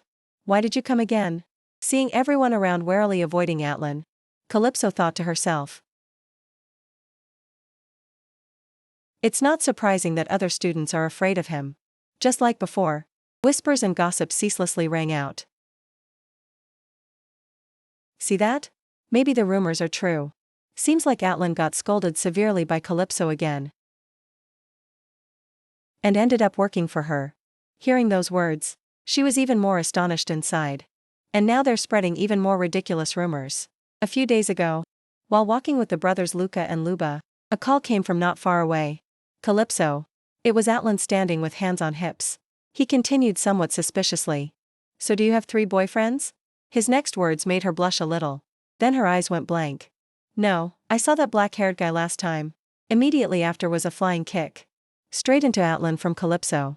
In the present, she leaned back in her chair, pondering alone. All I did that day was teach Atlan a lesson. She thought again. And the person who insisted he liked being alone somehow gets along well with the twins. Meanwhile, Atlan was pointing at the twins and nagging. Can't you guys stand not being noisy? The 2 boys immediately retorted to Atlan. You're even noisier than us. Calypso couldn't help but ask. Why are you fighting over choosing a bookmark? For me? Atlan said we should share. Atlan held up 2 cards, smiling. Choose one. The twins turned to look at each other. Then both clung to Calypso whiningly. Princess Calypso, which one do you like? Red is the best, right? Black. It's definitely black. She sighed as if helpless. Fine, just take both. I'll tell Levin to make another one. Sunlight shone into the room through the window cracks. Calypso's question was raised. You really like this, don't you? Luca smiled brightly, cupping his chin with both hands and replied. Yes. Luca continued. I wish you would let me choose every item for you, princess. Hearing that, Calypso looked up at him blankly. Then returned to replying innocently. Well, I don't have any special preference. If I feel it's okay, I'll just use it. This remark made Luca feel very confused. Standing there wide-eyed. Then he said again. But that's not true. Sometimes I feel like you don't care about yourself at all. Everything seemed to become warmer in this moment. Because of Luca's sweet words. I can take care of all those little things for you. Saying that, he flashed a heart-stopping smile at Calypso. But it seemed she wasn't moved by it at all, and just smiled brightly in response. Thank you, but I'm fine. I'm more interested in the bigger picture than the little details. Luca smiled like a fool. I think the princess doesn't quite understand, making Calypso genuinely confused. Her small hand held up a notebook in front of her face, recording the Duke's power. The Duke acts on instinct. When the time comes, you will understand. Calypso couldn't understand, thinking to herself, instinct? What instinct? When the time comes means what? Recently, after school, thinking about Iki's power. Tut had written most of the content in detail. But this part is written vaguely like this. Looking back, Iki was sitting playing alone, so she left everything aside. Forget it, I'll test it directly and call Iki. Calypso walked over to Iki and asked, do you remember how much water appeared when we held hands last time? He didn't move, just replied with one word. Yes. Suddenly she plunked down right next to him. So what were you thinking at that time? Iki spread his hands. I wanted to hold hands, very much. His eyes sparked. With you. Calypso held his hand, smiling faintly. The imprint still affects him. Is it that strong? Then she said to Iki. Iki, let's try again, just like last time. He sat there, not wanting to resist, following Calypso's wish. Wish with all your heart. Hearing that, she fell silent. What I earnestly desire. She gradually sank into her own thoughts. I wish I were stronger. So I can protect my future subordinates. Atlan, Agenter, and you. I want everyone to be safe. Back to reality. Iki looked up at Calypso and whispered. The power of time. Only you and I. Calypso stiffened slightly at this. Images from her past life flashed in her mind. She thought to herself. Only Iki and I possess the power of time. Closing her eyes, her speech slowed down. Iki, don't tell me. A second later, opening her bright eyes. She was in disbelief. Are you borrowing power from the future or the past? Iki nodded slightly, his face devoid of emotion, and replied. Borrow? I take it. Calypso thought again. If I train the time-transcending power of Iki properly, maybe I can use the power I had at my peak, in my third life, for my current body. So that's why the 7th Emperor desperately desired a dragon. Thinking of this, she squeezed Iki's hand tighter. Iki, then, can you bring the power I had when I was strongest? Iki did not reply. Just sat there under Calypso's attentive gaze. Then a statement, could not be more surprising, came from Iki. I might die? Calypso's eyes widened in confusion, asking back, what? Immediately after, Iki's whole body was surrounded by a glow. He said, "Your wish. Let me grant it." A loud scream rang out in the room. "No." Calypso grabbed his shoulders. "Listen carefully, Iki." The girl hurriedly instructed. "Never sacrifice your life for anyone. Understand? Iki, surpriset, repliet, okay." Calypso slumped down, bowing her head. "Let's forget everything about today. Now I understand the basic logic behind your power. I will find the ability to control water myself. I don't want you to die." She told herself she was strong enough already. "I don't want to gain more power by sacrificing this child's life." She smiled at Iki. "All right, let's change the subject. That matter is considered settled. Let's go get some fresh air." Suddenly, Iki grabbed her sleeve and called, "Calypso." He hesitated for a moment, then asked, "Don't you want to see them again?" The image of a family of 3 of hers in the other world appeared through Iki's words. People from another world. Calypso turned her back and looked towards the window. Sunlight streamed into the room through the small panes. She replied somewhat awkwardly, "No need. I don't want to see my parents anymore. Now that I know Iki's power is a double-edged sword, I have no choice but to find the Linus treasure, just like in my third life, and awaken the power of the water current. Linus is hidden somewhere in the dolphin territory, so I will definitely need the help of a beastman. A dolphin one. Last time, I didn't know that and struggled a lot. But this time, I think it will be easier." At that moment, a thud rang out, accompanied by a loud voice. "What?" Calypso slammed the table and jumped up, shouting in disbelief. "All the dolphins have packed up and left?" Ilya sat opposite, resting her chin on her hand, smiling wryly and thinking. "That table is done for," she replied to Calypso. "Yes, only one person remains. And he is only here to complete the withdrawal procedures." She continued, "He will also leave soon." These words shocked Calypso to her core. "No, that can't happen. He is linked to my father's treatment." Pierre walked over and asked Calypso, who was holding her head in distress, "What on earth happened to make you break down like this?" "Father?" Pierre, standing there playing with the water flow in his hand, hearing Calypso say, "Father." If someone says they are leaving the place they've lived and returning to their hometown, what could be the reason? Pierre slowly answered her question. Usually, it could be because they are fed up with that place, or something happened that forced them to leave. "I knew it. I must meet and ask him directly." Thinking to herself, if there is a small consolation in this matter, then the last dolphin remaining is that guy. An image from her past life resurfaced. A person lying on the ground amidst a pile of papers, groaning, "Please let me get off work." Calypso felt a bit guilty and replied softly, "You won't die from overwork." That person was Levi, slowly crawling up and saying wearily, "In the next life, I will never get involved with you again." Hearing that, she held a teacup in one hand and a paper in the other, replying nonchalantly, "Sorry, but I won't let you off." Levi quickly picked up the papers from the floor, without looking at Calypso, and continued, "Keep that obsession and go date someone else." She turned to look at him. "I like the food you cook." She smiled and proposed an idea. "Want to move in with me?" Back to the present. Pierre asked Calypso, "Who are you going to meet?" Calypso twirled a lock of her hair and spoke slowly. "My ex-boyfriend."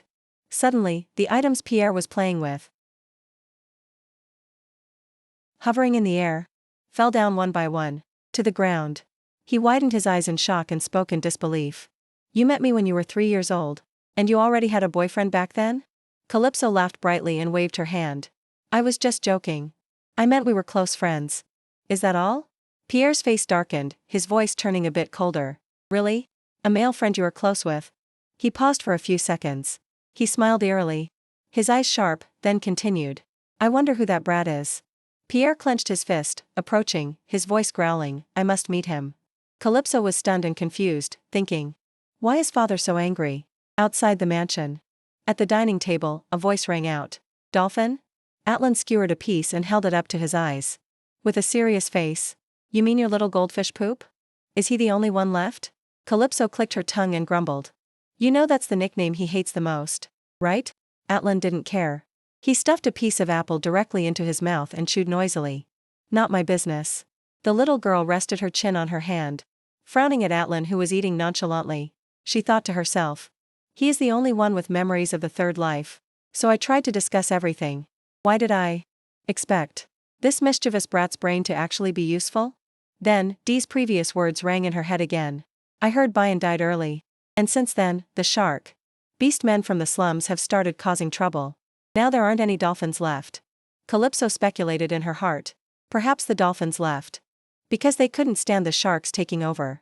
If what Dee said is true, then by eliminating Balian early, I have put the dolphins in danger. Suddenly, Atlan spoke up, pulling Calypso out of her thoughts. What if even goldfish poop remembers you and ran away? To avoid being exploited? Then what? She froze for a few seconds, then giggled. That's funny. Then their eyes met. The atmosphere between the two fell into a state of eerie silence. A moment later, Calypso spoke confusedly. Don't tell me. Atlan replied immediately while eating, I'm just joking. Have you gone through so much that now even a joke feels real? He looked straight at her and asked. Anyway, you plan to meet him after school, right? Calypso smiled innocently. Yes. He paused for a moment, putting down his knife and fork, then asked again. Are you planning to gather all your old subordinates again? Calypso replied expressionlessly. No. They will live better lives if they don't meet me. Recalling the images from her past life, she continued. My subordinates were consumed by resentment. If in this life, I bring peace to Aquasier Dell, perhaps they will suffer less pain. Hearing this, Atlan became more serious. Then he spoke faintly. I don't see how that's different from abandoning them. Calypso sat with her arms crossed at the table, smiling. Unlike you, they don't have memories. So I just want to help them live a happy life. Having said that, she thought again. Actually, this life is completely different from the other lives. Why is Atlan the only one with memories? Is this also because of the power of time that Iki mentioned? Atlan sat there looking at her pensively. After a period of silence, finally, Atlan spoke first. You'll take me with you when you go meet that goldfish poop, right? Calypso looked up at him and replied, yes. I feel like he's suffering because of me. So I need to save him. Atlan rubbed his eyes and asked. Just the two of us? She smiled. Yes. Then she thought, I plan to go with the person who bears the old memories. Suddenly Atlan laughed loudly as if very happy. This really reminds me of the old days. The scene changed. A place like a residential area with smoking chimneys. Not far away were high mountains. A person was sniffing his nose as if looking for a scent. A brown-haired guy stroked his chin and spoke first. Smells like blood, doesn't it? A scar-faced guy holding a knife also chimed in. I smell it too. It's definitely nearby. It seemed they were looking for someone. In front of them, on the ground was a white handkerchief stained with blood. The scar-faced guy picked it up and cursed grumpily. We've been tricked. The blood smell comes from these bandages. The brown-haired guy held his forehead, equally annoyed. This time I have to take that stinking dolphin brat to the boss. The sound of footsteps fading away, along with the voices of the two of them. The blood on these bandages is still fresh. Let's go search other places. In a hidden corner, Levy was clenching the bandage tight, trying to bind his arm. Cursing inwardly. Damn it. He pulled hard with his mouth, causing the bandage to snap. His whole body slumped to the ground. Levy bowed his head and thought. Maybe they think they were tricked by the bandages and won't come near here for a while. Sitting there gasping for breath, he asked himself, wondering if his sister and mother had returned home safely. The wound on his arm was oozing blood again, but he didn't pay it much mind. Just sinking into his own thoughts. If I want to follow them, I can't collapse here. He told himself, I need to return to the mansion. I have to pick her up and leave this place. Remembering the last time he instructed Levin, until I return, don't open the door for anyone. Levy continued to lean against the wall, closing his eyes, immersed in his thoughts. As long as I return, this wound is nothing. But he didn't know that there was the sound of footsteps approaching. Then immediately after, there was a figure standing in front of him. That person's voice rang out. Dying alone in a place like this. That's not your style, Levy. This happened while he was completely unguarded, so his body immediately startled, opening his eyes wide in shock. The person wearing a cloak smiled scornfully and continued. You would survive no matter what happens. Do you still have that spite? Standing behind was another taller person, also wearing a cloak, who spoke up. Hello. Levy stood up, looking at the two people before him in confusion. He was both apprehensive and a bit frightened. Sweating profusely, he stammered, "Who are you?" The voice of the short person standing in front rang out again, "Ah, right. Since this is the first time, I should introduce myself properly." It turned out the two of them were Calypso and Atlan. She smiled radiantly at Levi. "I am Calypso from the Equasier Del family. I came to solve your problem." Levi's face was drenched in sweat. Gritting his teeth, clutching his wound. Staring straight at Calypso, he asked weakly, "You say you will solve it?" She didn't answer but turned around and smiled at Atlan. "Well then, brother, what are you doing?" Looking at her now, she was no different from Calypso. Of the previous life, giving orders. "Do your job." Atlan couldn't stand it and pouted sulkily, "Hey, did you bring me here just to treat me like this?" She put on an innocent expression and replied, "Do you think you have any room to talk back? Have you gotten too used to living comfortably lately?" Atlan just stood there grumbling irritably. "And you, don't you realize you're starting to talk like you used to?" Calypso didn't bother arguing back, but just clicked her tongue and continued to order. "Just get to work quickly. Let's go." Meanwhile, Levi's vision opposite them was gradually blurring. He staggered, sluggishly thinking, if it's the second son, then that must be Atlan Equasier Del. Before he could finish thinking, a strong force impacted him, making him wobble. It was Atlan who had hoisted Levi up onto his shoulder. This made Levi a bit flustered and confused. "What are you doing?" Atlan glanced back indifferently. "Shut up. Do you think anyone wants to do this?" Levi was still extremely confused and panicked. "Please, put me down now. My stomach hurts because it's being squashed." Atlan got annoyed again. Grumbling, "You talk so much. Put him down." Calypso, seemingly very helpless, said softly, "Brother, just looking at him. You can tell he's injured. Just take it easy." Hearing that, Atlan frowned and spoke loudly. "That's why I'm carrying him on my shoulder and doing all this. If you weren't injured, do you think I would carry you?" This reaction shocked Calypso. Not knowing what to say, Levi, perched precariously on Atlan's shoulder, was quite uncomfortable. Hissing in pain, he said, "Anyway, put me down now." He snorted coldly and replied, "Do you dare refuse my help?" His words made Levi panic and hurriedly speak up, I didn't mean that." Calypso's train of thought started running again. Levi, the unprecedented genius of the dolphin clan. That man was the strategist. In my third life. That means. Here, the image of Levi gasping for air. Mouth stained with a large mouthful of blood, weakly calling Calypso. She guessed that. Levi also died in my arms. At that time, Levi lay in her arms, speaking with heavy breaths. "If there is a next life, please appear with a smile."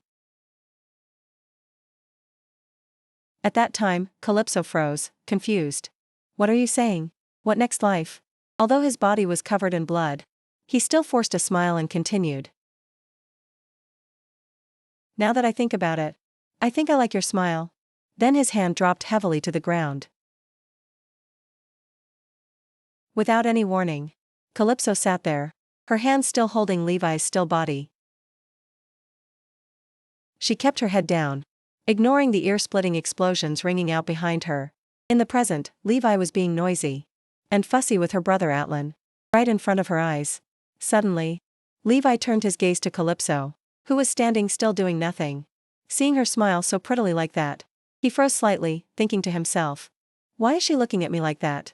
As if she has missed me a lot." Suddenly, Atlan shouted angrily, "Hey! Goldfish poop, where are you spacing out to?" Levi started and was very surprised. "Goldfish poop? What do you intend to do with my house?" Calypso's small hand raised up along with her voice. "I will answer that." She put her index finger to her lips as if pondering. A second later, she pointed to the sky and laughed brightly, eyes crinkling shut. "We are kidnapping you, okay?" After some time, at Levi's hideout, Levi lay on a bed, his face pale and weak, gasping like someone carsick, speaking up. "Who treats a patient like this?" "Killer whale delivery service gets 1 star. The worst." Calypso, standing not far away, said calmly, "It's fine, you won't die from just that." Hearing that, he sat up in panic and shouted, "What?" She turned her head, her voice very angry. "The person I know, even if you're injured, you'd have to bleed a lot more to actually die." "Hey." Levi was confused inside. "Who comes to help but says things like that? The problem is these two have entered my house." Atlan was smiling mischievously, lifting the tablecloth up. "This table looks expensive. Calypso had to hit him and shout, "Hey, put it back." Levi's train of thought drifted on. Fortunately, Calypso, a quasi-Urdel, known as the killer whale, doesn't use violence against the weak. Although the ride wasn't very smooth, she brought me to the shelter. Most importantly, it seems they still don't know that child is here. Then Levi clenched his hands and spoke up. Amidst the bewilderment of the siblings, "I thank you too for the help." Levi thought, if I repay it like this. But before he could finish thinking, Calypso replied, "You're welcome, but it's not free." The atmosphere became strange. The three stared at each other wide-eyed, and only a sound, "Huh," escaped Levi's throat. Calypso smiled coldly, her voice gloomy. "Well? Since I helped you, shouldn't you repay me?" Recalling what she said as soon as she arrived earlier. "Dying here alone isn't like you, Levi." He felt a bit suspicious inside. "Now that I think about it, she called my name from the very beginning." Holding his head, he seemed to feel quite regretful. "It's my fault. I was dazed by the injury. And didn't realize that. Even so, I can't die here." Thinking this, Levi gritted his teeth and slowly continued speaking. "My lady, I will definitely repay you for your help today." He bowed respectfully and said, "Now please go back. Even if I have to swear before the sea." But Calypso didn't seem to want to leave and asked back, "Why?" making Levi freeze. She took step after step towards him, her voice ringing out, neither fast nor slow. "Do you have some treasure hidden at home?" She got closer and closer to Levi. "You're not planning to run away, are you?" He panicked slightly and backed away. "If you are worried that I will escape or disappear, I will swear before the sea." Immediately after, Calypso hopped up and plopped down next to Levi. "I also hate owing anyone." Levi was still very wary of the girl. "You speak to me as if you know me very well." Calypso calmly replied, "I do know you well." She leaned in closer, smiling brightly, looking straight into Levi's eyes. "I have a hobby of learning about handsome guys like you." This left him stunned, looking at the beautiful girl before him. It seemed Levi's emotions shifted a bit. Suddenly, Calypso was lifted up. Along with that came another voice. It seemed to be Atlan. "Stop it," Atlan reminded her with a serious face. Calypso was dangling in his hands. "Don't you see he's worried? The way you talk has completely returned to how it was before." Hearing that, the image of Levi flashed in her mind. From the previous life. She thought to herself, because his surprised expression is exactly the same as in my third life, so I unintentionally did that. I felt extremely amused. Without realizing it, Levi put his hand on his chest, closing his eyes. "If you two have any questions for me, please ask quickly and go back. I am very tired. I feel like I'm about to faint." Atlan replied very quickly, "Fine." But then an eerie voice rang out, making Levi startle. "It's okay, Levi." In front of him was Calypso, standing there with her eyes cast down and darkened. "Do you know where the living curse is?" Levi panicked. His eyes couldn't hide the extreme fear. "I don't understand what you're talking about." Calypso continued speaking. "Blue whales are also known as white-bearded whales, famous for their snow-white hair and their giant size. And they also have gray eyes." Suddenly she stopped speaking. Immediately after, a rumbling sound rang out, coming from who knows where. All three of them fell silent simultaneously. Then her eyes opened wide, smiling slightly but creepily. "Levi, didn't you say you live alone?" Levi seemed a bit guilty. He immediately explained, "My place is sometimes a bit messy." Perhaps that noise caused a misunderstanding. But Calypso still kept that expression. She asked suspiciously, "Misunderstanding? Is someone else living here making enough noise to be called a misunderstanding?" As soon as she finished speaking, a rapid series of footsteps rang out behind. Atlan reacted very quickly, whirling around and catching something with one hand. Calypso, facing forward, seemed very calm about this scene. Then, as if pretending, she flattered sweetly, "Truly a wonderful bodyguard." "Thanks for saving me, Atlan." Atlan, unmoved, retorted, "Act like you didn't see it coming." Right at the foot of the stairs, a boy was standing there, holding a short sword in his hand. "What?" Seeing that boy, his whole body shining like a little sun, Calypso rubbed her chin, confused. "Why is this kid so huge?" "He's as big as Levi. The kid is from the White Dolphin clan, so it's understandable that he's larger than the others." Suddenly, the boy dashed forward very fast. He rushed to block Levi, leaving Calypso bewildered. Levi was slightly startled and called out to the boy. Wait, Juan. Calm down. I'm still. Calypso signaled Atlan not to act rashly. Juan spoke coldly. You guys are here to take me away, aren't you?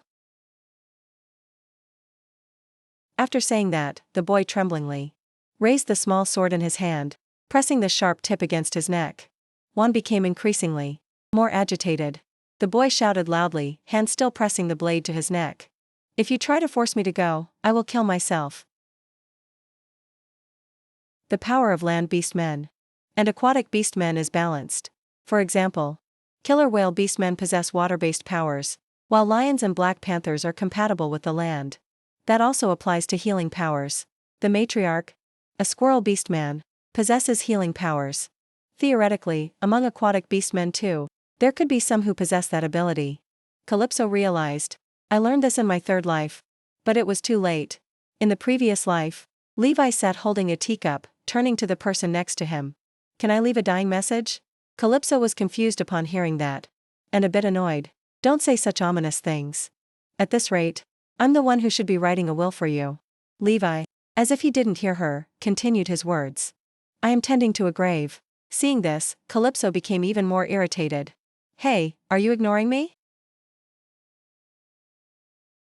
Levi looked straight ahead at the night sky. Speaking gently, consider this a confession.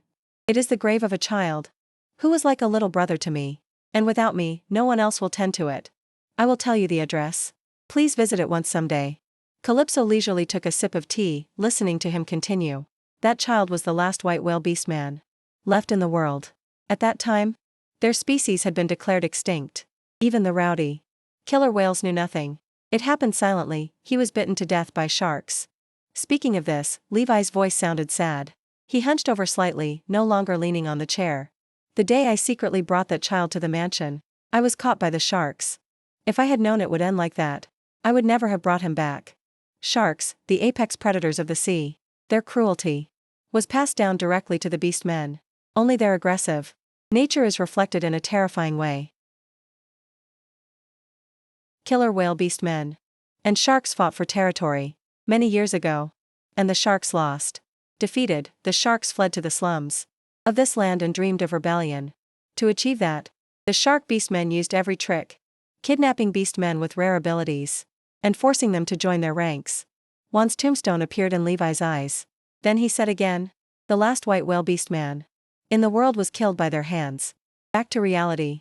Seeing the scene of Juan trying to protect Levi behind his back, Calypso thought to herself.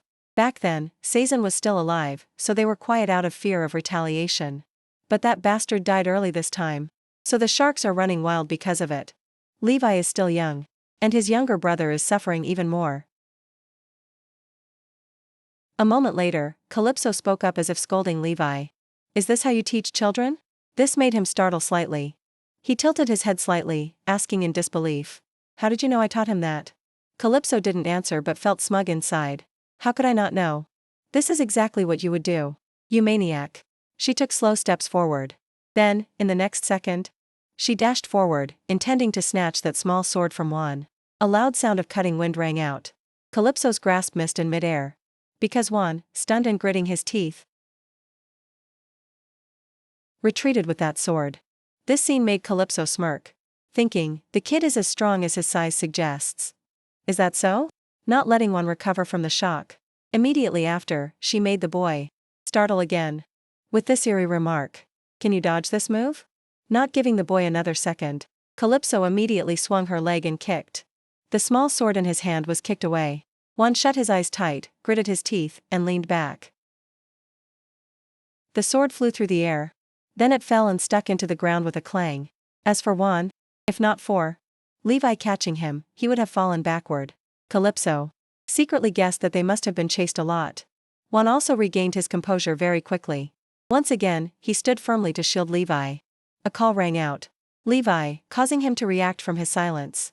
Calypso dusted off her cloak and spoke gently and calmly.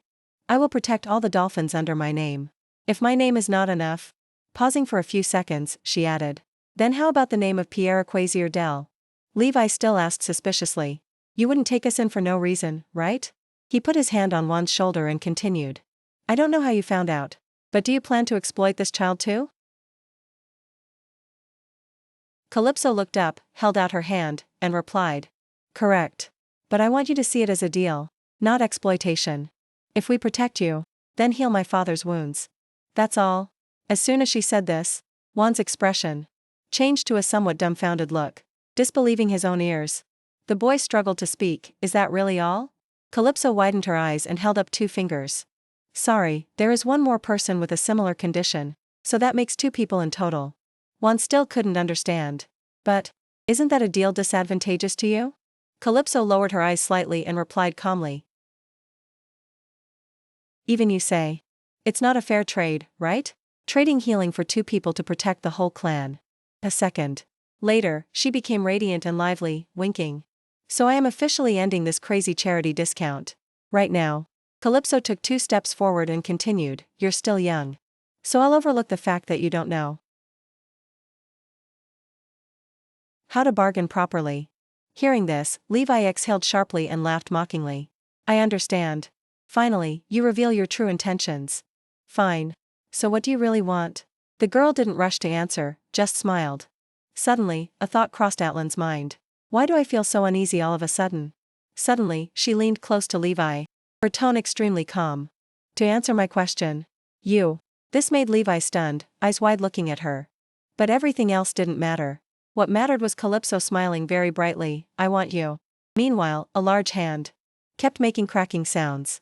It was Pierre sitting on the chair, his index finger resting on his temple in thought.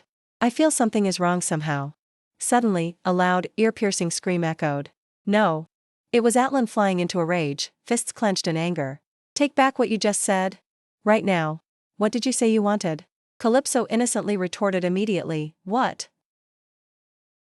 Why are you acting like this again? Do you really want to lift me up like that? Opposite them was Juan, looking worriedly at Levi's wound. While Levi was sweating bullets, thinking, I'm so scared. Calypso confusedly tilted her head up to look at Atlan. Did I do something wrong? He closed his eyes, full of annoyance. That's right. Take back what you just said right now. She slowly replied. Fine. Receiving a satisfactory answer, Atlan finally put her down. Immediately, Calypso turned sweetly and sincerely towards the other 2. Become my subordinates, okay? Levi's confused voice rang out. What did you say? She smiled brightly and continued, everyone. Anyone would be better than the sharks out there. Levi looked down, clutching the wound on his arm. He pursed his lips in thought, then uttered a single word. Okay. A while later. At a hotel owned by a Quasier Dell. A servant clattered along, pushing a few crates. Standing before Calypso and Atlan, he bowed respectfully. I hope you have a pleasant time. A clattering sound came from that large crate. Thud. The lid of the crate popped open.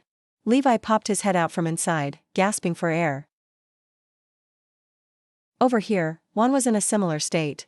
The boy's face also carried a few traces of panic in his eyes. Calypso walked over slowly. Well? Find it interesting? It doesn't mix with the scent of home. This place is completely different from your home. No one will be able to track you. Pausing for a moment, she smiled smugly, patted her chest, and continued. More importantly, the sharks wouldn't dare provoke us. The killer whales. Ignoring the 2, Levi and Juan, who were hugging each other in slight fear, she turned her head away and calmly continued. So, shall we talk a bit? Since you've changed the location, can you tell me how the treatment works? Levi sat on the sofa to rest. Atlan also stood right behind observing, while Calypso sat on the opposite chair and spoke. Are you planning to show me directly? Juan replied awkwardly. Right. It's a power almost like a miracle. Witnessing it yourself will help you understand faster. At this moment, Levi looked straight at young Juan. I'll leave it to you. Hearing that, he didn't know what to say, only calling out in a daze. Brother. Opposite them, Calypso spoke again. Don't worry, kid. Everyone has sworn before the sea. We can't reveal your power. It's fine. Just heal Levi like you usually do. These words seemed to encourage Juan to worry a bit less. The boy slowly unwrapped the bandage around Levi's wound. Juan channeled an amount of power into it. After a moment of silence, the boy spoke. A swim bladder of a salmon, red apocalypse petals, and 3 drops of dew. Levi seriously tightened his grip on what was in his hand. He spread it out. Inside were the three things just listed. A source of energy. Lifted those objects into the air amidst the sound of water trickling. The scene before her made Calypso extremely surprised. She looked up, not daring to blink. Then, the wound on Levi's arm healed completely. There wasn't a single scar left. Levi spoke up, though somewhat hesitantly. As you can see, Juan's power is healing. But more precisely, pondering for a few seconds, he continued. It is a power of healing through equivalent exchange. Right now, Juan still doesn't seem to trust anyone but Levi.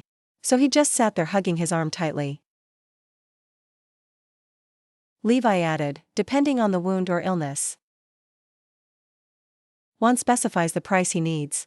And only when the exact ingredients are prepared can he perform the healing ability. Calypso hesitated a bit, speechless.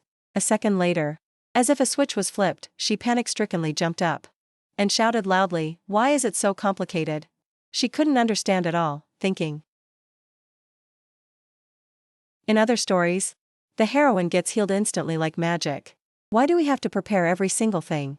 The image of one sitting on the ground, wearing a bucket on his head looking silly, with the words, "If you want treatment, I will need gauze, thread, a sewing needle, and a lighter." Thinking this, Calypso clenched her fist as if very aggrieved. Is this discrimination against aquatic beastmen? Why do we have powers that depend on these conditions? Levi, seeing her like that, immediately asked, "Are you angry?" But Calypso didn't look up, keeping her head bowed like that, and hesitantly replied, "No, I'm not angry." Levi continued. Luckily the boy has never asked to exchange another person's life. It's always things that exist in nature, including humans. At this, she looked up at Levi and said, "It's lucky he doesn't ask for life sacrifice. But equivalent exchange means the rarer the disease, the rarer the materials, right?" Levi immediately replied, "Exactly. The more serious the wound or disease, the rarer the required ingredients." Calypso asked him, "So what ingredients do we need?" "For my father's condition?" Levi gently explained. "We won't know until the boy diagnoses him. Like just now, so the kid has to meet Pierre in person." As soon as he finished speaking, suddenly Juan and Levi hugged each other in fear, and Atlan also suspiciously looked back to the right. Calypso spoke to calm them down. "You two panicking over there, no need to be tense." She smiled brightly, crossing her arms and announcing, "There is a guest I personally invited." Immediately after, a sweet voice rang out, "Greetings, my lady." That person was Ilya. She walked in and took off her hat. Calypso also greeted, "Ms. Ilya, did you come alone?" Ilya gently replied, "I came here with my family. The kids are playing with my husband on the first floor." She smiled and continued, "We are using a family outing as an excuse." Atlan, hearing this, pondered in confusion. "After all, we will spend happy time together." Calypso chirped to Ilya, "The thing I want you to look at is over there." At this moment, for some reason Levi was hiding behind the sofa. As soon as she saw him, Ilya exclaimed in surprise, "Oh my, is that Levi?" He replied in a very formal way, "Long time no see, Lady Ilya." Calypso turned back and said to Ilya, "We have little time, so I'll be direct. I want Beluga to temporarily take in Levi's group. I mean Levi and his companion." Saying this, she stopped, pointed to the room behind and then continued, "Levi will explain the details in that room." Then she turned wide-eyed and said to Atlan, "You go inside too. We don't know what might happen." This made him very confused. In front of the tightly closed door, no one could hear or know what was happening. Inside, outside, only Juan remained, curled up on the large sofa. Opposite was Calypso, who also said nothing. Just like that, she sat there with her arms crossed, looking at the timid boy in front of her. Suddenly, Calypso spoke up, breaking the deathly silent atmosphere. "Please take care of me from now on, Juan." The boy was extremely confused upon hearing this, awkwardly replying, why all of a sudden?" Before he could finish, Calypso said straightforwardly, "If you are important to Levi, then you are also someone I should protect. Moreover, I wanted to talk to you." She thought to herself, "I even told Atlan to go to another room so we could talk alone." "Yes." Then Calypso asked Juan, "Does every white whale possess powers like yours?" The boy slowly answered, "Yes." Seeing Juan's appearance, she felt suspicious inside. "Does he have something he wants to tell me?" Then suddenly the boy started the story, "But there is one thing that even Brother Levi doesn't know. We can only use our abilities. On specific people. As soon as the words ended, Calypso froze like stone, bewildered. Huh? Her jaw dropped. A moment later, she regained her composure and suddenly realized. Immediately telling the boy. Wait, are you telling me that there is something even Levi doesn't know? Why? We only just met today. Juan didn't hide anything. And directly said that. My late mother told me this. When you meet a special person, trust your intuition and act. Calypso immediately became a bit hesitant and asked. Is this that time? Juan replied very quickly, yes. The boy continued. Beluga beast men can sense the goodness in people. That is how we know who we can heal.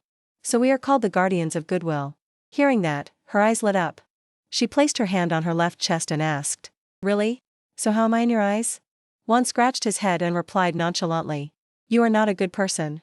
Calypso thought to herself, the kid guessed correctly. Then she seemed to explain to Juan, while also comforting herself. Is there any kind-hearted killer whale? Suddenly Juan stammered a bit. But you are someone willing to sacrifice for the greater good. So I can trust you. Calypso clenched her fist, thinking to herself. This is bad. Looking into Juan's eyes, she continued. The blind faith in that boy's eyes. It makes me think of Iki. Then she smiled a puzzling smile. Then came a reminder from the girl to Juan. You shouldn't go around trusting others so easily. The boy was a bit shy and sulky. I'm only trusting you this time. A month later at Pierre's mansion. A voice rang out eagerly. Right, father, I will introduce the dolphin friend that I told you about before. Pierre's answer showed no leniency. To the daughter in front of him. You mean the person temporarily under beluga protection? Isn't the introduction a bit late? Calypso felt a bit guilty and replied softly, I'm sorry. I really wanted to surprise you, but kept postponing it. Pierre spoke up and asked her. So why? Did that dolphin want to return to his hometown?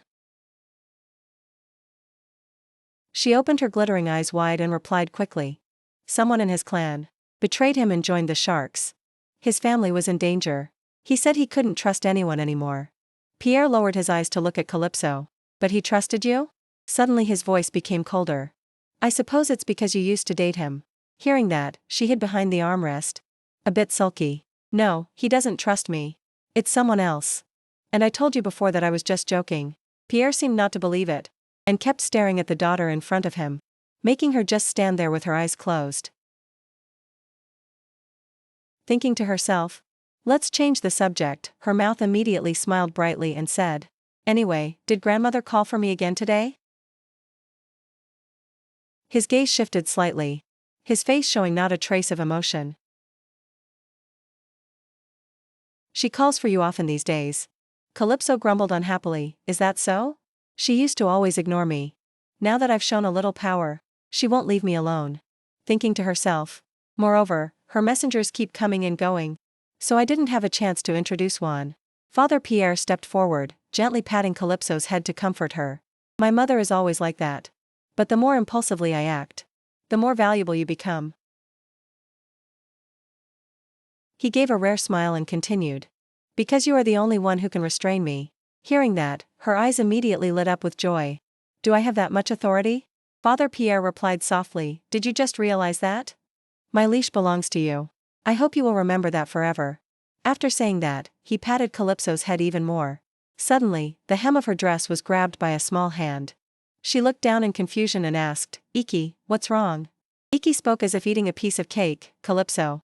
I can also give you one. Leash. After saying that, he patted his chest firmly. Then he threw himself into Calypso's arms, hugging the girl, his voice full of sincerity. Calypso, take it. My leash. She panicked inwardly. Now I understand why people say not to drink cold water. In front of children. Meanwhile, Pierre's face had darkened behind them. Calypso confusedly called for help. Father, what should we do? He learned something very strange. Seeing Iki, who was beaming like a flower in her arms, she felt that this situation was not good at all. This isn't okay. We need to be careful. Do you know how important a child's first concept of everything is? Pierre, with a cold and dark face, said, you're silly. Hairy thing? I mean the Dragon Duke must have instilled that thought in him. It's time for some discipline. Calypso gently lifted Iki's head and instructed, Iki, you should only give your leash to someone you truly desire. Pierre standing next to them immediately cut in. Shouldn't you teach him not to say things like that? Both children looked up at him simultaneously, and Calypso retorted, but giving one's leash to the person they want is natural. And that way, we also have a legitimate reason to keep theirs. Then she smiled brightly and patted Iki's head. But what Calypso said left Pierre standing there dazed and stunned. Don't you feel that way, father? He stood there rubbing the tip of his nose, seriously pondering his daughter's words. A moment later, he spoke up. Honestly, I rarely desire anyone to that extent, except for you. He continued, there used to be someone. The basement in Pierre's mansion. Today was a rather important day. First, it was time to reevaluate the ranks. The introduction part. So I gathered all the subordinates. Suddenly, Atlan's ear-piercing scream rang out, full of annoyance. Fight me right now. Liliban grabbed his cloak and scolded him, honestly. Do you have to shout every time you speak? So rude. Atlan was so angry he couldn't form a sentence, only uttering a single letter. The two looked at each other, the air around them seeming to shoot out thousands of lightning bolts. Calypso stood nearby with her arms crossed. This place has completely turned into a zoo. Pierre, with the same demeanor, asked. Is this really okay? She shrugged calmly. I'm worried too. But what can I do? I chose them myself. Calypso said again. To become the future pillars of Aquasier Dell. In her head, she thought. Even though they are just kids right now. Her small hand had now grasped the leg of the chair next to her tightly. In the next second, the chair flew up with great force, making the two people glaring angrily at each other turn their heads in confusion. Liliban leaped back, while Atlan, with a cold face, caught the chair with one hand. Calypso clapped her hands together and smiled widely. All right, have you guys greeted each other yet? Liliban immediately replied clearly and decisively. Of course, he is quite friendly. Atlan, with a grimace, pointed down at him. Liliban asked loudly. You want me to greet this little one? Are you kidding? He felt he couldn't understand at all. His face looking a bit agitated. Sister, do you have a fever? Why did you choose him out of so many people? Calypso just gently called, second brother. She pondered silently. I know what to do. Seeing Atlan say nothing, just clicking his tongue and looking at her with confusion, added with a bit of resentment and sulking. Calypso thought, Atlan is the one who, in the previous life, swore to kill Liliban with his own hands. So this must be confusing for him. But this is no longer the third life.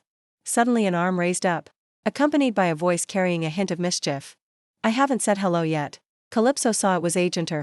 So she snapped out of her train of thought, and replied, what? Then say it now. But the words that came from Agenter were not a greeting, but a question. Is that necessary? His face was extremely radiant at that moment, but his next words were what truly shocked everyone. Why must I greet someone weaker than even my younger sister? Than my own younger sister? After saying that, he closed his eyes again and lay at Calypso's feet, ignoring the little girl's awkwardness. Thinking it over, the girl spoke up and asked, Hey everyone. Everyone. Do you know what the best way for everyone to bond is? Calypso smiled brightly, continuing to answer her own question, rolling around together. These words made all three of those people simultaneously speak up in bewildered unison. What? As for Bear, he was quite happy, flowers blooming in his heart. The girl was truly focused on her lesson. Elsewhere, to Ilya's shock and confusion, a voice rang out. Master, wait a moment. Liraben, face exhausted and dripping with sweat, panted and said, Are you crazy? This isn't normal training. Atlan turned back and shouted, Hey, damn it. Are you guys holding back? Agenta. A glittering tear still lingered in the corner of his eye. I didn't do anything wrong. Calypso nonchalantly closed her eyes and spoke. Third brother, I know everyone has been secretly challenging each other. Not long after, one also arrived. Am I the last to arrive? I'm sorry. Bear stood there watching everything, silently remarking, too weak.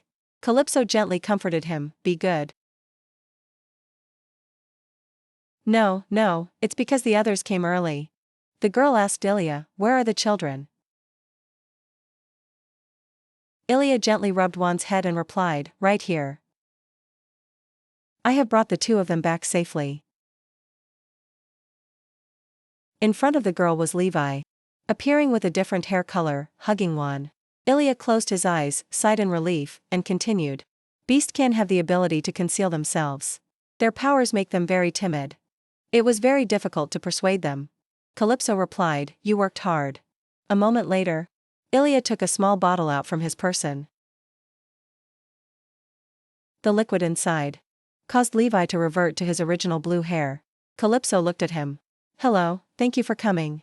Levi gently wiped away the drops of water still lingering on his eyes, and slowly spoke. It is a joy to meet you again, my lady.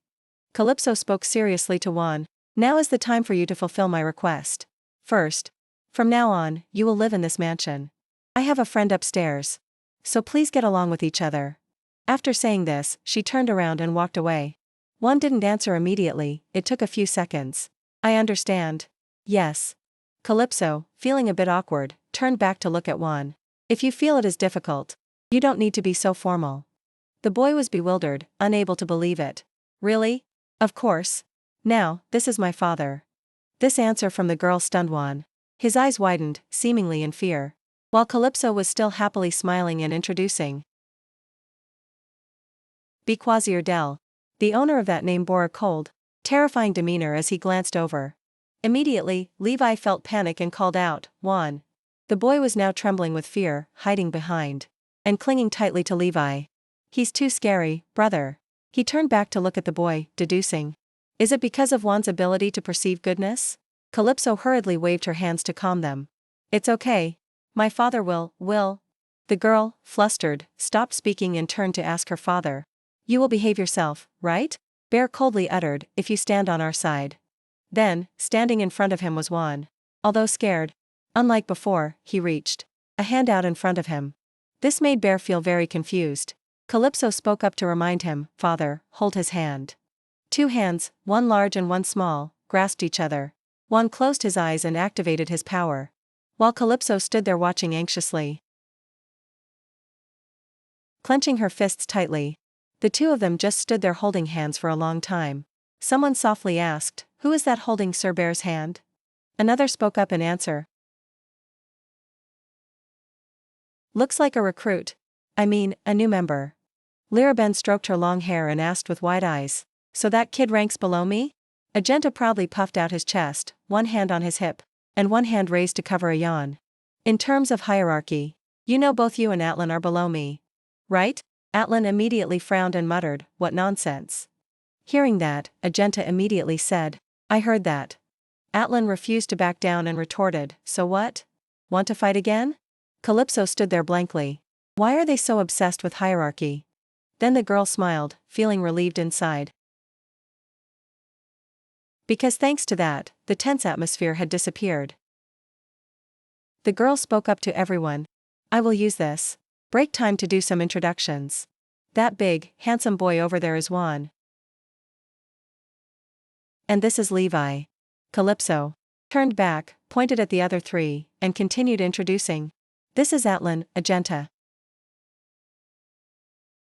Liraben, my subordinates, and the people here will become pillars of my team.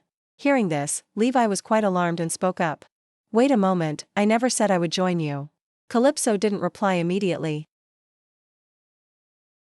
She just widened her eyes and looked straight at him. A moment later, the girl finally opened her mouth, giving Levi a shock, causing him to step back in surprise. Now you can start over. Meanwhile, Atlan, with a menacing look, asked, You don't intend to do it? Levi scratched his head awkwardly. No. Calypso curled her lips into a smile with a strange tone. Follow me. She stood in front of him. Levi didn't face her, he just turned his head slightly. I mean, I'm not that bad, right? Yet you don't want to? He didn't know what to say, only humming in his throat. Levi's face was now flushed red with awkwardness, unable to speak a word. Seeing that, Calypso thought hesitantly. Not answering is also an answer. Levi is the type to say no immediately, if he doesn't want to do it. When Calypso turned around to look at him, he dazedly said. But she wanted to ask about the situation where Bear and Juan were still holding hands. Why is it taking so long? Levi also didn't know how to explain it. This is the first time I've seen this happen. He was a bit confused and dazed. Even when Juan saved a person dying from a knife wound, it didn't take this long. Calypso asked somewhat anxiously, Is it dangerous? Levi replied with certainty. Juan's ability poses no danger to either side. Taking this much time means it requires very rare ingredients. Just as he finished speaking, the two hands loosened their grip. Calypso was a bit shocked seeing this. Is it done? Juan's lips moved slightly. The first thing the boy said was, a slice of green apple. Calypso felt nervous and confused inside. Apples are easy to get. But immediately after that was a long list from Juan. Frostbone acacia leaf, 15-year-old white horsetail hare. Blue wasabi core herb. Eternal snow mint flower, blue bean, red sap. Red frog brain, golden carp eggs. Wolf claw powder, deep sea hermit crab shell. Coral crab food. Southern seawater. Moss from a 100-year-old swamp. White elephant tusk, burdock root. 1000-year cactus, bubutubo leaf, 25-year-old deer spleen. Mistletoe berry from a 100-year-old oak tree. Bluebird tail feather, and a whole series of other things. The boy listed so many things, making Calypso stand there stunned, dazed like a stone statue. She stood there, clenching her fists tight. Listening to it all, beside her was Levi, who was nimbly writing down everything. Juan just said. Calypso just stood there frozen, unable to think. Or say anything. Agenta curiously opened his mouth. What was that just now? But before he could finish, Atlan had solemnly clamped his hand over his mouth. After standing frozen for a while, Calypso finally spoke up. With a noticeably hoarse voice. The quantity of ingredients is one thing. But what the heck? White elephant tusk, bluebird tail feather. As she said this, the girl's voice became even colder. Those animals have been extinct for a long time. Calypso lowered her head and screamed, carrying a hint of unwillingness. That is no different from telling him to die. Levi stepped forward to support her small body, gently comforting her. Perhaps that's not the case. Suddenly, she exploded with rage, even creating a dent in the ground beneath her feet. If not that, then what is it? Levi was pushed away and hurriedly hugged Juan. To protect the boy, Atlan, standing nearby, also felt quite the aftershock. While Agenta and Laraben were bewildered by this scene, a deep gloom resonated within Calypso's heart. I know. This isn't Levi's fault or Juan's fault. The girl became more and more agitated. But she looked at her father with a face showing no expression at all. As if he didn't care whether he could be cured or not. Both angry and scared, her eyes became more fragile than ever. Her teeth clenched tight together. Is curing father even harder than saving someone on the brink of death? If I had known this would happen, I wouldn't have given my heart to anyone. I wouldn't have called you father. Suddenly, Bear spoke up, breaking that atmosphere. Let's stop for now. He took step by step forward. Bear lifted Calypso up, letting the girl who was extremely upset and despairing cling to him. He looked up and spoke, allowing no one to object. Everyone leave. Bear strode away. As for Calypso, unknown when it started, tears were already falling on his shoulder. The space became silent, terrifyingly quiet. The people remaining there, each stood silently in their place. Only Levi was standing beside Juan. The boy was a bit scared and confused, asking Levi, "Brother, did I do something wrong?" Levi hurriedly comforted him. "No, you didn't do anything wrong." Ilya also explained softly. Some shocks can make people angry without reason. Even Levi would be angry if he was told there was no way to save Juan. Levi chimed in, "Madam Ilya is right, Juan." He picked up the notes from earlier and pondered. But Juan's ability cannot materialize something impossible. Do extinct animals still exist somewhere? Laraben stood there with arms crossed, seemingly thinking about something. That is true. She bit her lower lip, thinking. I thought it was a small gap. Recalling Calypso's appearance just now, the voice in her heart seemed stronger and more intense. But not at all. Atlan, leaning against the wall, behind him, was equally pensive. Calypso. Images from her past life appeared in his mind again. He thought, she never stops moving forward on the path that she believes is right. But because she is strong, the moment she faces a wall that cannot be overcome, she despairs twice as much as others. In the past life, when Calypso faced despair all alone, much like right now, Atlan could only stand behind and watch.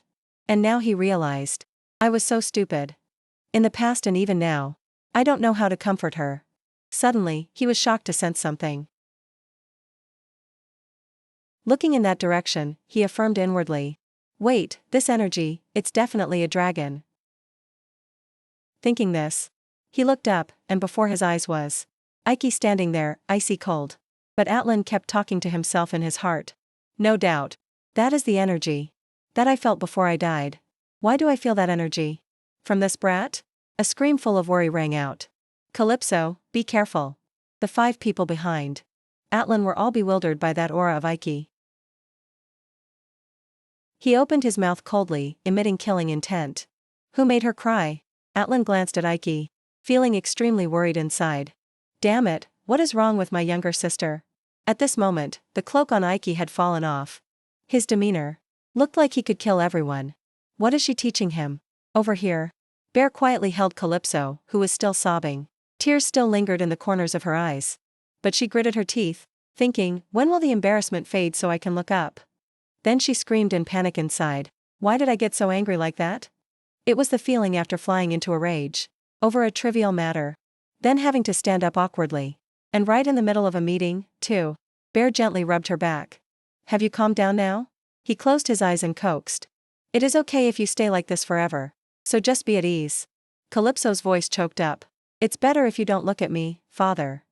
Bear was confused and bewildered. Are you shy? She squeezed her eyes shut and pouted, of course. Calypso went limp in Bear's chest, whispering. I couldn't keep my cool in that situation. She bit her lip shyly. As for Bear, he kept that same gentle tone. I don't think it was bad. He smiled gently, looking at her affectionately. You got angry for my sake. Calypso looked up at father in surprise, eyes wide. But then she was silenced, feeling like she fell into an abyss. After Bear's next words. Of course, if this is all you can do. After giving it your all. Then I would be a bit disappointed. The girl immediately retorted. It's not that. I held back because I was afraid the house would collapse. Bear ignored that and replied indifferently. Is that all you can do even when holding back? How disappointed. Hearing that, Calypso immediately got annoyed. And shouted, fine. I won't worry about you anymore. She looked down at the ground and told Bear. Put me down and call Levi. He agreed and set her down on the ground. But his voice became colder than ice. That dolphin brat. Fine.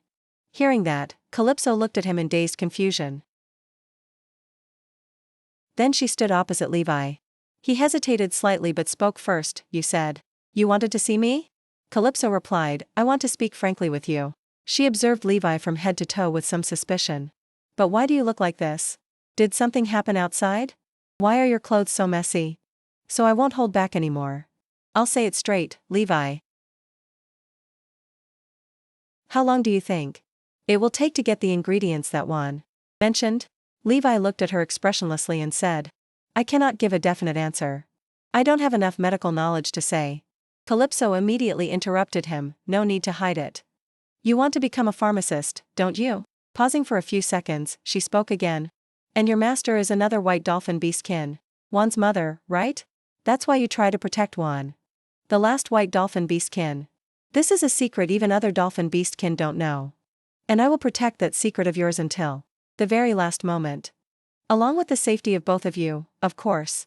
Levi was somewhat surprised. I didn't expect you to figure out so much.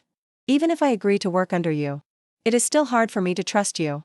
Calypso didn't explain why she knew so much about him, but instead brought up another matter. Thinking about it carefully now, I forgot one thing when asking you to be my subordinate. Having said that, she gave a faint smile and became serious. I, Calypso Aquasier. Del, until death.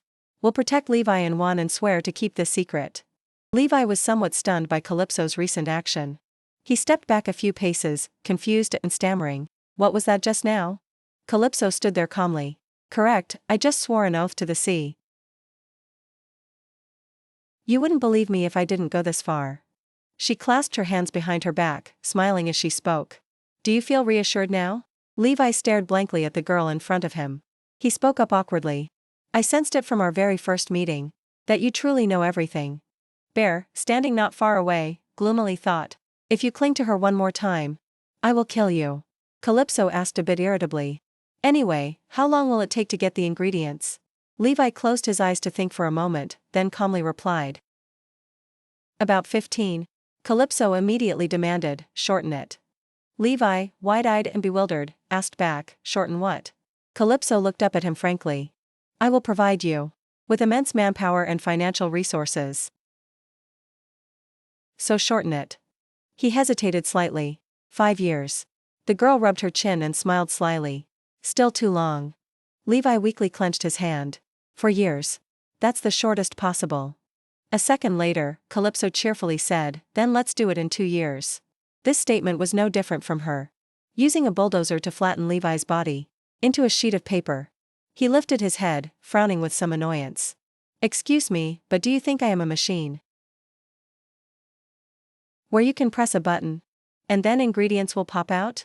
Calypso felt a pang of guilt inside. How did he guess that? The girl spoke softly, as if ingratiating herself. But you didn't say it was impossible, right? Levi scratched his head and replied, to exchange for my life in wands. That is nothing. As soon as he finished, Calypso's voice echoed towards Bear, who was standing still. Did you hear that, father? He says you can be cured in 2 years. She turned back, smiling brightly and happily. Isn't that wonderful? Seeing that, Pierre also smiled a smile full of love, whispering in his heart, it is truly hard to believe you are my daughter. At this moment, returning to the others, everyone looked terrible. Only Ilya was trying to force a smile. Seeing them like that, Calypso pondered, why is the atmosphere like this? Why does second brother look like a beggar? Immediately, without letting anyone react, Atlan frowned and opened his mouth. Hey, and the name you call a mercenary? But he didn't bother scolding her anymore, but just slapped his forehead and lamented, fine. Forget it, we will talk later. This scene of Atlan made Calypso purse her lips in confusion. But she regained her spirit and announced to everyone. Anyway, as everyone has predicted, my plan is to spend 2 years gathering ingredients, along with the things we already possess. During that time, our Octas needs to develop more strongly. And Lyri needs to build her influence. Agenta, extremely confused, spoke up and asked. Isn't little sister strong enough already? How much stronger do we need to be? Atlan also chimed in. This time I agree with third brother. Calypso at this moment looked exactly like a blooming flower. Smiling as she explained, some powers are only revealed in life or death situations. Hearing this, everyone was even more bewildered. Atlan asked again, so what?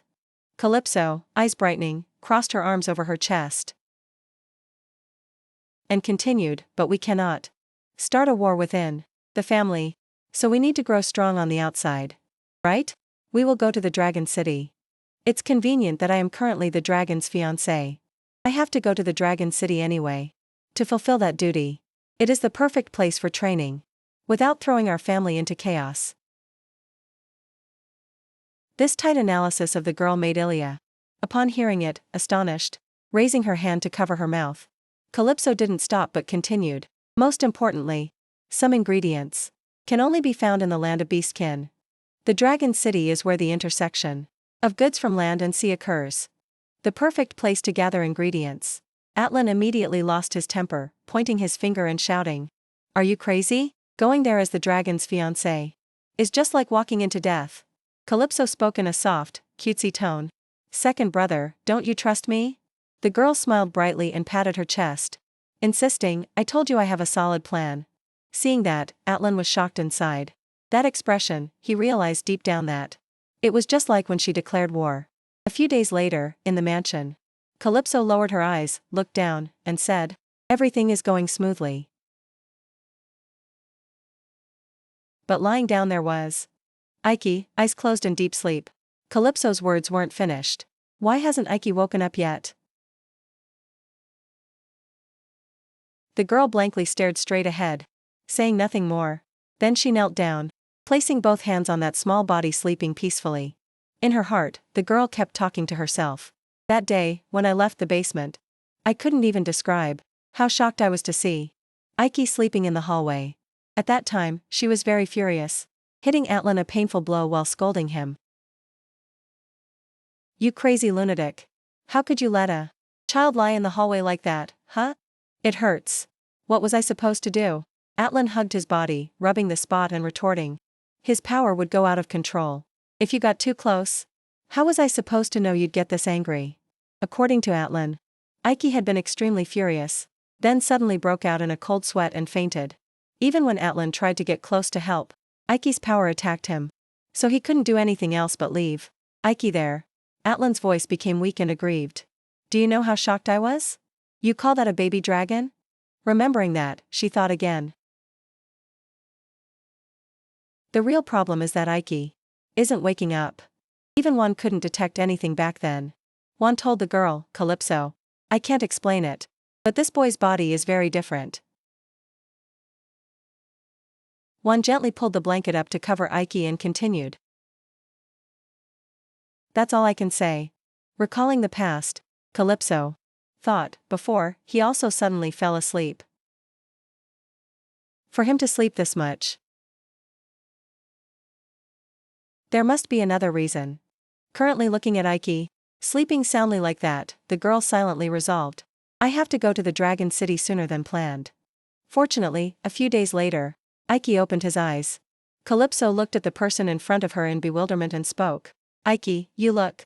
Ike was quietly clutching the blanket covering him. She spoke again, you seem to have gotten bigger. The girl became excited, raising her hands to constantly check. I'm sure when I hugged you before, your shoulders only came up to here. Ike looked at her blankly and softly called, Calypso. Then he laughed brightly. I missed you so much. Calypso smiled along with him. She leaned forward to gently stroke Ike's head, her smile widening. I missed you too. Ike stood there, lost in thought. That isn't something I can avoid. This is an instinct engraved in the dragon's genome. Irresistible. Dragons are inherently lonely creatures. Throughout their lives. Until death, they only live alone. They never live together with their own kind. So they need to create something that truly belongs to them. Ike's eyes were filled with Calypso happily talking. Ike, rest a bit more. I have to go see grandmother. But in his heart, he thought. If I want to claim what belongs to me, I need to become stronger. If I have enough power to grant Calypso's wish, without anyone having to die. Ike remembered Calypso's previous words. Never give your life to anyone. Understood? He thought, then she won't be able to leave me. But even if I become stronger. Thinking this, Calypso had already walked a few steps away from him. The girl waved and smiled, saying, Goodbye, Ike. See you later. The train of thought of Ike still hadn't stopped. But it continued to echo in his head. What if Calypso still leaves me? A while later. Okula sat coldly on the chair and spoke indifferently. So, why did you want to meet me? She continued, you should speak carefully. I haven't forgotten about that funeral incident. Sitting in the chair beside her was Bear, placing his hand behind Calypso's back. The girl sat there in pensive confusion. Is she still angry about that? That was a long time ago. Suddenly, for some unknown reason, Calypso gave a smile. She placed her hand on her chest, smiled, and said, Grandmother. Please take me to the Dragon City. Hearing that, Okula was stunned and looked at the girl in front of her. Blurting out, what? Inside, Calypso smirked. Thinking, to see this old woman have an expression like that. I have lived long enough to witness it all. Then she put on an innocent expression, eyes round and glittering, and said, Grandmother, I am the dragon's fiancé. So it is only natural for me to go to the Dragon City. Okula lowered her eyes, her words carrying a sarcastic tone. Truly ridiculous. You are asking me to send the heir whom I personally approved. There to be a sacrifice? Her voice became deeper and hoarser. It was you who chose me as the dragon's fiancé. Calypso showed no fear or embarrassment, but smiled even more brightly and replied, I just decided to go there. A little earlier than planned. In her heart, she silently cursed, damn it. You already decided that. In my 3 previous lives, every time, she sent me to a faraway place. Without ever reconsidering. And didn't search for me when I disappeared. Currently, even though the heir she favors is about to walk into death, she still won't withdraw her order. No, she can't. At this moment, Okula pensively raised her hand as if thinking about something. Calypso's train of thought was not yet broken. My fiancé does not allow that. She wore an innocent and fragile look on her face. What I learned after 3 lives. She is indeed a mighty warrior. But she has never been a good family head. Then she said innocently, "Grandmother. Just consider it as me going there to do great things." Okula asked in confusion, "Great things like what?" Calypso's face and voice became more serious. "This time, I guarantee that those living on the mainland will no longer underestimate the underwater beastkin. The dragon's fiancé is an excuse to visit the dragon city on the mainland." In her heart, she secretly outlined a plan. This trip will definitely be the center of attention. The goal this time is to gather ingredients and retrieve Tut. If Tut, who disguised himself as the Dragon Duke, disappears, it will certainly make everyone suspicious. So I will stage an incident, even bigger, to cover up our tracks.